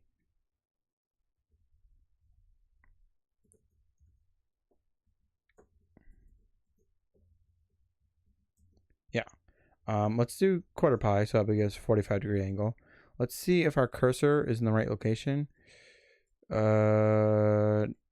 It's not. So we'd have to change how we're doing like our ray casting. I want to grab that paintbrush, but I don't know where to click. Okay, there we go. Yeah, this is probably a terrible idea. I wasn't going to do 45. I knew I was going to do a slight offset, you know, like just like maybe 5 degrees off of 90. But you know, it looks interesting. It's probably just way, way harder to paint and stuff. I'm sure top down is probably the best for painting. We'd also need to move our camera back a little bit, or translate it on that axis, whatever it would be. But let's do half pi again, and let's just adjust it ever so slightly. Let's do like 90% of 90 degrees. Whoops, 0.9. Okay, see, that kind of looks nice, a slight angle to it, right? And we could do that. Our cursor might, damn it, when I scaled my cursor down, I don't see it anymore. It's a bit of an issue. But yeah, this could work, this little angle. You barely even notice it. But my cursor position will technically be different, and I'm not 100% sure why that is. But that's something we would have to think about and account for. All right, I think I'm gonna have our default egg color be white, because these don't have to be this dull. Because the texture on them, I guess, is darkening it more than I expected it to. So I probably will bring the default color above 0.98. I may even make it above 1. Right, that's something. So I'm probably not going to leave these spheres like this. I probably want to have them look more like physical paint buckets in the real world. And my main reason for that is it's not super intuitive. So like the player, these kind of look like UI elements, and the mouse is free, right? So it kind of looks like what you're supposed to do is like click the color you want, you know? So you click green and the brush should turn green. You click, you know, pink, blue, whatever. But that's not how it works. You need to actually physically drag the brush to it. So I might want to make these look a little bit less like just flat UI elements, and like they're a little bit more bound to our scene. So it will hopefully mitigate most of that issue where it looks like possibly when you want to change your color, you drop your brush, you click on the color you want, and that's how it would work. But that's obviously not how it works. Okay, so I'm going to leave the top-down camera because it just is what's working best right now. We might someday in the future have it not do that. So we also want to have these particles working. We want to clamp our position. Let's test it out with just this, right? So we probably want to clear our old particles and then have our update function. So first we're going to update our update function. Then we're going to clear the old particles. Game.world.indoors.particles. Okay, so now when I grab this, our paint drops should drip down. They are, and they fall down to the ground. Very good. Whether or not this looks good, I don't know. Welcome back, and pause it. Probably want to make them fall a little bit faster. And then once they hit the ground, I want to have them scale up, and then eventually after a timer scale down. So we'll put a timer on these, right? And then we're constantly adding delta time to our timer, right? And then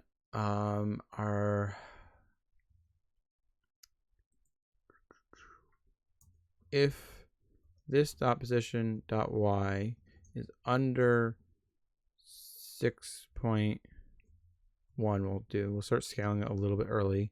This dot scale equals a vec3 of this dot scale dot x or whatever, because actually they're not going to be all on the same axis. Well, they could be. No, they shouldn't be. We're going to have to do each and every axis independently because we're going to flatten them. We don't want to scale on the y at all. We just want to, well, we might want to scale on the y, but we're making it thinner. You're going the opposite direction. But I'm not going to mess with y at all. I'm just going to change x and z and see what we need to do from there. But we're going to be adding delta time to this, right? Whoops. And we want to do the same on the Z. We also probably want to have a max value. So it'd be easier, instead of just adding it like that, we clamp this here, mat.clamp. And then we add that there. And then we clamp from, I don't know, 0 to, let's do 1 as our maximum, because we're starting with 0.25. So it's allowed to grow 4 times, right? And then we also just want to have it so if the timer is over a certain threshold, let's say 5 seconds before it starts despawning, this will have to be an else if here. If the timer is over that amount, then we want to start shrinking down the drop, maybe a bit more slowly.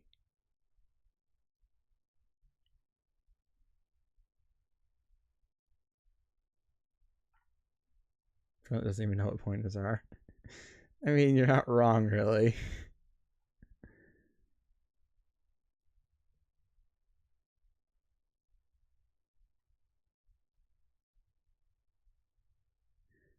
I mean, yeah, I have used C++. It's been a long time. It's been fucking like years. So anything that I've done then, I don't remember really. I have not touched any C++. I mean, I guess I was using timers. I mean, timers, pointers. Reading the code that we're writing. I guess I was using pointers. I don't remember. I mean, yeah, I can learn it again. I can do it once I start actually using it. Pointer is a memory address. Okay. Once I start using it again, like some of it, I'm assuming would come back to me. But it's been probably literally a year since I touched any C++. So anything that I learned, I don't remember what things were called. I don't remember what I was doing, but I'm assuming I can get comfortable with a little bit of the syntax if I did it again. But it doesn't matter. We're probably going to use TypeScript. Are there any pointers in TypeScript? Do I have to worry about that? No, right? There's no like memory allocation in TypeScript because it's JavaScript, right? Is there? I doubt it.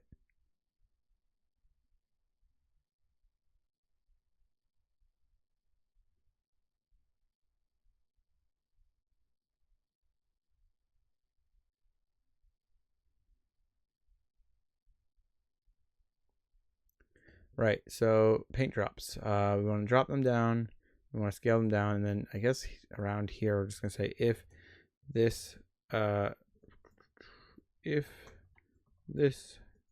dot scale dot x is under a certain threshold, we'll say 0.01. Really could probably do 0 because it could probably go negative, but just in case it can't, then this dot delete is true.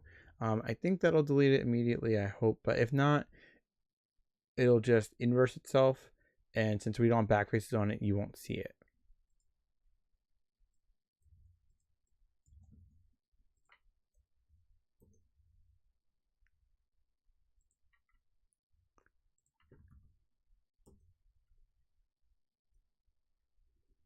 Well,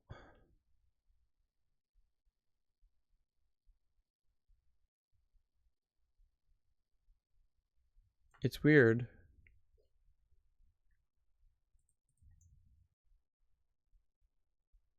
This is supposed to be under 6.1. Whoops. I think they're also falling a little bit too fast, so that's where we were doing this. Let's do 2.5 because 2 wasn't that bad. I just want them a little bit faster. And at least those ones should automatically be deleting themselves after. Yeah, they are. Good. Okay, so I want to grab update, paste this in. Let's see if this is better. Let's make it also daytime. Okay, that's quite a bit better. Let me grab a color that contrasts a little bit better. All right, I mean, it's kind of cool, right? Is this stupid or is this cool?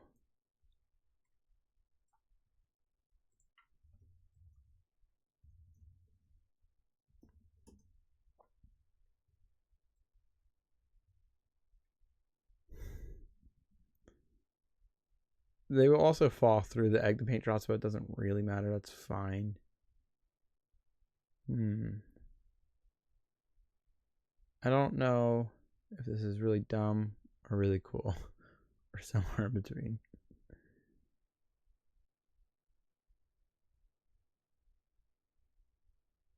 Since everything's so flat, it's a bit hard to tell depth and what exactly that's doing.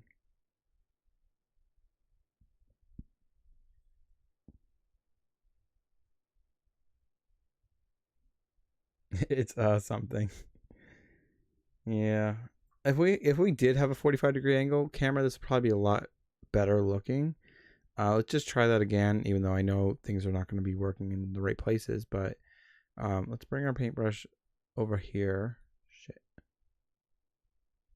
Let's bring our paintbrush over here.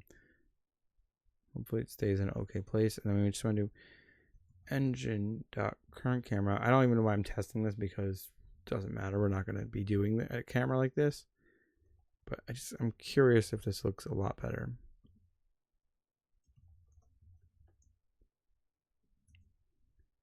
Because you'll be able to see how far they're dripping down. It's so hard to figure out where to click. There we go. So if we have our drops now, this will probably look a lot better. I mean, it's better. I think it is better. Maybe they should be dropping faster, especially at this camera angle. I don't know. Maybe I should have their opacity not so opaque.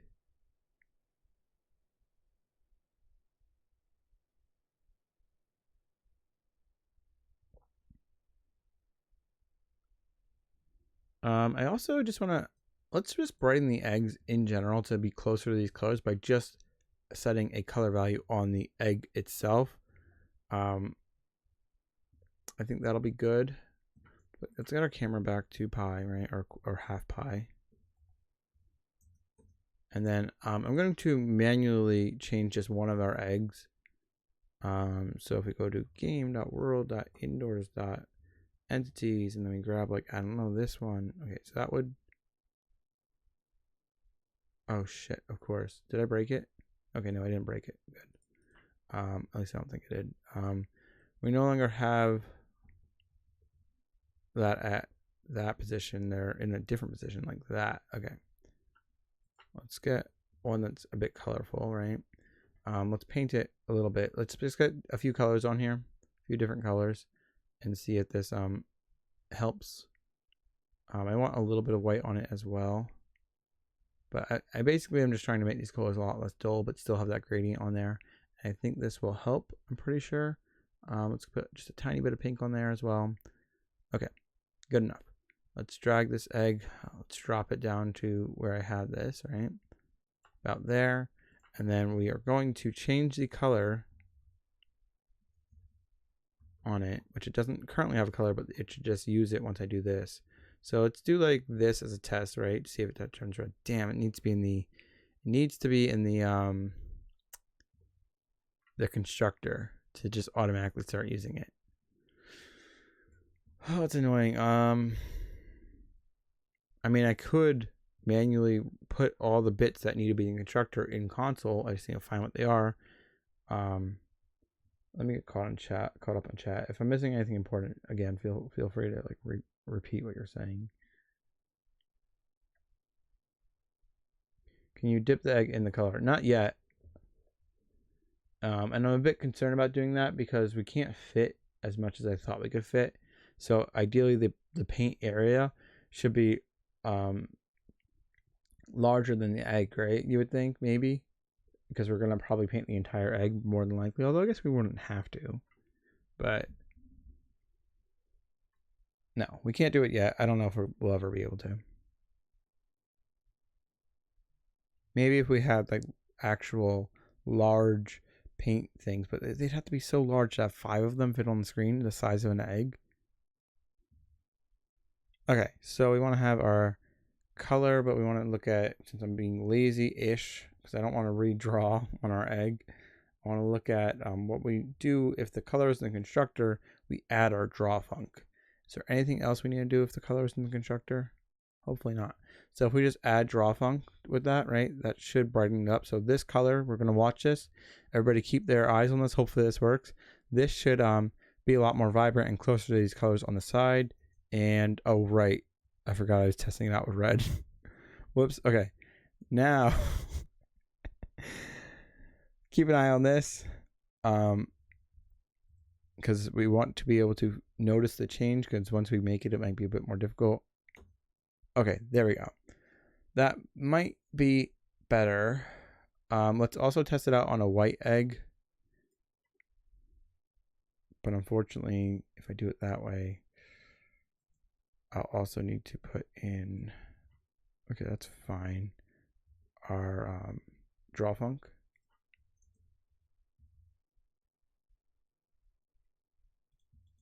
All right, so let's do it on 8. Okay, there we go. So before you're drawing anything on it, is this too bright? I don't think that's too bright. I mean, yeah, it's bright, but it's an egg, so that's okay. It still has that bit of gradient. These colors are a lot closer to the colors over here now, right? They're still a little dimmer depending on how high up they are, because the gradient is obviously dulling it up as you go down. So the colors that are higher up in the egg will be brighter. I think that's okay. I think that looks, yeah, they look good. This, I'm only doing it on these 2 eggs. These 3 don't look at. We can force it on those 3. I don't know if 7 is the right one though. I don't think it is. I think we want to go to 10, and then I think 11. This might, if I fuck this up, this might yell at me, and no, it should be fine. And then hopefully 12 was the last egg and not 7. Yeah, okay, so now all my eggs are the right brightness. Let's go to the egg code here to make sure it's actually in here. I don't remember if I put it in where we're creating our eggs. I don't think I did. Where are we creating our egg entities?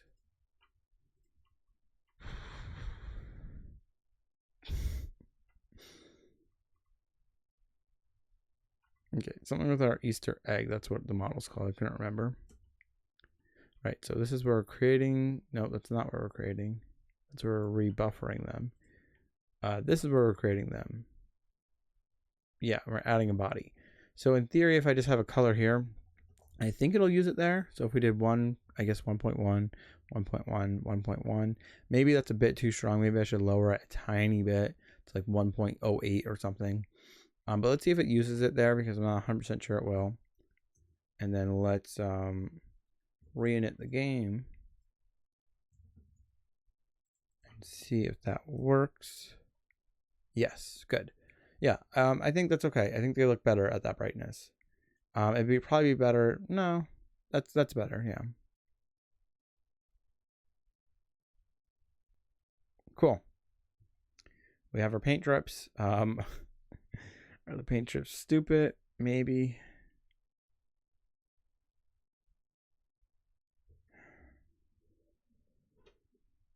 I don't know.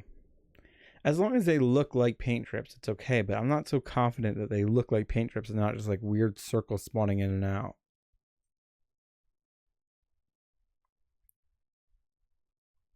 I can make it look maybe like a bit more like a splattery model instead of a perfect circle. Maybe that would help. I'd have to create the model for it. And as it's falling, might look a bit weird then. Unless we swap the model.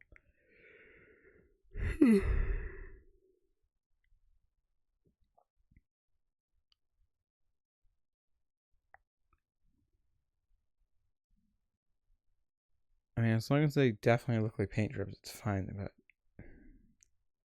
I don't know if they actually look like paint drips. Also, we're probably despawning them a little bit too fast, but you know, that's maybe we should randomize the max spread. That might help. And maybe we'll drop it like really frequently, but we probably shouldn't. All right, new ideas. This guy here, let's do like 10 a second. Let's change its spread to a random max spread value. Hey, Banto, look at this Easter mini game we have. We can paint Easter eggs. It's amazing.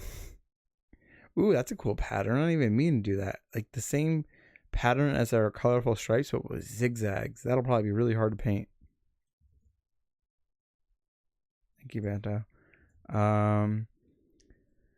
Right, so max spread.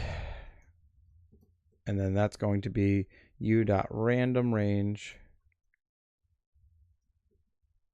is it u dot yeah, u dot random range, and then we're going to go from, I don't know, 0.3 to 1 point, all the way up to 2.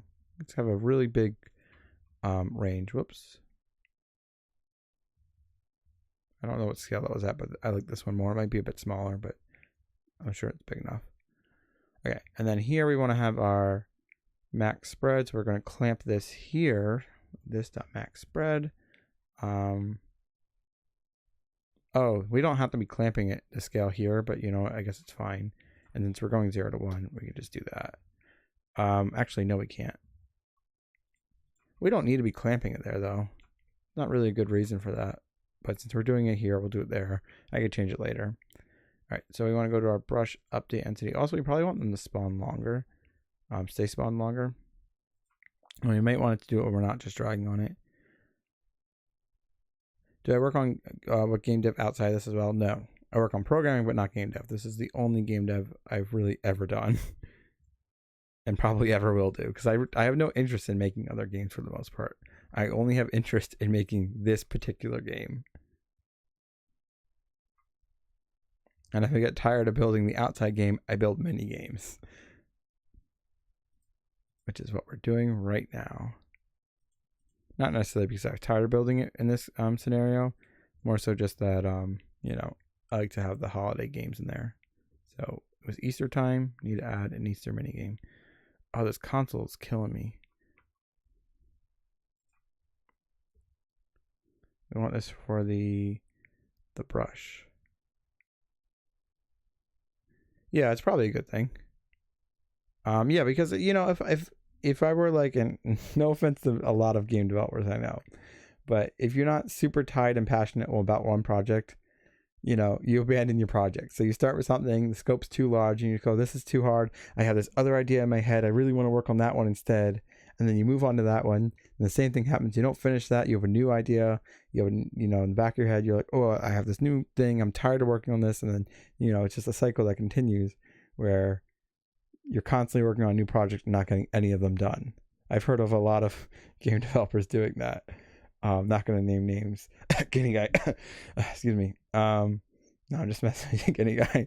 I know how hard it is. I mean, most people do that. And Guinea guy's like busy with like college and stuff right now anyway, so.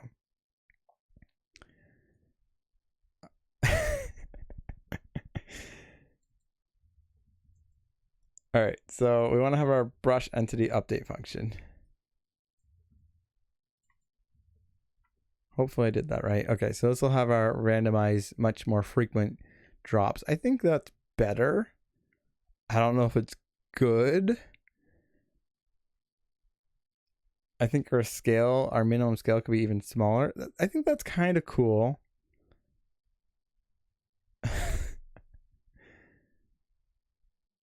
I think that's kind of cool. I think we should leave them spawned in and shrink them out slower. So maybe after this time we can shrink them, but like way, way, way slower. So we'll like divide that by 10. So it'll take really over 10 seconds to scale them down, because that would be only if the scale was at 1 that it would take 10 seconds. But the scale can go over that. Also, I want to change our max spread. I want to have our drop maybe be a little bit smaller. I want to have our max spread be possibly ranged from that to maybe even larger. I'm not sure.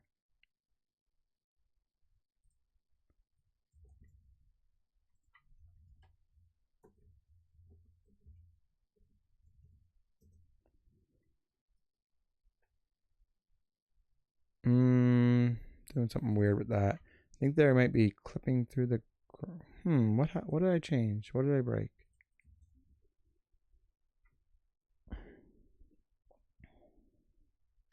Not doing any game stuff at the moment because of uni, right? I mean, that's perfectly understandable.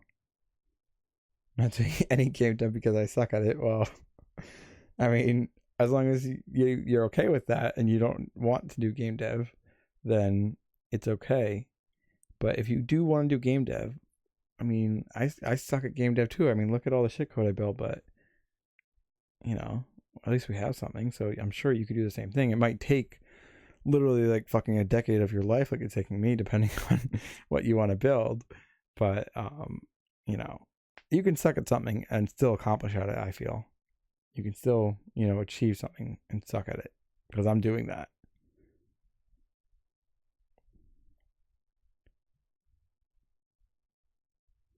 Make a game that does Unity for you.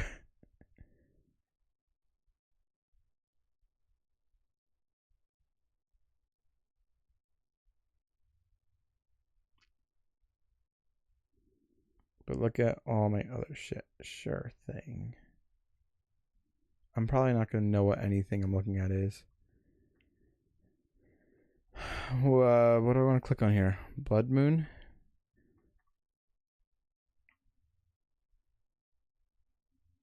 Blood Moon is an application that reduces eye strain. Oh, so just like making things more red. Okay, that's cool. That's built into Mac nowadays. I don't know if that's built into Windows. Co-video. Watch YouTube videos together with your friends. That's really cool.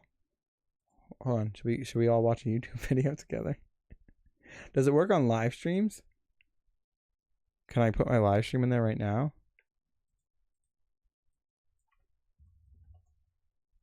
I didn't even spell Frinlet right. Why didn't I like that? What did I do? Why did I ask for my username twice? Broken code 0 out of 10. Unpause it. I'm just kidding.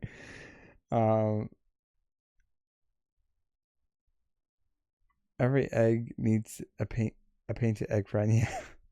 Let me see what this other thing is. Now I know your name. Unpause it. Sebastian. Hi, Sebastian. Sorry, I'm just being silly and ridiculous at this point. Perfect pixel drawing 1. For what? What are we talking about? What were we doing? I don't even remember. It is built into Windows. Okay, for night mode. I don't ever use night mode really anyway. I think I don't know if Windows does the same thing. It probably does. But I think it might be enabled on my laptop, but I don't even notice it. I don't even mess with it because you know, it automatically slowly does it as the sun sets, so you don't really notice it. I think I do have that enabled. I probably should disable it because there's been times like where I'm trying to work on like the atmospheric coloring of the game, right? So like sunset and sunrise and all the other, you know, sky colors and stuff.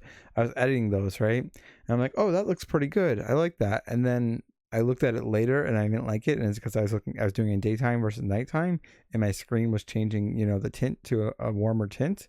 So it screwed me before, so I should just turn it off. And I think I might have it off currently, but I think it was on by accident once. And you know, if you're really doing important stuff with, why can't I grab my paintbrush? That seems weird. There we go. If you're doing important stuff with colors and designing and stuff, it could be a real pain in the ass.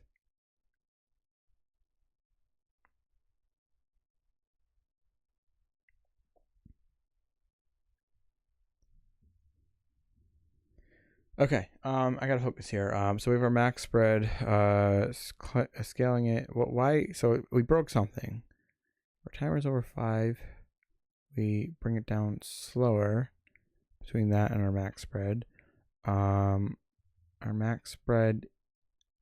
Let's bring our initial scale back to 0.25. Let's have our random range back to this. Why is it breaking? Let's see. It's doing some weird stuff.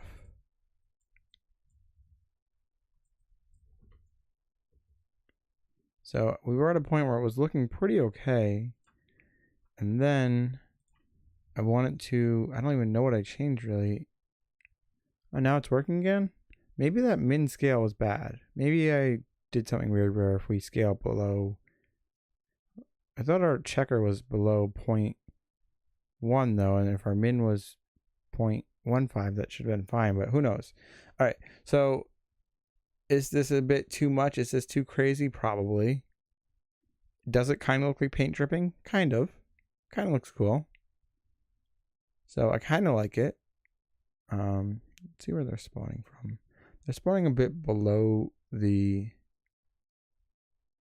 paintbrush tip, which is a bit of a pain. So I'm gonna have to move that around.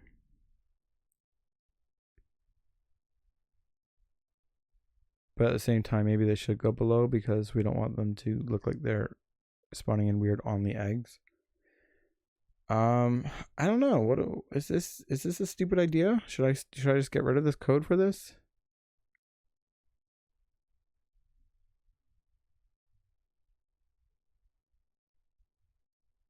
Make it drip down only when to dip and then slow down to not dripping at all. Yeah, I guess so. So we need to have some sort of like time since dipped, right? And then we would change it based off this one. So it's a bad when I just sigh and blow into the microphone. I have a pop filter, so hopefully it's not too bad.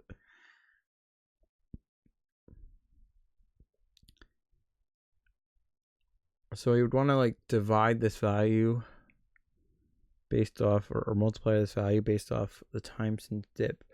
Time since dip though, okay, we can probably figure that out somehow. I guess we could be comparing it with, I guess game.world.time would be an okay way to do that. So when we're changing it, we're gonna have this called, I don't know, our dip time. Start that 0, I guess. No, let's start that at game.world.time. No, let's start that 0 because we don't want it to start spawning particles right away on the initialized thing.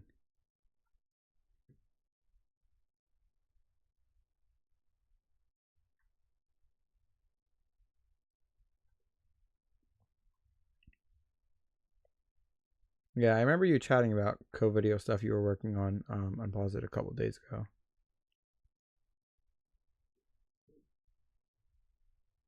Oh. Hold on.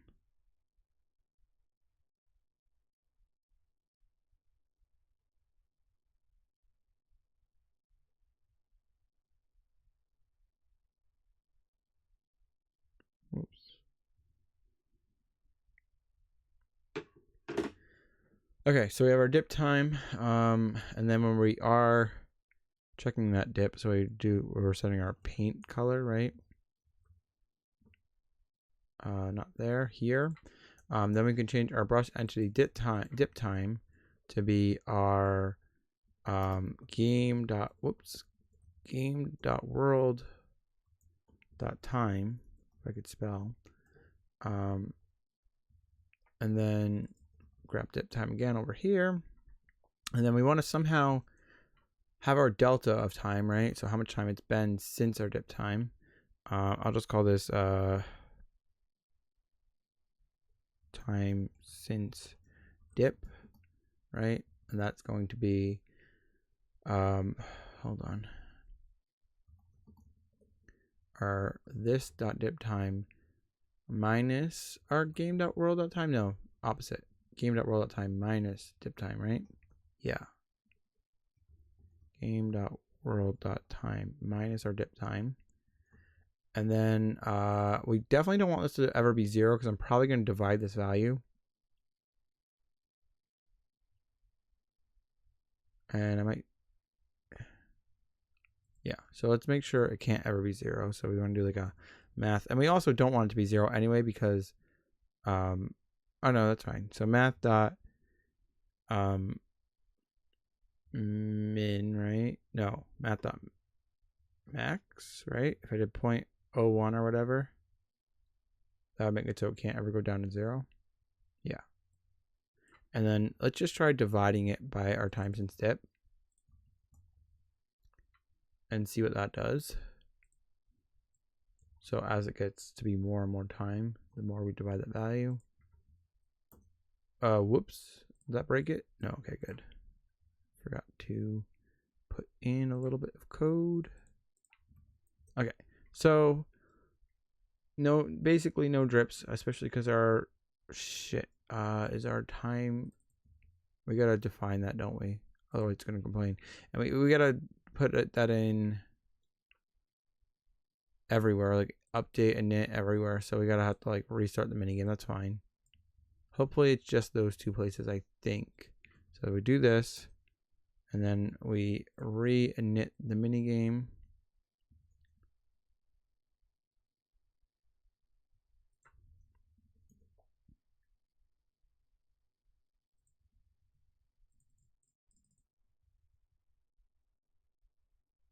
Someone's probably seen that repo. Of what? Your repo? Right, I'm sure I have at some point, yeah. It's amazing I didn't paint any of the eggs unintentionally there. Okay. So we can slow down how long it takes for it to stop spewing. But like it's like full on every frame, which we can also limit. And then it's a lot, and then it pretty quickly tails to nothing. Now what we can do, what is that inside our update function on our paint brush, right? Brush entity update. So what we can do is we can change these values around a little bit. So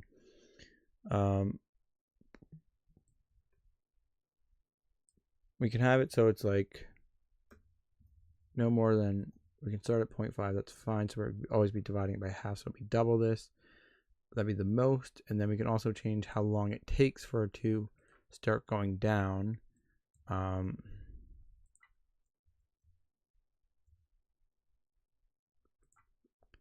Let's at least have it so it's not quite as crazy to begin with. It's still going to be probably too crazy, but not as crazy. I still don't know if this is a good idea. And maybe we should also, I don't know. Let's see. So that still looks bad, but technically it's probably not as bad. But let's bring that max value. And also we can just like have our dip time set to something different, so it's always further away than 0. But let's just bring this up. That'd be 2 seconds though.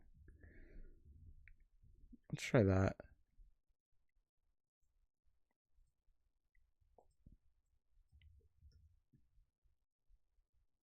If you need something back-end wise, I'm gonna,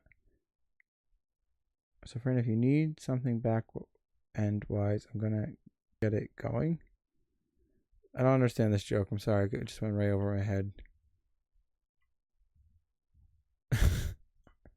But you'll have to explain it to me and then it won't be funny. Okay, that's better. It takes a while for the dripping to trail off, but maybe that's okay.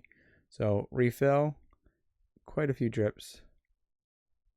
And then, it's still kind of a lot, but it's a random thing. Okay, now it's like very few. We can make it so it trails off faster or slower. Is the Frinlet version on website working now? Yeah, it is. It probably is going to have giant lag spikes in the beginning, but hopefully if your computer is okay, not like, somewhat high end maybe ish, it'll have the lag spikes probably in the beginning, but then like after the first like 30 seconds ish, hopefully it'll start being better. Basically, you just have to wait for all the like sub entities, like all the trees, to start being generated and rendering in, and then once a fair amount of those are rendered in, it behaves better.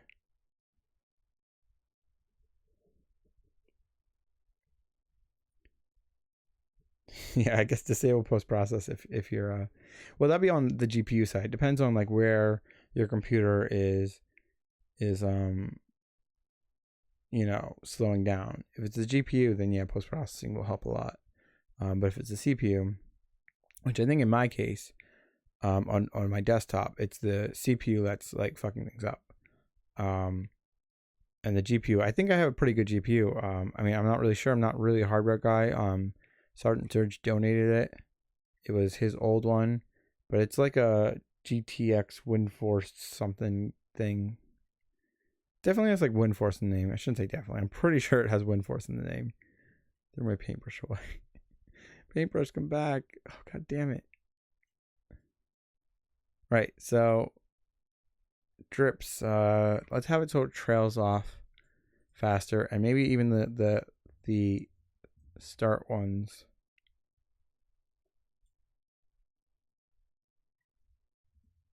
All right, so we're gonna multiply this by, I don't know, 2.5.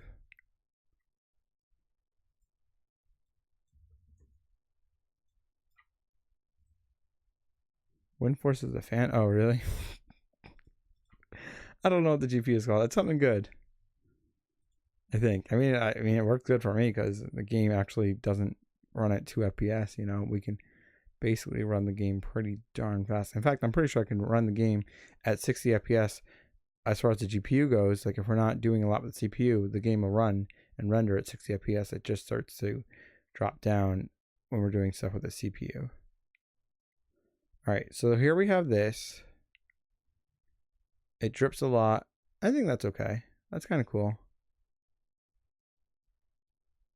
Drip, drip, drip. And then, yeah. I mean, that looks kind of cool, I think.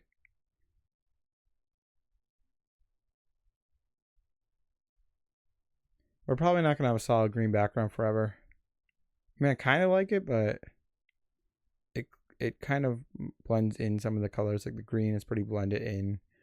So. Is it not possible to delete worlds? It should be, as long as that feature's working. It's in the pause menu, right? And then settings. And then at the bottom, delete all save data. That'll delete everything. As long as that's working, then that should do it. I haven't tried it in a while, so maybe it doesn't work anymore, but I think it does. Probably check it in the task manager under GPU. Yeah, you're probably right. I know I can look at my CPU, right? So that's my CPU, and that's why I was saying that CPU is probably not. Oh, okay, then there's GPU. Okay, it is a GeForce, not WindForce. NVIDIA GeForce GTX 970, but I still thought there was more words that go along with it, and there probably is. I don't know if there's like different generations, and if this shows the generation number in the name, but it's probably a much older generation because it was donated to me like 2 years ago, and at the time it was somebody's, you know, Sergeant Surge's old GPU that he wasn't using anymore, I think. So I don't know, but that's at least some of the name. Maybe that's not all of it. Yeah, I mean, it's definitely decent. It's good enough for what I need. I'm super appreciative of it. I wish Sergeant Surge would stop by one of these streams. I should probably send him a message to let him know I'm streaming and see how he's doing. I hope he's well. So, yeah, the GPU is great. And really the computer's fine. I don't even need to upgrade anything about it. And in fact, I don't even want to have better specs, because the more I increase the specs, the more I'll probably end up just having the game be more computationally expensive, right? More intense, and not really realizing it, because I'll be like, oh, well, it runs for me. So I kind of don't mind having worse specs. That's why I have my laptop that's like kind of shitty, but as long as I can run Frinlet like at like hopefully 30 FPS, but at least like 20 FPS, and like bring my resolution down a little bit, whatever, you know, then like I'm like happy-ish. I wish it was running at like 1080p at 60 FPS, sure, but as long as on my shitty old, like, how old is it, 8-year-old MacBook, right? Yeah, 8-year-old MacBook, as long as it runs on there and I can, like, you know, still play the game, as long as it's playable-ish, I'm happy with that. But if my only computers had like maxed out specs, it'd be really hard to know, you know, if other people would be able to run the game with their, you know, more mid or low end computers. And yeah, I think you can. I think in Chrome simulate lower CPUs. I know you can simulate lower bandwidth, but there might be some sort of way you can, or even just in your computer like settings, you might be able to simulate slower CPUs and GPUs with your faster GPU and CPU. But I don't know how to do that, and that's basically the reason. And I can't change my specs anyway, because I'm not going to put any more money into this computer unless something breaks. Because I'm not making any money from streaming, so I'm not going to put money into any of this.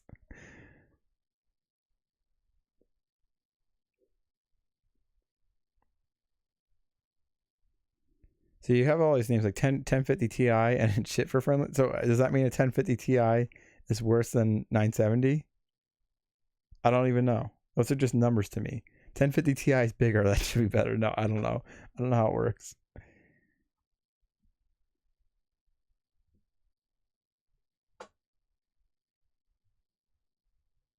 One modder for Stonehearth had a super bad PC, but for that reason, his mod is super optimized. See, it's a good thing. Okay, so I'm like kind of still iffy on hold on, I gotta release my mouse on the paint drop effect.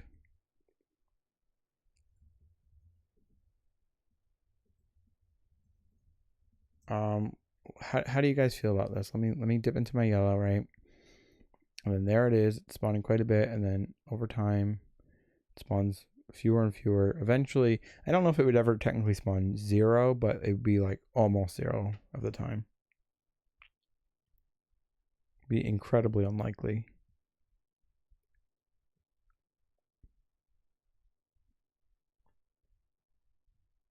Frinlet runs smooth on GTX 1060. Also, unpause it depending. Oh no, but your post processing, your issue is GPU probably because rain number 1 fucked you up, and post processing turning that off helps you. So your thing is probably CPU. I mean GPU, but like for me, the issues that I have are probably related to my CPU. But again, I'm okay with that for the most part because if I had a really good CPU and there weren't those lag spikes, I would never fix them, you know? I wouldn't even know to fix them. And even if I knew, if people were sending in, you know, like basically bug reports saying, oh, there's all these lag spikes in the beginning, I can't test to see if what I'm doing is fixing it because my CPU will be too powerful, you know? I'd have to annoy the player and be like, oh, did this fix it? Did this fix it? Try this for me. Does that do anything? So it works out, and this computer is good enough for me. I mean, it's very, very good, and it was mostly, the parts were mostly donated. The parts that I bought, a lot of that was from donation. So you guys bought this for me, so I'm very grateful for that. All right, I'm not really doing much programming here. I'm just fucking like painting an egg yellow and talking. To a 970 is 1 generation behind 1060, but is a higher category. And whatever. I'm not going to memorize this stuff because I just don't care. I'm not a hardware person. I mean, thank you for trying to explain it, but I'm not going to remember that next time when we're talking about hardware again. How do you open the menu in game? Like the pause menu, it's P. I know it's probably a stupid key. I should put it on the escape key, and I probably will. The only reason I didn't do that yet is escape also releases your mouse cursor, and like I just felt like I don't want it to do both those. Oh no, that wasn't even the reason. I remember now. The reason was at a time, but I think the browsers have fixed it. Is escape undid full screen, but now that no longer happens. Now it's like an F key to undo full screen, and full screen, yeah, isn't even like really working that well. It works if I just do like Windows full screen. If I press F11, right, and let's get rid of console. It gets cut off a little bit for you guys because I'm not capturing my entire screen. Like I'm not capturing where the area of my what would be my taskbar. Can't speak. So, you know, now it's no longer escape. It's still a bit annoying because it should be fine because I would go to my pause menu. So that was one of the reasons. Probably the main reason was full screen, and that's why I didn't do that. Let's see if I go to settings in full screen. I don't think that's really working. It does it full screen, but it doesn't scale it up. And let's see if escape, but that still does do that still does close escape. So you know what? I don't know what to do. I don't have a solution then. I just got used to using F11 instead, and that's better. So maybe there's some sort of thing with the like API. Why is this zoomed now? I gotta scale my window or some shit. Hold on. What the fuck is happening? Oh, because full screen is still set. All right, that's broken. Yeah, but maybe there's some sort of thing with the full screen API stuff with Chrome where you can do it more like the F11 full screen where escape doesn't change it. I don't know if that's even possible. I don't really know. But maybe in the settings, I'll just write to do full screen, press F11 on Windows, and if there's a key for Mac, which I believe there would be, then just do that. Yeah, let me do the command do for that.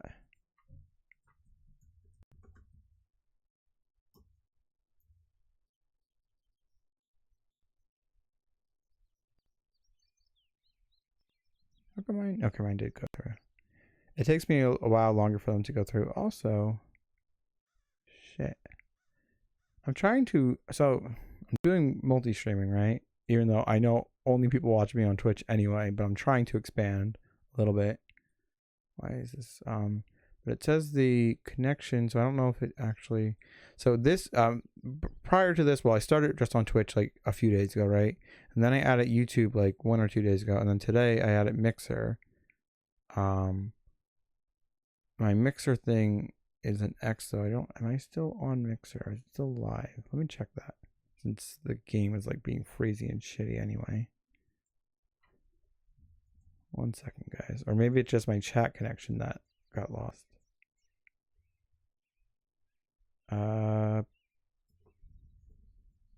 1 second, guys.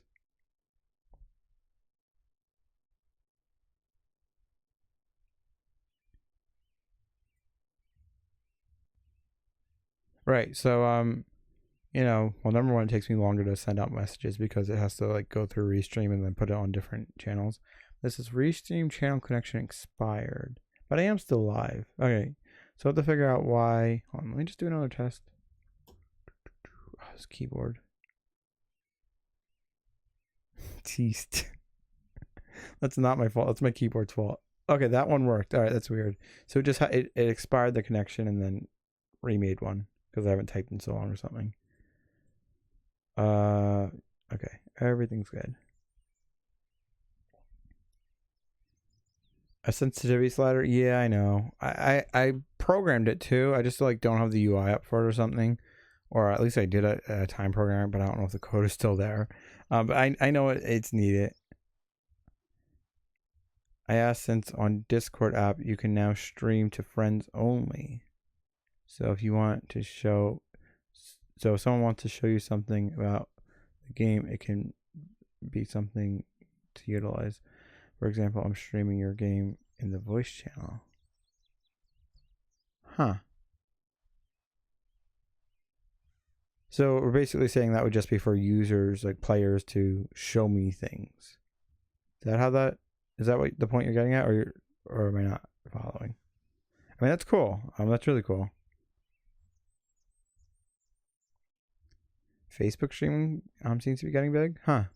I mean, I could stream to that. I'm probably going to stream to lots of services, as many as Restream will let me, which I think is like unlimited for free, which is pretty crazy. Because that's got to be like expensive for them. But we do have a Facebook. I didn't think people use Facebook anymore. Is that sarcasm? Like, is that a joke, or is that real that it's getting big? Because I mean, I don't know. I don't really keep up with times, but isn't like Facebook like, do people really use Facebook still? Isn't Facebook like turning into MySpace? Let's play the Fire Tower mini game. I haven't played in a while. I feel like my keyboard's freaking out again. What is up with this fucking keyboard? I gotta buy a new keyboard. Oh, god damn. I'm not like pressing half of these buttons. Fuck. Oh, I don't want to buy a new keyboard. That fucking sucks. I do have some really shitty wired ones, but I hate them. Actually, I have a different wireless one that's really old, but I don't hate it, but I also don't know where it is. It's probably packed away in a box somewhere. All right, that's interesting, Shagon. Thank you for letting me know that. Oh, fucking shit! I have my. Hold on. Okay, let's do that again. It does have paid plans, but I think it's letting me do everything I'm doing right now for free. I mean, yes, there's things, but I'm surprised like to pay for it, but I'm surprised what they give you for free. Because I think you could stream to unlimited services. I don't even remember what the paid features are, but I feel like they were like not even worth it to me, because I would, depending on things, like if more people were watching me and stuff, I would pay Restream money because they deserve it. I mean, it's a really good service. but like the features they offer for the paid things, it's like not even useful to me. I was like, I don't even need that. All right, I'll click on that link. I was gonna try to put out this fire, but then I kind of lost interest because my keyboard's freaking out. It's making it really hard to do this. But anybody that hasn't seen this gets the point where you have to stop the forest fire. Put out all the fire with your water from your plane. All right, I'm gonna abandon that. I'm gonna look at chat. I'm gonna open up the link.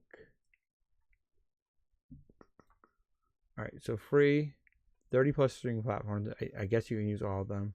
I don't know what Facebook personal profile means. Oh, okay. You can't stream to a public page. Okay, that's interesting. So I guess I won't be doing that unless I pay $16 a month, I guess it would be. No, maybe. Yeah, Facebook, yeah. So $16 a month it would be. Well, if I was making at least double that from streaming, I would maybe consider that. But I'm not, so I'm not going to do that.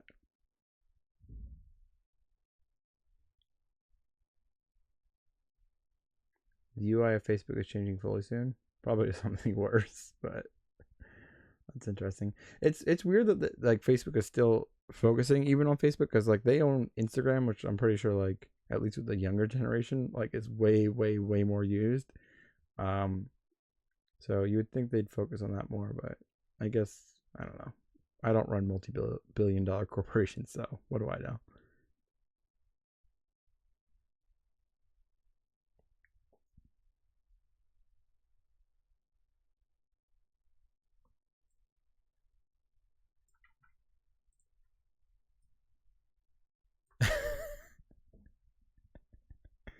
Thank you for that, Shagon. That's amazing. I needed that. Yeah, okay, so the issue, I thought you grabbed that from the stream because I did the same thing.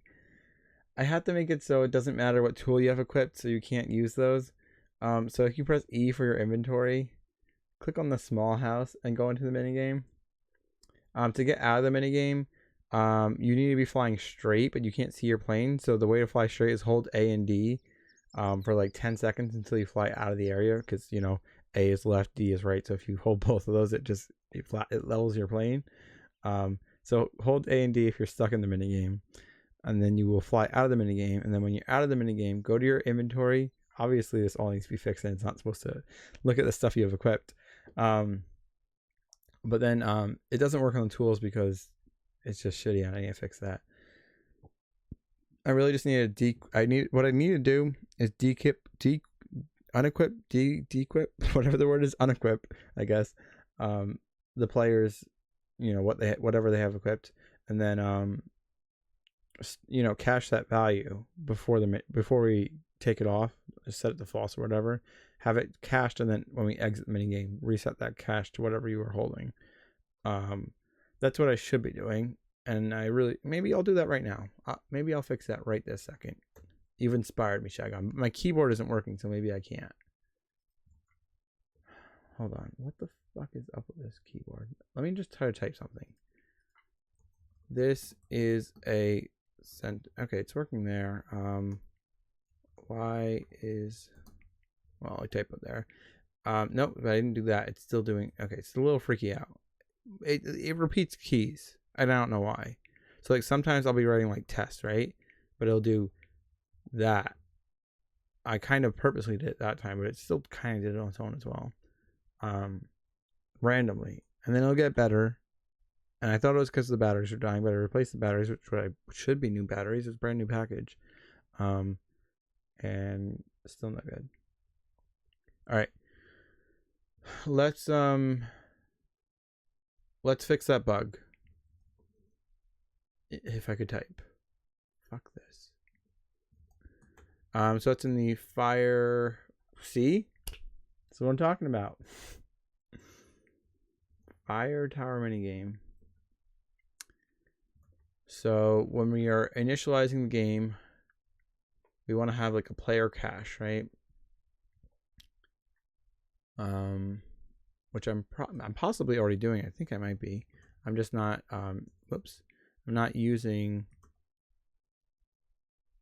Fuck this keyboard. Why? It's so random. Like, is it because this game is open? Is it? Should I close this tab? It's paused, so it shouldn't be that bad. Oh, God damn it. All right. Oh, God damn it. It's pressing all kinds of random things. All right. No more wireless keyboard. Back to really, really shitty wired keyboard that the fucking wire is not long enough.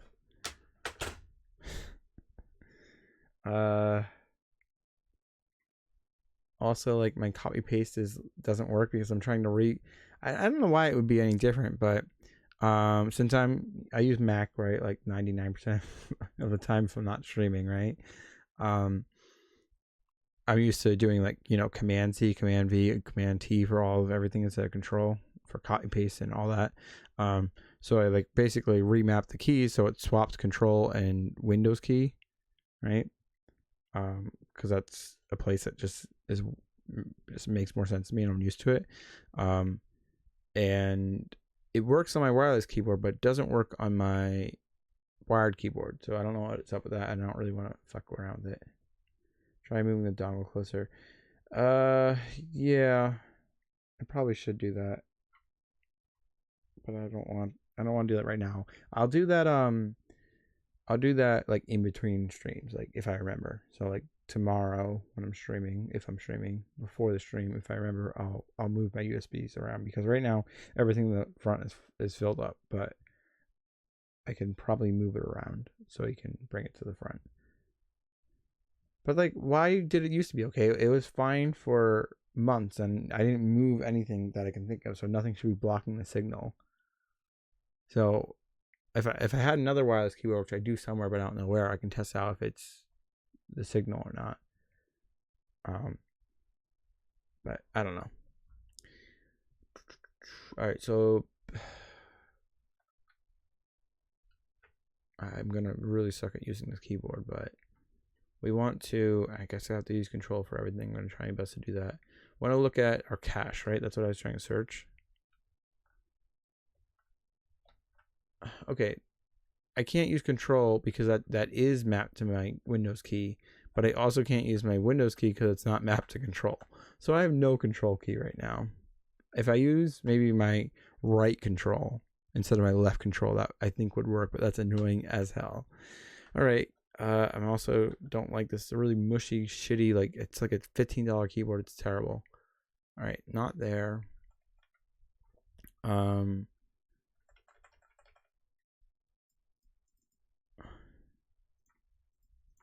Okay, so it's the only place we're doing caching, I guess. Let's have. I don't remember how I'm resetting things, but I have to use my right Control now. Oh god damn, this is so hard. Maybe I should just end the stream soon. What's my uptime? 9 hours 10 minutes. Hold on, I gotta re-open my window because it's getting hot in here, and close it because it's raining, but I don't think it's raining that bad. I probably should take a break to go to the bathroom. It's getting very frustrating. Give me like 2 seconds to at least open my window back up.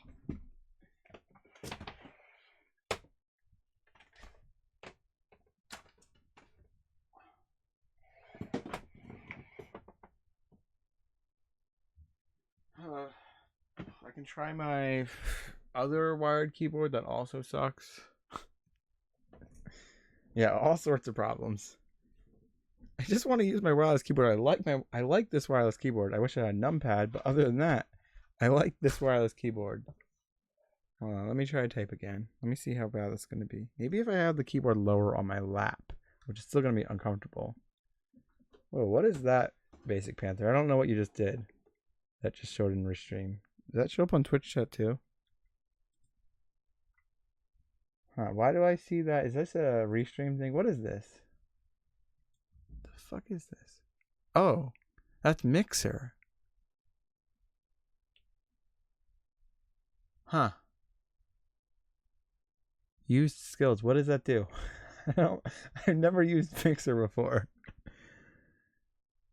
Is that like a donation, like bits and stuff? But I don't need to be like partnered. Also, I should really look at the Mixer things, because if it's the same way as Twitch, where like you're not supposed to be streaming on multi-platforms, then that's an issue.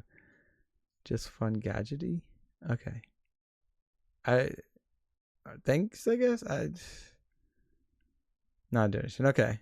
Because the way it makes it look is like that Twitch bit thing, which I don't even think I could use because I don't want to get in the affiliate partner program thing. Why is it 1,500 lightning bolts? Because you used your skills. You used 1,500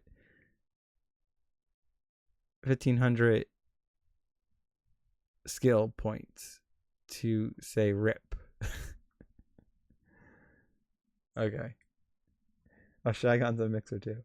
Yeah, how do you guys feel about Mixer? I really don't know much about it, but is it?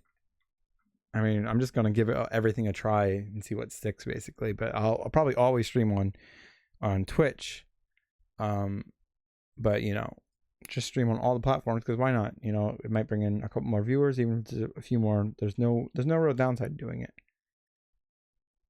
The downside to this, if we are gonna have people chatting across platforms, the only downside is people watching on Twitch won't know what I'm responding to unless I read everything in chat that I'm replying to.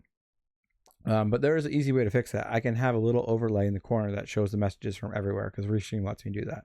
I just don't have it enabled right now because Twitch was the only place people were chatting. They're called Sparks. You earn them for watching streams. Okay. It's good for the community. Okay, cool. Thanks. And now Shotgun's on YouTube. All right. Well, thanks, guys. Maybe I should try to do that embedded chat thing so everybody can see all the messages, but I'll do it in a different stream.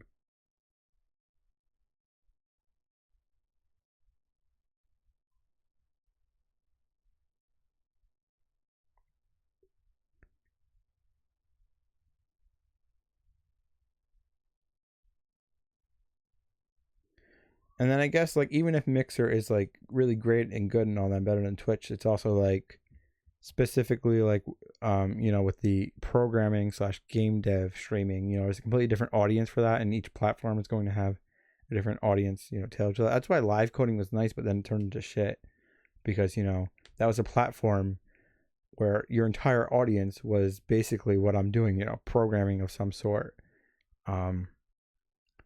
But live coding is gone, and now it's like live edu, and everybody hates it. Well, maybe I shouldn't say that, but a lot of people hate it.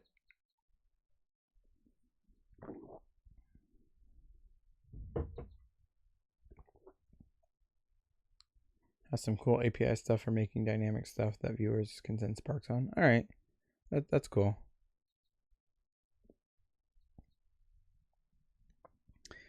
All right, so we want to fix this bug, right? So when we're knitting it, we want to have some sort of cache.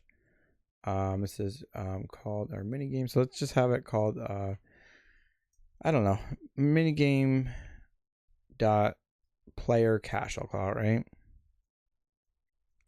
I have my keyboard on my lap. It's pretty awkward, but I'm seeing if the connection is better. I just am not used to typing so low, so it's like really hard. You can hook it into Frinlet for changing weather, time, giving items. Yeah, that's really cool. Maybe we'll do that one day. I mean, obviously people have to start watching me on Mixer for it to be worth my time, but if we end up having an audience on Mixer that's not just like one or two people at a time, I might look into that. Thank you for letting me know about that.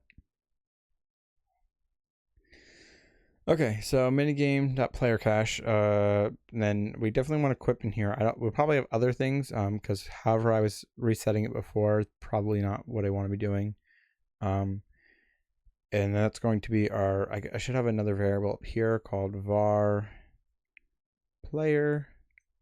Oh, I'm already doing that. I don't need to do that twice. Yeah, it's really awkward to type down here. But since it's working right now, but it's random, so it's hard to know. But since it's working down here and not up there, if this is a consistent thing, that means that it is like the dongle connection, right? So I'm going to put it back on my desk because it's really hard to type like that. And see how bad this goes. All right, so this is player.equip. It's so random though. Like right now it's fine on my desk. but then it gets bad again. So I guess when it gets bad again, I'll move it onto my lap and see if it's an improvement. All right, so we just need to store that. I believe it's just game.world.player.equip. Let me verify that, but I'm pretty darn certain. Game.world.player.equip. Right. So, we are then going to change the player's equip to false. We also could maybe just clone the entire thing, but I don't really want to do that. Maybe in the future. I'm gonna play something with friends now. See, all right. Thank you for stopping by. Unpause it and help me through some things and explain some things to me. Have fun with your friend. Have a good day. All right, our player equips false, and then when we exit the minigame, and we actually have an exit function for this, we can grab our player cache and then set our player's equip to that, right? It should be fine. This probably does have a callback function, and we could do it in the callback function. Probably make more sense a little bit to do that, but it shouldn't really matter because it's already going to be closing the UI, so you won't see anything weird happening if we do it before the callback. So this is going to be for player.equip is going to be from our player cache.equip, right?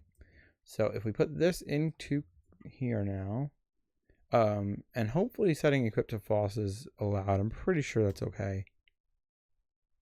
Yeah, I'm pretty sure that'll work fine.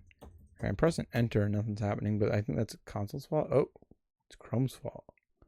Chrome is crashing, guys. Okay, there we go. The fuck.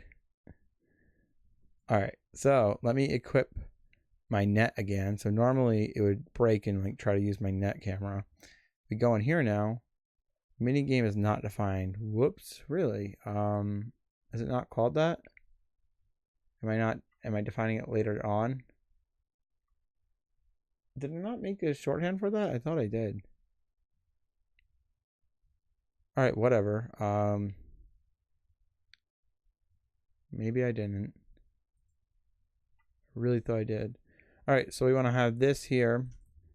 And then also for exit, it's broken, but I'm pretty sure it was breaking in both places. It would definitely break here, but I'm pretty sure it was breaking in both. Yeah, it was.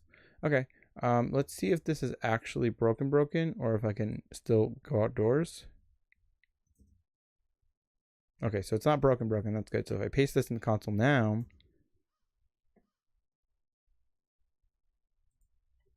Chrome is having a hard time with console today. I can't paste things in. It's really slow. It's freaking out again. Wasn't like this before. All right, so we have our net equipped, right? So normally it would do that and break. Now if we go into here, it works. Cool. So now it doesn't matter what you've equipped. I know it still shows it in the corner as it being equipped, but that's just because we didn't update the icon. But we're going to hide that icon anyway. So now I think no matter what you have equipped, it won't fuck with the minigame. Bug fixed. Thank you. I believe it was Shygon for yeah, it was Shygon for basically just reminding me that other people other than me are playing this game and don't know why things are breaking. And as a developer, I'm just like, oh, obviously you just have to fix all the shitty things I did. But now there's no hacky workaround. It just works no matter what you have equipped. That is nice. Let's put out this entire fire. Let's see if I can do it. I guess it takes too long though. I mean, yeah, that's what kind of sucks too. I mean, I can basically tell if something's fun, I think, in my game. But you know, since I made it and I played it so many times, it's a bit hard to tell if this is a bit too tedious to put out the fire. I feel like if I didn't already do this like a million times and I was just playing a game that I didn't build, I'd be like, holy shit, this is a pretty fun mini game. It's like pretty creative, pretty cool. I still do feel that way. I'm pretty confident. It's just that, you know, when you build something yourself, you worked on so many hours and you played it for so many hours. you know, I'll never get to experience my game as if it was just a really cool game that somebody else built. And that's a good and a bad thing. Because if I was experiencing it as somebody else built it, I'd probably be a little sad and be like, oh man, I wish I could build something like this. So, you know, I get the pride of knowing that I actually built this. But, you know, on the other hand, I'm more critical of it. I can't just like look at it as, you know, just a game. I look at it as my game where I know that things can be improved. I actually have the power to change everything. So, you know, it has its pros and cons. But I definitely still think it's mostly pros. Ooh, I won the game. Re-equipping while I was holding that was a bit funny. Alright, so by fixing one bug, we kind of made another. But you know what? It's fine. I guess if I release the button when you win, that would probably fix that bug.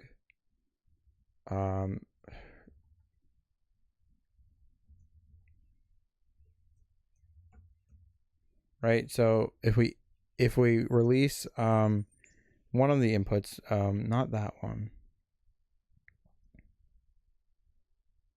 this one. If we do engine.input.release when we win the game, and then set the equip, I think that'll work. I just want to make sure engine.input.release is a thing how I expect it to be. Pretty sure I programmed that way. .release, yeah, and then we should be able to just like throw in action A, just make sure this gives us no error. It's fine.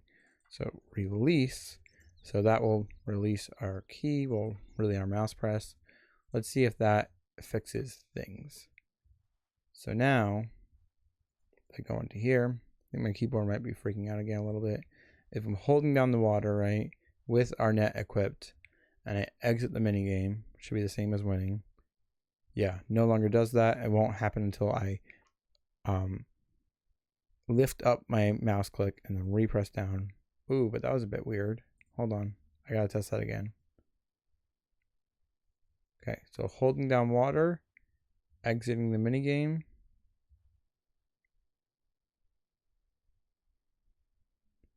Okay, and then if I just do a click, what's up with that? I had to click it and then it exits it right away, and then I have to click it again and then it works. I don't really know why that would happen, actually, because releasing it, maybe release is not what we want to do, but releasing it once just shit. So we don't want to release it, but we also want to do something to it. I'm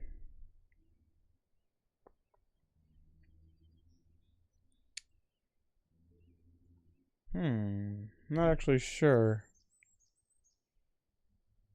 what I want to do with that. I mean, in theory, one way to fix it a little bit is to use the callback function if I am creating one, which I think I am. And then at the very least, it will just go straight into the net when you exit, and that should be more obvious to the player how to get out of that. But still, that's not great. I mean, the way we're going to have it exit the minigame, it might not matter how much you're holding down the key anyway. Because there'll maybe be some dialogue that comes up, you know, won't necessarily go straight back into the world like how we have it now. You know, we'll have NPCs, we'll have dialogue, so it might not matter as much, but still pretty awkward. Let's look at what functions I have on engine.input and see if there's something else that I can use that's not released but does something else. Okay, so we have is held, we have unhold. I didn't know I had that. How many years has it been since I fucked with these things? Let's see if that does it. I have not touched these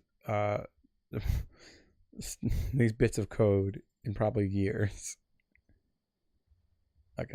I don't really want it to be windy because that's another thing we had to fix at the Fire Tower minigame. Okay. So holding with the net equipped. Exiting the minigame. and then click. Okay, that fixes it. Wow. I didn't even know I built that function. I barely know what it's doing, but I think I know what it's doing because we have like different states for an input. It's not just binary. I think we have like 0, 1, and 2, right? So we have 3 states. We'll just call them 1, 2, 3 right now. And something like there might even be more states than that, I'm not sure, but something like, well, we'll do 0, 1, 2. That's fine. 0 is not being pressed, and then 1 is being pressed, and then 2 is like released. We might have another one for being held. I don't know. It doesn't matter. I'm not going to explain too much because I barely know what's happening. Okay, so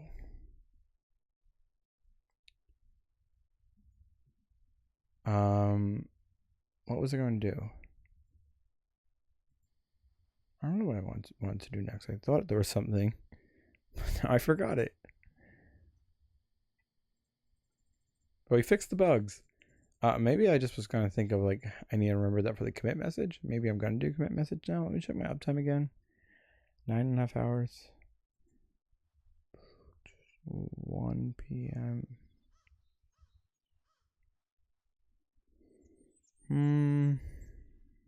Should I end the stream here? I don't know. I gotta think of something else to do if I don't, but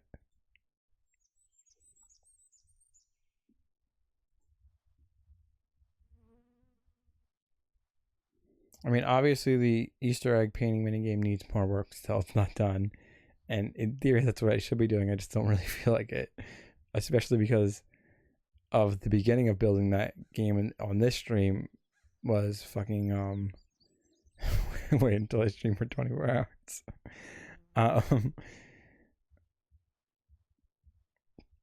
But the beginning of this stream was extremely stressful. For like the first 5 hours, because we were trying to do something and it was bad. With the whole Blender indice order thing. Like the first 2 hours were definitely wasted, because at least the first 2 hours I was trying to do something in this programmatical way, right? And then I was just like, this is going to be impossible. It wasn't working out. It was like kind of doing something, but it really wasn't working out. So all that code that I wrote for the first 2 hours, it just got scrapped. And then I needed to do something different manually. And that took like another like 3 hours to figure out. I mean, it's all worth it in the end, kind of, although it's barely, the first 5 hours were barely worth it at all in the end, because the only thing I got out of it was vertical stripe patterns. That's pretty much it, which we didn't even need. It would have been fine if we didn't have that. So a bit of a waste, but what are you gonna do? I can't go back in time, so yeah, I'm gonna end it here. I got other shit to do today. I'll probably stream again soon, more than likely. I'll do a git commit message thing. We'll commit our stuff. Try to remember everything we did. Run as administrator. And then once I had the commit on the stream. Look at that. We literally only worked on 3 files today. Normally I have like 10 files. I mean, we did a ton of stuff in this file, but we literally only worked on 3 files today. Basically 2. Basically 1, really. Because the other 2, this is like 1 line of code, and this is like, what is that, 6 lines of code?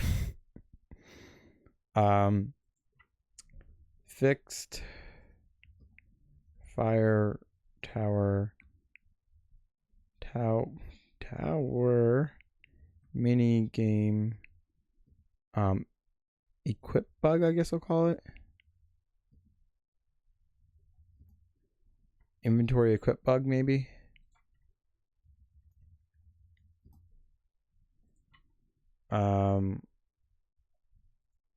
We added the we added utility, because that's really what that's short for. Utility dot rotate array function. Thanks again, EI. And then I'm literally just gonna write improved Easter egg minigame. We barely even programmed. It was mostly like figuring shit in Blender. Look at, is this really the whole commit? That's all I programmed today, and like probably half of those lines are commented out. So for like 9.5 hours, I have barely anything to show for it. I mean, visually in the game we have a lot to show for it, but like the lines of code I programmed was like minimal, especially because like a lot of them ended up getting commented out. That fucking sucks. It really doesn't matter, but it's just nice when it feels like you did more work than what we did. But we have it detecting the patterns fairly well. I think it's basically working. It might need a little bit of tweaking. We have the painting working pretty much. We can change our paint color. It's mostly working, but I don't know. I wish I got more work done. I wish the first 5 hours of the stream took like a half an hour, and then we'd have 4.5 extra hours of getting real shit done. But that's just not how life works sometimes. Improved, whatever the hell I'm calling it. I want to look at what I called it in a previous commit message because I don't really remember. Our Easter egg painting mini game is what I called it. All right, I'm just gonna read this over. Make sure I have no. Also, we want to stage them. Make sure I have no typos. Fix fire tower minigame, inventory equip bug, added utility.rotate array function, and we improved the Easter egg painting minigame. Let's click commit. I will probably update the build on the server later today, probably, if I remember. I'll try my best to do that, and I'll probably also write in Discord when I do update it. Unfortunately, there's no way, like if you want to play it and try the Easter egg minigame, there's no way to initiate the minigame other than having game.minigames.easter egg painting.init, and there's no way to exit it, I don't think, other than going into console and typing go outdoors. And then when you go outdoors, it kind of is a little bit broken anyway because we're not caching any of the stuff that we need to cache. So I might tell you guys in Discord how to initialize it, but you'll be stuck in it basically until you reload your tab. I might maybe host someone on Twitch. Let's see if there's anyone that I'm following and streaming game dev right now.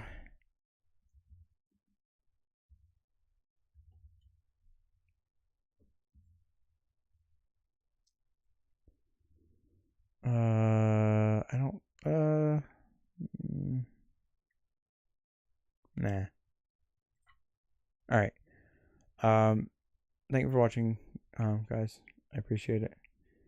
I will try to stream again soon. Again, no promises. It's hard to know the future, but we'll see what happens. Are you laughing at me, Guinea Guy? Because I didn't choose to stream anyone. It was mostly not game dev stuff, mostly. But yeah, take care, everyone. I'll see you soon.